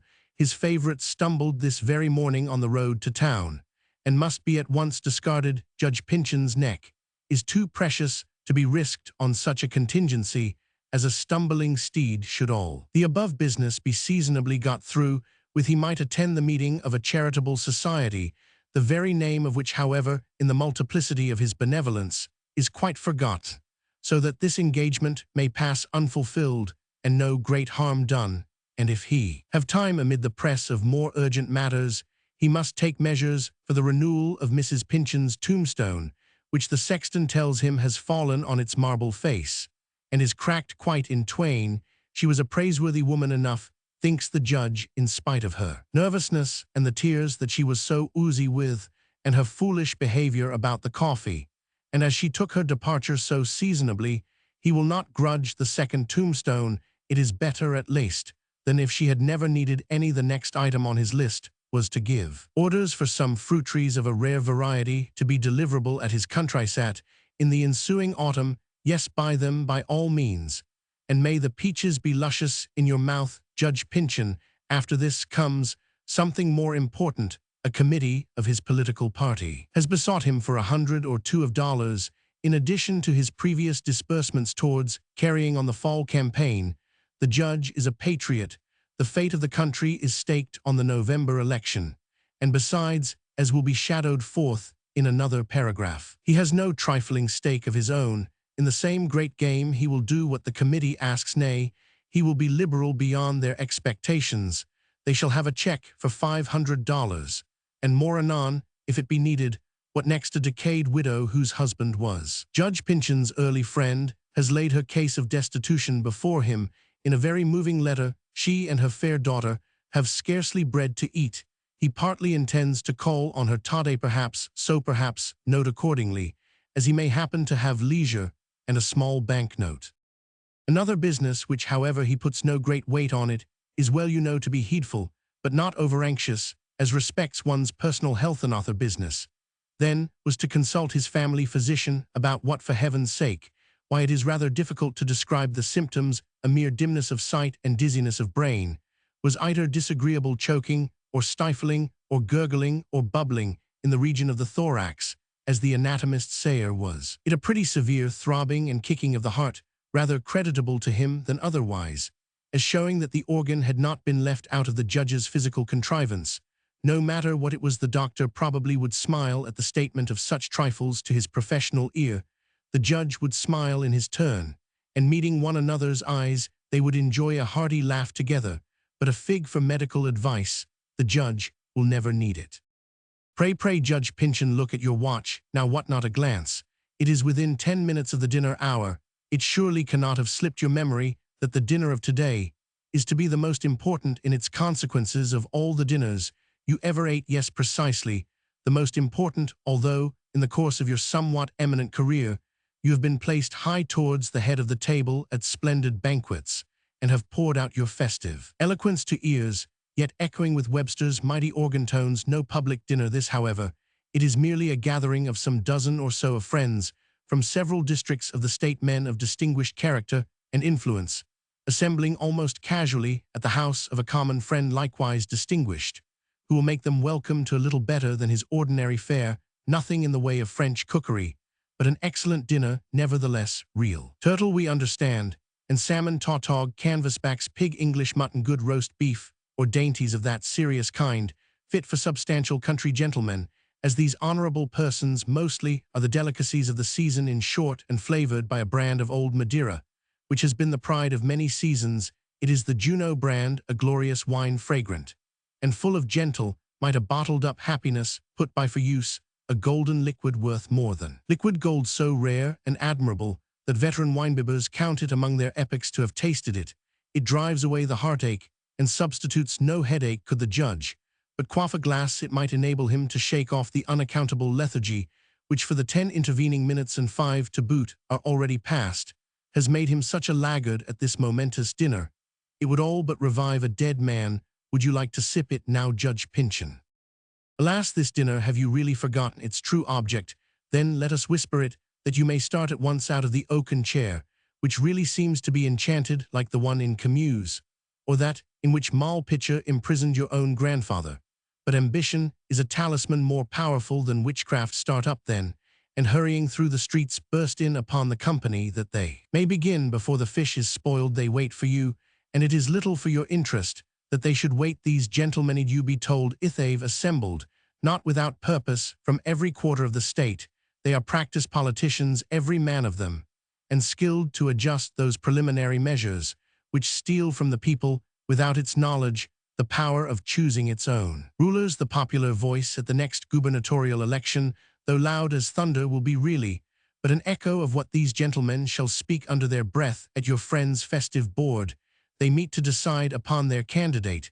This little knot of subtle schemers will control the convention, and through it dictate to the party, and what worthier candidate more wise and learned, more noted for philanthropic liberality, truer to safe principles, tried oftener by public trusts, more spotless in private character, with a larger stake in the common welfare, and deeper grounded by hereditary descent in the faith and practice of the Puritans. What man can be presented for the suffrage of the people, so eminently combining all these claims to the chief rulership, as Judge Pyncheon here before us? Make haste then, do your part. The mead for which you have toiled and fought and climbed and crept is ready for your grasp. Be present at this dinner. Drink a glass or two of that noble wine. Make your pledges in as low a whisper as you will, and you rise up from table, virtually governor of the glorious old state, Governor Pyncheon of Massachusetts. And is there no potent and exhilarating cordial in a certainty like this?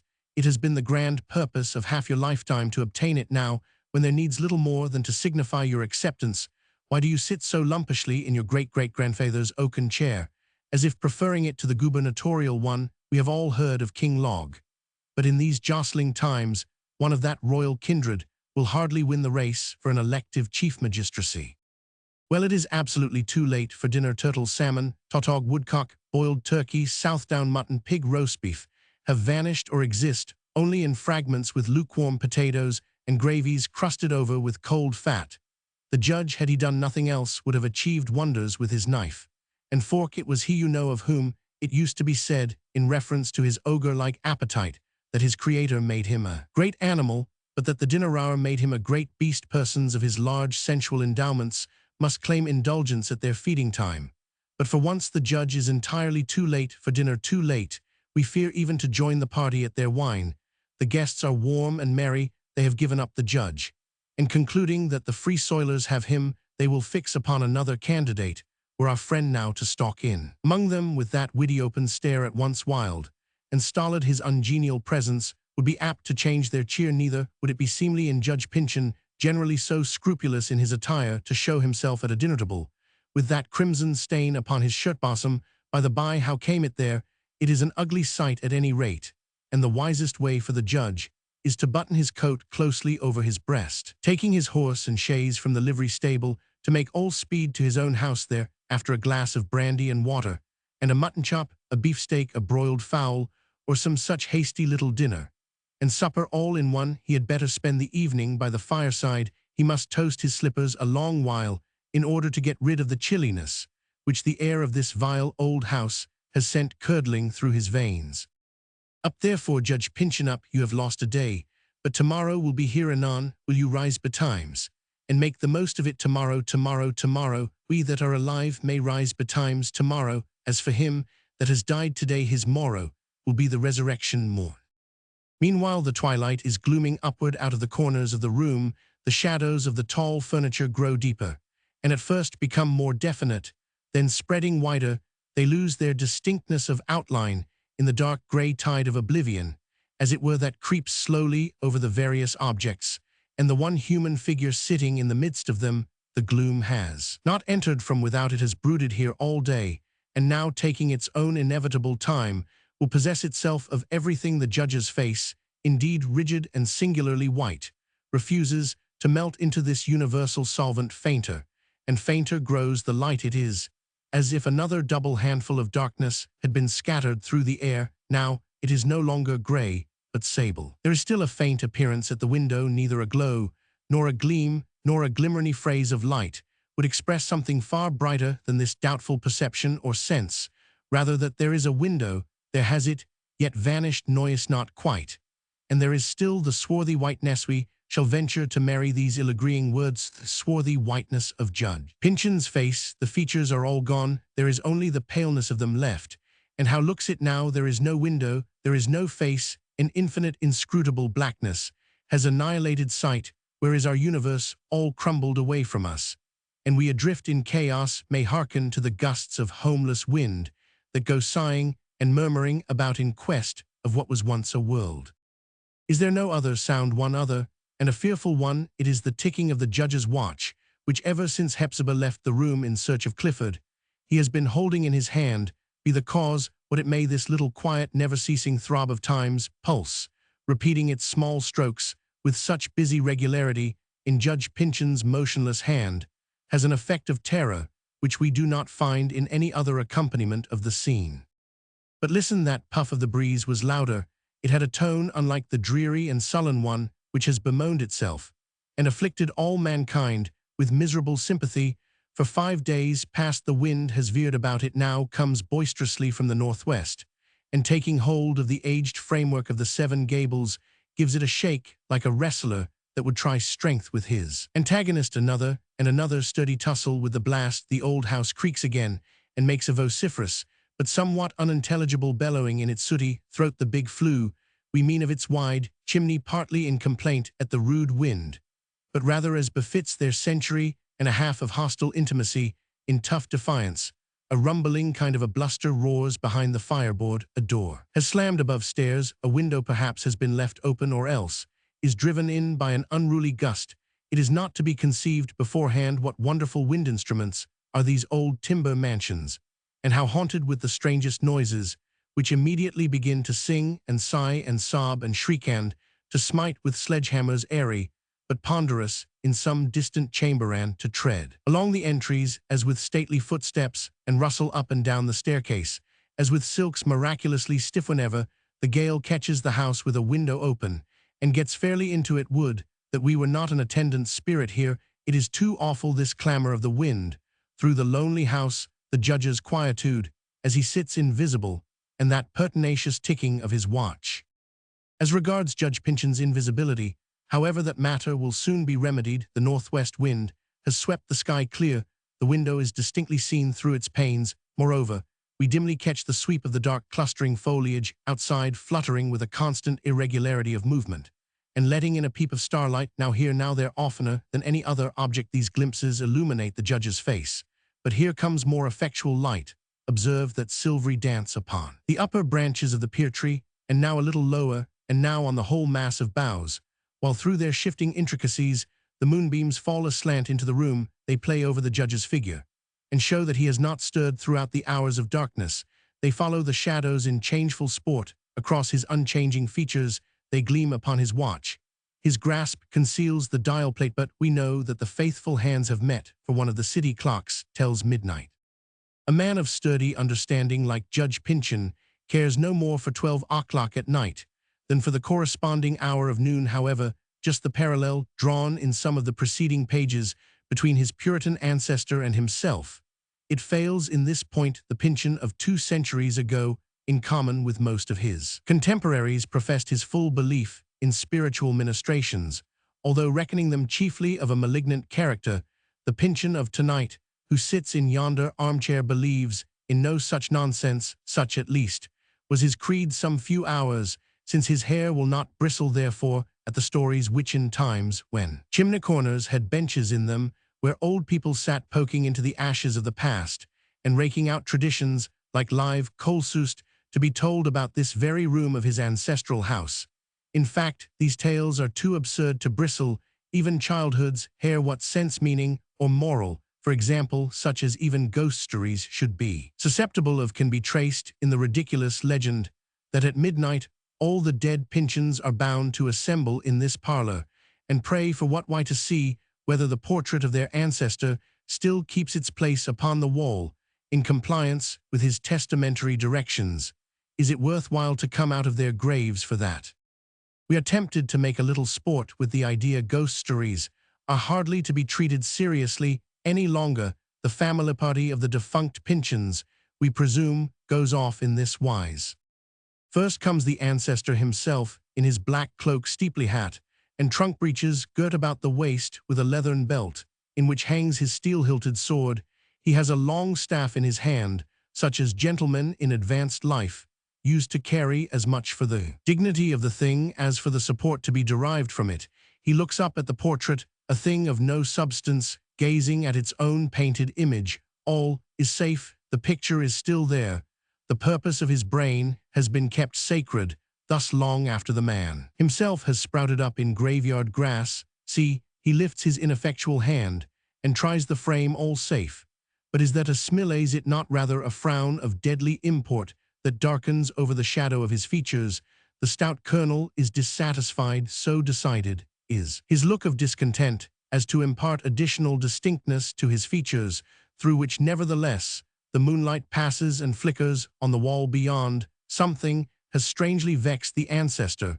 With a grim shake of the head, he turns away. Here come other Pyncheons, the whole tribe in their half a dozen generations, jostling and elbowing one another to reach the picture. We behold aged men and grandames, a clergyman with the puritanic stiffness still in his garb and mien, and a red-coated officer of the old French war. And there comes the shopkeeping Pyncheon of a century ago with the ruffles turned back from his wrists, and there the periwigged and brocaded gentleman of the artist's legend with the beautiful and pensive Alice, who brings no pride out of her virgin grave. All try the picture Ephraim. What do these ghostly people seek? A mother lifts her child, that his little hands may touch it. There is evidently a mystery about the picture that perplexes these poor Pyncheons when they ought to be at rest in a corner. Meanwhile stands the figure of an elderly man in a leathern jerkin and breeches with a carpenter's rule sticking out of his side pocket. He points his finger at the bearded colonel and his descendants, nodding, jeering, mocking, and finally bursting into obstreperous, though inaudible, laughter. Indulging our fancy in this freak, we have partly lost the power of restraint and guidance. We distinguish an unlooked-for figure in our visionary scene.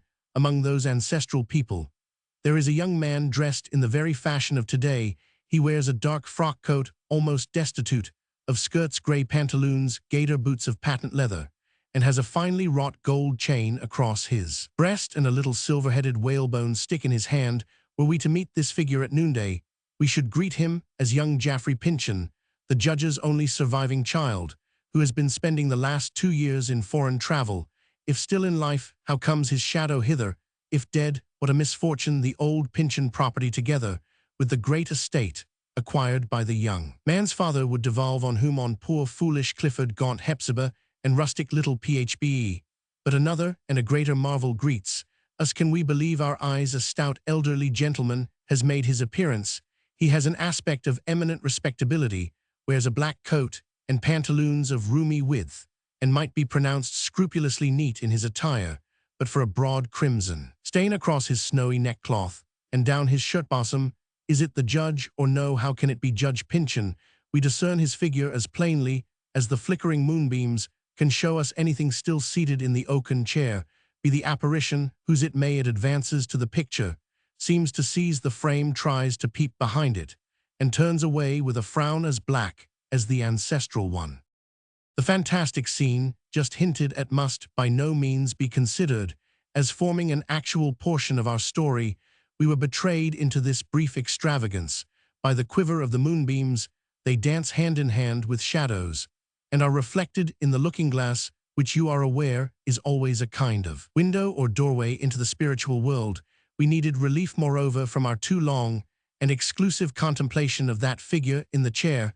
this wild wind, too, has tossed our thoughts into strange confusion. But without tearing them away from their one determined center, yonder leaden judge sits immovably. Upon our soul will he never stir again, we shall go mad.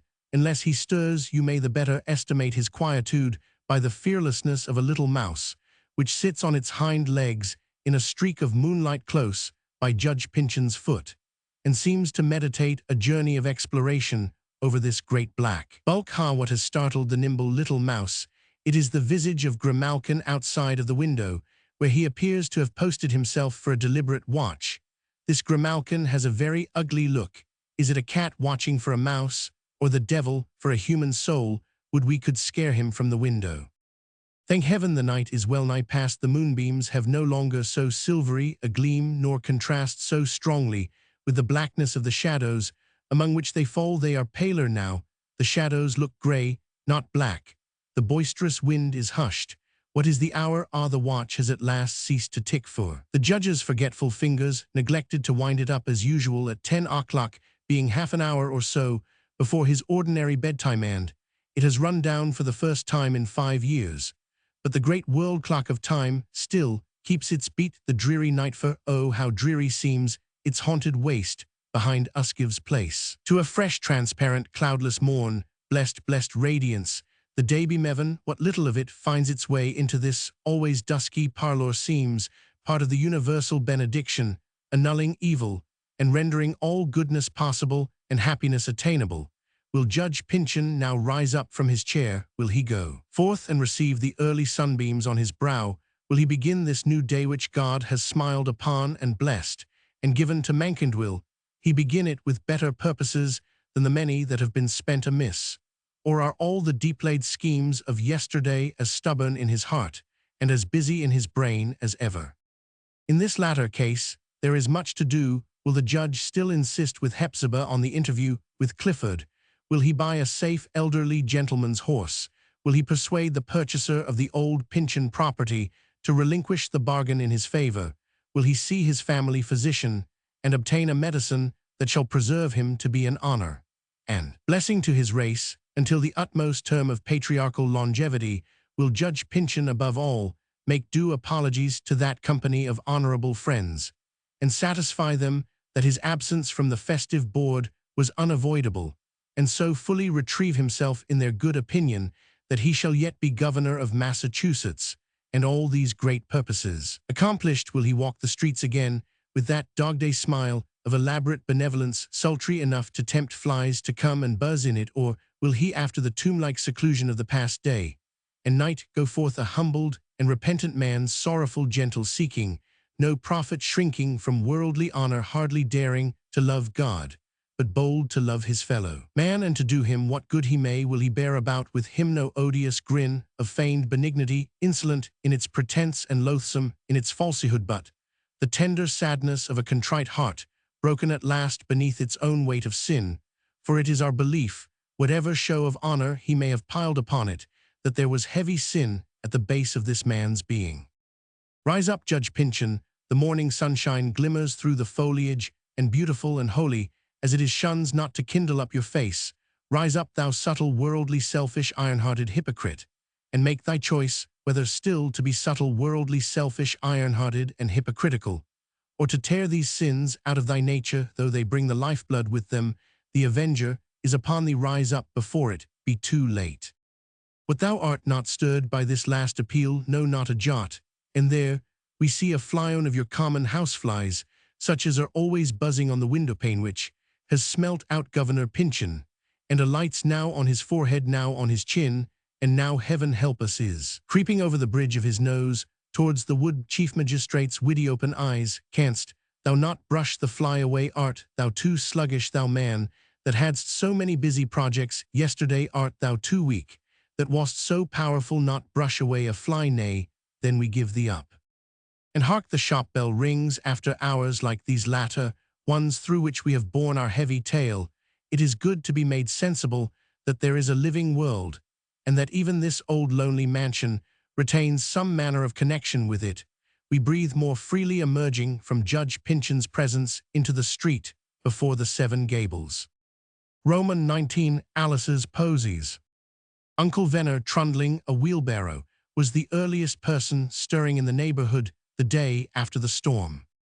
Pyncheon Street in front of the house of the Seven Gables was a far pleasanter scene than a by-lane confined by shabby fences, and bordered with wooden dwellings of the meaner class, could reasonably be expected to present nature made sweet amends that morning for the 5 unkindly days which had preceded it.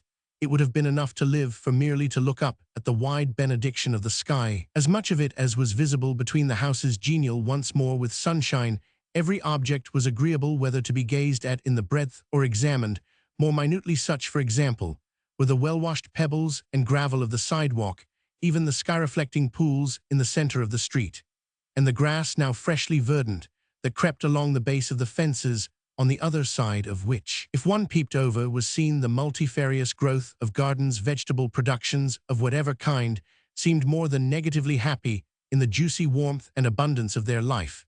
The Pyncheon elm throughout its great circumference was all alive and full of the morning sun and a sweet-tempered little breeze which lingered within this verdant sphere and set 1,000 leafy tongues a-whispering. All at once this aged tree appeared to have suffered nothing from the gale. It had kept its boughs unshattered, and its full complement of leaves, and the whole in perfect verdure, except a single branch, that by the earlier change with which the elm tree sometimes prophesies, the autumn had been transmuted to bright gold.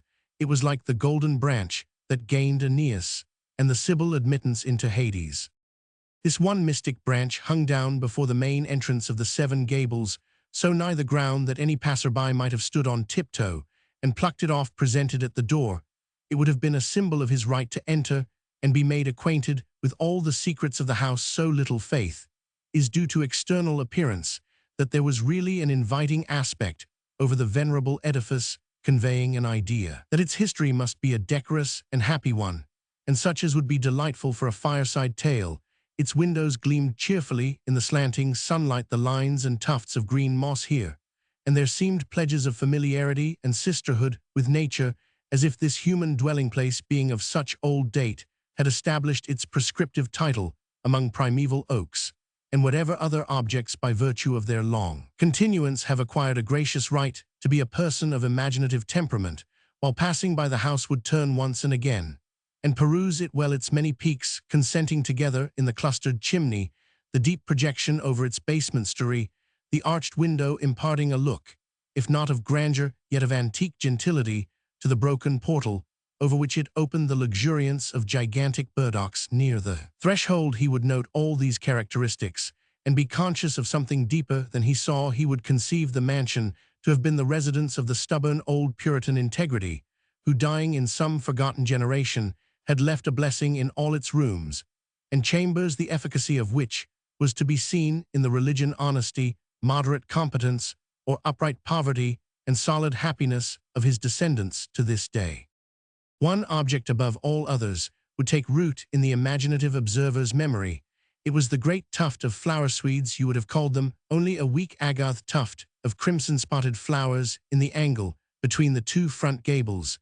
The old people used to give them the name of Alice's Posies in remembrance of fair Alice Pyncheon, who was believed to have brought their seeds from Italy. They were flaunting in rich beauty and full bloom today, and seemed as it were a mystic expression that something within the house was consummated.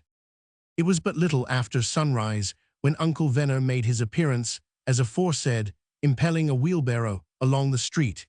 He was going his matutinal rounds to collect cabbage leaves, turnip tops, potato skins, and the miscellaneous refuse of the dinner pot, which the thrifty housewives of the neighborhood were accustomed to put aside as fit only to feed a pig. Uncle Venner's pig was fed entirely and kept in prime order on these eleemosynary contributions, insomuch that the patched philosopher used to promise that before retiring to his farm he would make a feast of the portly grunter and invite all his neighbors to partake of the joints and spare ribs which they had helped to fatten. Miss Hepzibah Pyncheon's housekeeping had so greatly improved since Clifford became a member of the family that her share of the banquet would have been no lean one, and Uncle Venner, accordingly, was a good deal disappointed not to find the large earthen pan full of fragmentary eatables that ordinarily awaited his coming at the back doorstep of the Seven Gables.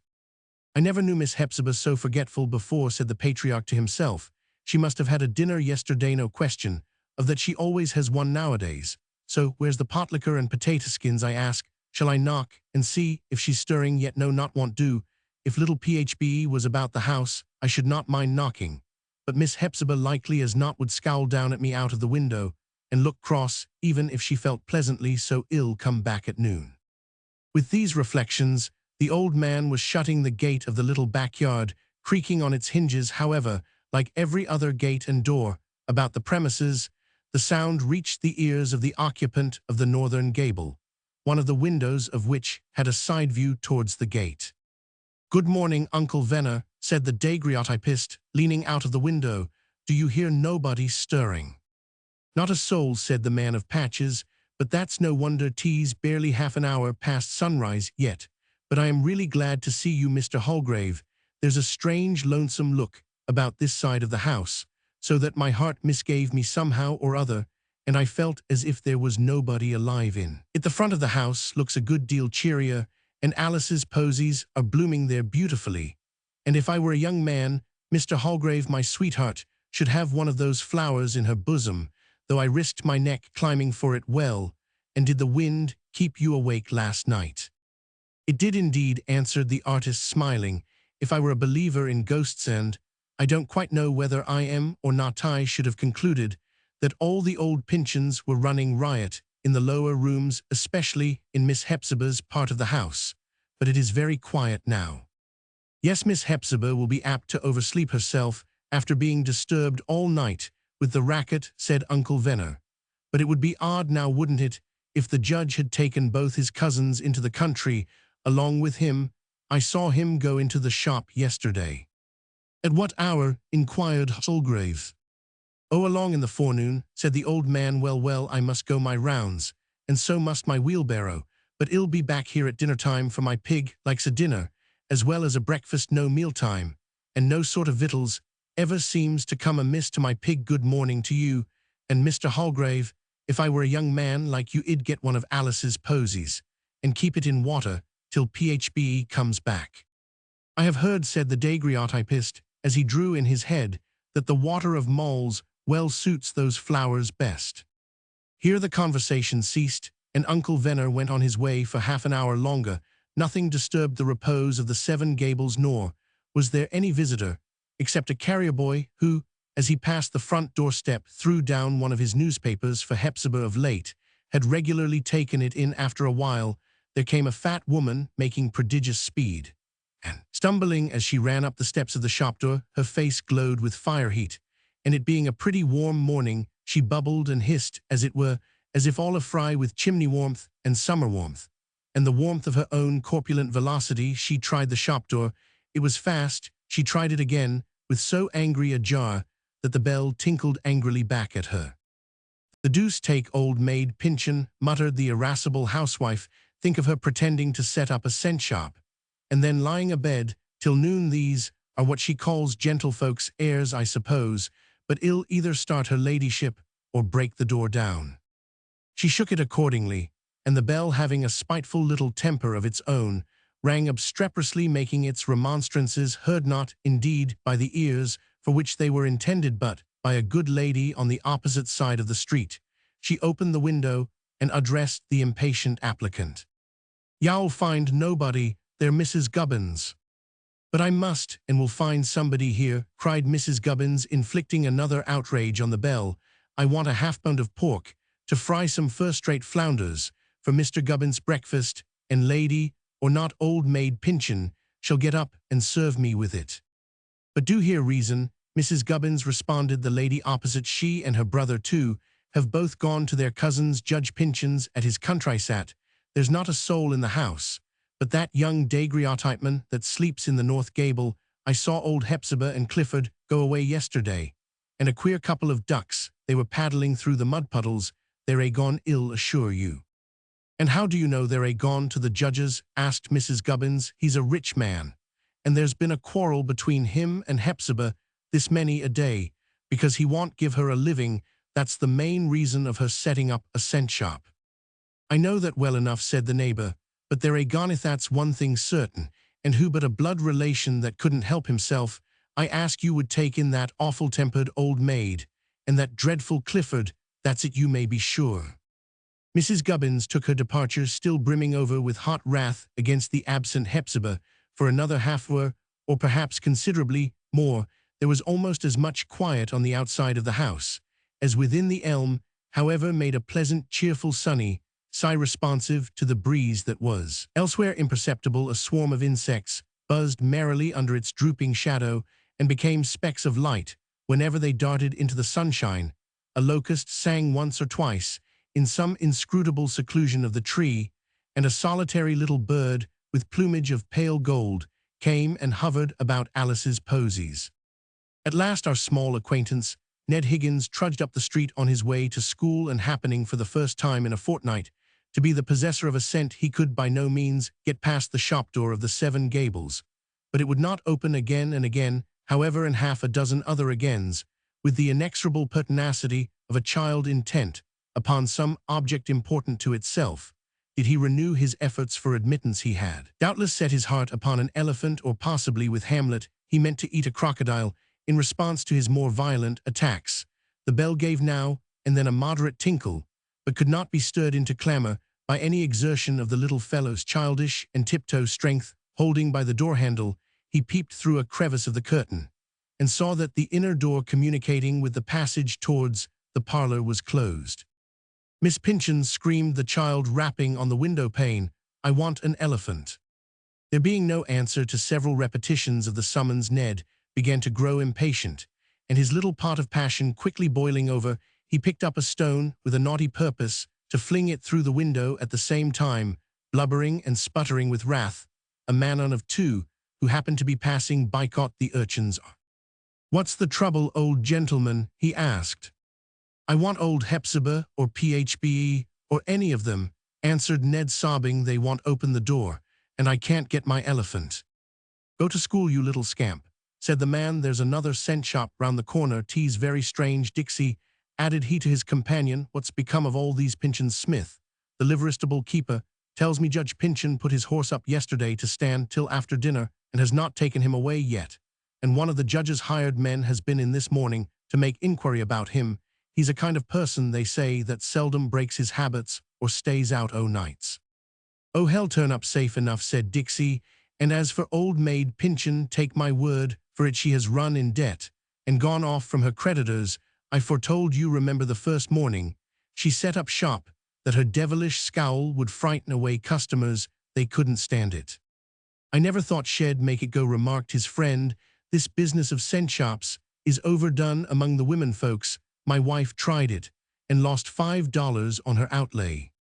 "Poor business," said Dixie, shaking his head, "poor business." In the course of the morning, there were various other attempts to open a communication with the supposed inhabitants of this silent and impenetrable mansion. The man of root beer came in his neatly painted wagon, with a couple of dozen full bottles to be exchanged for empty ones. The baker, with a lot of crackers, which Hepzibah had ordered for her retail custom. The butcher, with a nice titbit which he fancied she would be eager to secure for Clifford. Had any observer of these proceedings been aware of the fearful secret hidden within the house, it would have affected him with a singular shape and modification of horror, to see the current of human life making this small eddy hereabouts, swirling sticks, straws, and all such trifles round and round right over the black depth, where a dead corpse lay unseen.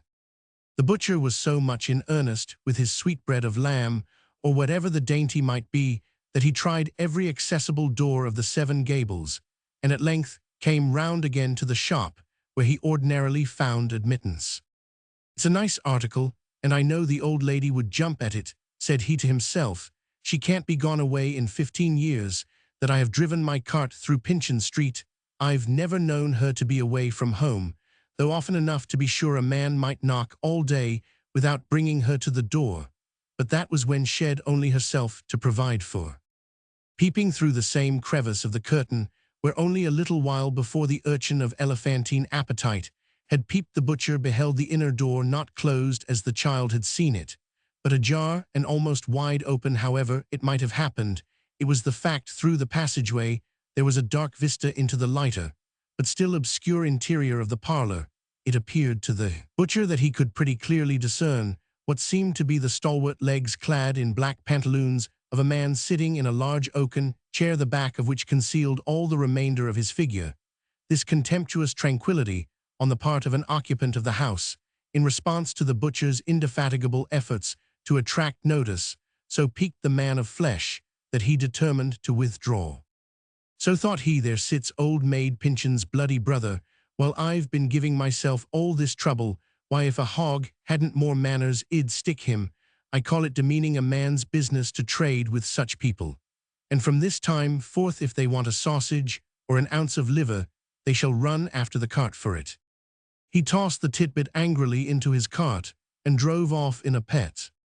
Not a great while afterwards, there was a sound of music turning the corner and approaching down the street with several intervals of silence, and then a renewed and nearer outbreak of brisk melody. A mob of children was seen moving onward or stopping in unison with the sound, which appeared to proceed from the center of the throng, so that they were loosely bound together by slender strains of harmony, and drawn along captive with ever and anon an accession of some little fellow in an apron and straw hat capering forth from door or gateway, arriving under the shadow of the Pyncheon elm.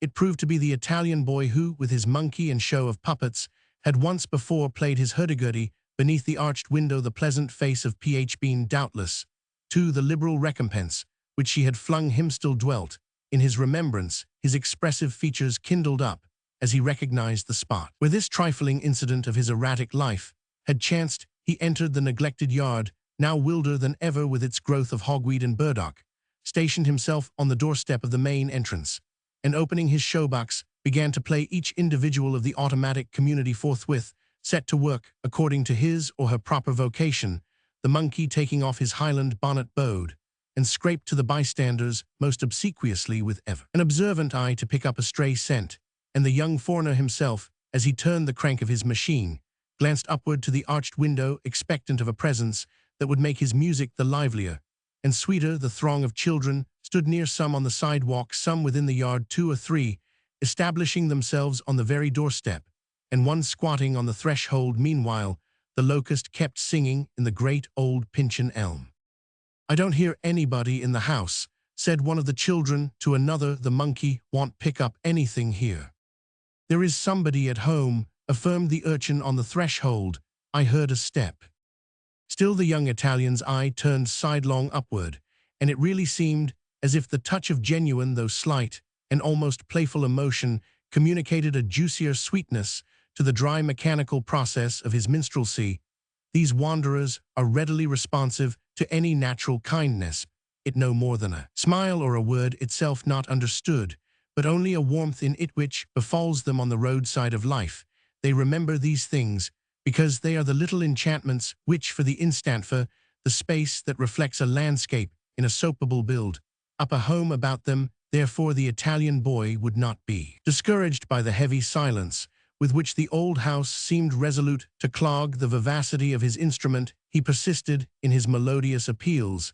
He still looked upward, trusting that his dark alien countenance would soon be brightened by Phb's sunny aspect. Neither could he be willing to depart without again beholding Clifford, whose sensibility, like Phb's smile, had talked a kind of heart's language to the foreigner.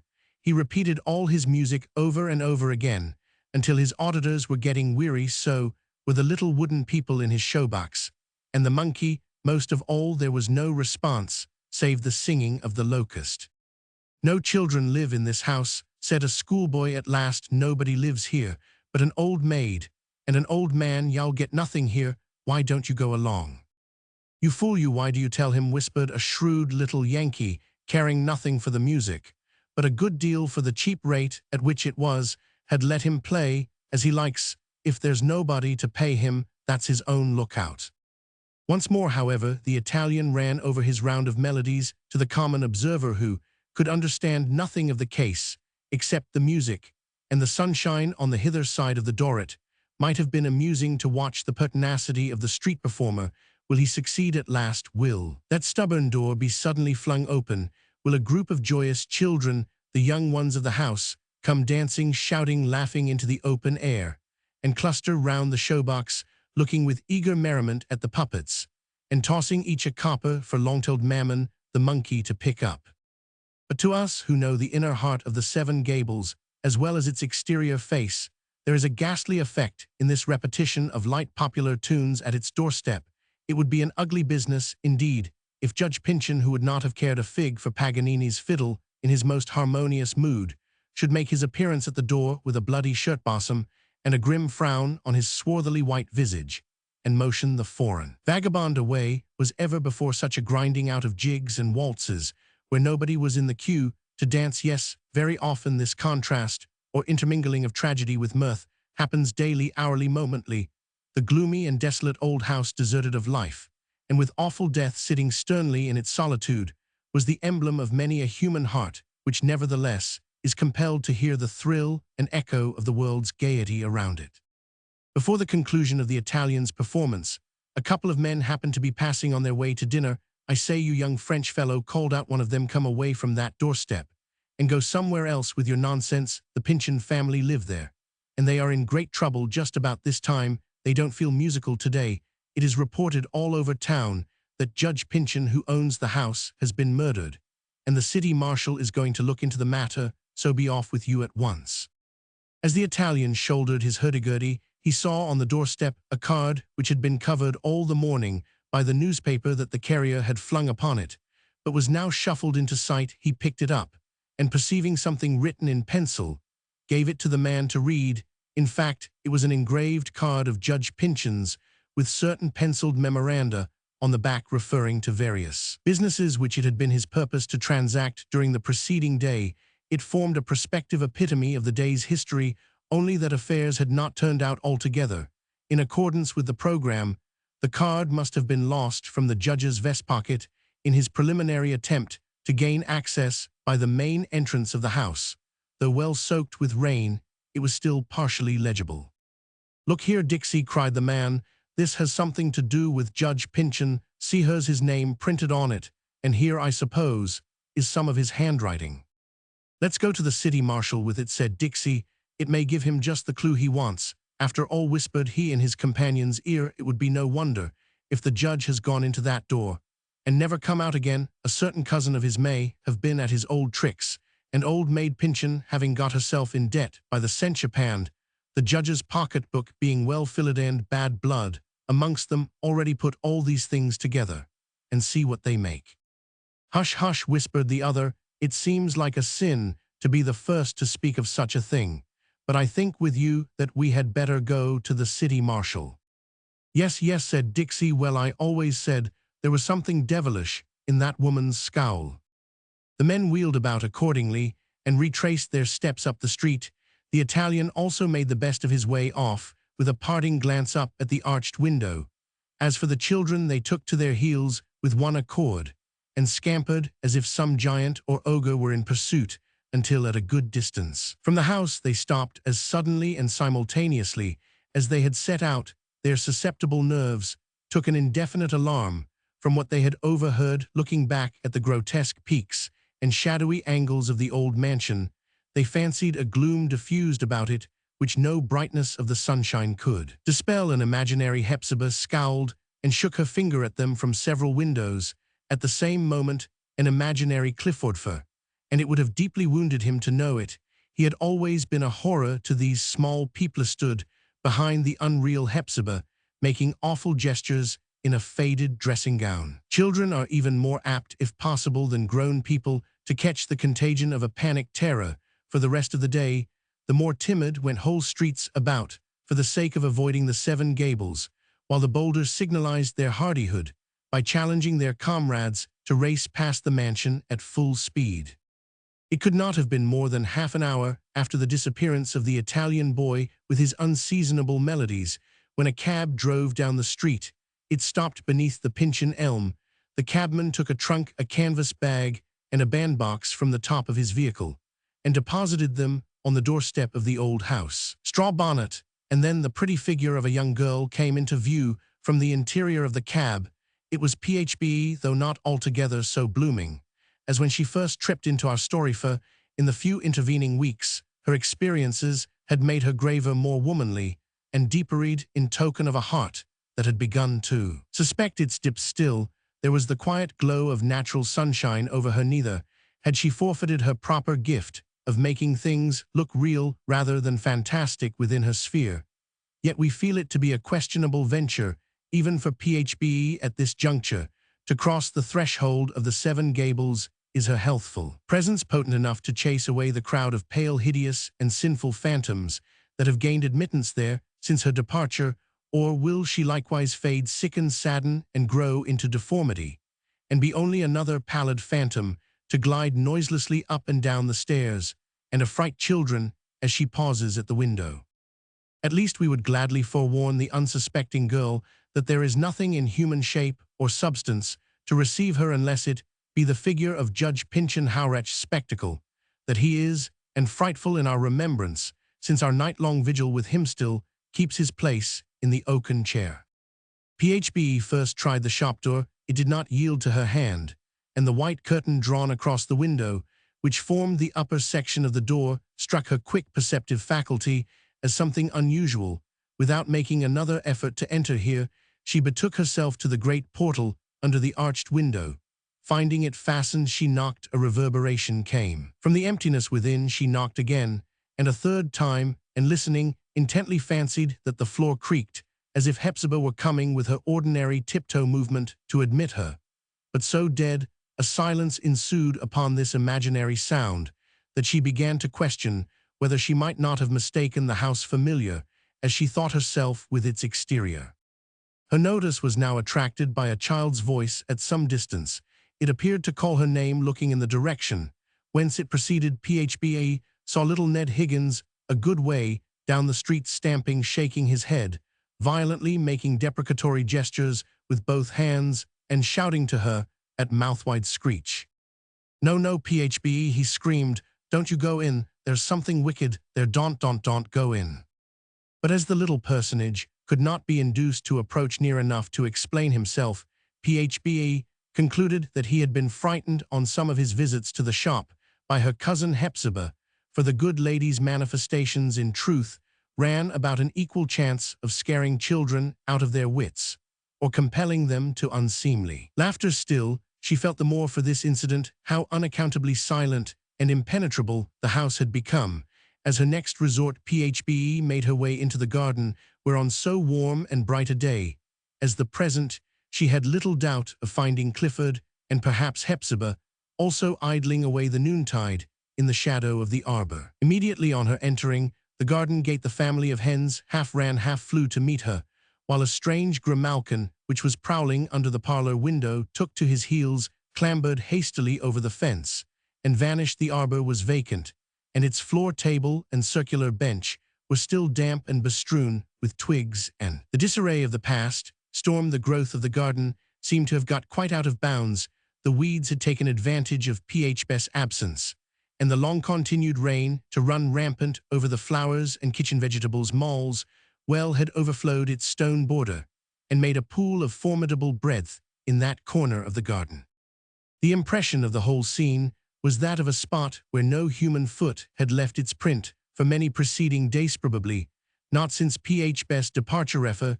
She saw a sidecomb of her own under the table of the arbor, where it must have fallen on the last afternoon when she and Clifford sat there.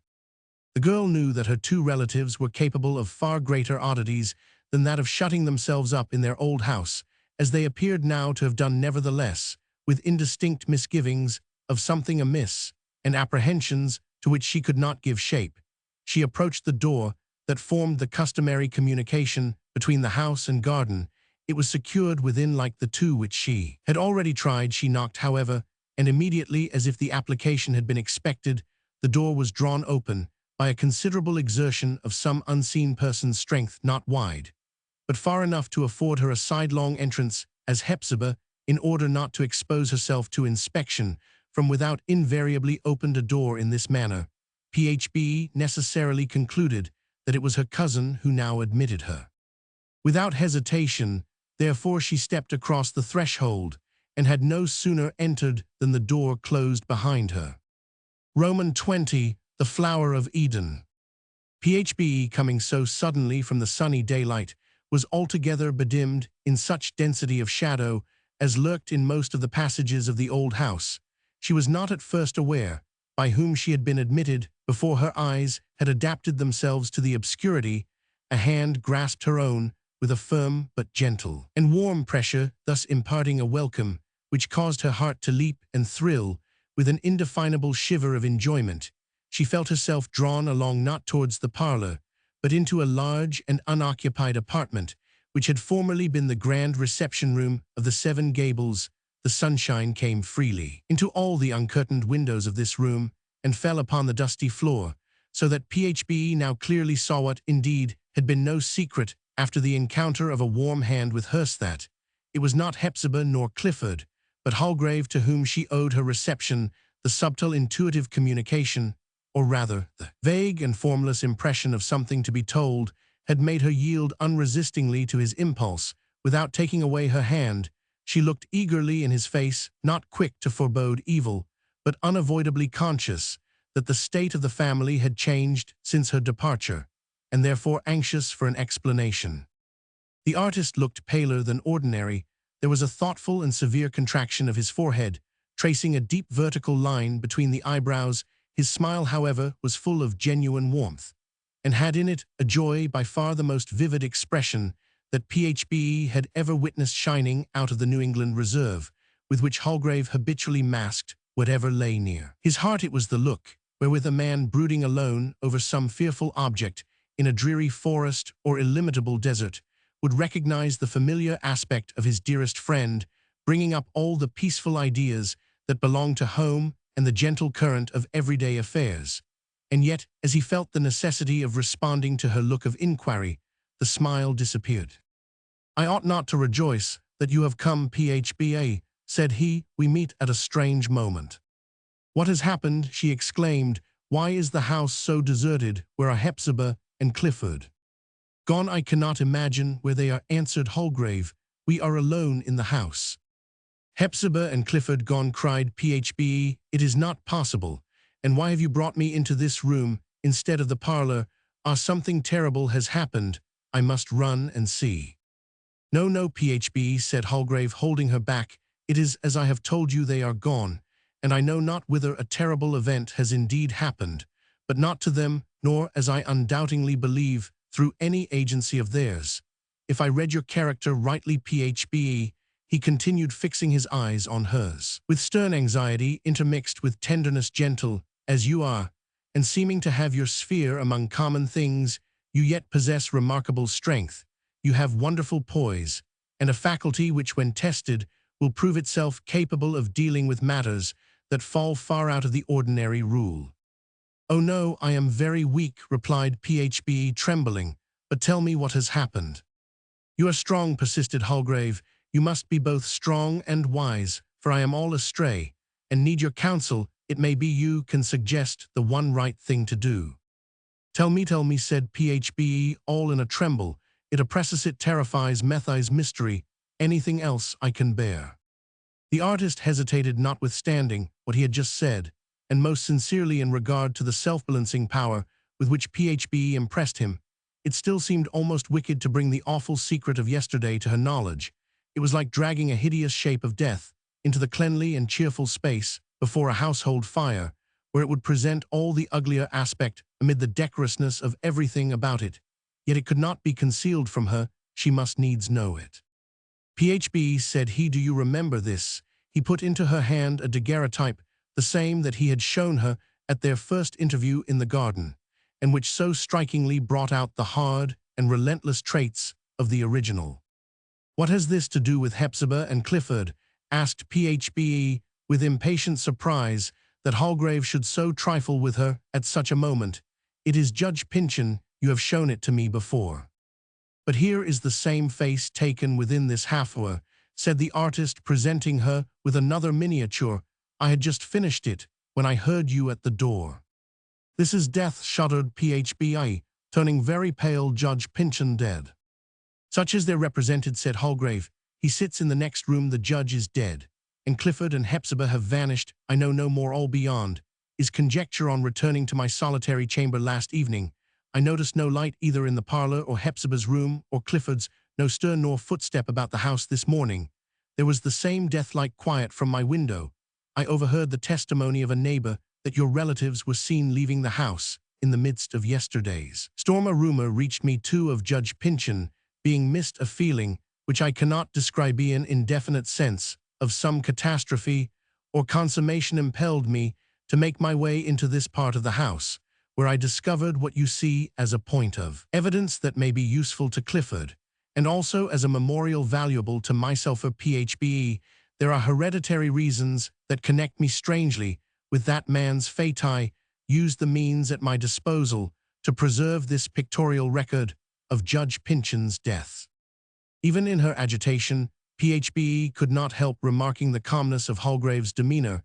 He appeared, it is true, to feel the whole awfulness of the judge's death, yet had received the fact into his mind without any mixture of surprise, but as an event preordained, happening inevitably, and so fitting itself into past occurrences that it could almost have been prophesied. "Why have you not thrown open the doors and called in witnesses?" inquired she with a painful shudder. "It is terrible to be here alone." "But Clifford," suggested the artist, "Clifford and Hepzibah, we must consider what is best to be done in their behalf. It is a wretched fatality that they should have disappeared. Their flight will throw the worst coloring over this event of which it is susceptible. Yet how easy is the explanation to those who know them, bewildered and terror-stricken by the similarity of this death to a former one which was attended with such disastrous consequences. To Clifford, they have had no idea but of removing themselves from the scene. How miserably unfortunate!" Had Hepzibah but shrieked aloud, had Clifford flung wide the door and proclaimed Judge Pyncheon's death, it would have been, however awful in itself, an event fruitful of good consequences to them. As I view it, it would have gone far towards obliterating the black stain on Clifford's character. "And how," asked Phbe, "could any good come from what is so very dreadful?" "Because," said the artist, "if the matter can be fairly considered and candidly interpreted, it must be evident that Judge Pyncheon could not have come unfairly to his end. This mode of death had been an idiosyncrasy with his family for generations past, not often occurring indeed, but when it does occur, usually attacking individuals about the judge's time of life, and generally in the tension of some mental crisis, or perhaps in an access of wrath. Old Moll's prophecy was probably founded on knowledge of this physical predisposition in the Pyncheon race. Now there is a minute, an almost exact similarity in the appearances connected with the death that occurred yesterday, and those recorded of the death of Clifford's uncle 30 years ago. It is true, there was a certain arrangement of circumstances unnecessary to be recounted, which made it possible, nay, as men look at these things, probable or even certain, that old Jaffrey Pyncheon came to a violent death, and by Clifford's hands. "Whence came those circumstances?" exclaimed Phbe, "he being innocent, as we know him to be." "They were arranged," said Holgrave, "at least such has long been my conviction. They were arranged after the uncle's death, and before it was made public by the man who sits in yonder parlor, his own death so like that former one, yet attended by none of those suspicious circumstances, seems the stroke of God upon him, at once a punishment for his wickedness, and making plain the innocence of Clifford. But this flight, it distorts everything. He may be in concealment near at hand. Could we but bring him back before the discovery of the judge's death, the evil might be rectified." "We must not hide this thing a moment longer," said Phbe. "It is dreadful to keep it so closely in our hearts. Clifford is innocent. God will make it manifest. Let us throw open the doors and call all the neighborhood to see the truth." "You are right, Phbe," rejoined Holgrave. "Doubtless you are right." Yet the artist did not feel the horror which was proper to Phbe's sweet and order-loving character at thus finding herself at issue with society and brought in contact with an event that transcended ordinary rules. Neither was he in haste, like her, to betake himself within the precincts of common life. On the contrary, he gathered a wild enjaymentas. It were a flower of strange beauty growing in a desolate spot and blossoming in the wind, such a flower of momentary happiness he gathered from his present position. It separated Phbe and himself from the world and bound them to each other by their exclusive knowledge of Judge Pyncheon's mysterious death, and the counsel which they were forced to hold respecting it. The secret, so long as it should continue, such kept them within the circle of a spell a solitude in the midst of men, a remoteness as entire as that of an island in mid-ocean. Once divulged the ocean would flow betwixt them standing. On its widely sundered shores, meanwhile all the circumstances of their situations seemed to draw them together. They were like two children who go hand in hand, pressing closely to one another's side, through a shadow-haunted passage. The image of awful death, which filled the house, held them united by his stiffened grasp. These influences hastened the development of emotions that might not otherwise have flowered so possibly. Indeed, it had been Holgrave's purpose to let them die in their undeveloped germs. "Why do we delay so?" asked Phbe. "This secret takes away my breath.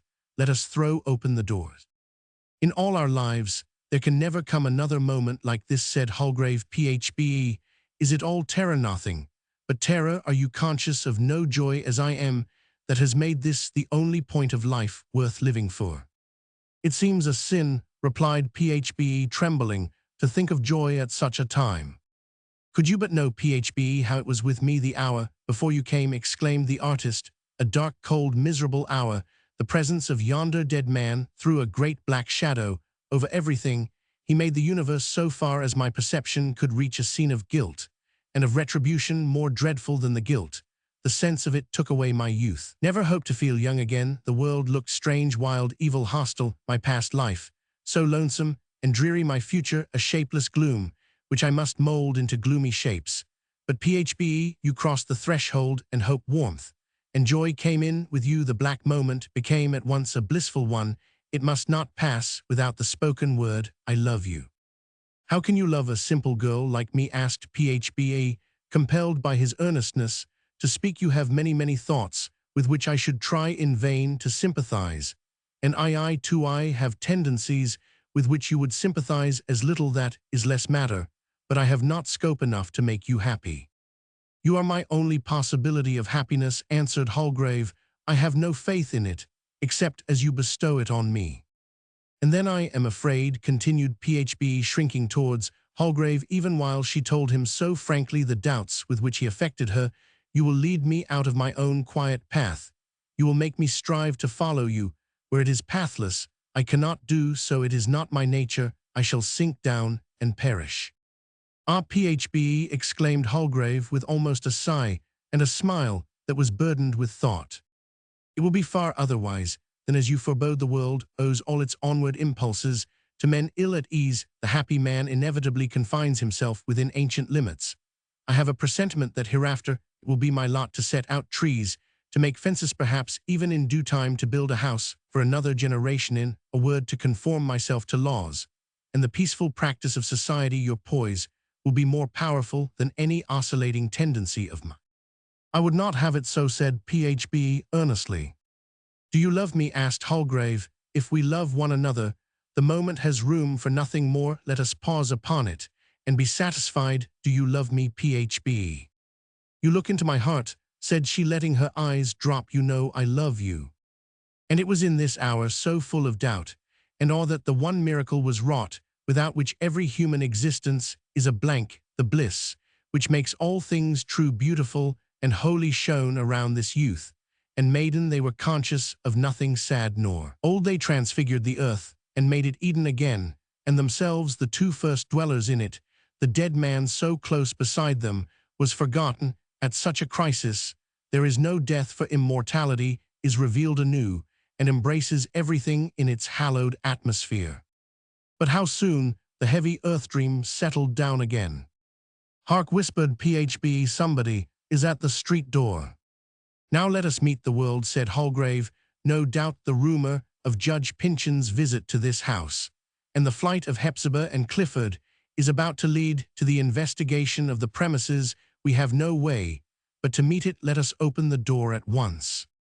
But to their surprise, before they could reach the street door, even before they quitted the room in which the foregoing interview had passed, they heard footsteps in the farther passage. The door, therefore, which they supposed to be securely locked, which Holgrave, indeed, had seen to be so, and at which Phbe had vainly tried to enter, must have been opened from without. The sound of footsteps was not harsh, bold, decided, and intrusive, as the gait of strangers would naturally be making authoritative entrance into a dwelling, where they knew themselves unwelcome. It was feeble as of persons either weak or weary. There was the mingled murmur of two voices familiar to both the listeners. "Can it be?" whispered Holgrave. "It is," they answered. "PHB, thank God, thank God." And then, as if in sympathy with PHB's whispered ejaculation, they heard Hepzibah's voice more distinctly. "Thank God, my brother, we are at home." "Well, yes, thank God," responded Clifford, "a dreary home, Hepzibah. But you have done well to bring me hither. Stay, that parlor door is open. I cannot pass by it. Let me go, and rest me in the arbor, where I used it very long ago. It seems to me, after what has befallen us, where I used to be so happy with little PHB." But the house was not altogether so dreary as Clifford imagined. They had not made many steps in truth. They were lingering in the entry, with the listlessness of an accomplished purpose, uncertain what to do next, when PHBA ran to meet them. On beholding her, Hepzibah burst into tears. With all her might she had staggered onward beneath the burden of grief and responsibility, until now that it was safe to fling it down. Indeed, she had not energy to fling it down, but had ceased to uphold it, and suffered it to press her to the earth. Clifford appeared the stronger of the two. "It is our own little PHB, and Holgrave with her," exclaimed he, with a glance of keen and delicate insight, and a smile beautiful, kind, but melancholy. "I thought of you both as we came down the street, and beheld Alice's posies in full bloom. And so the flower of Eden has bloomed likewise in this old darksome house today." Roman 21, the departure. The sudden death of so prominent a member of the social world as the Honorable Judge Geoffrey Pyncheon created a sensation, at least in the circles more immediately connected with the deceased, which had hardly quite subsided in a fortnight. It may be remarked, however, that of all the events which constitute a person's biography, there is scarcely one, none certainly, of anything like a similar importancito, which the world so easily reconciles itself as to his death. In most other cases and contingencies, the individual is present among us, mixed up with the daily revolution of affairs and affording a definite point for observation. At his decease, there is only a vacancy and a momentary eddy, small as compared with the apparent magnitude of the ingurgitated object, and a bubble or two ascending out of the black depth, and bursting at the surface. As regarded Judge Pyncheon, it seemed probable, at first blush, that the mode of his final departure might give him a larger and longer posthumous vogue than ordinarily attends the memory of a distinguished man. But when it came to be understood on the highest professional authority that the event was a natural and, except for some unimportant particulars denoting a slight idiosyncrasy, no means an unusual form of death, the public, with its customary alacrity, proceeded to forget that he had ever lived. In short, the Honorable Judge was beginning to be a stale subject before half the country newspapers had found time to put their columns in mourning and publish his exceedingly eulogistic obituary. Nevertheless, creeping darkly through the places which this excellent person had haunted in his lifetime, there was a hidden stream of private talk, such as it would have shocked all decency to speak loudly at the street corners. It is very singular how the fact of a man's death often seems to give people a truer idea of his character, whether for good or evil, than they have ever possessed while he was living and acting. Among them, death is so genuine a fact that it excludes falsehood or betrays its emptiness. It is a touchstone that proves the gold and dishonors the baser metal. Could the departed, whoever he may be, return in a week after his decease, he would almost invariably find himself at a higher or lower point than he had formerly occupied on the scale of public appreciation. But the talk or scandal to which we now allude had reference to matters of no less old a date than the supposed murder 30 or 40 years ago of the late Judge Pyncheon's uncle. The medical opinion with regard to his own recent and regretted decease had almost entirely obviated the idea that a murder was committed in the former case. Yet, as the record showed, there were circumstances irrefragably indicating that some person had gained access to old Geoffrey Pyncheon's private apartments at or near the moment of his death. His desk and private drawers in a room contiguous to his bedchamber had been ransacked. Money and valuable articles were missing. There was a bloody handprint on the old man's linen, and by a powerfully welded chain of deductive evidence, the guilt of the robbery and apparent murder had been fixed on Clifford, then residing with his uncle in the house of the Seven Gables. Whensoever originating there now arose a theory that undertook so to account for these circumstances as to exclude the idea of Clifford's agency, many persons affirmed that the history and elucidation of the facts long so mysterious had been obtained by the daguerreotypist from one of those mesmerical seers who nowadays so strangely perplex the aspect of human affairs and put everybody's natural vision to the blush by the marvels which they see with their eyes shut. According to this version of the story, Judge Pyncheon, exemplary as we have portrayed him in our narrative, was in his youth an apparently irreclaimable scapegrace. The brutish, the animal instincts, as is often the case, had been developed earlier than the intellectual qualities, and the force of character, for which he was afterwards remarkable. He had shown himself wild, dissipated, addicted to low pleasures, little short of ruffianly in his propensities, and recklessly expensive with no other resources than the bounty of his uncle. This course of conduct had alienated the old bachelor's affection, once strongly fixed upon him. Now it is averred, but whether on authority available in a court of justice, we do not pretend to have investigate, that the young man was tempted by the devil one night to search his uncle's private drawers, to which he had unsuspected means of access. While thus criminally occupied, he was startled by the opening of the chamber door. There stood old Jaffrey Pyncheon in his night clothes. The surprise of such a discovery, his agitation, alarm, and horror, brought on the crisis of a disorder to which the old bachelor had an hereditary liability. He seemed to choke with blood, and fell upon the floor, striking his temple, a heavy blow against the corner of a table. What was to be done? The old man was surely dead. Assistance would come too late. What a misfortune indeed should it come too soon, since his reviving consciousness would bring the recollection of the ignominious offense which he had beheld his nephew in the very act of committing. But he never did revive with the cool hardihood that always pertained to him. The young man continued his search of the drawers, and found a will of recent date in favor of Clifford, which he destroyed, and an older one in his own favor, which he suffered to remain. But before retiring, Jaffrey bethought himself of the evidence in these ransacked drawers, that someone had visited the chamber with sinister purposes. Suspicion, unless averted, might fix upon the real offender in the very presence of the dead man. Therefore he laid a scheme that should free himself at the expense of Clifford, his rival, for whose character he had at once contempt and a repugnance. It is not probable, be it said, that he acted with any set purpose of involving Clifford in a charge of murder, knowing that his uncle did not die by violence. It may not have occurred to him, in the hurry of the crisis, that such an inference might be drawn. But when the affair took this darker aspect, Jaffrey's previous steps had already pledged him to those which remained. So craftily had he arranged the circumstances that at Clifford's trial his cousin hardly found it necessary to swear to anything false, but only to withhold the one decisive explanation by refraining to state what he had himself done and witnessed. Thus Jaffrey Pyncheon's inward criminality as regarded Clifford was indeed black and damnable, while its mere outward show and positive commission was the smallest that could possibly consist with so great a sin. This is just the sort of guilt that a man of eminent respectability finds it easiest to dispose of. It was suffered to fade out of sight, or be reckoned a venial matter. In the Honorable Judge Pyncheon's long subsequent survey of his own life, he shuffled it aside among the forgotten and forgiven frailties of his youth, and seldom thought of it again. We leave the judge to his repose. He could not be styled fortunate at the hour of death.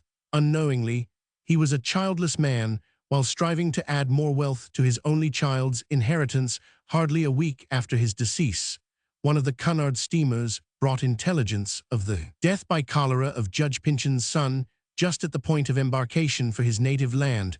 By this misfortune Clifford became rich, so did Hepzibah, so did our little village maiden, and through her that sworn foe of wealth and all manner of conservatism, the wild reformer Holgrave.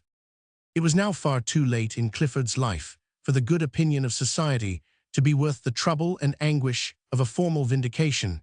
What he needed was the love of a very few, not the admiration or even the respect of the unknown, many the latter might probably have been won for him, had those on whom the guardianship of his welfare had fallen deemed it advisable to expose Clifford to a miserable resuscitation of past ideas, when the condition of whatever comfort he might expect lay in the calm of forgetfulness.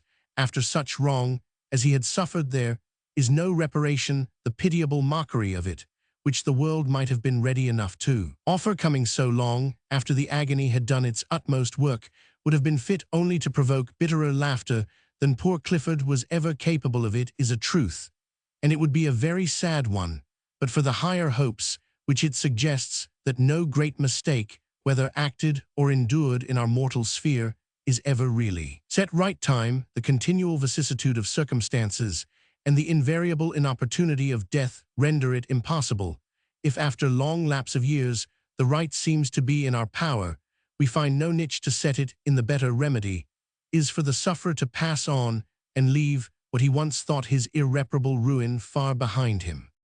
The shock of Judge Pyncheon's death had a permanently invigorating and ultimately beneficial effect on Clifford. That strong and ponderous man had been Clifford's nightmare. There was no free breath to be drawn within the sphere of so malevolent an influence. The first effect of freedom, as we have witnessed in Clifford's aimless flight, was a tremulous exhilaration subsiding from it. He did not sink into his former intellectual apathy. He never, it is true, attained to nearly the full measure of what might have been his faculties, but he recovered enough of them partially to light up his character, to display some outline of the marvelous grace that was abortive in it, and to make him the object of no less deep, although less melancholy interest than heretofore. He was evidently happy. Could we pause to give another picture of his daily life, with all the appliances now at command to gratify his instinct for the beautiful, the garden scenes that seemed so sweet to him would look mean and trivial in comparison. Very soon after their change of fortune, Clifford, Hepzibah, and little Phoebe, with the approval of the artist, concluded to remove from the dismal old house of the Seven Gables, and take up their abode for the present at the elegant countryside of the late Judge Pyncheon. Chanticleer and his family had already been transported thither, where the two hens had forthwith begun an indefatigable process of egg-laying, with an evident design, as a matter of duty and conscience, to continue their illustrious breed under better auspices than for a century past. On the day set for their departure, the principal personages of our story, including good Uncle Venner, were assembled in the parlor. The country house is certainly a very fine one so far as the plan goes, observed Holgrave, as the party were discussing their future arrangements. But I wonder that the late judge, being so opulent, and with a reasonable prospect of transmitting his wealth to descendants of his own, should not have felt the propriety of embodying so excellent a piece of domestic architecture in stone rather than in wood. Then every generation of the family might have altered the interior to suit its own taste and convenience, while the exterior, through the lapse of years, might have been adding venerableness to its original beauty, and thus giving that impression of permanence which I consider essential to the happiness of any one moment. Why, cried Phoebe, gazing into the artist's face with infinite amazement, how wonderfully your ideas are changed! A house of stone, indeed it is, but 2 or 3 weeks ago that you seemed to wish people to live in something as fragile and temporary as a bird's nest. Ah, Phoebe, I told you how it would be, said the artist, with a half-melancholy laugh. You find me a conservative already. Little did I think ever to become one. It is especially unpardonable in this dwelling of so much hereditary misfortune, and under the eye of yonder portrait of a model conservative, who in that very character rendered himself so long the evil destiny of his race. That picture, said Clifford, seeming to shrink from its stern glance. Whenever I look at it, there is an old dreamy recollection haunting me, but keeping just beyond the grasp of my mind. Wealth, it seems to say, boundless wealth, unimaginable wealth. I could fancy that, when I was a child or a youth, that portrait had spoken, and told me a rich secret, or had held forth its hand with a written record of hidden opulence. But those old matters are so dim with me nowadays. What could this dream have been? Perhaps I can recall it, answered Holgrave. See, there are 100 chances to 1 that no person unacquainted with the secret would ever touch this spring. A secret spring, cried Clifford. Ah, I remember now. I did discover it one summer afternoon, when I was idling and dreaming about the house long, long ago, but the mystery escapes me." The artist put his finger on the contrivance to which he had referred in former days. The effect would probably have been to cause the picture to start forward, but in so long a period of concealment, the machinery had been eaten through with rust, so that at Holgrave's pressure the portrait frame and all tumbled suddenly from its position, and lay face downward on the floor. A recess in the wall was thus brought to light, in which lay an object so covered with a century's dust that it could not immediately be recognized as a folded sheet of parchment. Holgrave opened it, and displayed an ancient deed, signed with the hieroglyphics of several Indian sagamores, and conveying to Colonel Pyncheon and his heirs forever a vast extent of territory at the east. "This is the very parchment the attempt to recover which cost the beautiful Alice Pyncheon her happiness and life," said the artist, alluding to his legend. "It is what the Pyncheons sought in vain while it was valuable, and now that they find the treasure, it has long been worthless." "Poor cousin Jaffrey, this is what deceived him," exclaimed Hepzibah. "When they were young together, Clifford probably made a kind of fairy tale of this discovery. He was always dreaming hither and thither about the house, and lighting up its dark corners with beautiful stories, and poor Jaffrey, who took hold of everything as if it were real, thought my brother had found out his uncle's wealth. He died with this delusion in his mind." "But," said Phbe, apart to Holgrave, "how came you to know the secret?" "My dearest Phbe," said Holgrave, "how will it please you to assume the name of Moll? As for the secret, it is the only inheritance that has come down to me from my ancestors. You should have known sooner, only that I was afraid of frightening you away, that in this long drama of wrong and retribution, I represent the old wizard, and am probably as much a wizard as ever. He was the son of the executed Matthew Moll. While building this house, took the opportunity to construct that recess and hide away the Indian deed, on which depended the immense land claim of the Pyncheons. Thus they bartered their eastern territory for Moll's guarding ground. And now," said Uncle Venner, "I suppose their whole claim is not worth one man's share in my farm yonder." "Uncle Venner," cried Phbe, taking the patched philosopher's hand, "you must never talk any more about your farm. You shall never go there as long as you live there.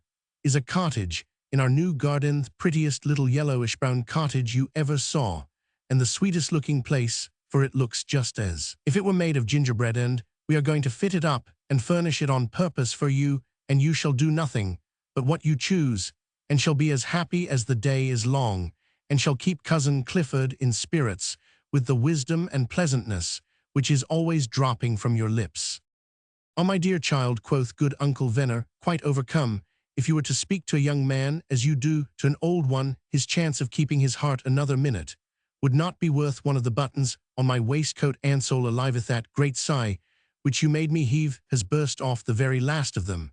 But never mind, it was the happiest sigh I ever did heave, and it seems as if I must have drawn in a gulp of heavenly breath to make it. With well, Miss Phbe, they'll miss me in the gardens hereabouts, and round by the back doors, and Pyncheon Street, I am afraid, will hardly look the same without old Uncle Venner, who remembers it with a mowing field on one side, and the garden of the Seven Gables on the other. But either I must go to your countryside, or you must come to my farm. That's one of two things certain, and I leave you to choose which." "Oh, come with us by all means, Uncle Venner," said Clifford, who had a remarkable enjoyment of the old man's mellow quiet and simple spirit. "I want you always to be within 5 minutes' saunter of my chair. You are the only philosopher I ever knew of whose wisdom has not a drop of bitter essence at the bottom." "Dear me," cried Uncle Venner, beginning partly to realize what manner of man he was, "and yet folks used to set me down among the simple ones in my younger days. But I suppose I am like a Roxbury Rosetta, great deal the better the longer I can be kept. Yes, and my words of wisdom that you and Phbe tell me of are like the golden dandelions, which never grow in the hot months, but may be seen glistening among the withered grass, and under the dry leaves sometimes as late as December, and you are welcome friends to my mess of dandelions if there were twice as many." A plain but handsome dark green barouche had now drawn up in front of the ruinous portal of the old mansion house. The party came forth, and with the exception of good Uncle Venner, who was to follow in a few days, proceeded to take their places They were chatting and laughing very pleasantly together, and as proves to be often the case at moments when we ought to palpitate with sensibility, Clifford and Hepzibah bade a final farewell to the abode of their forefathers with hardly more emotion than if they had made it their arrangement to return thither at tea-time. Several children were drawn to the spot by so unusual a spectacle as the barouche and pair of grey horses. Recognizing little Ned Higgins among them, Hepzibah put her hand into her pocket and presented the urchin, her earliest and staunchest customer, with silver enough to people the Nathaniel cavern of his interior with as various a procession of quadrupeds as passed into the ark. Two men were passing just as the barouche drove off. "Well, Dixie," said one of them, "what do you think of this? My wife kept a cent shop 3 months and lost $5 on her outlay. Old maid Pyncheon has been in trade just about as long and rides off in her carriage with a couple of 100,000, reckoning her share and Clifford's and P.H. Bessan's. Some say twice as much, if you choose to call it luck. It is all very well, but if we are to take it as the will of Providence, why, I can't exactly fathom it." "Pretty good business," quoth the sagacious Dix, "a pretty good business." Moleswell, all this time, though left in solitude, was throwing up a succession of kaleidoscopic pictures in which a gifted eye might have seen foreshadowed the coming fortunes of Hepzibah and Clifford, and the descendant of the legendary wizard, and the village maiden over whom he had thrown love's web of sorcery, the Pyncheon elm. Moreover, with what foliage the September gale had spared too. It whispered unintelligible prophecies, and wise Uncle Venner, passing slowly from the ruinous porch, seemed to hear a strain of music, and fancied that sweet Alice Pyncheon, after witnessing these deeds, this bygone woe, and this present happiness of her kindred, mortal shed, given one farewell touch of a spirit's joy upon her harpsichord, as she floated heavenward from the house of the Seven Gables.